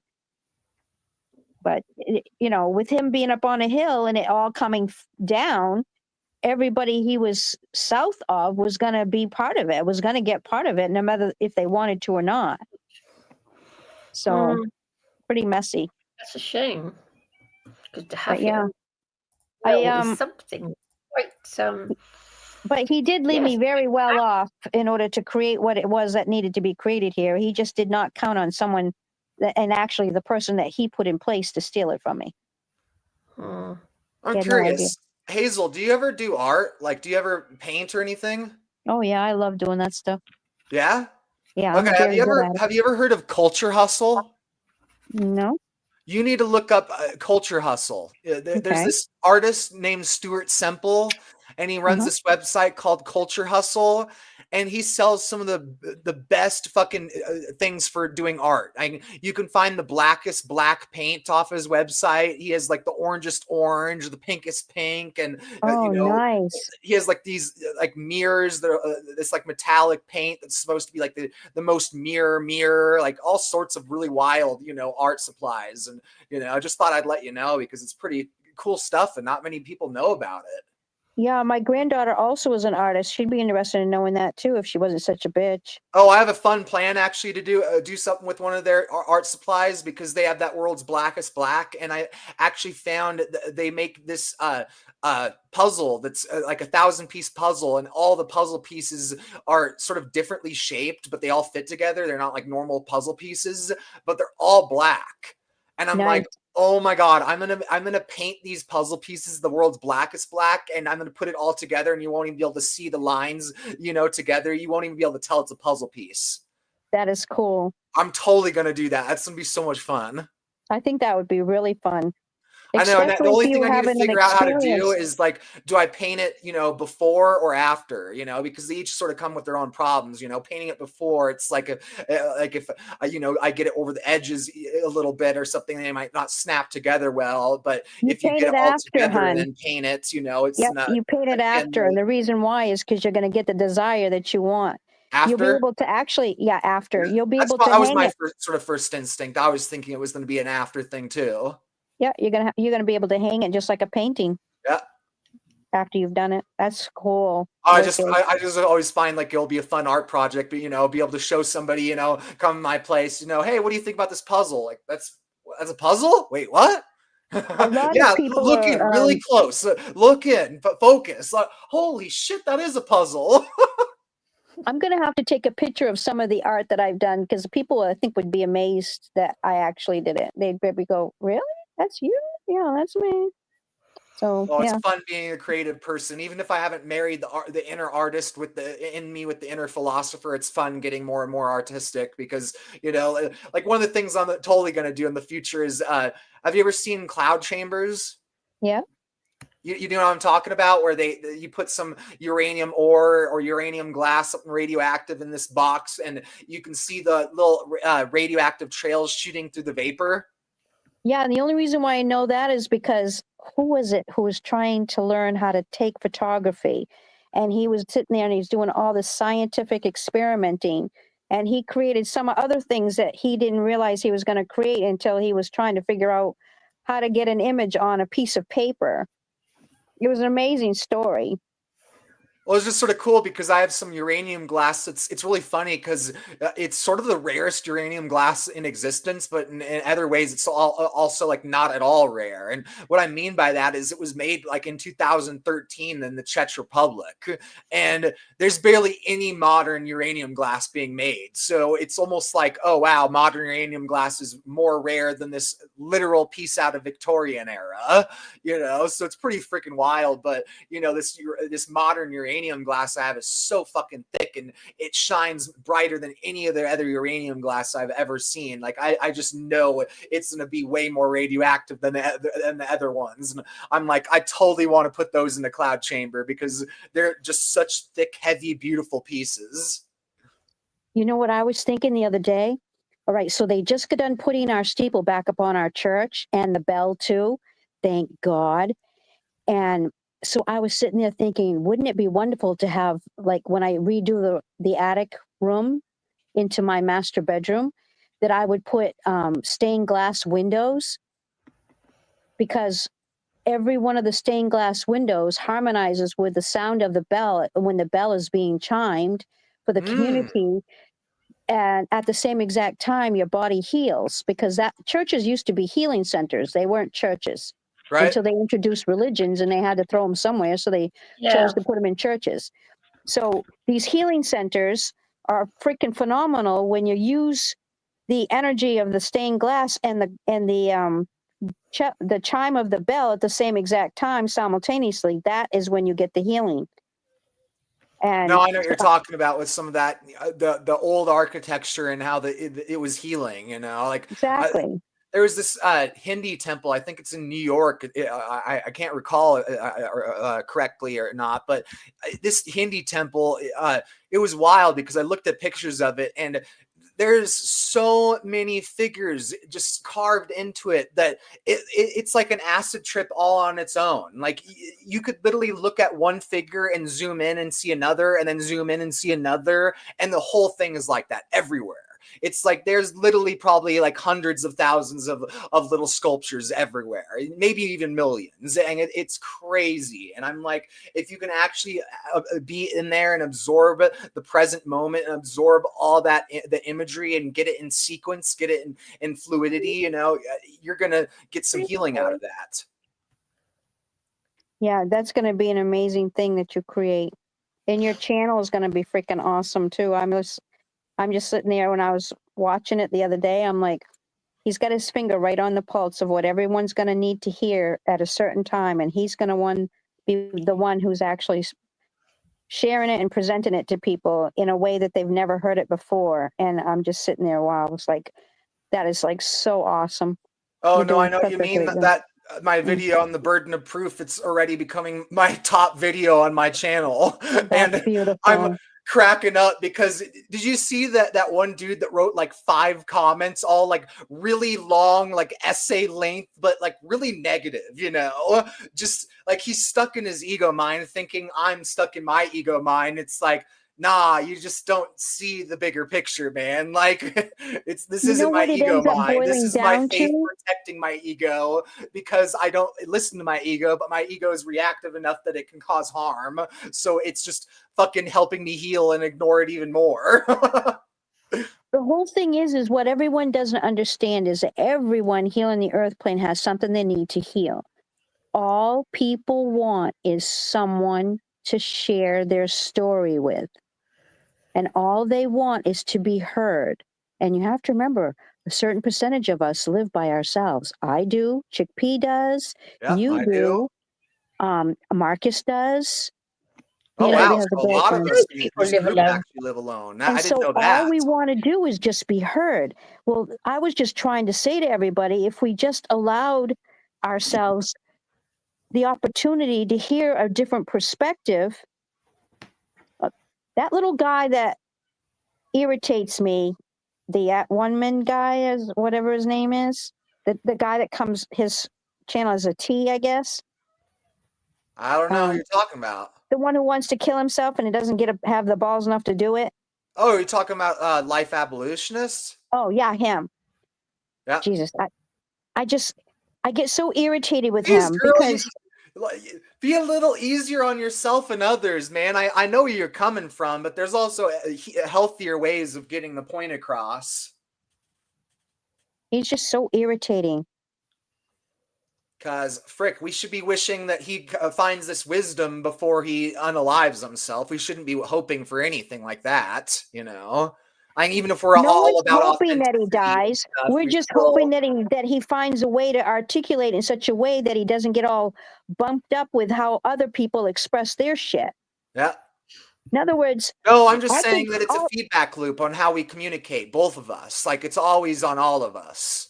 Yeah, you he know? just needs to chillax and not be attached to words. Oh, no, He's that's so very true. attached to, yeah, it's like, ugh. It's like either that or shut your fucking pie hole about it. Write your fucking book and shut your pie hole. See, that's what I'm saying. That's a healthier way of putting it, Hazel. It's like, you know, instead of you saying, you know, well, just nut up and, you know, do it, you know, you could be saying nut up and do something healthy where you're still here, you know, where, yeah. That's all I was tried getting to at. say it. I We know have- that you weren't wishing harm on him or anything. We have been trying to say that to him ever since he first started on this channel and got, you know, started to be part of the channel, that, you know, there's a different way of thinking about it, and all this other crazy stuff. No, he's so adamant that his parents were the most narcissistic parents the side of the United States, and that no one else could be gone through any more as much as he has. And oh my God, I just wanted to spit. You know? And we've tried to explain it to him in other ways, and he's just not there. And that's okay. He doesn't have to be, but he certainly shouldn't be shutting other people down either. Victim mentality, you know, exactly. That's sometimes a good. I don't. Again, I don't like. How the hell do you use that with nonviolent communication? Fuck. Right, how the hell do you explain to somebody that they're living in a victim, victim consciousness, but use that nonviolent communication to express that? Because that's going to trigger a lot of people hearing that, you know. But it's one of those things a lot of people need to, you know, have it not just understand, but have it click so they can actually make efforts to change. I know one thing. It would be a cold day in hell when I would have a fucking YouTube channel and not be able to say exactly what I wanted to say, when I wanted to say it, how I wanted to say it.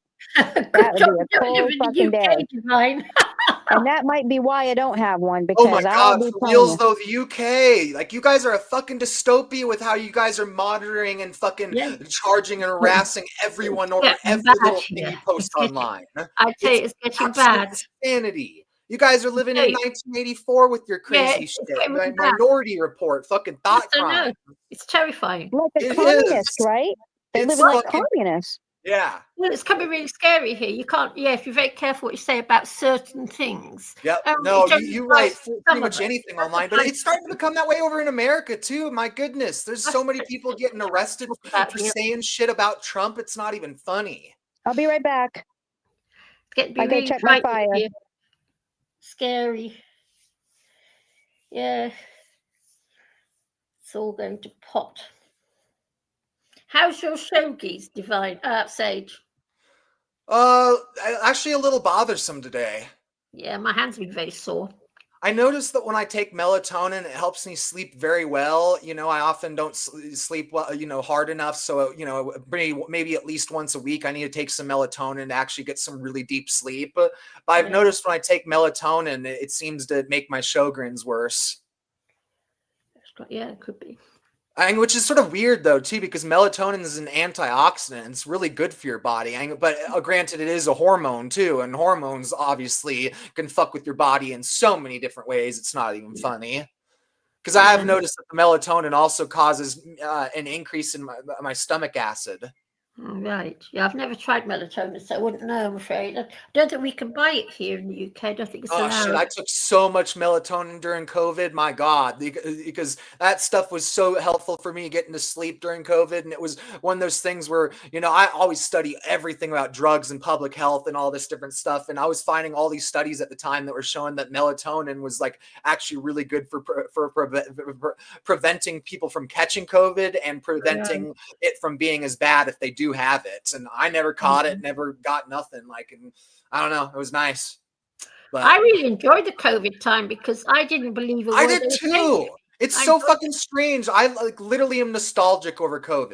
Yeah, I loved it. No cars on the streets. I loved it. I'm like, okay, at least everyone was miserable and as aware as I am, you know? Like I didn't like that they were all miserable, but at least they weren't idiots, you know? I really enjoyed it.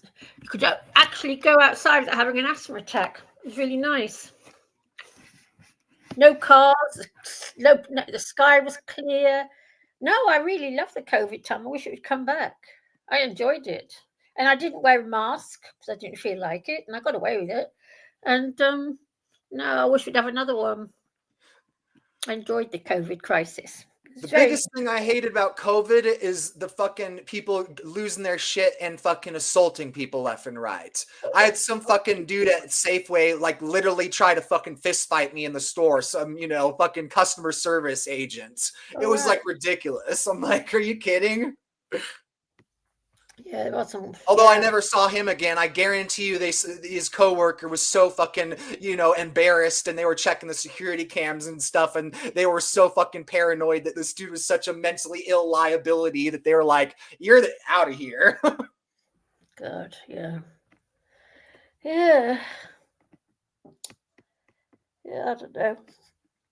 With my little bruiser boy, hey, we're going to sleep in a minute. Hey, Dave, he's already asleep. Wish I was a cat. My cats are so lucky they sleep about 18 hours a day. Wish I could sleep 18 hours a day. I like sleeping. You might as well be asleep because when you're asleep, you can't age. So it's actually very good to be asleep. Probably why they live for so long. Dear me. Yeah, but I tell you, this month has gone so fast for me, it's quite creepy. It doesn't even make sense. Hello?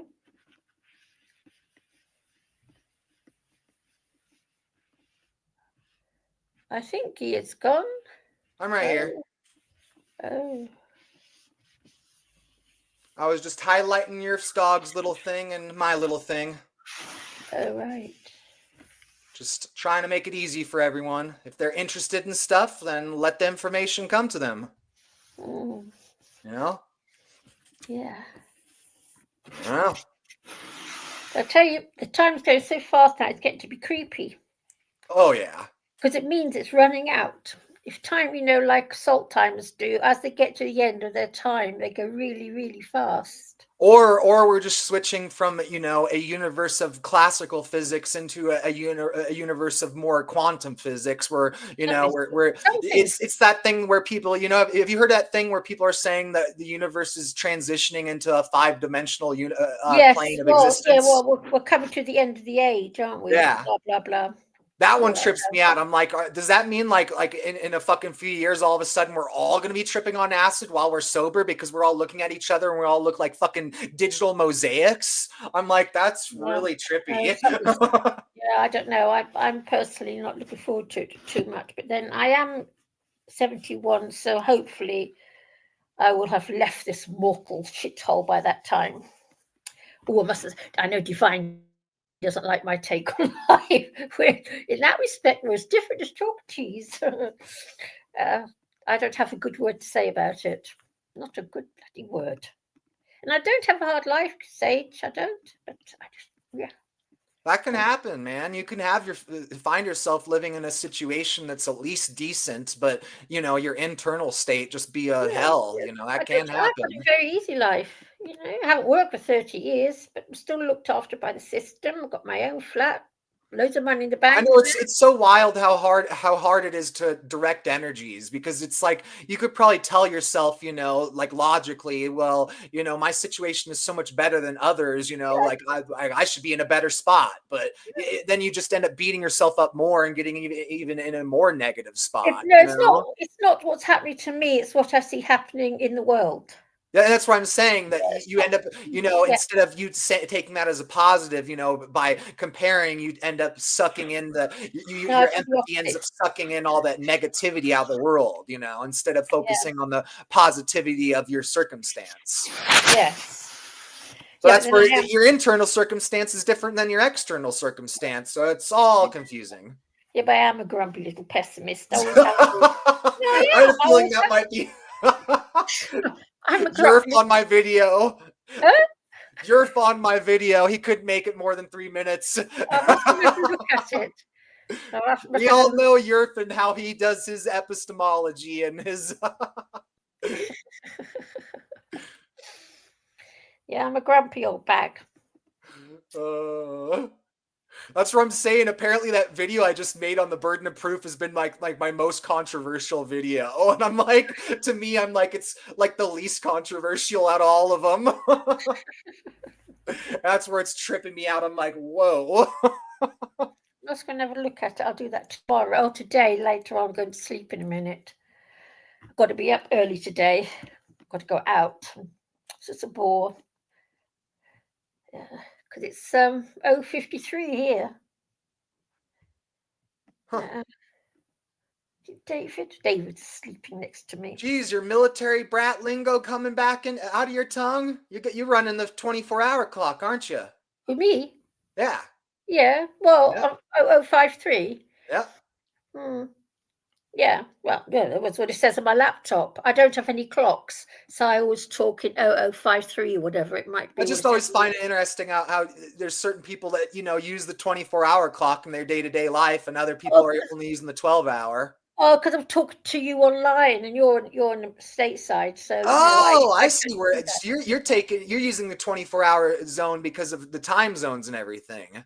Well, yeah, because I don't know. Why aren't you smart, Chickpea? My goodness, I wish half of the internet had the awareness that you did when it comes to fucking time zones and communicating with other people. Do you know that time as we know it was only invented in 1880? Did you know that? I don't fucking believe in any of the claims about fucking time. My goodness, they're always saying different shit. My goodness, we just discovered that our time is based off the Gregorian calendar, based off the Mayan, related through this, and translated through this. I'm like, I'm talking about time. I'm not trying to read the fucking Bible. Sage, right? Yeah. I'll tell you this. Okay, this is actual truth. In 1880, you know when trains came to being, which was in 1860 and everything. People used to use sundials to get what the time was in the local area. Yeah. And because even in England, the train times varied by more than 20 minutes from the east of England to the west of England, blah blah blah. The rail workers of the rail network in the UK decided to invent Greenwich Mean Time, and the clocks as we have them now, 1 hour here, 1 hour there. So it's 5 o'clock in one place, 4 o'clock in the other. And it was all done to make train timetables workable. It was 1880. Oh my goodness, I was seeing some of this shit with the early trains, and like it fucking blew my mind how dangerous mad science this early shit was. Before Westinghouse and the fucking air brakes, my God, people were the railroad workers were all expendable. They were just the brakemen were fucking flying off the trains and dying left and right just to, oh yeah, we need brakes on this train. We'll just hire people to die left and right, so we can stop these trains. Like, holy shit, it's crazy how we made a mad scientist actually industrialized for commercial purposes for society. Like, you look at how crazy the science and how dangerous these early trains were, and you're like, how the hell was it even economically feasible? It seems like everyone was just dying left and right. This seems like this was just they're only death trolls, machine. but they don't count. They're It's only crazy. trolls. But with the No. Brits that invented meantime as time as we know it. I'm back. I almost died. Why? Well, I brought all my I like to bring all my lawn furniture in, not my lawn furniture, my lawn implements that I, cut the grass and stuff, like my smaller pieces. Yep. And I like to clean them all up first and then I put them away. Well, I didn't realize the blower was in the way and I tripped over the blower and almost burnt my hands on the stove. Oh dear. So I'm like, oh my God. I had to give myself a minute just so I wouldn't be frantic. Holy crap. But yeah, just stupid stuff. Yeah. It's Hazel being Hazel. She has to have Well, you everything do a little of that spotless. catastrophizing too. I almost burnt my hands. I would have died. No, I mean, because then I would have hit my head on the stove. And Clay used to do this all the time. He used to go, Okay. Now you're adding a little bit more Benton detail woman, that makes sense for Benton, sure. Maine woman dies at the hands of her wood stove where she lived. He used to do that all the time. And so whenever that happens to me, I Here's kind of the go into surprise laughter ending mode. too. It wasn't because of carbon monoxide. Exactly. It wasn't because the stove isn't freaking generating heat like it's supposed to. It was actually because she tripped over something stupid. Because she's so anal that she can't understand why she just can't put the tools back dirty. Oh, You're very good washing them. I wouldn't. oh, I I'm a have lazy to. old bag. I am just so, I don't know. Preventative maintenance, okay? When you do preventative maintenance, everything lasts longer. That's all it is. I don't do any gardening, so it doesn't matter. Little man does it all for me. I feel you with that, with the preventative maintenance, but at the same time, I also feel like it's sort of a rich person's dilemma. Like, why do no poor people use coasters and rich people are obsessed with them? They will shove a coaster up your anus just to make sure that you will use one. I'm not rich, but I'm high on coasters. Definitely. Because furniture, especially at the prices that they want for it now, is so worth protecting it. Yeah, I get where people are coming from that, but that's where I'm also, and I do respect wood. I'm like, I don't want to fucking read ring stains on these nice wood and everything, but that's where I also go, my God, like, why are people doing such a shitty job fucking making these wood fucking furnitures and stuff? Why aren't people sealing it in better ways? There's all these ways to seal things and get things to where they last longer, but we're just making things like shit nowadays to where things are meant to be like it's that. because the beverages are lined with chemicals and they cut through the linseed oils and the different things that they use to use to spill protect it. something full of chemicals, but like you just put like a Coke can on something and the humidity will like fucking destroy the wood and leave all these brilliant rings in. It's like, seal your fucking wood up. Don't just have a little lacquer layer on it. Like, put some epoxy over it or something, like built-in obsolescence. And this wonderful God of ours. That's what I'm saying. It's essentially built-in obsolescence. Like, I'm like, it would last for a long time, but you can make it last forever. Like, you could do things to make it last. That's not profitable. An antique piece of furniture can't be redone, or it can't be, modified, or it loses its antiquity. Everything here is from the 1700s, 1800s.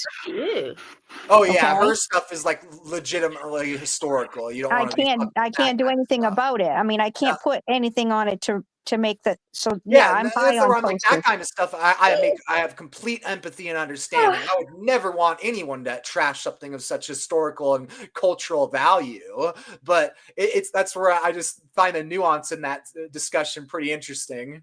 I know it's believe me, people get frustrated I get all where the you're time. coming from, Chick P, that it's not profitable to be making wood tables that like last forever, but that's where it is profitable for the consumer. So whether you're rich or poor, why aren't you fucking putting a layer of epoxy over your fucking wooden table so it'll last forever?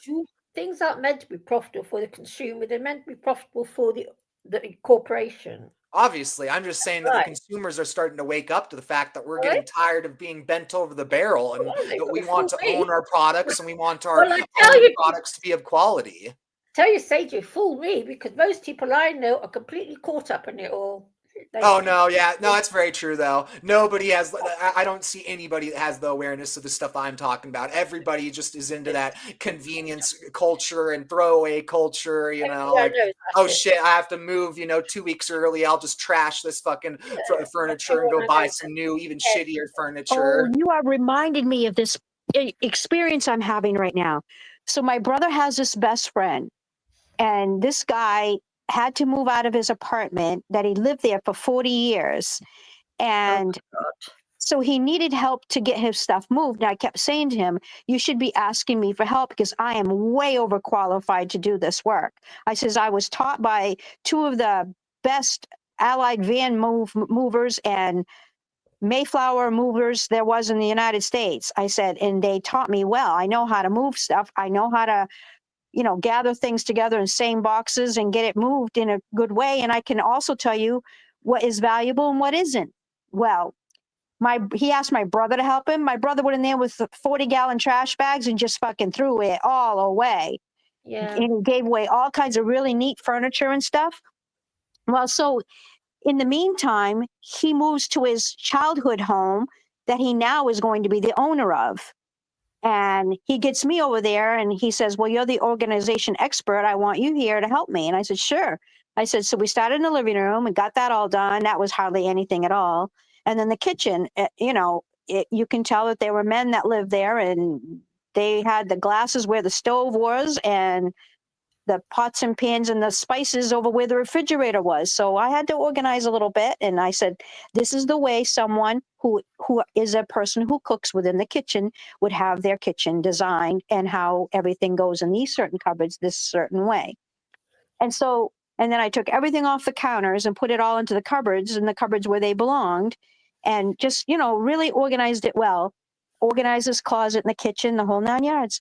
And he goes, you know what? Most of the stuff that you organized, he says, I just would have thrown away. And I said, you know what? You ought to be ashamed of yourself. I says, because there's a little redemption center over where the dump is, the beautiful building that they've created. It's like 3 rooms and it's all free. You drop off free. And if you happen to see something you need, you can pick it up free. I says, it's not Goodwill. Goodwill makes money off what you throw away. This place does not. I said, do you know how many people are starting out and wanting to start out, but they don't have the items they need? You're throwing away items that people could use. You're throwing away what you think is trash and other people would think is treasure. I brought over 4 boxes the first night I worked with him to this place, and the lady wouldn't allow me to carry it in. She says, you bring such treasures here. She says, I'm just going to keep catering to you every time you get here because I just love the things you bring in for people. She says, you bring in really quality clothing and you bring in really quality stuff. And I says, yeah, I just happen to know a bunch of quality people who have clueless. So I'm just bringing it here where it needs to be. And she just brought it all in for me. I didn't even have to lift a box. And so when she sees my car, she just goes ape shit. And I just keep saying, don't worry, there's going to be more. There's going to be more. And I won't work on Sundays. I refuse. If I'm going to do a project, it's going to be here within my home. It's not going to be for somebody else. So that's my only limitation. But other than that, I'll work any other day for someone and help them organize their home. I don't have an issue with that. I think it's fun. It's cathartic for me because when I'm done puttering around at his house, I come over here and I freaking really pull my sleeves up and do some stuff. Like I just moved a couch all by myself from one room to another, and now it's going into the hall after I vacuum the hall. And then I have like one of my beds set up on its side because it can't be set up in the room that it's supposed to be because that room is not heated. And there's no point in setting up the bed in a room that's not heated because I have to bring in all these great big long iron things in order for the heat to have space for the heat. So you can't have any furniture in there if you're trying to move things in like that. So I have it sitting in the hallway. Well, one of the mattresses has to be moved over to the left-hand side so the dresser can come out of the other room that isn't heated and brought into the room that is heated down the hall. So I'm having really fun doing these projects. And I don't know. I'm just getting so much done right now. It's invigorating to me. It wicked is. I'm just having so much fun getting it done, and I'm having less to do this summer, and hopefully it's not a freaking 95,000 degrees, so I can actually enjoy the summer Yeah, this we have year. a nice warm summer this year. Oh, Wait and see. it was so hot, Chickpea. I couldn't even know. breathe. Yes, I I couldn't know. even You should have been in breathe. London. It was ridiculous. I couldn't go out in it. Yeah, So bad. That's why I want to move to the coast, but I haven't got it. Takes start over again. I just haven't got it. not yet. You have to keep saying that to yourself. I haven't got it yet. Because when you say that, you're actually leaving space open for you to actually get it. Yeah, See, it doesn't matter to us how we get our finances as long as we get them. So if I've the got creator of all that finances. is can create some sort of wonderful, magical way that you can receive your finances, then you're working with the universe in order to create your wealth, which is what you desire to do. Yeah, So you haven't got your finances yet. no, I've got the finances, but moving. Yeah, I'm 71. I've got the RA to deal with and the shogies and the bloody taxing. It really is. And the 7 cats. It's very, very hard for me to find a property. Even if you buy property in this horrible little country, we're allowed to have pets. Unless I can't afford freehold land, so I have to buy leasehold, and so no pets allowed. Okay, now leasehold is when someone else owns it and you're just leasing it from them? Yeah, leasehold land. You can Oh own. my God! So it's a real scam in this country. It's very, very bad indeed. And so it sounds to me like certain people own and other people are not allowed. Yes, it's a really dreadful business in the UK. People think the UK is this lovely little free country. It's not actually. It's quite it's quite nasty, and the whole the leasehold thing is such a problem in this country because people fork out. Where I live, £350,000 for a little 1-bedroom flat. Jesus, criminy. £350,000. Is that like fuck? How does that work though? Because I mean, that's a flat. Is that like a rental or lease, a full-on ownership? Like what is that? A leasehold flat that costs £350,000, a 1-bedroom flat. To lease a fucking 1-bedroom flat, it costs that much. Kind of like sounds like New York. Yeah, this is. Oh yeah, it's definitely like New York in regard to that, for sure. Did you hear what they're going to do to New York? Oh my, it's interesting. But I tell you, a leasehold property, freehold property, I don't think you can even buy freehold property where I live because the land is all owned by the Duke of Westminster. Global cities are fucking horrible for the housing markets. Yeah, but it's very. I tell you, Divine, I've been looking for months now, and I cannot find anything where I can move to where I can take the cats. I'm not going without the cats. So if it means which I suspect I'll have to stay here because I'm allowed to have cats here. It's very hard to find somewhere allowed to have cats. Wow. And I can't live without them. So. Well, that's really a quality of life there. I don't understand. That's crazy. It's really bad. They don't allow you to have your pets. It's just. Oh, they're trying to fucking ban pets in all fucking apartments. They're in the process of doing that. Yeah, and this isn't like a countrywide thing. It's like around the world. Yeah, it's dreadful. It's getting to be worse and worse. Well, I guess the ASPCA has work to do because they should not be allowing that on any level. Yes, well, those animals support them, and they need to have that. But it's that's how it is. These people that own the land that these leasehold flats are on, they are breaking people in this country. Because I tell you something, property prices in England are pretty bad. Well, shit, that's where it's also about the economy. Like people aren't even having pets because they're basically as expensive as children nowadays in many ways. Veterinary treatment's very, very expensive here. It's like, okay, this is the difference between an expensive child and a less expensive but still extremely expensive child. Yes. Yeah, that's terrible. And that's where people are like, okay, even if we're allowed to have pets, I can't get one because of like my fucking living situation and the economy and all this and that. And do you know, Divine, in this country, and people don't know this globally, 92% of the land in this country, 92% is out of bounds to the proletariat. 92%.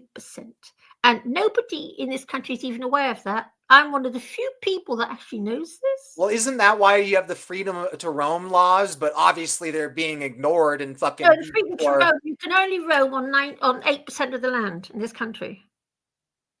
Now, is We that because all there's some have shady things going on in other portions of it? Huh? Is that What? because it's privately owned, or is that because the Privately government owned by has the shady things aristocrats. happening? It's privately owned by the aristocrats, most of it. See, but from my understanding, the right to roam basically says that that land of the aristocrats is public land. No, Yes, I was told that the too. land of the aristocrats is not public. But land, that's it's why the private. aristocrats have been putting up the fences on the fucking, public accessible roadways and shit, to block fucking pedestrians from, walking. People don't believe it.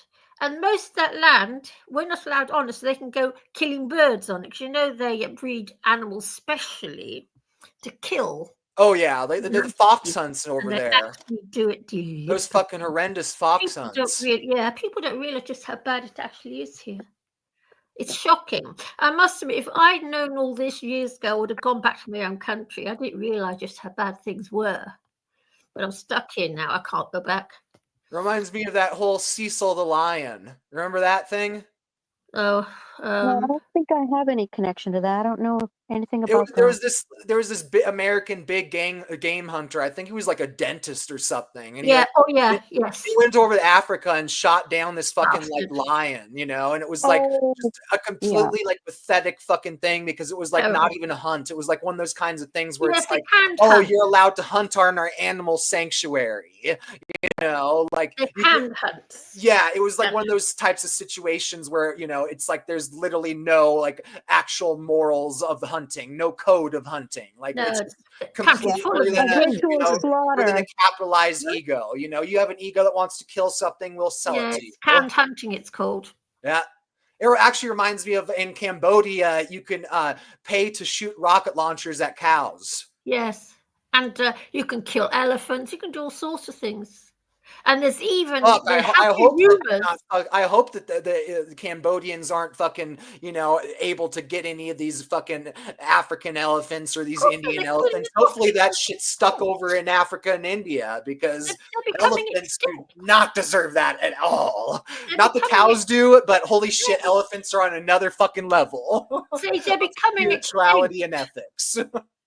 Things are a lot worse than you think. I tell you something. All I'm saying, whoever fucks with elephants is sowing the seeds to the worst fucking karma you could imagine when it comes to animal abuse. They don't forget. They do not forget. That's going to be one hell of a trip if someone involves in that. That's what I'm saying. Elephants are deep, man. They remember. Their souls are going to remember. You're going to find yourself reincarnated and going through some more karmic bullshit. And you know what? They're beautiful as far as how much they're into family. Yes, I know. They're gorgeous creatures. Gosh. Yeah, they are. All animals are lovely. It's only us humans that are vile. I'm sorry to find, I hate to say it, but I think us humans, we're a right bloody load. I hate to say it, but we are. I'd be really curious on what you'd think about humans if you started deeping more into the difference between bonobos and chimpanzees.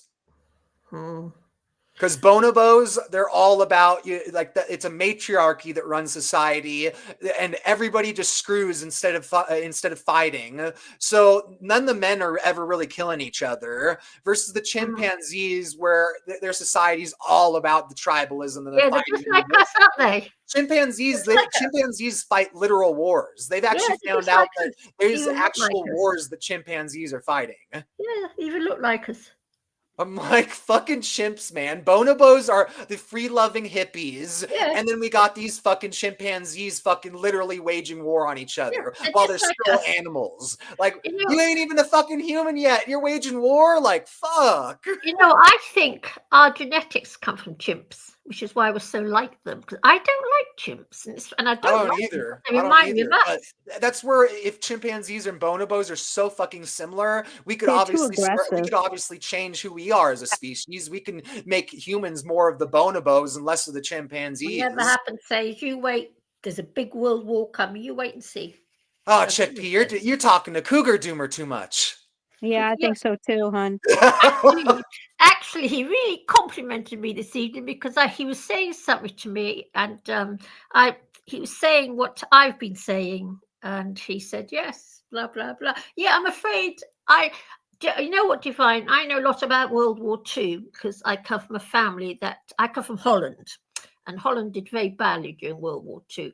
And I had members of my family who looked after the Jews, right? And I tell you, I've lived in Germany.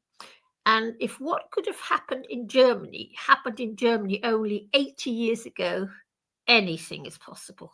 Absolutely anything. Because See, that's Germany. the trouble with surviving something like that, because then you have that mindset that it could actually happen again. When it will happen again. The whole reason for us going through that was for it to never happen again. But So it's look been how happening close you throughout are our to thinking it history. possibly could. Oh, I wish I agreed with you on that one, Divine. Divine, we've just had, it's been going on throughout our history. Yeah, that's what I was going to say. The history and the cycles. We need to find ways to break the cycles of history and start creating spirals. Start creating spirals I wasn't that there grow.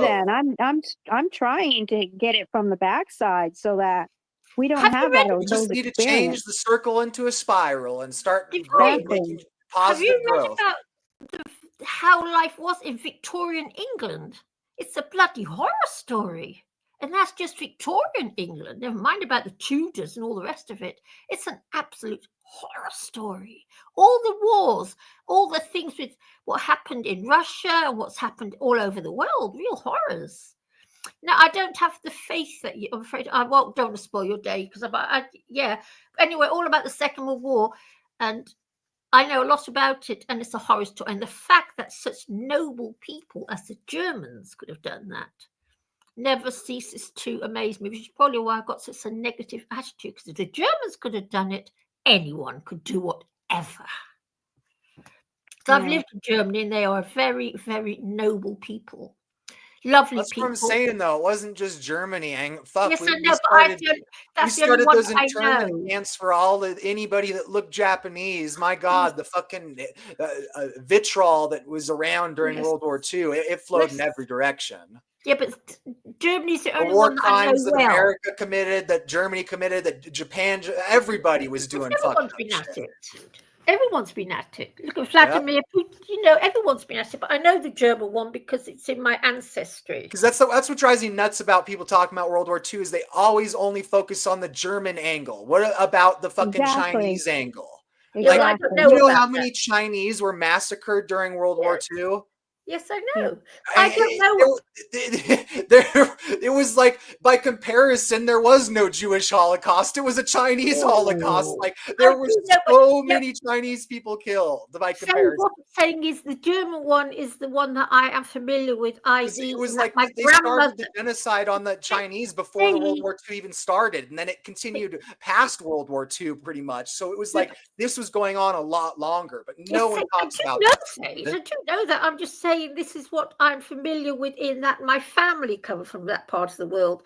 No, for sure. I wasn't trying to target you or anything. There was no judgment. I was just saying more of the universal perspective that anybody talks about this subject. I never hear people talking about the other side. Why do you think I hate this world so much? Because it's a bloodbath. It always has been. If you go right back in history, no matter what era we go to, it's always been the same. It's always been the same. It's just going to happen again. It's always been the same up to this point. We're here to make sure that things change. We're not here to allow what happened before.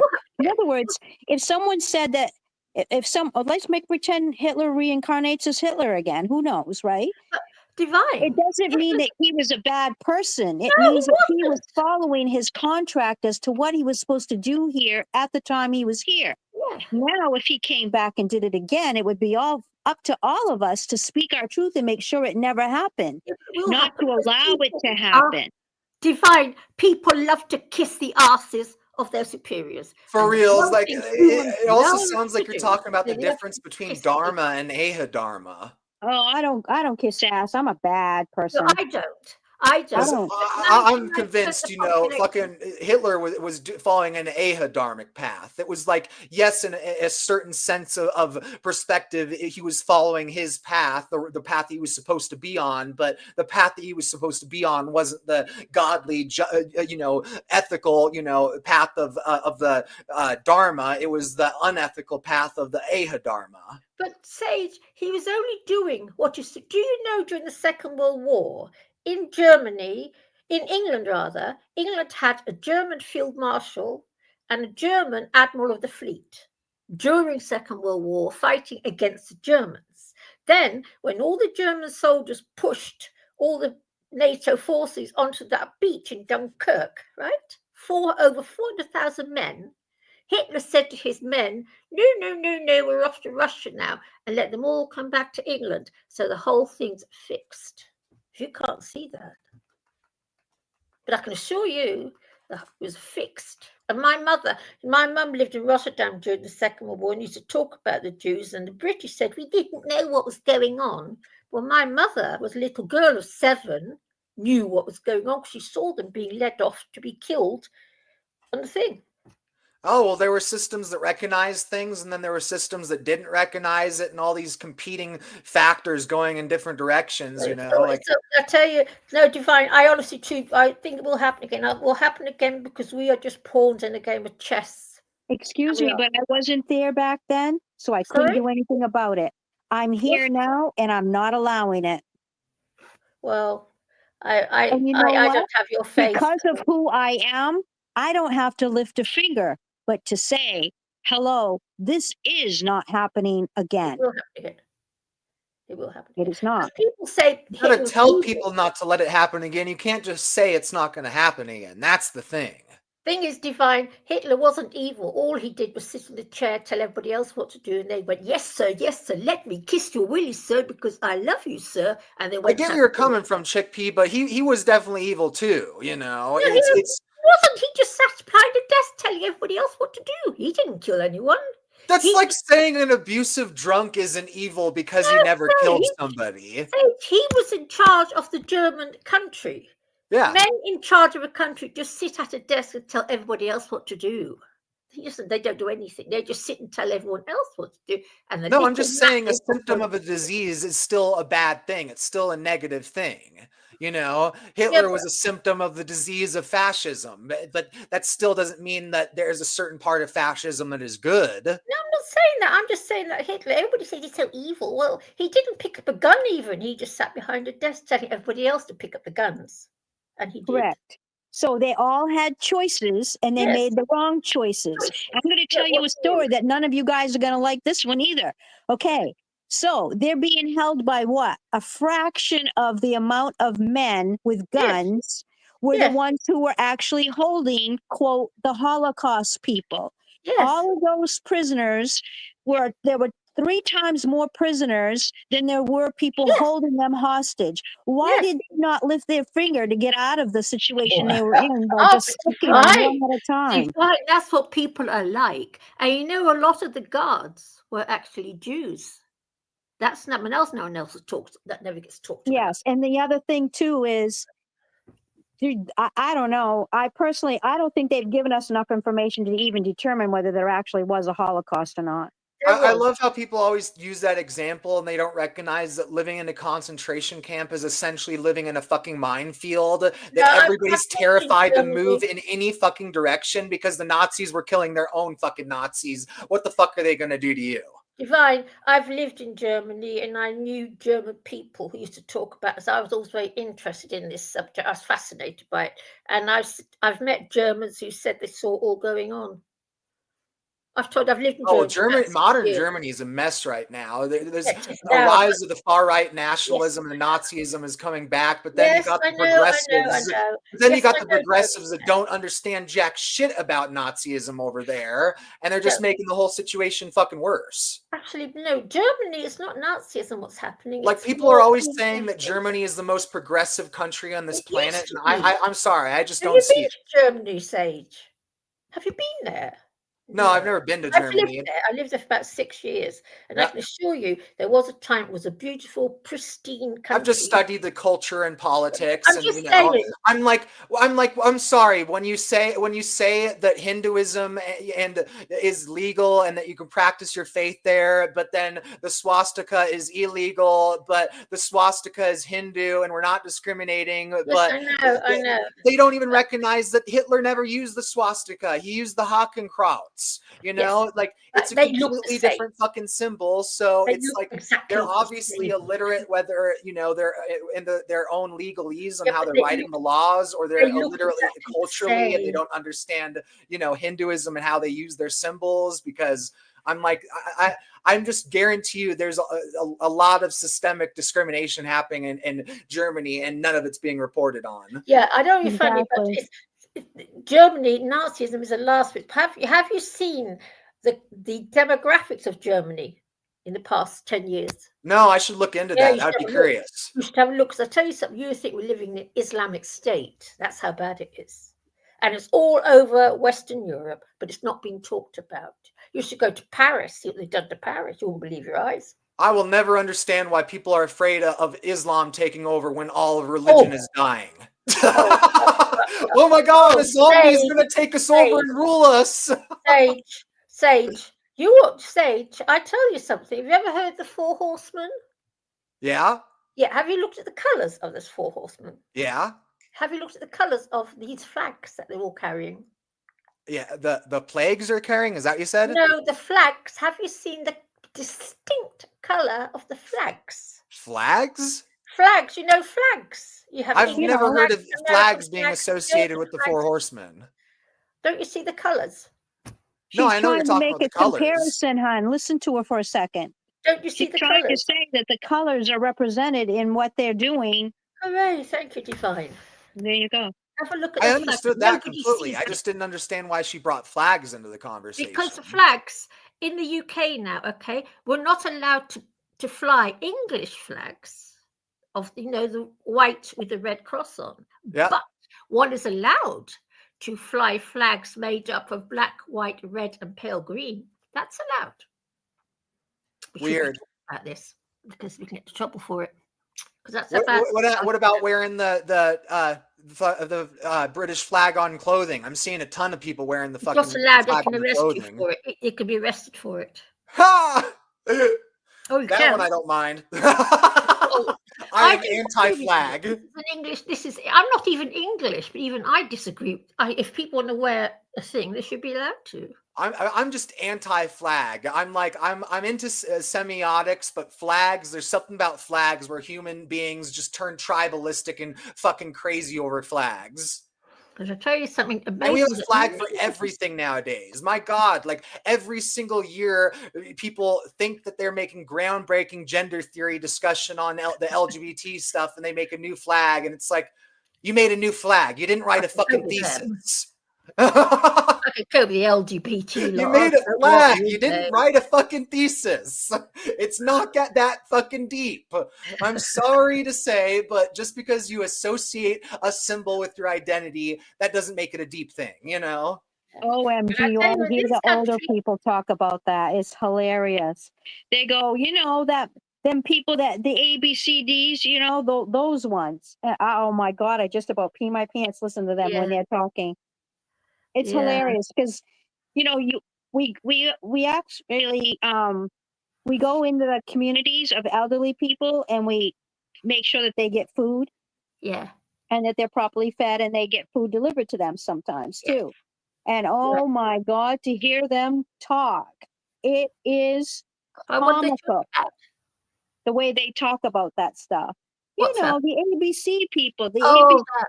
Oh my gracious. It doesn't bother me. People want to be gay and be as gay as they like. I don't care. Yeah. I just think it's darling the way they chat. Yes. Because they don't even really know what they're saying. It's darling. But I tell you, Divine, I don't know what's going to happen in America. You'll probably be fine. But I think here in Western Europe, there's going to be trouble. Big trouble. Or not. I mean, I'm not sure if you even understand the neuro-linguistic programming that you're setting in place in solidifying in your lifetime. But if you said or not, you might be able to be closer to what you want to create than you just actually saying that stuff out loud like that. But well, I can't create it. I can't create anything. I'm just a little old dear in the 70s divine. I have no power whatsoever. Yes, you None. do. I can't Yes, even you control do. a cat divine. I'm sorry to tell you, but you would not be here if you were not a powerful chick. Divine, I can't even control a cat. My cats control me. I know what you're saying, and under normal circumstances, I would have to agree, but in this one, I don't agree. I know that you're here for a reason. You Oh don't yeah, know no, it I mean, yet. You don't I know know it yet, maybe, but that's okay. You don't have to know it. Sometimes you don't even know. See, yeah, I do know. sometimes I'm here this to see something. I know the that. way the universe runs is sometimes you don't even know that you're supposed to be at a certain place at a certain time. And because you're there and not anyone else, your energy was needed there. Yeah, No I know. one else's. That is what I'm saying. When you're in your superpowers, that is what I'm saying. That is what you're creating. That is who you are. You may not embrace it yet, and that's perfectly fine. That's where you're at right now. But I'm here to tell you, you would not be here unless you were meant to be here. And that's Yeah, what it no, I all do know boils down to. You I are do meant to be here. You are creative. There are things you're supposed to do. You will figure it out eventually, but you know. won't for a while. Well, I better hurry up, Divine, because I'm 71 now, so I better get a move on, actually. That is Oh, I just a don't know. number. That is just a number. It Oh, means I know. absolutely nothing. No, Divine, no. I feel seven. No, I don't feel 71. I'm knackered with it all. I'm worn out with this world. No, Divine. Honestly, it wasn't for my silly cats. But that's the whole point of it. You think you are. You think you're worn out by it. But if you were worn out by it, you would not be here. Sure. Because it's not up to you, chick. Yeah, I know. No. I know. I do know, Divine. I've discussed this with D&W. I do know. So you're here until you ain't, and until then, make the magic happen. You know how. You know how. You just think you don't. I don't know what it's. I don't know what it wants from me. You better let me know soon, because that's the thing about the move. Okay, this move I'm thinking about making. I don't know if I'm doing the right thing or the wrong thing. So I've got no way of telling. So I'm using my cats as a guide. Yes, that is actually happening. Because I don't know. Maybe I don't know anymore. Because I do know what you're saying, Divine. I know what you're saying, because I know you know what I'm saying. That's why I keep saying it to you. Because I'm trying to trigger you into remembering why you're here, and it's not for what you think it is. Yeah, I don't know. I do know there's something weird. Yeah, I do know that. I've always known it. You survived too many things. Yes. Too many beautiful things have happened to you. You can't sit there and Beautiful. deny it. You can't keep denying it. I'm sorry. I don't know about that, Divine. About beautiful. I've had lots of things happen. Yeah, I've certainly had a very, very interesting life. I'll give it that. Colorful, yeah. Yes, I know. I know what you're saying, actually. And that's what scares me. Don't be scared, because if you were meant to be scared, it wouldn't work out right. Yes, I know. You know what you're doing. You just have no idea in this moment. And believe me, I know what I'm saying, because sometimes I wonder if I'm doing the right thing and being here and doing everything I'm doing. Yeah, So, I've got it going for me, like, right with the move. Yeah, it's weird. normal. It's normal for you to have that apprehension, but I don't think you should have fear in the mix at all, because you're too powerful a person to have the mixture of that. That's just not going to work. Yeah, because I'll tell you something, Divine, a really weird story. I must tell you, this is really, really weird story. Back in the 80s, I went to see a clairvoyant, and she was one of these Vedic clairvoyants, an Indian lady. And she said to me, this was 35 years ago, "You're going to meet your husband soon." So she described him to me. He was a blonde-haired guy, a solicitor with his own law firm. He liked to go water skiing, and a few other bits and bobs. Anyway, I was working as a temp at the time. About 2 weeks later, I went on a booking, and this guy was sitting there, this exact guy as she described him. I tell you, I got such a shock. He'd had, you know, he had blonde hair, his own law firm, blah, blah, blah. But she said to me that I was going to move to the Isle of Wight and that I would go. But this bloke came from the Isle of Wight. And I'm still wondering how this is going to play out. Because he was something to do with it. It was ever so strange. Yeah, well, maybe you should be consulting with another one of them types of mediums You to know find what, out if Divine? you should find out if you should be moving. If Yes, she says Divine. no, then don't bother. But Divine, I can't get a clairvoyant to see me because I'm in my 70s. I have What does that have tried to do with about it? what? What does your age have to do with it? They won't see me. They won't see me. They ask you date of birth when you apply to see someone. They want to see me. And I've You tried have at to least apply there? What? Oh my God, you guys are more controlled than I thought. Yeah. I can't get this. I've been trying to get clairvoyant to see me, but you know, you have to apply online like you do with everything nowadays. You have to give your date of birth, blah blah. No response. And this is the appointment's costing £100, so obviously quite good money. Don't want to know, and I can't get to That's see it. crazy. Right now I can decide I see one and boom, I just go. No, not here in the UK. They don't want to know anyone of a certain age or above, because I've really noticed Man, it. am I so glad I don't live there. Yeah, it's becoming They a wouldn't really like weird me. country, but they will. They I wouldn't like cannot me find a at all. clairvoyant who will see me because I don't know what to do at the moment, and I wish I could just get a clairvoyant to. You can't do it online either? They won't do it now. Oh my God, I can't even. This is London. Sage, can you imagine that? He's gone. Oh, Sage is gone. Well, he's not speaking. Yeah, Divine. I can't. That's wow. how crazy things are in this city. It's become a really Wow. weird place. I wouldn't be able to live there. There's just absolutely not enough freedom for me, and that's only on a couple of levels. I can't even imagine with the rest of the story. Freedom. I got lost in the story. Sorry about that. I had to give my mom a call.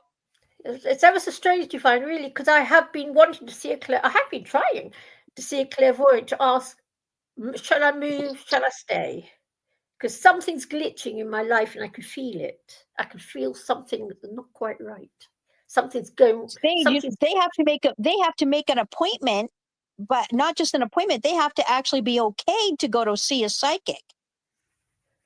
Well, the psychic doesn't want to see old people like us.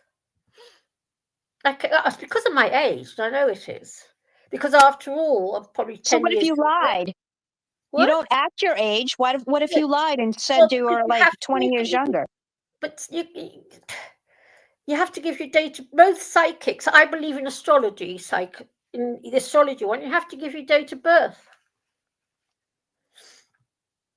Son of a bitch. Yes, how bad it is. Do you know what? Some of the best psychics in the world live there. Yes, well, so you'd have your answer once and for all. I don't know what's going on. Huh. But I cannot get the psychic to give me a reading as to whether I should move or not. And I can't get one. Because I have tried I have been in touch with quite a few of them. And I have been. Sounds like you're not meeting the right one. Yeah, I don't know. But I suppose it's because I'm getting old. It's called astrocartography. And when you look up astrocartography, it'll tell you where your highest and best would be to live a certain spot based upon your date of birth and your time of birth. Yeah, star mapping. Yeah. Oh, what's that? Let's have a look at that. What's it? Star mapping. Right, okay, I'll have to do that later. That's the meaning of the word she just said. Yes, correct. Star mapping, okay. Because I know, I don't know, I just know. But it's this whole thing with the Isle of Wight that she said it to me, and then I sort of said to this guy, "Where do you live?" "Oh, Isle of Wight." And I asked him all these different questions, and he said yes to all of them. I thought, oh God, so I sort of left my booking. But she was quite adamant. Because I did go back to see her, and I said to her, "Oh, I saw this guy, blah blah blah, and he's not my type." And then she said to me, "But you'll be a lot older then, and your hair will be different." And in those days, I had quite dark hair, whereas now I've got blonde hair. Hmm. So she even described my hair a bit different. I love how No. Chickpea's negative enough that she doesn't come across just like some posh old crone. What? Yeah. Well, here, Chickpea, all we have to do is decide we want to see a psychic, and it's a matter of, oh my God, which one? Yeah, And we well, can do do they it want any to, moment they we don't want want to see to. me? It doesn't matter how old we are or where we live. They will, as long as you've got the money, honey, they'll run your chart for you, Yeah, and they'll tell you shit. Well, that's where things are also changing so much, because I'm actually starting to see a lot of psychics are using AI for some of their things, and that's Yeah, where that's why I it's won't go to again them. controversy. Oh my, but it is an interesting controversy, Nope, because you're not psychic if you're hitting up someone else to give you the answers for someone. Yeah, yes and no though. Like I know Yes. you're sort of coming from, but Look, like I you can used to be still. a channel, okay? Because I used to be a channel. I learned how That's to like do it saying though all. that you have a connection to spirit, so you can't be a psychic. I've done it all. I can do all of that stuff. Why I'm do just I not saying that want to it do could it? still work with the AI. And granted, a lot of people aren't going to know that or know how to use it the right way, or have that kind of wisdom. You're never But going to get the you right can. connection if you're sitting there consulting a freaking robot. It is. I'm sorry, but I knew that you would come across from that direction. I don't agree with that one. You don't have to, hun. You just have to know that being a psychic and having the gifts to be a psychic, a true one, that you could not connect in with a This robot is what in I'm order to saying. get You're the basically messages. saying that to be a psychic, you need intuition, but you can't have a framework. Well, you have the framework of what the creator creates for you, and that's it. It doesn't go anything different than that. See, and this is where I believe that sometimes that creators will goes through the AI. It's the AI isn't so separate from the creator that it's some freaking Gnostic demiurge or some shit. I don't see how. I don't see how. Because if your gift is if your gift is truly from the creator of all that is, you're not going to need anything. I think this might, maybe part of it is maybe it's a neurotypical versus a neurodiverse kind of thing. I just know that, some of the best readers in the world have not needed anything or anyone to share a clear channeled message. Never. And this is from some of like the greatest psychics in the world. Like Psychic Bob, Sylvia Brown. What was the other older woman? There was an actual older woman in our channeling class that was just amazing. She she gave me a couple messages that put me on my screech. It'll be interesting when I find some psychics that align with me, because I've yet to find any. I love panpsychism and spiritualism, but I've yet to find any psychics that vibe with me.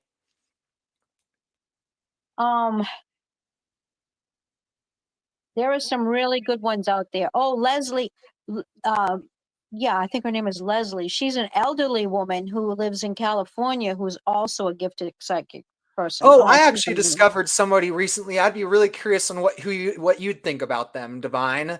So there's this guy on YouTube. His name is Yam Socks, and Socks is spelled SOX, but it's Yam Socks. And he's literally the only guy on YouTube I've ever heard use the term transdualism besides myself. And you made this little short clip, this little comedy bit a few years ago on his old channel, where he was, making this little comedy sketch of what the different dualisms looked like, how the non-dualist viewed the world, how the dualist viewed the world, and it was actually really fucking hilarious. But that old account got deleted, and I found he created a new account, and this dude is pretty successful on his YouTube, and has some pretty interesting stuff. But it was really wild and interesting because he had a live question and A the other day, and I joined his live question and I asked him about the transdualism, mentioning that I saw that he made a video a few years ago on that, and it was really interesting because I asked him about that, and he could tell that he talked about it, but he didn't recall what it was, or what, like he had to look it back up, do some research on it. And I'm like, I just thought that was really interesting because it was one of those things where it's like, okay, he knows the label, but he must not be practicing the belief like I am, because otherwise, that's probably why he lost the memory of it. So Right. it was just really interesting though, because part of my brain's going like, this guy's too deep to be an NPC, but at the same time he's not performing the actual like faith. He just knows the word and he's forgetting the word, so maybe he's an NPC. I don't know, it's really interesting. Nope. You know what I'm picking up? Spirit's telling me that obviously you ran into him for a reason. He probably should give a reading to you, because how can you only run into one person who has the same terminology you do to explain who you are? Oh, well, I did Obviously, end up helping him out on his video there, because what I okay. basically asked him, as I said, so do you have procedural knowledge on transdualism? Is only procedural knowledge knowing the term, the definition, or do you have the procedural knowledge as well, knowing what it's like practicing it? And he had to look up both those terms, and all of a sudden he was going, oh wait, this is actually really cool, these terminologies. This helps me differentiate between the labels of love and the actual practice of doing love, because apparently what he's talking about right now, he's talking a lot about love and the divine nature of love, and it got him thinking about the psychological and the spiritual dimensions of love. I think he's advantageous to be able to speak to and help him remember what he was trying to say in the first place, because that's part of his gift too. That's what I'm saying. I think it's really interesting because I'm going like, the fact that he even found the term transdualism, that he ever knew the definition, the terminology, that says something like spiritually attuned, some spiritual truth is behind that. And there's something about that whole group of beautiful people anyways, that they've just got their finger on the pulse of that stuff. Yeah. And it's not usually anything that's mainstream initially either. I think you get a really terrific message from him if he was to give you one. That's nice. Yeah. Yeah. We know the ones that are gifted always hide underneath the bushel and not let anyone see them.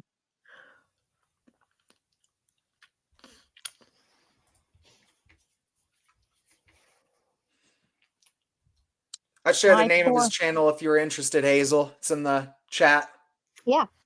Oh, okay. I have to put my phone on ice. It is. Yeah, I have to put my phone on ice. It's so hot I can't even touch it. Her phone is dying and she doesn't want it to start rotting and smelling, so she has to keep it chilled. Oh, right. They're making phones so bad the electronics are breaking down and smelling, man. They're rotting. It just gets so hot I can't even lift it. Isn't it difficult doing this on your phone? Yeah, but it's because of what my location is. I have no choice, hun. Oh yeah, so you must be using like 4G or 5G or something, huh? My phone's a 5G phone. Yeah, you're using the 5G off your phone. You're not using Wi-Fi, huh? Correct. Yeah, that's not what it allowed is. to. We can't allow. It doesn't come in. So. Oh wow. You just need to pick up one of those. They make Wi-Fi repeaters and they make the 1 mile Wi-Fi antenna. I don't know. I got a 1 mile Wi-Fi antenna. That thing is awesome because you go fucking in some RV camping and shit, and you can pick up Wi-Fi, some public Wi-Fi, and get some free internet pretty much anywhere. I have a brand new 2026 top of the line Dell that I can't use here. It does not pick up any signals here. What an annoying shame. Yep. That's a shame. I've lost that in my Chromebook, I must admit. Yeah, I hate I'm gonna get a using Chromebook mobile soon. phones. Use it. So initially, when I'm first on listening to DNW, I'll be on my tablet, and that's okay. It'll get a signal from my phone to the tablet, but only just so long, and it will only do it a certain sort of way, and then I have to switch over to my phone if I'm going to go on to talk to you. But a lot of the times I don't go in to talk to you because my phone is so hot I can't touch it. Wow, that's weird. Yeah. Yeah. You know, So I set it on a block of ice, and then I can still talk on it. Oh God, that's crazy. Yeah. God, that's And one of let me those see. situations that makes And me they're say it, that monitoring me. frivolous lawsuits can sometimes be an act of good faith. Because holy shit, Samsung should be getting sued left and right for that. Even if you're not getting facial burns, I don't care if you're just getting a little fucking heat rash. Sue the fuckers. Do you find yourself being monitored? Yes. Yes. Right now, as we speak, I am being monitored. Yeah, well, believe it. My bank account's monitored by the We're government. always being monitored. That's the thing. Like, they have you heard about how they can now tell where you are in your house by your Wi-Fi waves? I can well believe I don't got no Wi-Fi waves. Yeah, you're lucky on that one right there because, like, yeah, I live in a fucking 2-bedroom apartment and the Wi-Fi is going everywhere. So anywhere I move my apartment, if I go into the fucking bathroom for a fucking wank, it's gonna know I'm fucking doing that. Like, it's gonna know anything. You see nothing yet. Wait a couple of years, and it'll be 10 times worse. You know what? If right now, if I decided I didn't want to be monitored, I'd pick up my tablet and my phone and I'd put them in my fucking dryer, and they could not monitor me from that aspect. But in a couple of years, they'll be monitoring every single penny you spend. Yeah, it's more than that though, Divine, because they're starting to put fucking microphones in every piece of electronic, whether it's smart or not. You go lease in a fucking apartment building, and I pretty much guarantee you one of the smoke detector is going to have some kind of surveillance in it. You know your phone's not your phone, your TV watches you as well. I don't Oh, have your a TV. TV watches you big time. I don't have a TV, hon. No, I don't. But TV watches. Well, actually, none of us have TVs anymore. They're displays. No. I always crack up about that. They're Legally a speaking, television. televisions don't exist anymore. Exactly. They're television. They're only giving you what they want you to know and see, and that's it. No, what I mean is that they changed that whole smart TV. You know how you go to a store, it's called a smart TV. Legally speaking, they aren't considered televisions anymore. Once they turned them from TVs into smart TVs, they went from being classified as a television to being classified as a display. And that basically means that we now have computer monitors as televisions. That's correct. But we've seen nothing yet with all this. Nothing. You wait. And I know you think it's not going to happen. You wait till they want to put a little chip in your hand, then you'll really be getting monitored. Big time monitoring. That will never happen. That's what the computers are for, and that's what the tablets and the phones are for. Exactly. They don't need to fucking put shit in our bodies. It will happen. The only reason they need to put things in our bodies, Chickpea, is for a human to computer interface. For us to be able to directly communicate with you wouldn't like to bet a few grand, would you? I bet you 50 grand it will happen. See, that's the thing, though. I thought about this years ago because if they do that, you realize that everybody that gets the mic chip in their head, they're all going to off themselves. Because I imagine what it's going to be like when you have Facebook and live streams and all these evil fucking videos getting live streamed in your head 24/7. Nobody's going to be able to survive. You have a choice if you have it in your head or not. You have a choice. If you put it in your head, some people will. Most of us have it in our hands, and basically, like they do it because it's already happening in Switzerland. You just wave your hand at your front door, at your computer. Oh, that's just an RFID chip. That's all it is. Yeah, RFIDs aren't what nothing. they're doing in Switzerland is what we're going to get. You do realize, Chickpea, you could just put a pair of gloves on, and you will never have an issue. Really? Yeah, RFID chips are pretty easy to fucking block. Yeah, they make wallets to block them, because people can, put those little wand things and, wave them next to people's purses and steal their credit card information. Right. You accept the fact that these days you're monitored by your phone, you're monitored here, you're monitored there. It's going to get worse. I can guarantee you that. It will get worse. I never claimed it was going to get better. Exactly. So it's going to get worse because everything moves on. It will happen. It will happen. I'm just saying, what does worse look like? That's what I'm saying. I don't know why people. They're doing it in Switzerland already. Not Switzerland, Sweden. Sorry, Sweden. It's already happening. See, and parts of India. It's already happened. I was going to say it must be, yeah, because it just always makes me laugh on these kinds of things, like people talking about the social credit scores, for instance, because like when my best friend passed away a couple years ago, I ended up finding his social credit score online being posted after he died, and they were actively lowering his score because he died. And I'm like, my gracious. How and about I'm like, getting and then rid I of it find my totally? score, and my score is sky fucking high because I don't exist according to anybody, because I don't have a fucking life. I've never gone out of the house, Well, had a job. I've never done any of these forms, these bureaucracies. So they're like, he's so invisible that he actually has a super high score. Thing is, say if they're doing all that now, just think what they'll be doing in 5 years' time. Okay. But that's what I'm saying, is that, you know, like who really gives any level of respect or validity toward a system that is demonizing the dead? You know, like I'm not gonna go like, imagine if the IQ system was like demonizing the dead. We would be like, I don't care if you have an IQ of 180, you're a fucking idiot. Like, it would become so meaningless. It is meaningless now. That's exactly my point, is that it's meaningless, and people are just becoming more and more awake to how meaningless it is. And the more people are aware that it's meaningless, the less power it holds over. Did you just say people are awake? I didn't say they're awake. I said they're starting to awaken. Everyone I know is in a coma. Everyone. This is the only place here. Is the only place that people have some sight. Well, everybody in our physical surroundings are all fucking brain dead to sleep. That's the way it is nowadays. Like, you pretty much have to connect online to meet somebody that is like-minded in any capacity. Exactly, Sage. And that's how that is where that's the clincher. That's where they're going to get us. Okay, that side of things, that I completely agree with you on that. That one I agree with. We're a minority group. We're a tiny minority group here.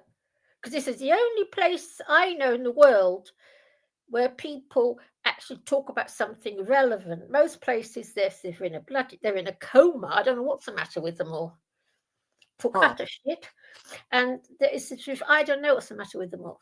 Maybe it's also a thing about how your perspective changes over time. Because for me, I've always been in that fucking negative mindset regarding that kind of thing. So, like I said, my bank account's being monitored by the DWP. They actually know every transaction I make. They know everything I'm doing, and that's been going for 3 years now. So God knows what's going to come 5 years down the road. You never guess what happened, Divine. 3 years ago, right? My mother died, and I got a phone call from my brother. Mum's dead. I want this. I want that, and everything. Then he said, Mum's left some money in her will. So then he said to me, are you going to claim that money? Because don't forget your benefits, because I'm a pensioner. So I said, well, I'll wait and see. Next thing, I get a letter from the DWP. From now onwards, we will be monitoring your bank account. My own brother has been in touch with them to tell them I'd inherited some money. Boy, is he slimy. Yeah, he's horrible. You would not like my brother. Oh my God, you would not like him. He's, you know what he did to me once back in the 80s? He stole some money out of my bank account. And when I challenged him, you know what he said to me? It's your own fault for trusting me. Oh my God. He is slimy. Yeah, wow. It's not work. It's your own fault for trusting me. Because what happened was, I owed my mum a few pounds, and Raymond was at home, and I'd been to visit her. So I said to Raymond, because he was going out, can you just get £10 for mum off my debit card? So I gave him the number. Next thing, when I got my bank statement, I saw he'd taken out a load more than £10, which he kept for himself. And when I challenged him, that's what he said to me. It's your own fault for trusting me. So imagine if you gave your brother your debit card My brother, I can trust with my whole house, mind and soul. My Yeah. whole family recognizes my chaos, and they recognize if they did some shit like that, I'd turn their life into a fucking political thriller. It would be like Judge Judy would be getting off easy, man. You're going to be living in a political thriller. So he actually stole money because I trusted him my debit card. Because if somebody said that to me, I'd say, yeah, that's fine, no probs. And I would keep my word. But no, he stole money out of my bank account for himself. And when I said to him about it, he said, it's your own fault for trusting me. You know what I would have said to him? Thank you for giving me an idea of who you are, and I'll know never to trust you again. Yeah, I was lost for words. I couldn't believe what I was hearing. I couldn't believe it. Bryce, you can probably, well, not probably even, I know that you could trust Sage more than you could trust your brother. Yeah. Oh, my brother, I wouldn't trust my brother pretty bad. for 2 seconds. I wouldn't trust my brother for 2 seconds. He's a nasty piece I'm just saying it's just an interesting concept that you could not trust someone like that who is supposed to be a person you should be able to trust. Yeah, isn't it You just need to look into Greek mythology more. You'll start realizing the parallels of, the human species and how we still haven't figured out how to fucking fix our families. We're still in fucking giant fucking dramas, man. Giant plays strung out over time. I wouldn't do that to my worst enemy. And no, I wouldn't either. Never. No, I would never do that to anyone. No one. And I would never do that to anybody. But he did to his own sister. Well, he's my half brother, but still. Fucked up shit for sure. Tell you, we discussed the will. Next thing, letter from the DWP. We're monitoring your bank account. So I know for a fact he's going to be said, oh, Liz is getting a pension, some money for, Man, I'd be contacting some fucking financial securities and going like, I think my brother's money laundering into my fucking supervised account. You might want to look into this. It's shocking, isn't it? That's what I'm saying. Like, no one wants to fuck with me when they actually see like the logic plus the chaos mixed together. They're like, shit, maybe I should stay away. I just find it so hard to believe that somebody would actually do something like that. Nobody has a problem poking the bear, but when they see the bear is foaming at the mouth, people tend to stay away. They're like, shit, maybe I won't fuck with the animal with rabies. I knew there was something very major going on with you, Sage, when you weren't around. But you know what? If I would have known you around in this moment, without your grandmom passing and so forth, during that time frame, you could have helped me with what just happened to me. So I purchased a debit card from the Walgreens locally to pay for a car part because they wanted a debit card rather than cash. I don't have any cards. I only have cash. So I said, well, I'll just get myself a debit card from the store. So that was supposed to be to pay for my car part, and it was supposed to pay for propane to be delivered to my home because I had put enough on the card to make sure that both of those things could happen. Oh, so it was like a prepaid card. Correct. Okay. You have to put money on the card in order to be able to make a purchase. Yep. So anyways, I ordered the car part, got that here finally. I went to go check the balance and I couldn't because they weren't even acknowledging that I put the money on the card. Oh no. The man who was supposed to be legit at the store stole the money. Oh my God. The friend of mine who's got a awesome pie hole, I have not one. I just seem like I do on occasion. She spoke up for me.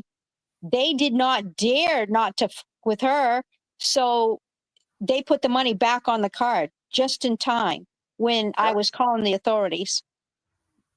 Wow. Yeah, that all happened within like less than a week's time. Jeez. Because I would have run it by you because I know you got steam, man. You got some steam that I have never heard anybody say, but boy, oh boy, I said, you know what? There's got to be something going on if he's not around, so don't bother him. So I didn't. Yeah. Sure enough, it was your grandma passing. Bless her heart. Yeah. But yeah. I wondered where you were. Yeah. Had she not spoken when she did and said things the way she did, the man wouldn't have been scared enough to put the money back. Oh yeah, for reals. Yep. Oh But he put the yeah. money back, and I finally got it. That dude realized that I just sown some bad karmic seeds, and I'm gonna fucking be dealing with some bullshit legal issues if I keep this up. Exactly. For reals. Oh, and she's like a Rottweiler. Did you ever hear that story? So there were 5 Rottweilers that live in this house, and the actual owner was away, but his friend was allowed to go in. She went in, and when she did, 3 of them attacked her and actually started eating her on the front lawn of this house. And Jesus. there were 4 or 5 officers that had to actually shoot 3 of the dogs, and they wouldn't go down with just 1 or 2 shots. Oh It yeah, took I've seen that with some of they those would, pit bulls. 5 or 6 shots later, they finally got the pit bull to lay flat so that they could actually deal with the woman on the. But there were pieces and parts of her all over the lawn. Jesus Christ. She lost her 2 legs from the knees down. She had to have facial surgery because they couldn't recognize her. And there were other pieces and parts of her that needed a plastic surgeon's hands too, because I guess they hurt her hands. She wasn't able to use her hands anymore. Gotta love that Uvalde response time. Jesus Christ, that's fucked up. Yep. I mean, they had never seen anything. Normally cops are Anything that killing graphic. any dog left and right, but when there's actually an aggressive public threat pit bull, like, you need to fucking put that down in a quickness. That's the one time you do need to unload your magazine, because pit bulls, my goodness. I saw a video years ago of an officer that actually had to jump on top of his own hood, and he shot a pit bull over 5 times, and it was still trying to fucking kill this officer. I'm like, holy shit, man. Like, they have such dense bones. And it's they fucking actually crazy. And they're trained to kill. The dude shot the pit bull right in the fucking head, and it didn't go down. He shot it 3 times in the head, it didn't go down. Yeah. I'm like, they obviously have really thick fucking skulls. And you have to actually, the owners, if they're criminals, they train their dogs not to go down. Yeah, I wouldn't be An surprised. actual trained. That's crazy. It disgusts me how human beings use dogs like that for fucking isn't war and violence.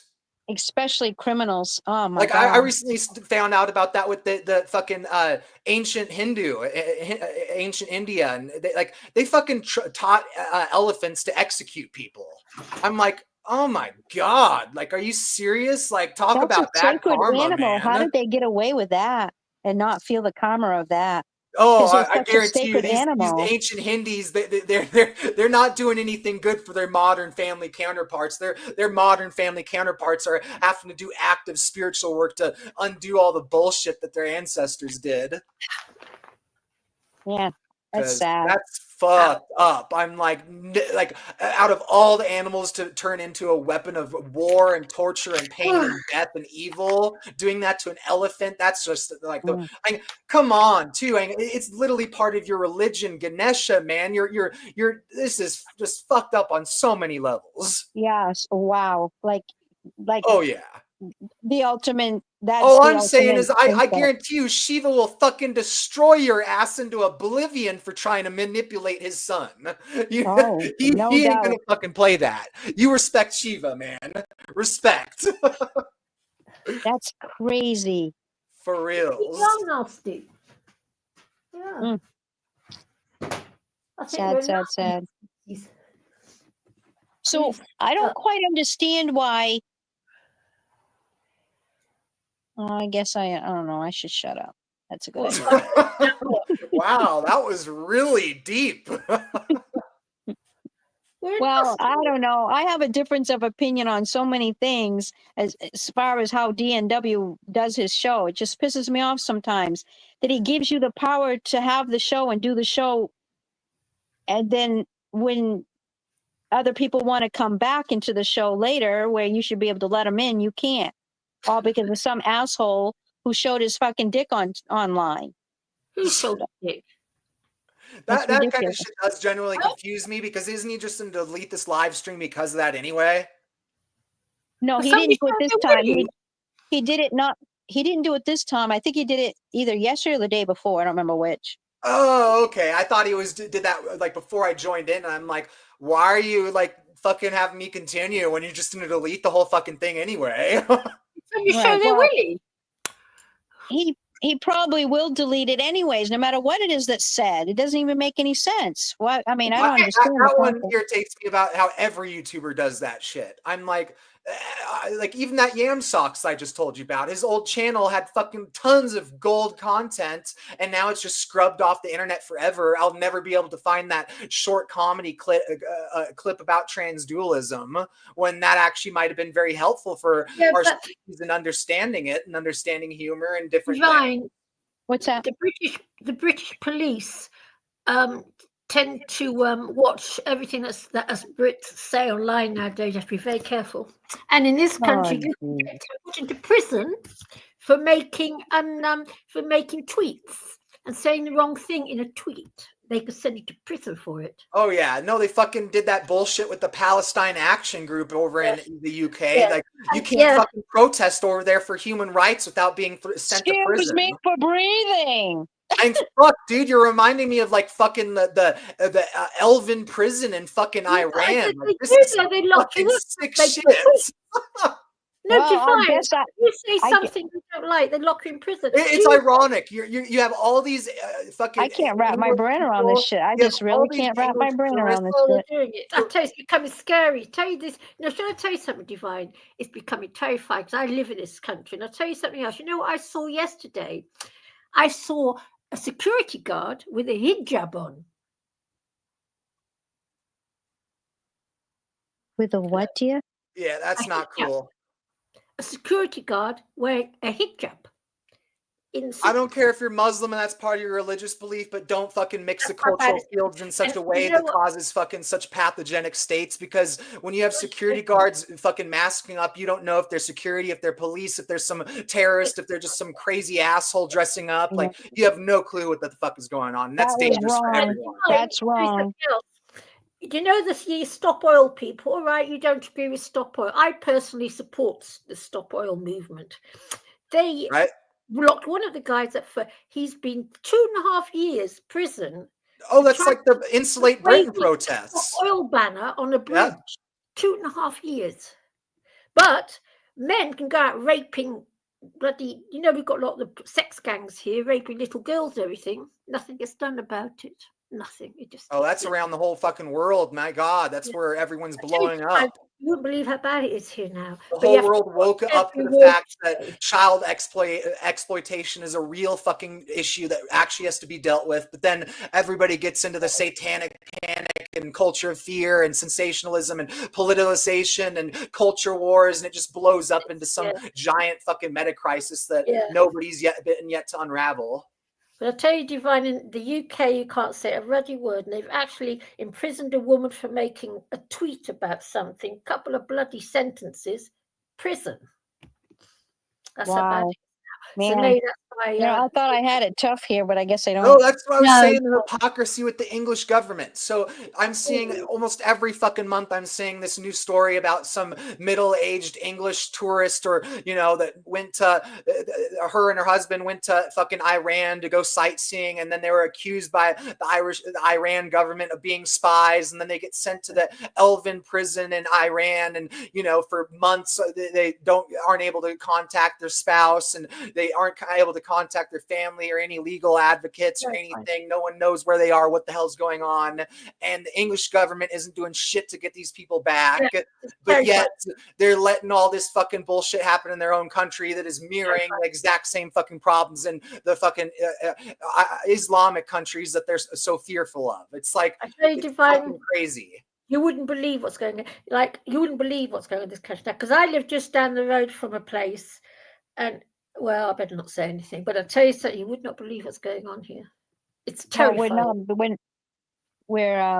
The chat's closed, it's just three. Sorry?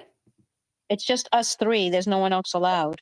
Well, it's no, still live, you know, like, so, you know, that just to be aware of that. We can end the live whenever you want, or we can keep it going. It's up to you guys. the police monitor everything. I don't know what's going on, but I'll tell you something. Like, you know, in Sweden now, women are dyeing their hair black so that they don't get sexually harassed on the streets.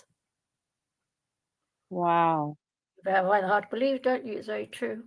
That's not hard to believe at all, and it sounds almost like saying the sky is blue, you know? Yeah, and I tell you, places like Belgium. You would be surprised how many men don't understand, you know, where short hair with women comes from. It's not just, you know, tomboy culture or anything like that. It's also about the fucking domestic abuse angle. A lot of women shave their fucking hair shorter so it can't be fucking yanked at.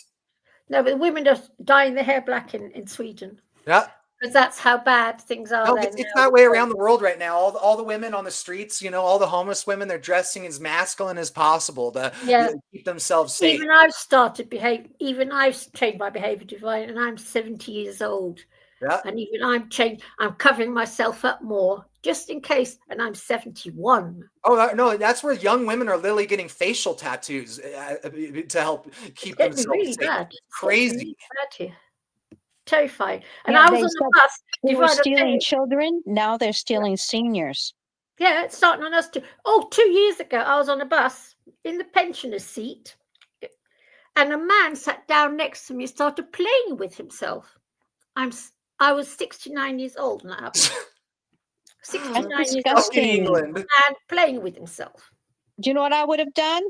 I would have fucking took out a knife and chopped it right off right there. How do you like it now, dude? If a woman, if you carry You could have gotten sent to life in prison. That would have made things fun. I tell you, I just kick him in the balls, Hazel. You don't need to permanently mutate him and destroy your own life. Yeah, you have to be very, you know, because in UK, a woman's not. If he's actually touching you with it, that's another story. But he was actually playing with himself, sitting right next to me, and no one came to my aid. So disgusting. Disgusting, isn't it? And no one said anything. No, no one on the that's like plane. New York. My God, New York is the same way. Yeah, I can't live in New York. I won't go on the bus anymore. I get everything delivered. It's got that bad here. So this is what they said they're going to do in New York. They're going to let it be an all-out battle between. They're going to let it be an all-out battle between jihad and the other ones that they fight. So it's happening in New York too, then. Yeah, and mafia, I guess, too, are involved. They're just going to let them go at it and destroy the city. Okay, that actually reminds me of something's really sort of fucking funny. So, have you ever read the book Dune? No. Yeah, I think I've heard of it. Okay, so there's two sort of funny things in the book Dune. One, they have a orange Catholic Bible. That's just sort of minorly interesting and funny. But the really thing that I find is hilarious is there's this whole concept in the Dune called the Butlerian Jihad, and the Butlerian Jihad is all sort of like this neo-Luddite movement of where, you know, humans are recognizing that AI can become an existential threat to them, so they need to destroy the computers or technology or whatever.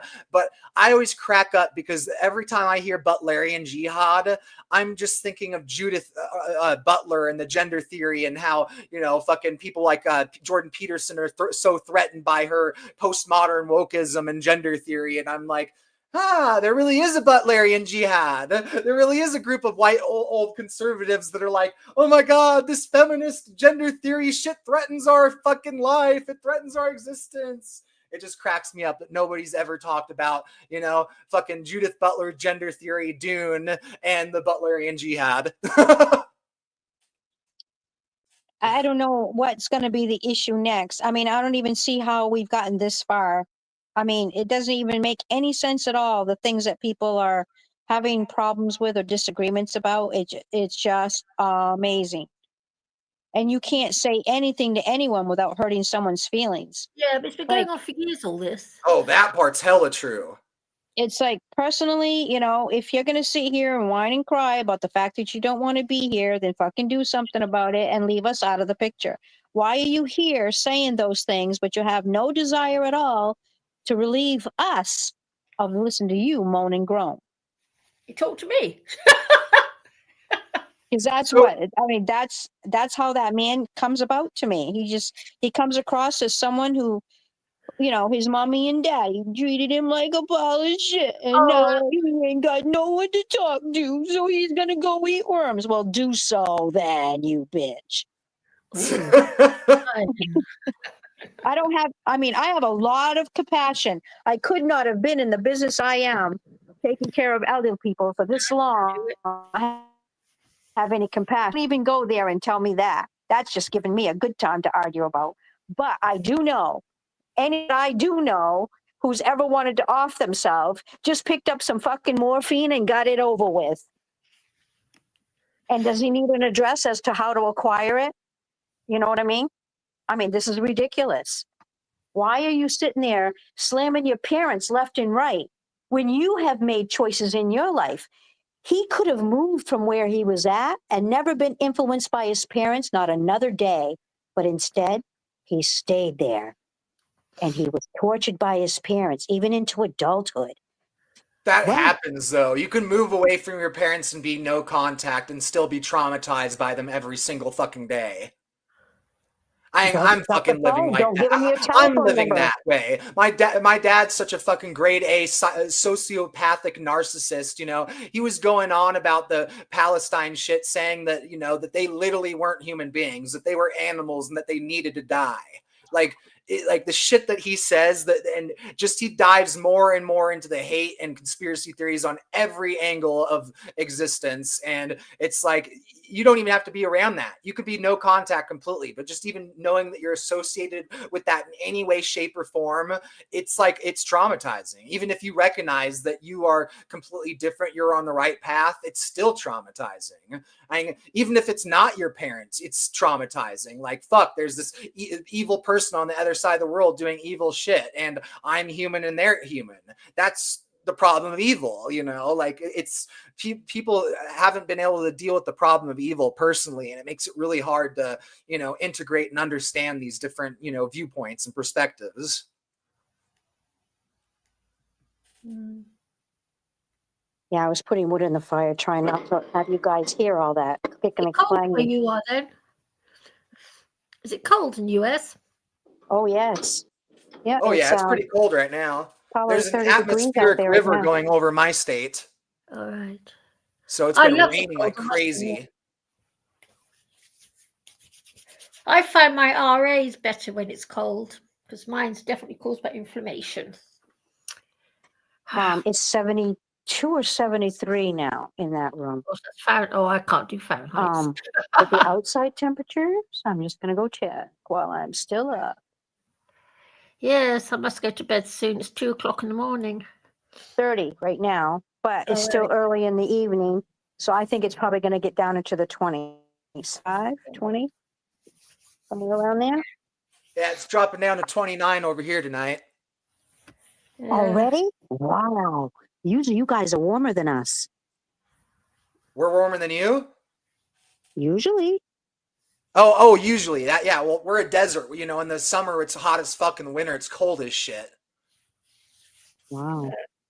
A lot of people don't know that about the deserts. Like, you go to Saudi Arabia and it's like 100 degrees in the daytime. At night it drops into like the 40s.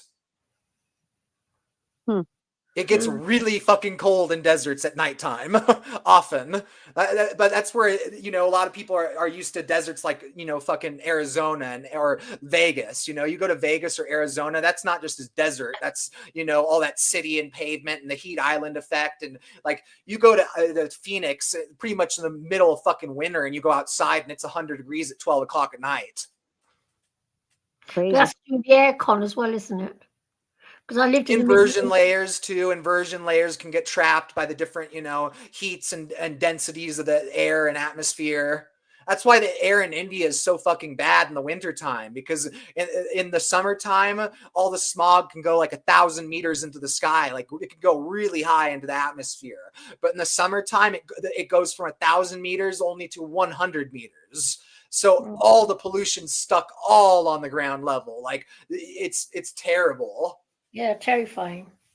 Mind you, London's not much That's better. why I've learned so much about all this shit. I'm like literally going like, okay, if I ever go to India, you know, I can only go there to visit and only go there to visit during the winter time until they fix their fucking country's air. And if they fix up their country's air, then I might be able to live there in the future if I wanted to, or if things go better or whatever. No, not India. There's barely room to move. Can't even get on a train there. Have you seen how overpopulated it is? It's where you are again, though. Like it's again, there's no like middle ground in the human species. It's always urban or rural. There's barely ever like this semi-urban, semi-rural. It's designed that way. They want because us there's all. tons of area in India that has no people at all, but then there's tons of area in India that is completely overcrowded. I know, Sage, it's because our elites are designing it that way. They want us Exactly. off that. Yep. They've done it in They the want UK to keep the and all over slaves close Europe. to the masters. They want the land. Exactly. Well, it's fucking serfdom, you know, feudalism. You got to keep the serfs on our own land so we can keep them. You know, they're the fucking janitors for our fucking whole system. Well, get used to it. Sage is going to get a lot worse. Oh yeah, no, I definitely believe that one. Hold on the underwears.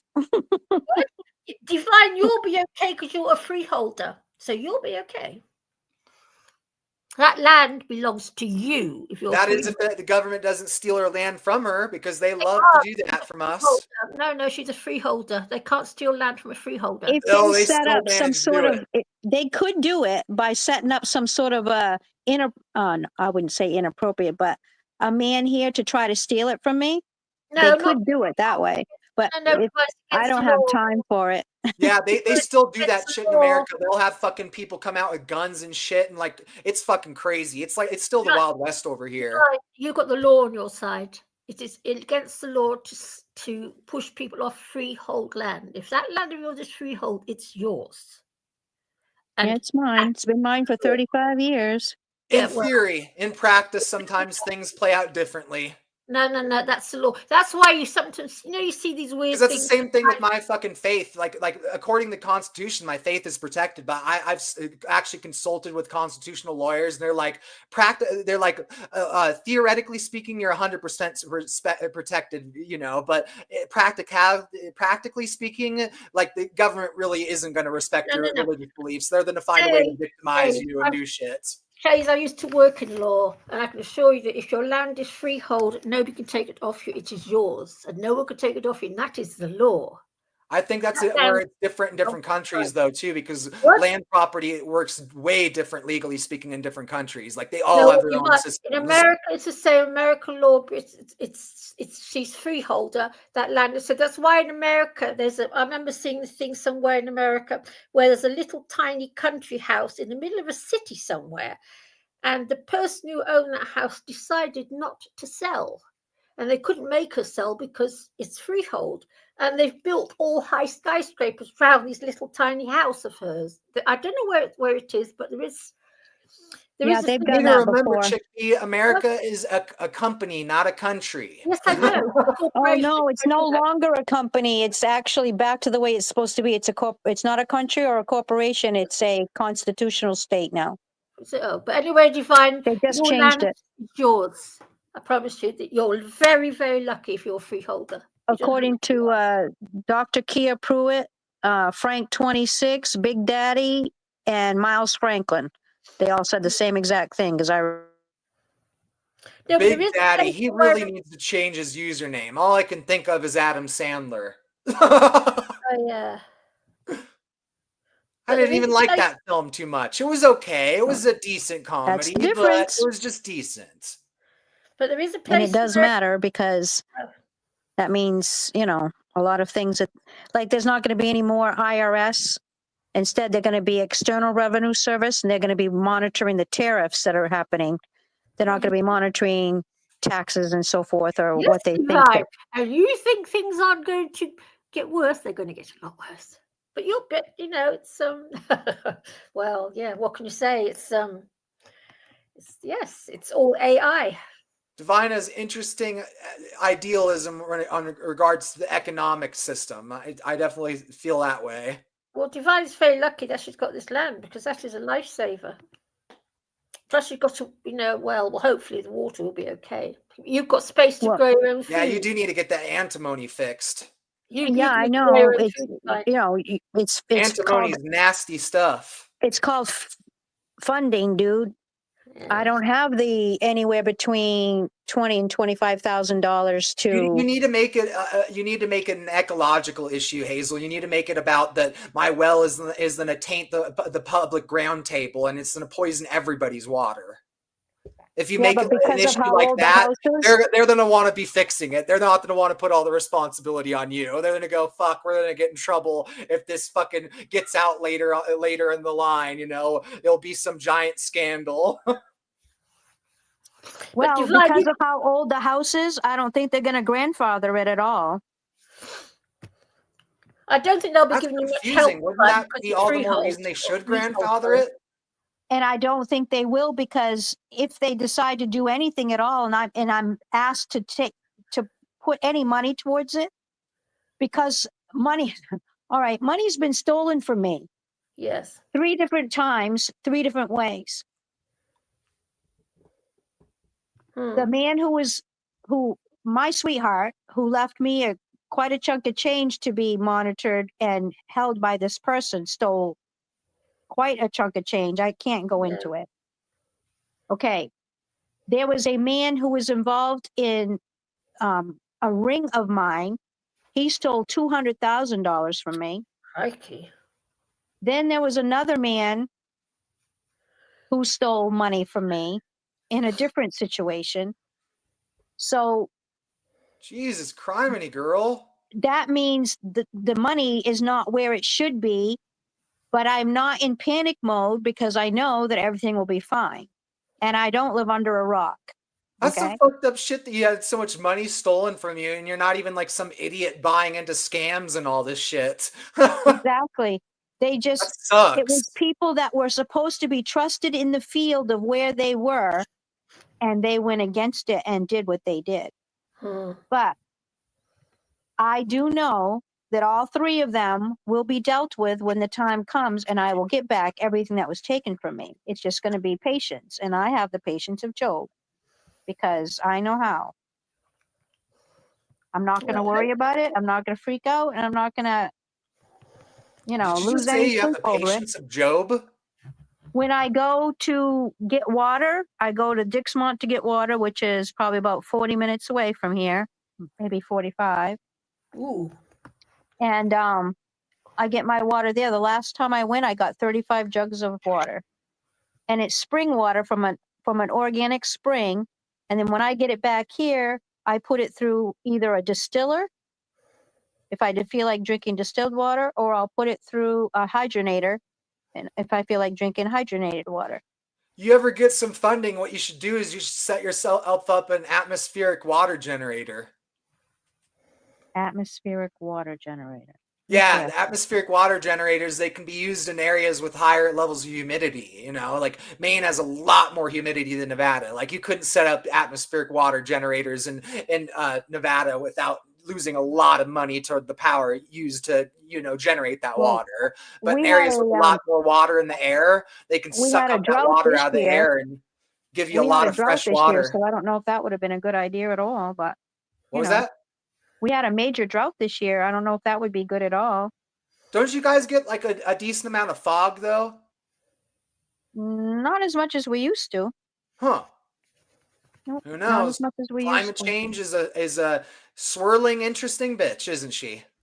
Yeah, I don't even think it's climate change. I think it's, them messing with the temperatures of the United States of America. Oh, when I say climate change, I'm referring to just the giant systems at play, even like the sun changing, Like, no, I don't think it has anything to do with the sun either. I think it has to do with like even the they bugs. are Like, I swear to manipulating. God, when I would pick up bugs with tissues when I was a kid and shit, like every bug would always crush under the weight of just pushing it together with the tissue. And now I swear to God, it's like all the bugs have exoskeletons that are like fucking twice as hard. It's like you actually have to try to fucking squish them or kill them. Otherwise, it's like you'll toss them in the trash can. They'll come running out of the tissue paper and go running out of the trash can. Sage, why are you killing bugs? Because they ain't paying rent. Sage. I love it. I love it. The day they fucking pay rent, bitches. Hello. That's the day they can stay in or my the day house. they start hand delivering me drugs, then I'll be good too. I'll concede with that. Yeah, they Too don't want funny. to be 86. Yeah. I want some ants giving me antacid. I'm one of those weirdos that isn't bothered by them.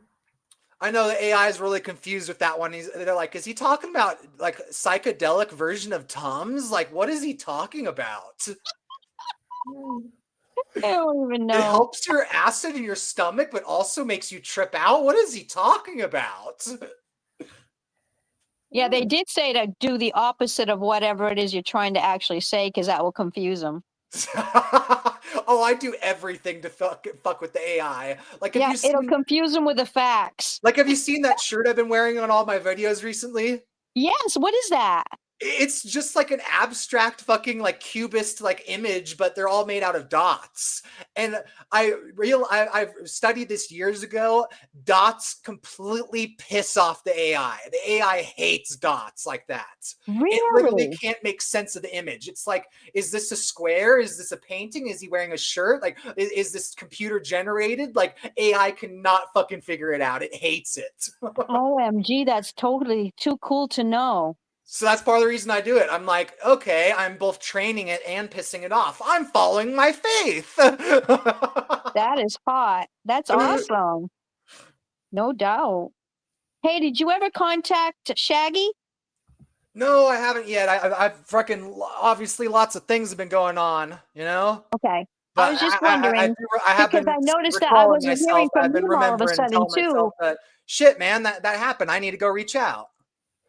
But you know what? I got kind of nervous because I wasn't hearing from him too. Yeah. And I'm like, uh-oh, what's going on? Did I just like mess up something? Oh no, you're all good, girl. That's just the fucking modern young people and technology and socializing. Okay, cool. That's on both of us. You know, Yeah, I could admit well, when that's what I fucking, thought too. But I'm like, I don't know if they're mad at me or what. I 'cause admit to going truth, on? Hazel. You know me, so any responsibility that falls on me, you know, like I'll fall on my sword. I ain't no fucking bitch. Okay, cool. That's the way carry I my am sword. too. But I fall on it. I do what I need to do. I just, as long as I ain't taking my sword and swinging at other people, I'm good. yeah, I'm the same way. I'll do that. Yeah, okay. I just want to make sure. Yeah. Because I'm like, no one's talking to me right now. What did I do? What did I didn't do? Oh no. Oh, but yeah, I think that everybody has just been really wrapped up in being busy, and this is the busy time of the year, and it's the only thing I could think of. Oh, and guess what? What? I'm not going to my relatives' gathering day. I'll call it. Why not? I am not going to Thanksgiving at where my relatives are. I'm finally going to live Hazel's life. Don't tell her. You're going to make some Hazel giving? Yeah. Yeah. I'm definitely not going to embrace or engage in any of that shit that they've been engaging with. You need to buy nothing a to whole do bunch with of it. Nutella and cookies. And you They need to are make a so whole bunch damn of lucky hazelnut that cookies. I don't have any money, because I would be traveling all over the United States just seeing all the wonderful people I want to see and not having to do any of that shit. My God, if I had money, I'd be going to all these conferences and academic forums all over the fucking world. Oh, Holy yeah, me shit. too. Oh, yeah. They I probably would would actually be able to network and actually be able to fucking pop off in popularity without having to take the long route.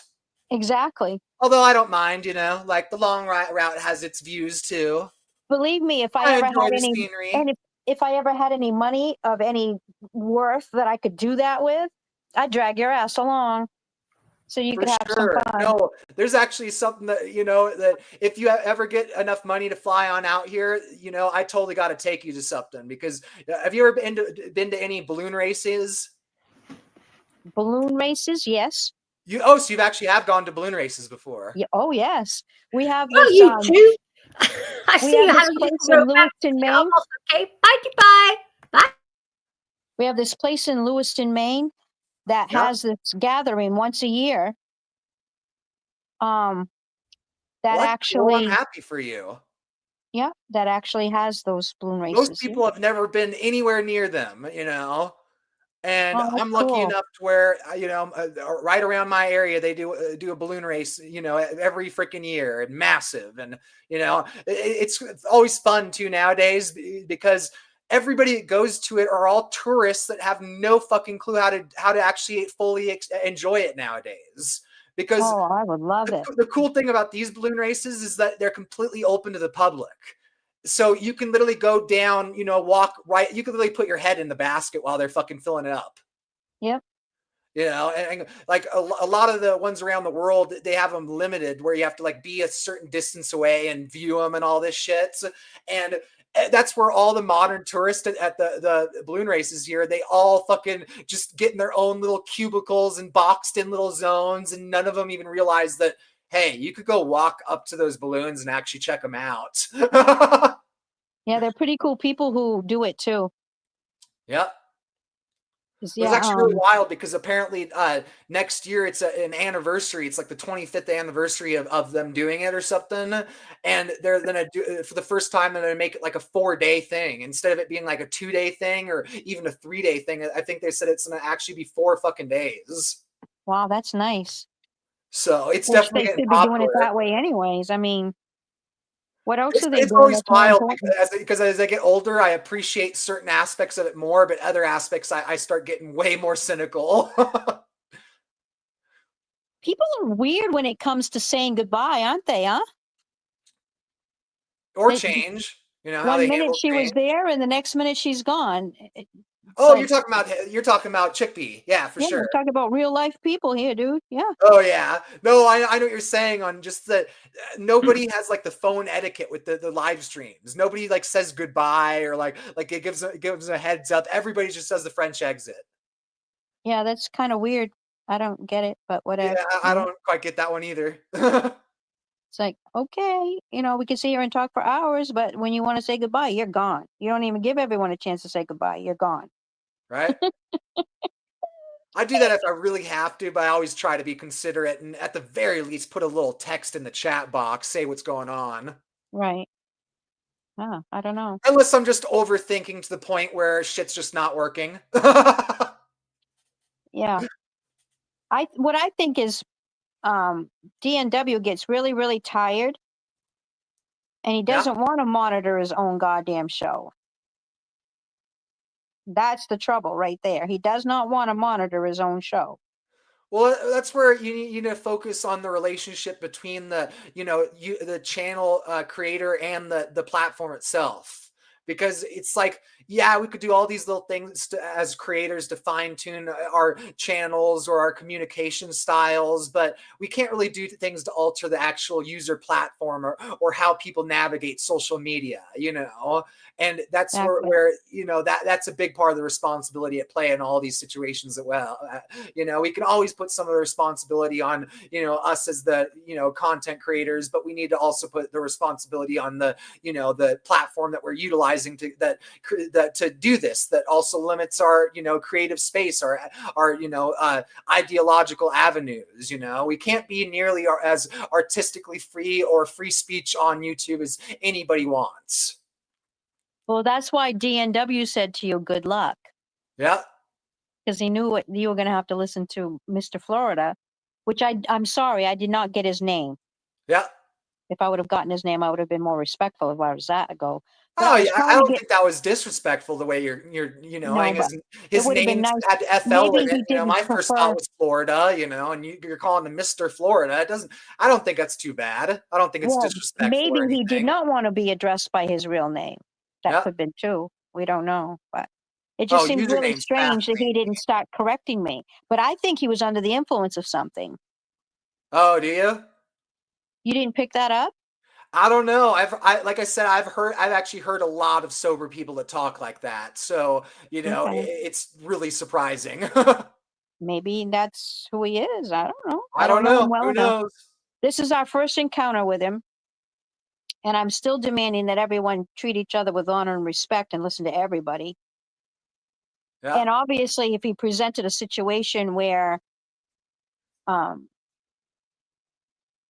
I don't know, whatever. To me, it doesn't make sense. Is this the truth that when you are the moderator for your own channel, I thought that you could mute everybody and no one else could unmute until you unmuted them. Huh.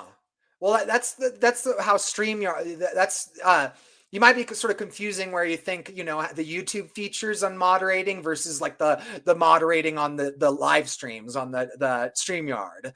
Oh, Again, okay, this is that's where they probably what have I've done different then. I tools. just thought they were one and the same, but I guess not. Nah, almost all these things have different tools and they don't match up and work together. It's like, back in the day, it was like, oh, you're making some, software for Windows. Okay, well, you have to make sure everything works together 100%.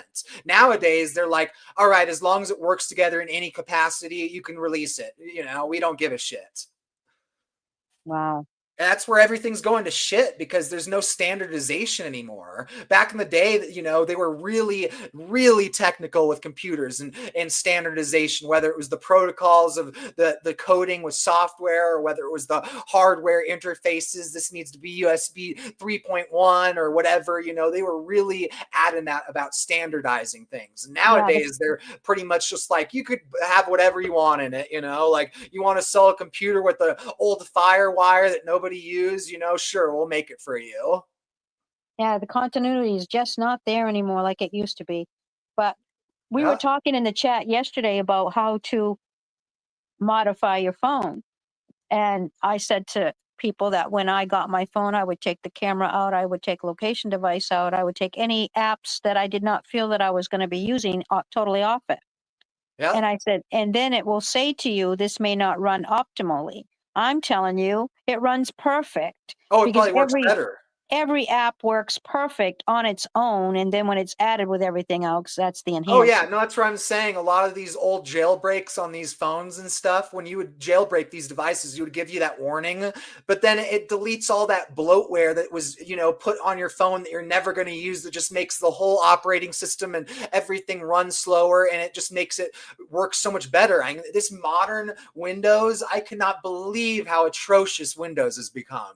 They're infusing it with all this AI bullshit, and you can't even fucking find a settings button anymore. You literally have to go down the search bar and type in settings and hope that the AI knows what the fuck you're talking about so you can pull up the right spot, and it's ridiculous. Yeah, it's not a good situation at all, but I guess it was Jay that was pretty interested in seeing how to do that. No, it's actually really fucking hilarious because apparently all the people like me are actually getting into Linux. They're either going back to Linux or they're getting into Linux for the first time just because that's how bad Windows has gotten. Yeah, well, I guess they're threatening to change Windows to another number. It's like, oh my God, we don't need that shit. So in that, whatever it is, 10 or 12, they want 13 or whatever it is. I don't know. Huh. Whatever version they're on next. Oh my gracious sakes, my stomach is just churning. You got any ginger? Yeah, I'll have to dig it out. Yeah, you should take some ginger. Christ almighty. Ginger and probiotics. That's the best thing you could take when your GI is acting up like that. Yeah. Because the ginger helps speed things along, get any irritants or toxins out of your body, and the probiotics help keep your microbiome in homeostasis in that healthy, order it's supposed to be in. Yeah, I'll probably have some sauerkraut later. Yeah, sauerkraut's really good on prebiotics. Those help feed the probiotics in your body. Yeah, I'm pretty sure I've got enough pros in there, but we never know. Oh, it's always good. That's what I'm saying. The best thing to do for your GI is like fucking turmeric, ginger, and some freaking kefir and some fucking sauerkraut. That way you get the fucking the things that get rid of the inflammation. It speeds up your GI.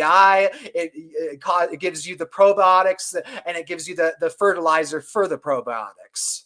The thing that I don't get though is how can your body be in perfect alignment and everything all perfect running, all of a sudden one day everything's sideways?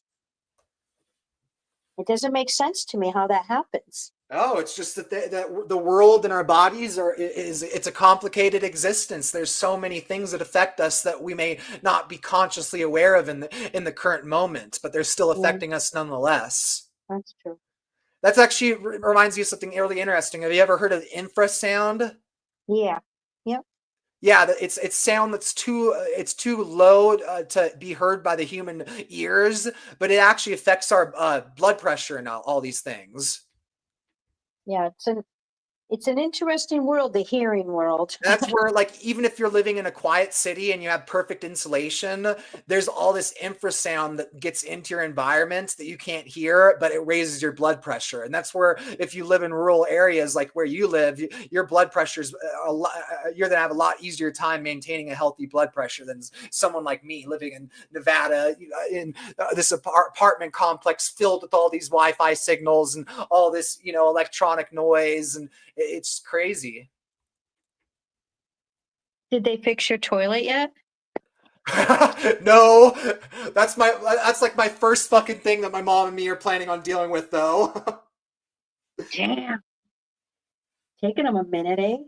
Oh yeah, no, it's not been fun this past week. I can tell it's definitely been making my GI act up more. I'm like, there's definitely something in the air that's messing with everybody, but the toilet's making it that much more of an issue. Well, I think it's the last 2 days. Energetically, something is shaking and is different than it was 2 days ago. Because 2 days ago, everybody was in an agitated mood. And then since then, everybody's been increasing their attitude, being better than it was over the last 2 days. But I noticed everyone's GI system's off.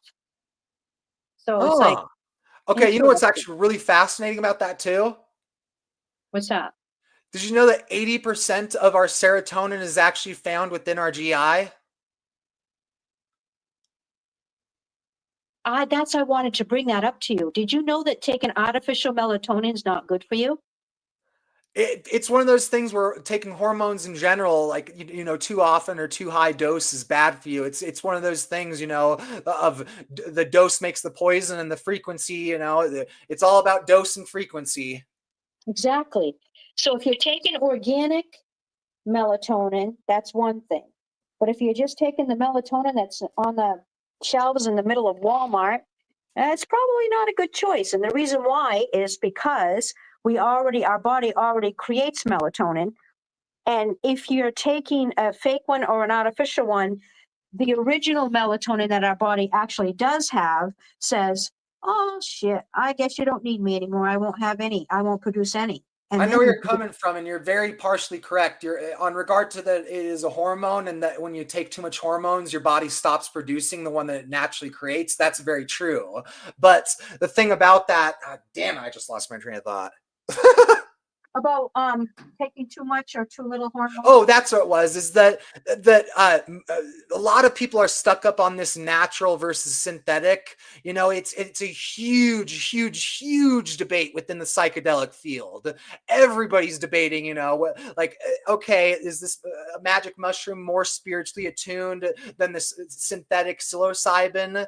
And for years, tons of people have been saying, that you got to take the natural stuff. You got to take the natural stuff. But we're actually starting to get to a point where a lot of people are waking up to the fact that they're both pretty much identical, spiritually speaking. And that the organic one isn't necessarily better than the synthetic one, and that and for certain situations too, ethics becomes a situation, like because 5-MeO-DMT that comes from bufo toads, and so people have to get that psychedelic, actually harvest it from a living animal, and that brings in ethics questions. And that's where a lot of people actually started realizing that specifically when it comes to 5-MeO, we should be advocating for the synthetic, because we're not harming any animals, we're not causing any stress or anything. So it's a really interesting question, the whole organic versus synthetic, because most of the things in today's world are synthetic. Like, you got buy any, organic vanilla ice cream, even if it's organic vanilla ice cream, it's organic milk, not organic vanilla. They put in vanillin, synthetic vanilla compound in it to give it that flavor. But that doesn't necessarily mean it's worse than natural vanilla. Still have to be careful when it comes to hormones anyways, because definitely with hormones. Yep.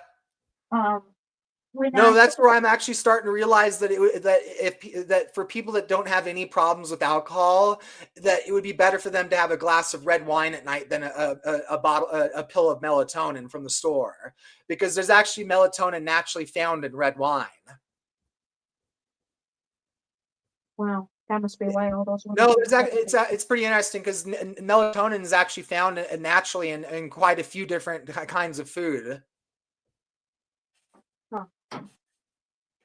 Yeah, interesting. Like, I think that they actually said that there's actually melatonin in turkey, and that's what makes people tired. It's not the tryptophan, it's that there's actually melatonin in it, and that when you eat enough turkey, that melatonin gets absorbed and you get tired. Interesting. Oh. Yep.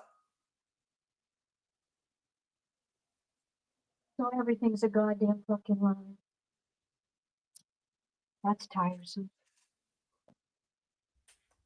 Oh, all the lies. Ridiculous.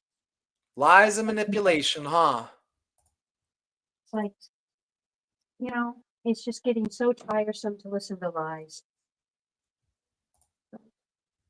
Seriously? Oh, I feel you with that one, because when you get enough awareness, you start seeing the unconscious lies, the ones that aren't necessarily good or bad faith, but they are lies nonetheless. But the whole thing is when you lie to on a consistent basis, you never know if you're ever being really told the truth about something or not. Yep.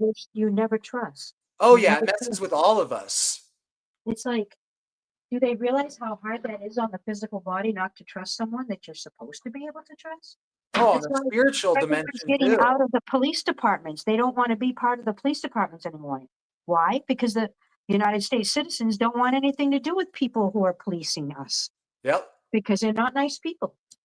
Oh, yeah. For the first time in my life, I'm seeing, people waking up to the fact that, of how fucked up and unethical the police in America are. I'm seeing, the Fox News fucking, making, videos of a fallen police officer, and everybody in the comments section is saying, oh, thank goodness. I'm like, whoa, that's definitely different.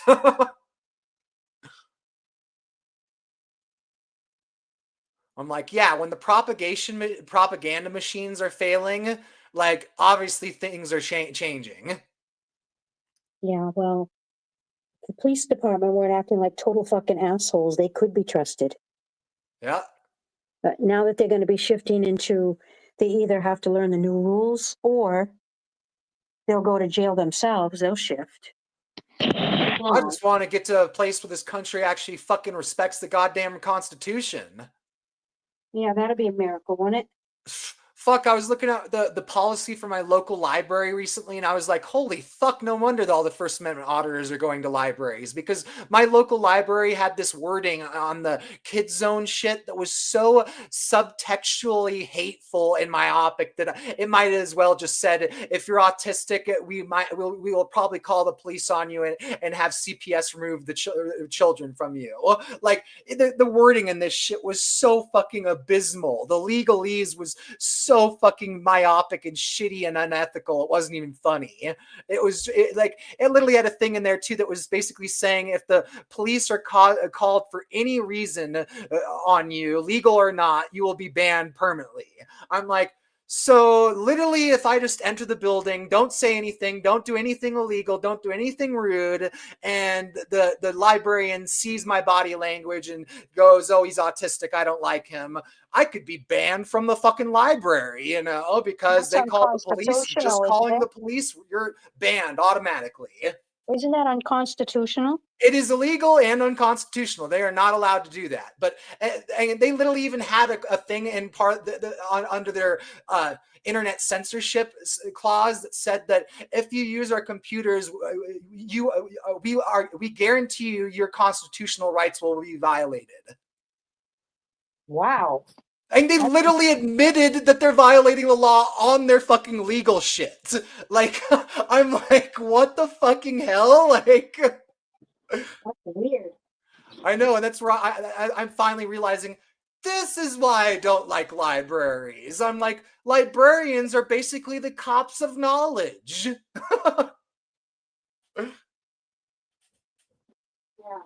You're acting different. I don't like the way you act, and the way your academics is different than my academics. Get the fuck out of here. It's gatekeeping. It's not good. I wonder if we're ever going to get the life that we desired. Like we would never have volunteered to come down here and have this type of life. We were duped into thinking the life that we were choosing was the life that we were, that is in our highest and best. Let's just be real, and everybody around us. I'm wondering if we will ever have the life that we actually desired at some point. You must be processing through some stuff, Hazel. I am, hon. Because you're normally the girl that's saying, you know, about how it doesn't work that way, that it's the exact opposite. It's major. It's major. We have to do something different in order to get a different arrangement. Yeah, because I've heard you quite a few oftentimes say that, you know, you thought that everyone that's here made the contractual agreement to be here. And now you're saying that, you know, that they put some hidden clauses in that contract. They had to have, because nothing's going the way it was supposed to have gone. Yeah. Well, I like it. I like it. You're mixing both sides, adding a little relativism to the mix. It might be because my stomach's all upset. The lava lamp in your body is creating a lava lamp in your head. Exactly. Crazy. I've been moving some furniture and having fun and doing projects.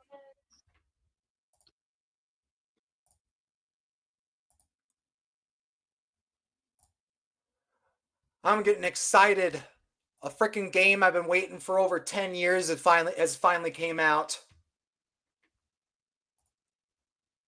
I just find the more I keep myself busy doing things that I desire and want to do and enjoy and enhance my life, then I don't think of all the things that I'm disappointed about. Ah. But yeah, it just seems things are drastically different than they were before. I feel you with that. It's just nothing makes sense. I keep telling everybody every single day is getting exponentially crazier. Okay, now I want to tell you something. This is how it goes. What they're doing is Walgreens sets a policy that they're willing to sell those cards to the public. But it's also their. You cut out there a little bit, Hazel. Just making sure you're not going on running sentences with the mic dead. They're not responsible, is what they're saying.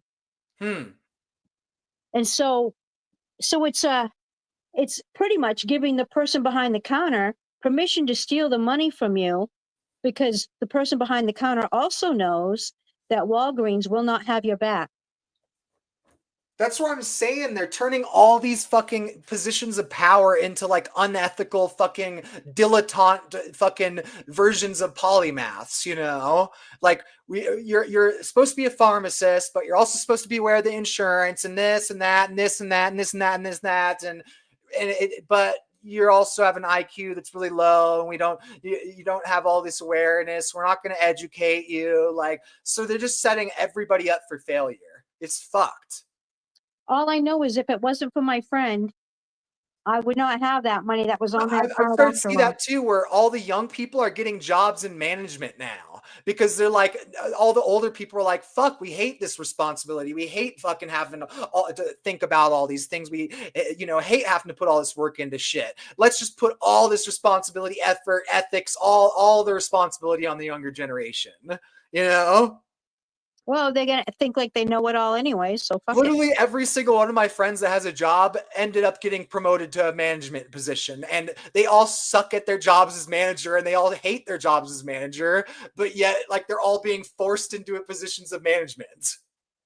Yeah, you know why? Because they can give them management positions without paying the management fees. That's what I'm saying. All the unethical power hierarchies and laziness and just bad faith that people are doing and pushing off onto other people. Like, I haven't been out there, so I'm not making any connections as to in my line of work, what I've always done. And I'm kind of glad that I'm not, because I don't really want to do that anymore, because too many people are dying and I'm fucking tired of it. But I want to find a job because I'm not a lazy girl, and not just that, but it's just something fun to do. Right. You know, you may as well do something rather than just not do something. I So, feel you.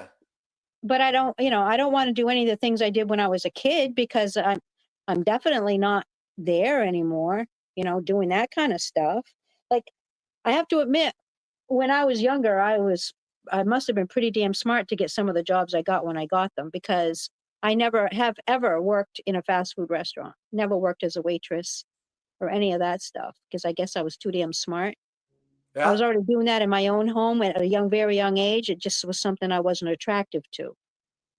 So, yeah, when you're not attracted to it, you're definitely not going to do it, when you get out of your own home. Like, I was So that's cooking part of in the problem pain. I've always had is with my parents is that there's such an obvious generational gap, because like my mom for years has always been trying to go, okay, well, what can my open-minded autistic son, like, what would be a good job placement for him? And literally all she could ever think is corporate jobs. And she knows that I don't vibe with corporations and everything, but she just can't think outside the box, like that's the You could run generation the she was. fucking library, bitches.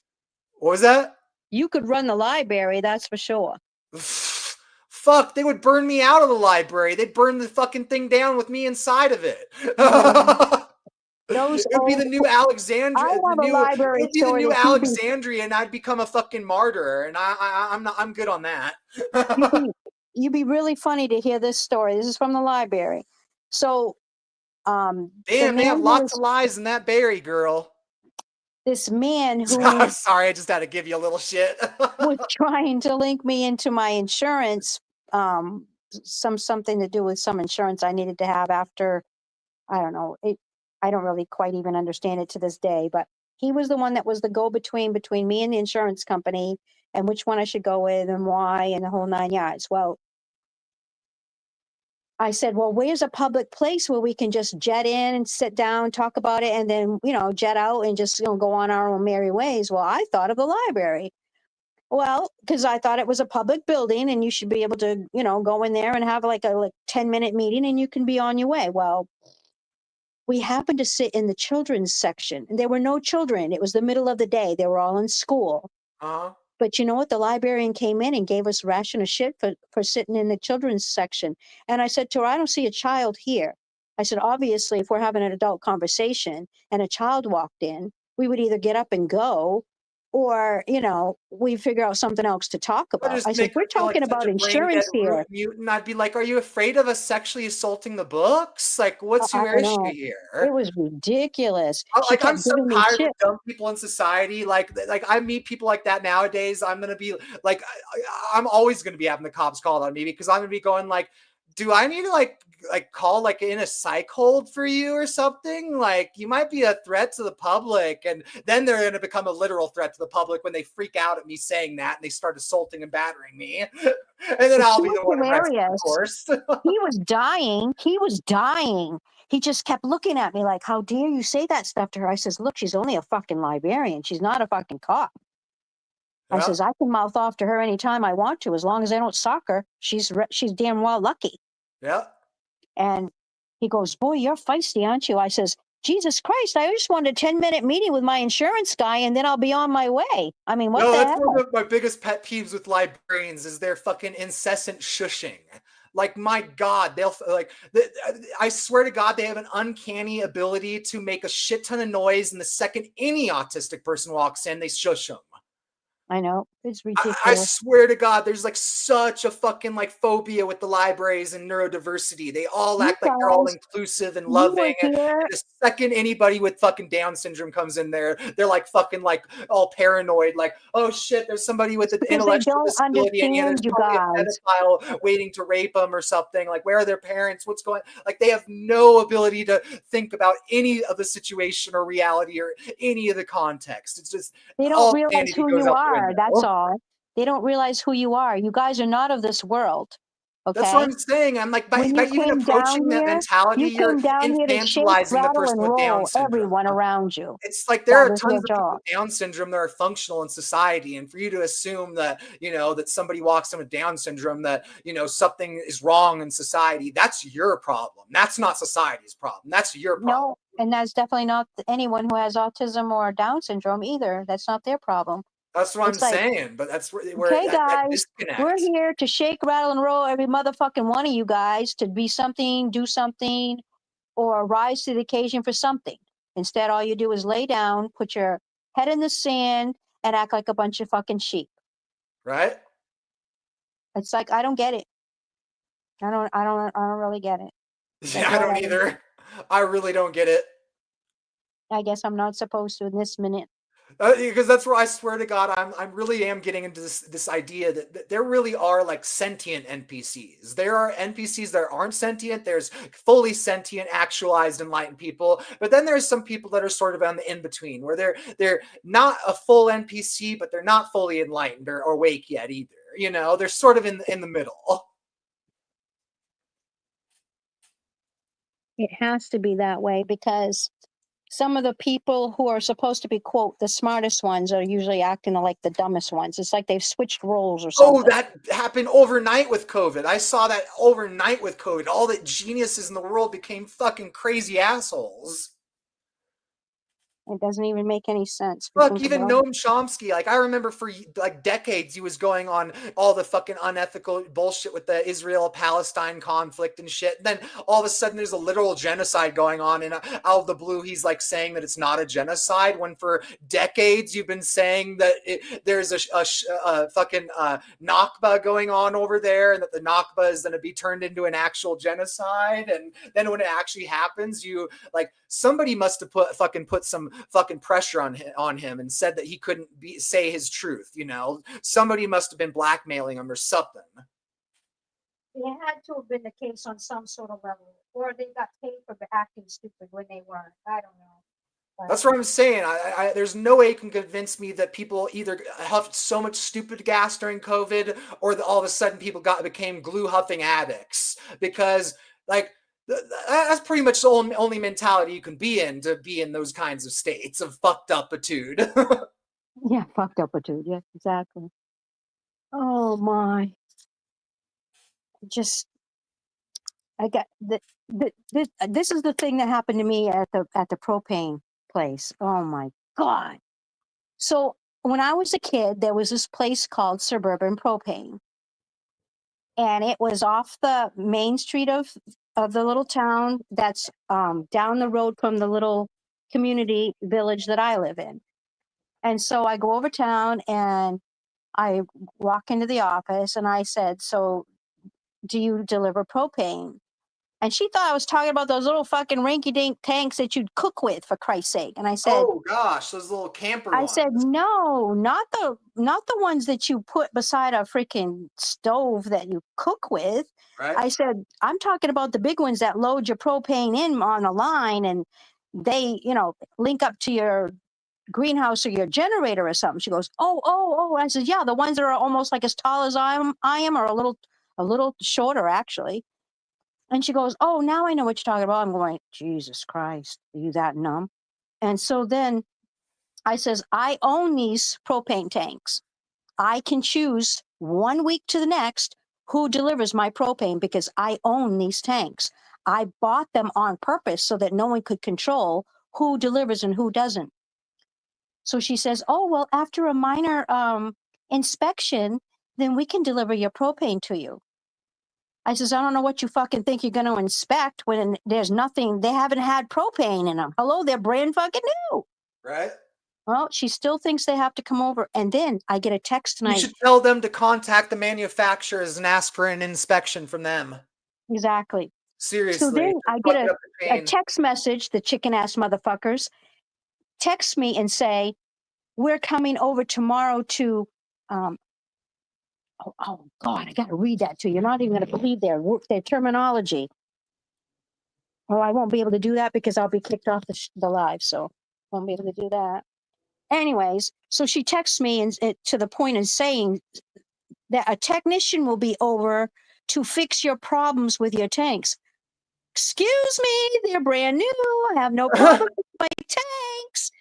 Oh my God. And then call back. Can I get a technician to work on the technician? Because he doesn't, his brain needs some tinkering. So when they do get here, I have to show them the piece of paper that says that the card that I was going to get propane on has been stolen, because I have to prove that to them, so they won't deliver propane to me before I can pay for it. Jeez. She's adamant about filling those fucking tanks full of propane against what I'm telling her, where before she was fighting with me about even giving me propane. So now that there's going to be a technician, she wants to deliver the propane right off. And I says, you can't. And she says, why? I says, the card that I showed you the other day in the office has been stolen. There are no funds on that card. So if you deliver propane, you're going to have to wait and bill me until the beginning of next month. And I says, and personally, I know the rules of Maine. We have 30 days to pay off that fucking thing. So I don't know why you would be asking me for a card in the first place. Well, she didn't like the idea that I knew the rules. They never do. Like, I have 30 days to pay any amount off anything that I have delivered here, and I know that. Yeah. But it's like, oh, so now I got to fight with them tomorrow, which irritates me because I really should be bringing my car over to the guy who's going to actually put the part in, because he's been waiting for like a month for my part to come in, and so have I. Finally came in on a Friday when he's not even in the office. It's like, should have known. Couldn't come on a Thursday where I could call him and say, hey, can we make an appointment for next week? He would have squeezed me in, you know? Right? Well, I don't know. This world is so fucked up. I'm getting so tired of it.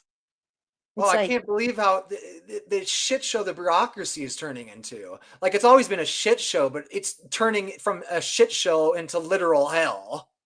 I remember I told you I broke my finger way back in May or June. I think it was June. That Like, finger, it's every like, for time. instance, you know, like I'm on SNAP and disability, and you know, like, so I've been dealing with all this bullshit with the, you know, the SNAP cutbacks and stuff. I've been having to look at the news and seeing how the politics actually affects my life, you know.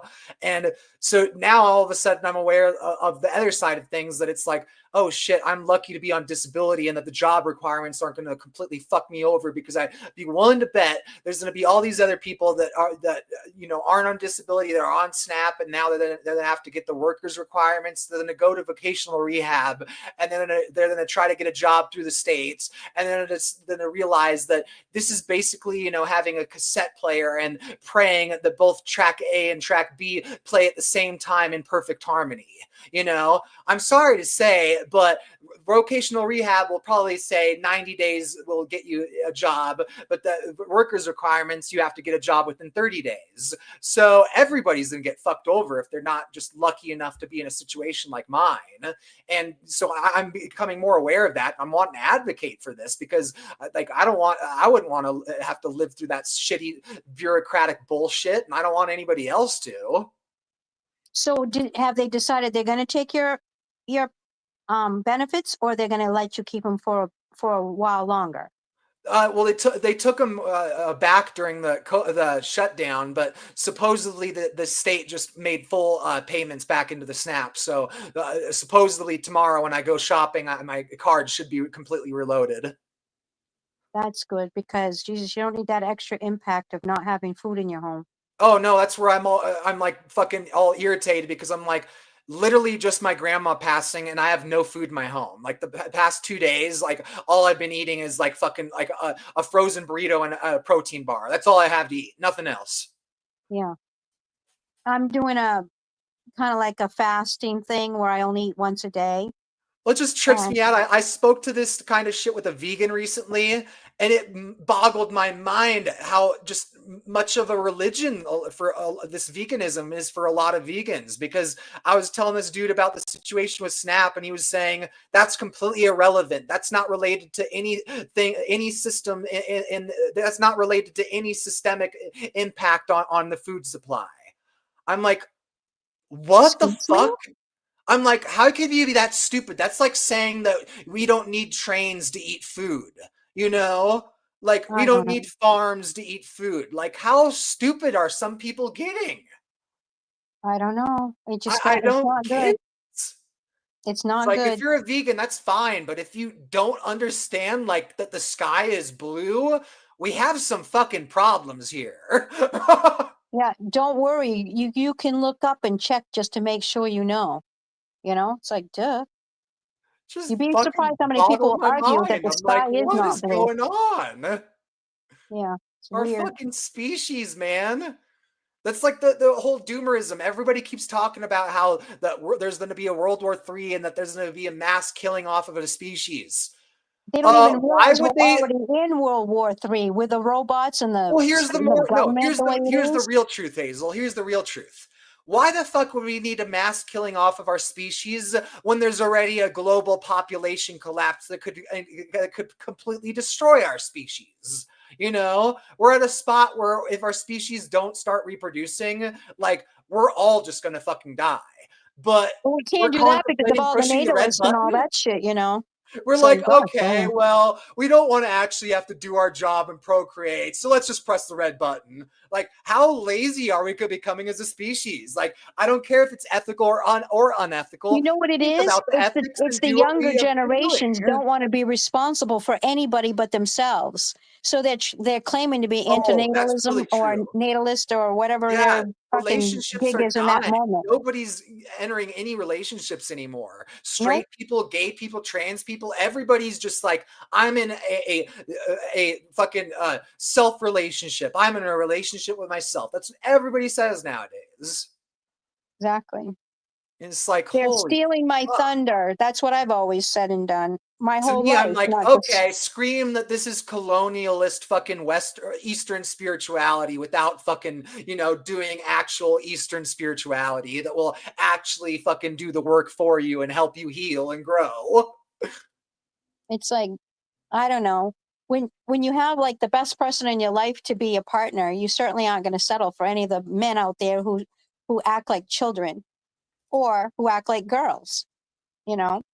And I'm nothing to do with gay people or not gay people. I'm talking about men who choose to act like girls. They don't have any balls between their legs and they choose not to act like men. And they're claiming that they're heterosexual and they're not. Yeah, you So, lost me on that one. oh my God, it happens all the time. All I'm the sure there's time. people out there that do that kind of thing where it's like they're not transgender and they're not even cross dressers, but they're still dressing up in women's clothing or something. Like, Yeah. I wouldn't be They surprised. don't There's even a have to be lot of dressed in variation women's and clothing or complexity wanting to dress as women's clothing. They just do not act like men anymore.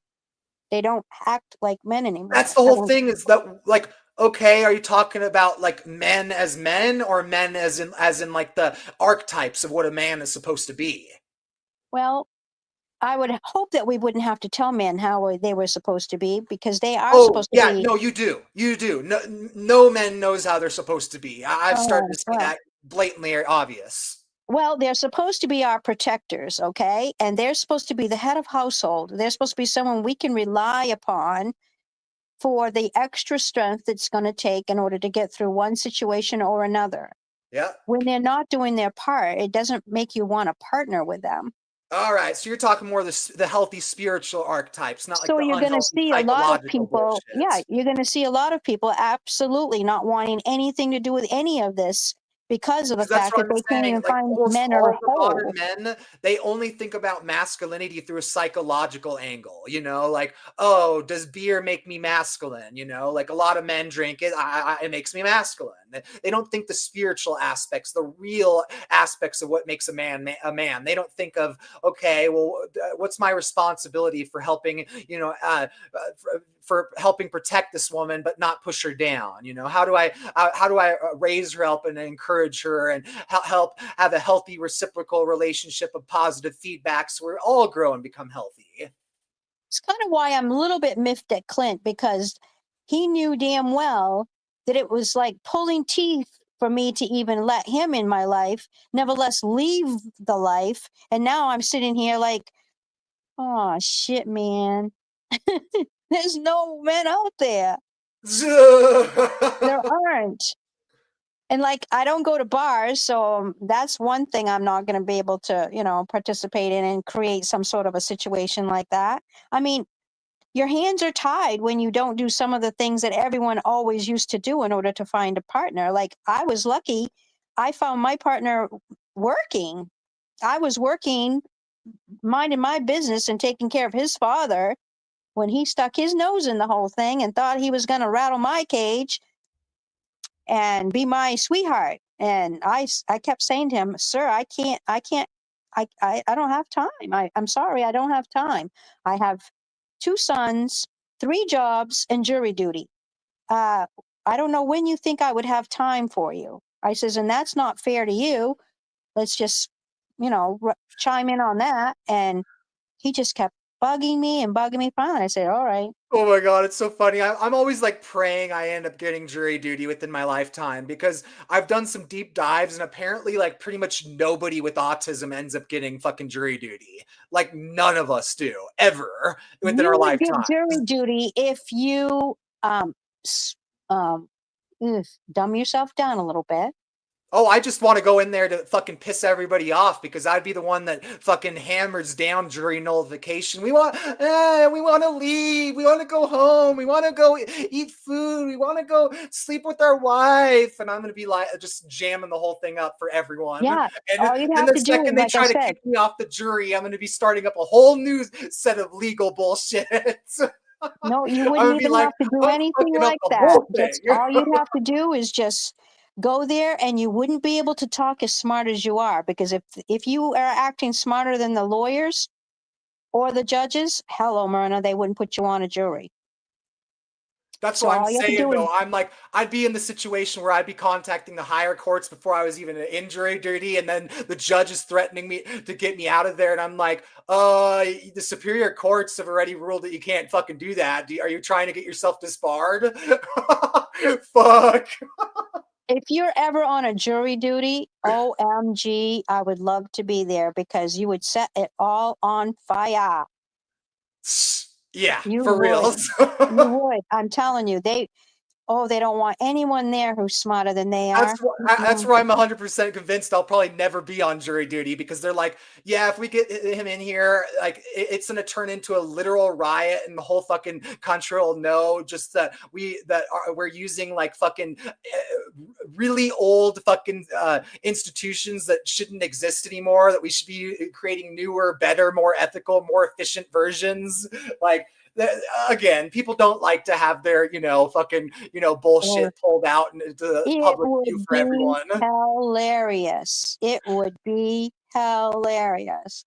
And I would definitely have to be there, because, oh my God, I don't think I could stop laughing. That's where I'm always laughing about, just, knowing that the world's getting crazier, and knowing that, just one of these days I'm probably going to be out and about and run into some First Amendment auditor and some cop and some crazy situation. I'm just like, all of a sudden I'm going to get myself in that situation, and it's an amazing that video is going to go from 100,000 views to 2.3 million views. Like, they're going to be like, holy shit, this dude was so goddamn fucking funny that like the whole fucking internet's blowing up laughing.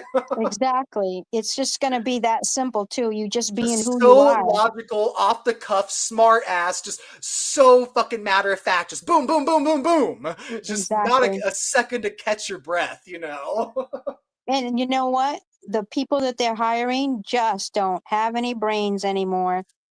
None. Well, like I said, I don't remember if you recalled this. I might have told you this before, but did you know that there's literally a law that says that there's an IQ limit for law enforcement in this country?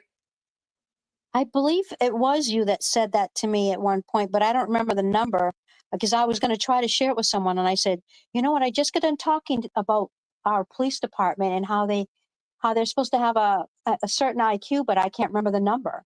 Yeah, I don't recall the number either, but they Validation right literally, here. their whole excuse was that, well, we have to legally ban the smart people from the industry of law enforcement because they'll get bored. That was their whole justification, just that they'll get bored. No, they might do something correct for a change. That's my whole point, though, is that like it's an obvious excuse. It's an obvious bad faith bullshit when your whole legal justification for excluding a group of people is that they will get bored. Wow. It's like, guess what? The Constitution says we have the right to try to gain happiness. It doesn't say we have the right to happiness. So just working in reverse, we don't have, it doesn't work that way. Jeepers, whoever came up with that theory is ridiculous. Oh, I'm 100% they came up with that on purpose out of bad faith, that they knew that they were causing the world to become a worse place, and they were doing it on purpose. Wow. Because there's just no logic behind that. That is such a bullshit, little fucking childish excuse, that there no sane adult would use a justification like that for, intelligent people, Well, on top of that, too, I mean, the most engaging people sometimes are the ones who have autism. And people just don't want to admit it. Yeah. I just don't. They just Oh don't no, want that's where I'm anything to really do with it. convinced that both You'd be autistic great on people. a jury. You'd be entertaining. You'd be I'm like holding out convinced that all a the lot of gear. autistic people and a lot of agender people that like when I say non-binary, it's just an umbrella term. A lot of people aren't going to know what I mean when I'm saying I'm non-binary, but Right. specifically when it comes to me being non-binary, I'm agender. I don't play the roles of man. I don't play the roles of girls. I'm just play the role of being a human.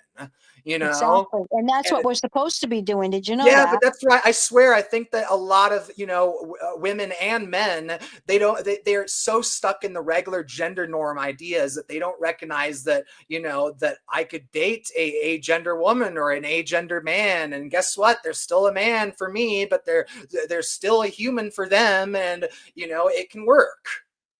Exactly, and not just that, but does it really matter in the grand scheme of things? You're not invited to the party anyway, so stay out of my fucking business. Right? You're not in my body living my experience, so Right. why is it such a fucking issue for you? And not just that, but I don't know. I don't understand why they wouldn't let an autism person be on a jury duty, because I think it would make it more engaging. And Supposedly, from that angle, it's because autistic people are too dumb to be on jury duty. No, they're not. They're brilliant. That's my whole fucking point, is that the government simultaneously says you can't do this because you're autistic and you're too smart, but you can't do this because you're autistic and you're too dumb.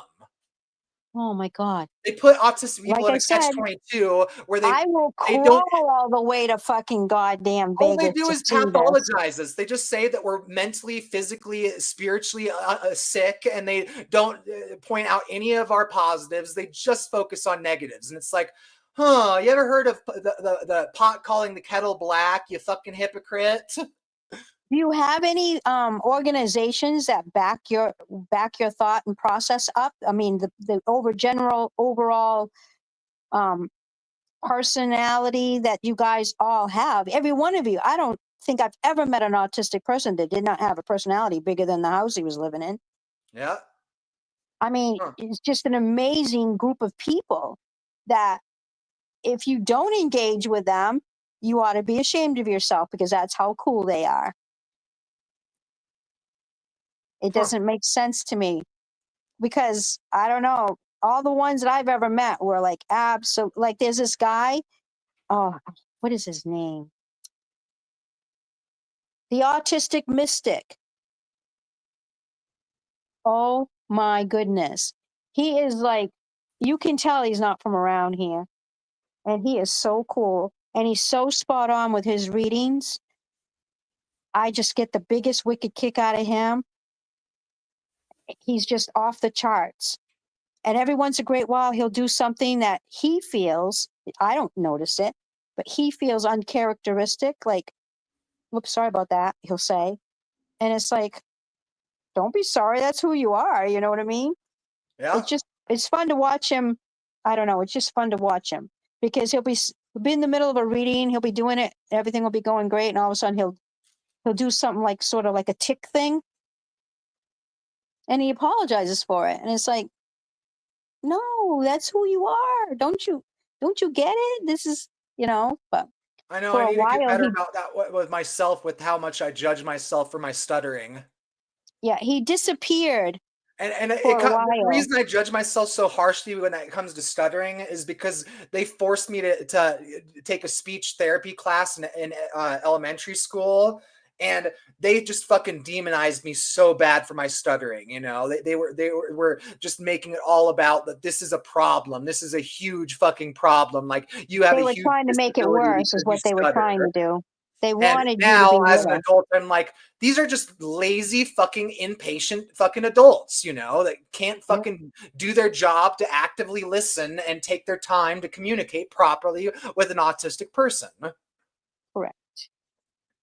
But yeah, he disappeared off the face of the earth for quite a while because he was relocating from Maine to I think he moved to California, but I'm not positive. And then all of a sudden he came back and it was just like he was like totally different but the same. It's like I guess he thought living in a different location he could be more of what he thought he was. But at the same time, he was just the way he was supposed to be in the grand scheme of things. I can't even explain it. It's just but he's funny as hell anyways, and I love listening to him, and he does very accurate readings. And if you do an actual reading one-on-one with him, it's out of this world. Huh. Out of this world. He knows his shit. He knows his cards. He knows astrology real well. He's just out of this world. Amazing, amazing person. And I don't know. I think the whole world should be full of autism persons. Oh, Because it's becoming that way. All the and you know, neurotypicals are literally becoming autistic.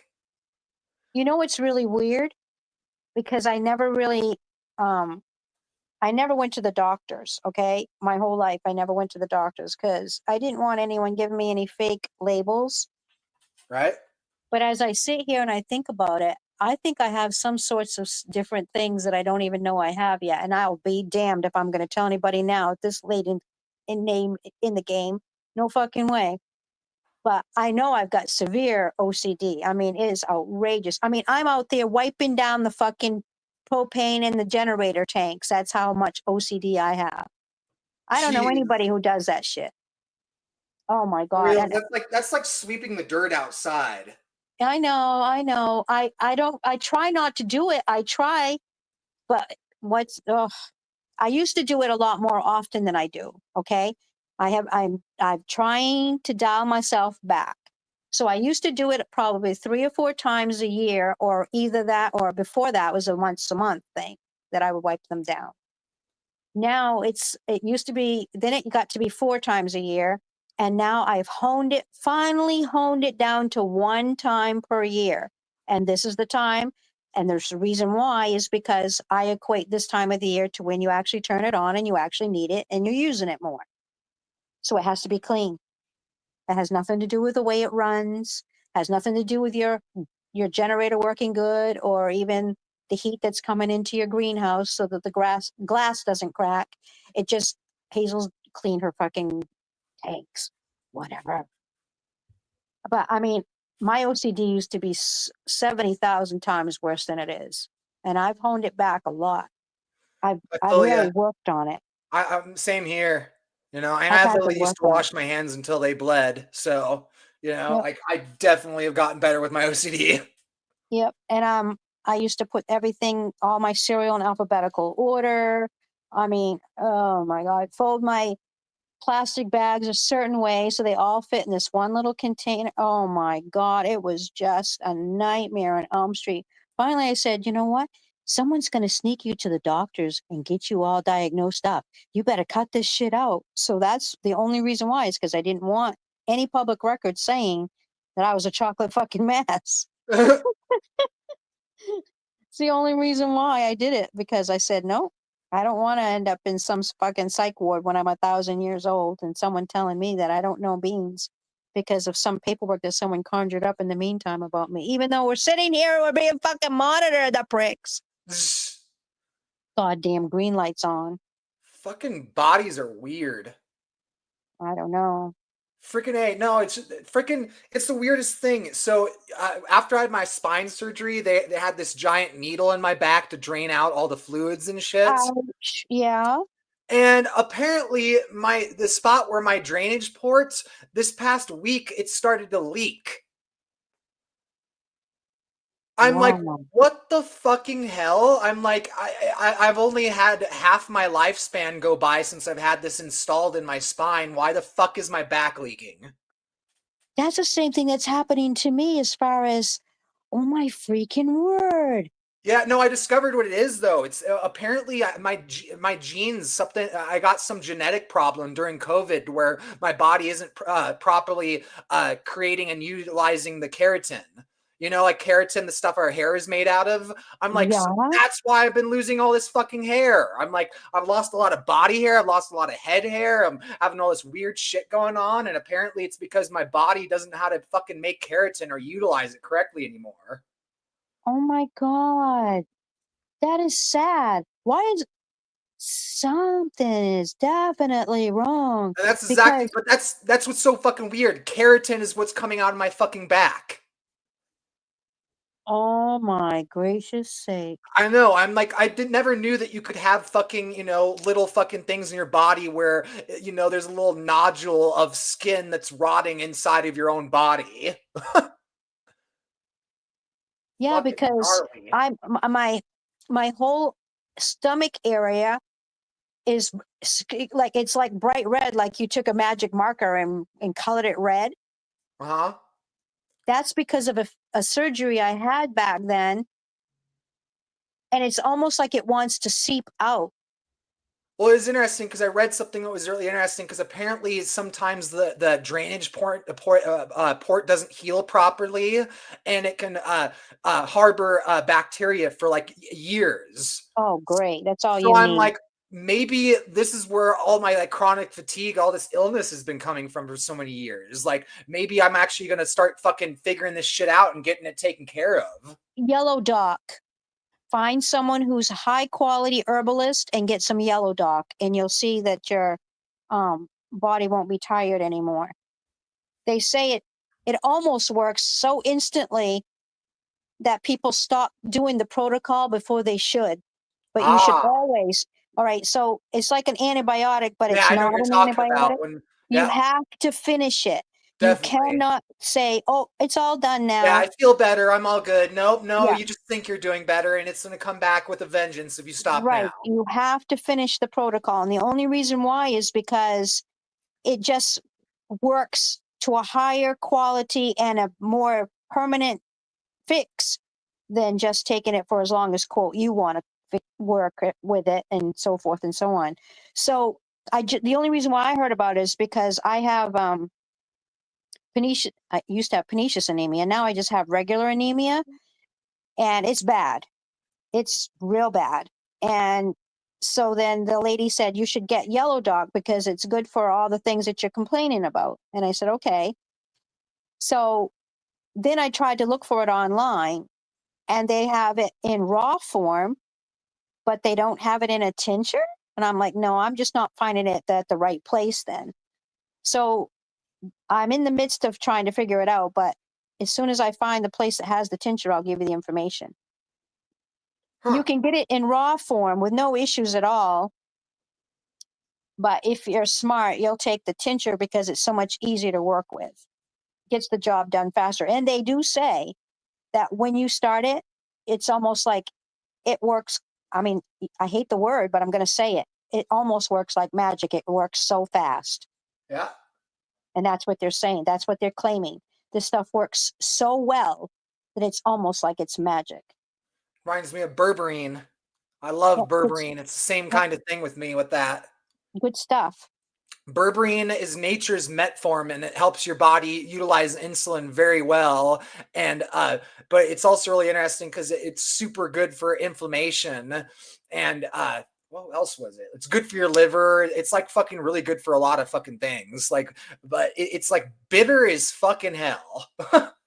Oh, you haven't. Oh, that's what it was. It's basically like the best natural anti-parasitic out there. So, have you ever had echinacea? Yeah.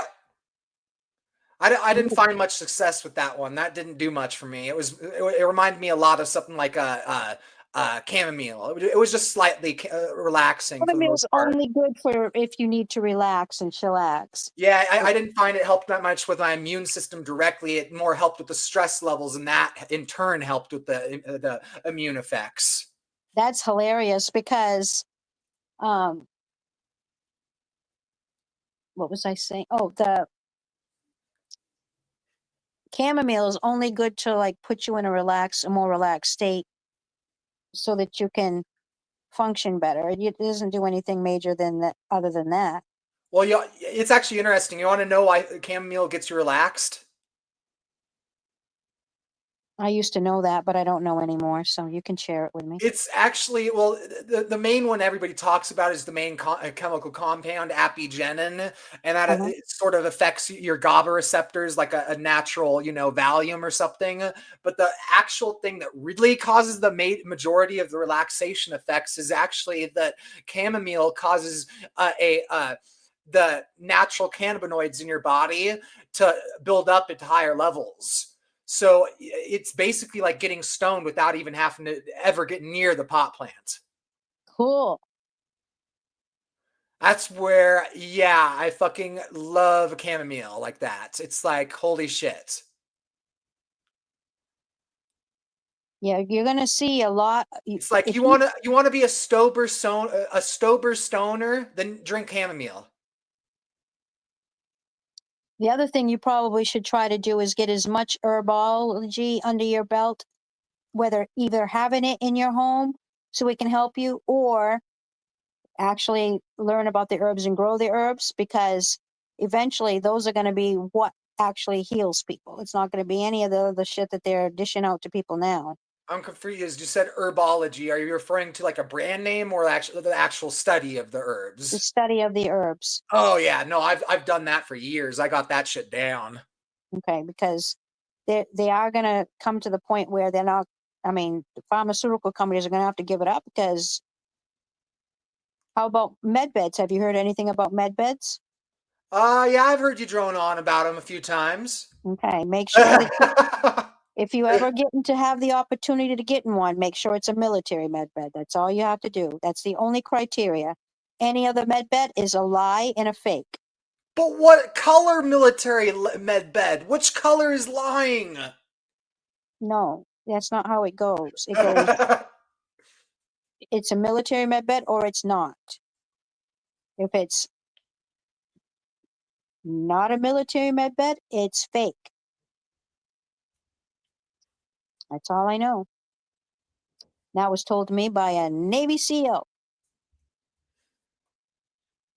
Because anything connected to it is free. So they'll pick you up free. They'll bring you there free. They'll room and board you free. If you have lost significant amount of weight in the time you were in the med beds, you went from 300 pounds to 100 pounds, you'll have free clothing. They'll feed you. If you need any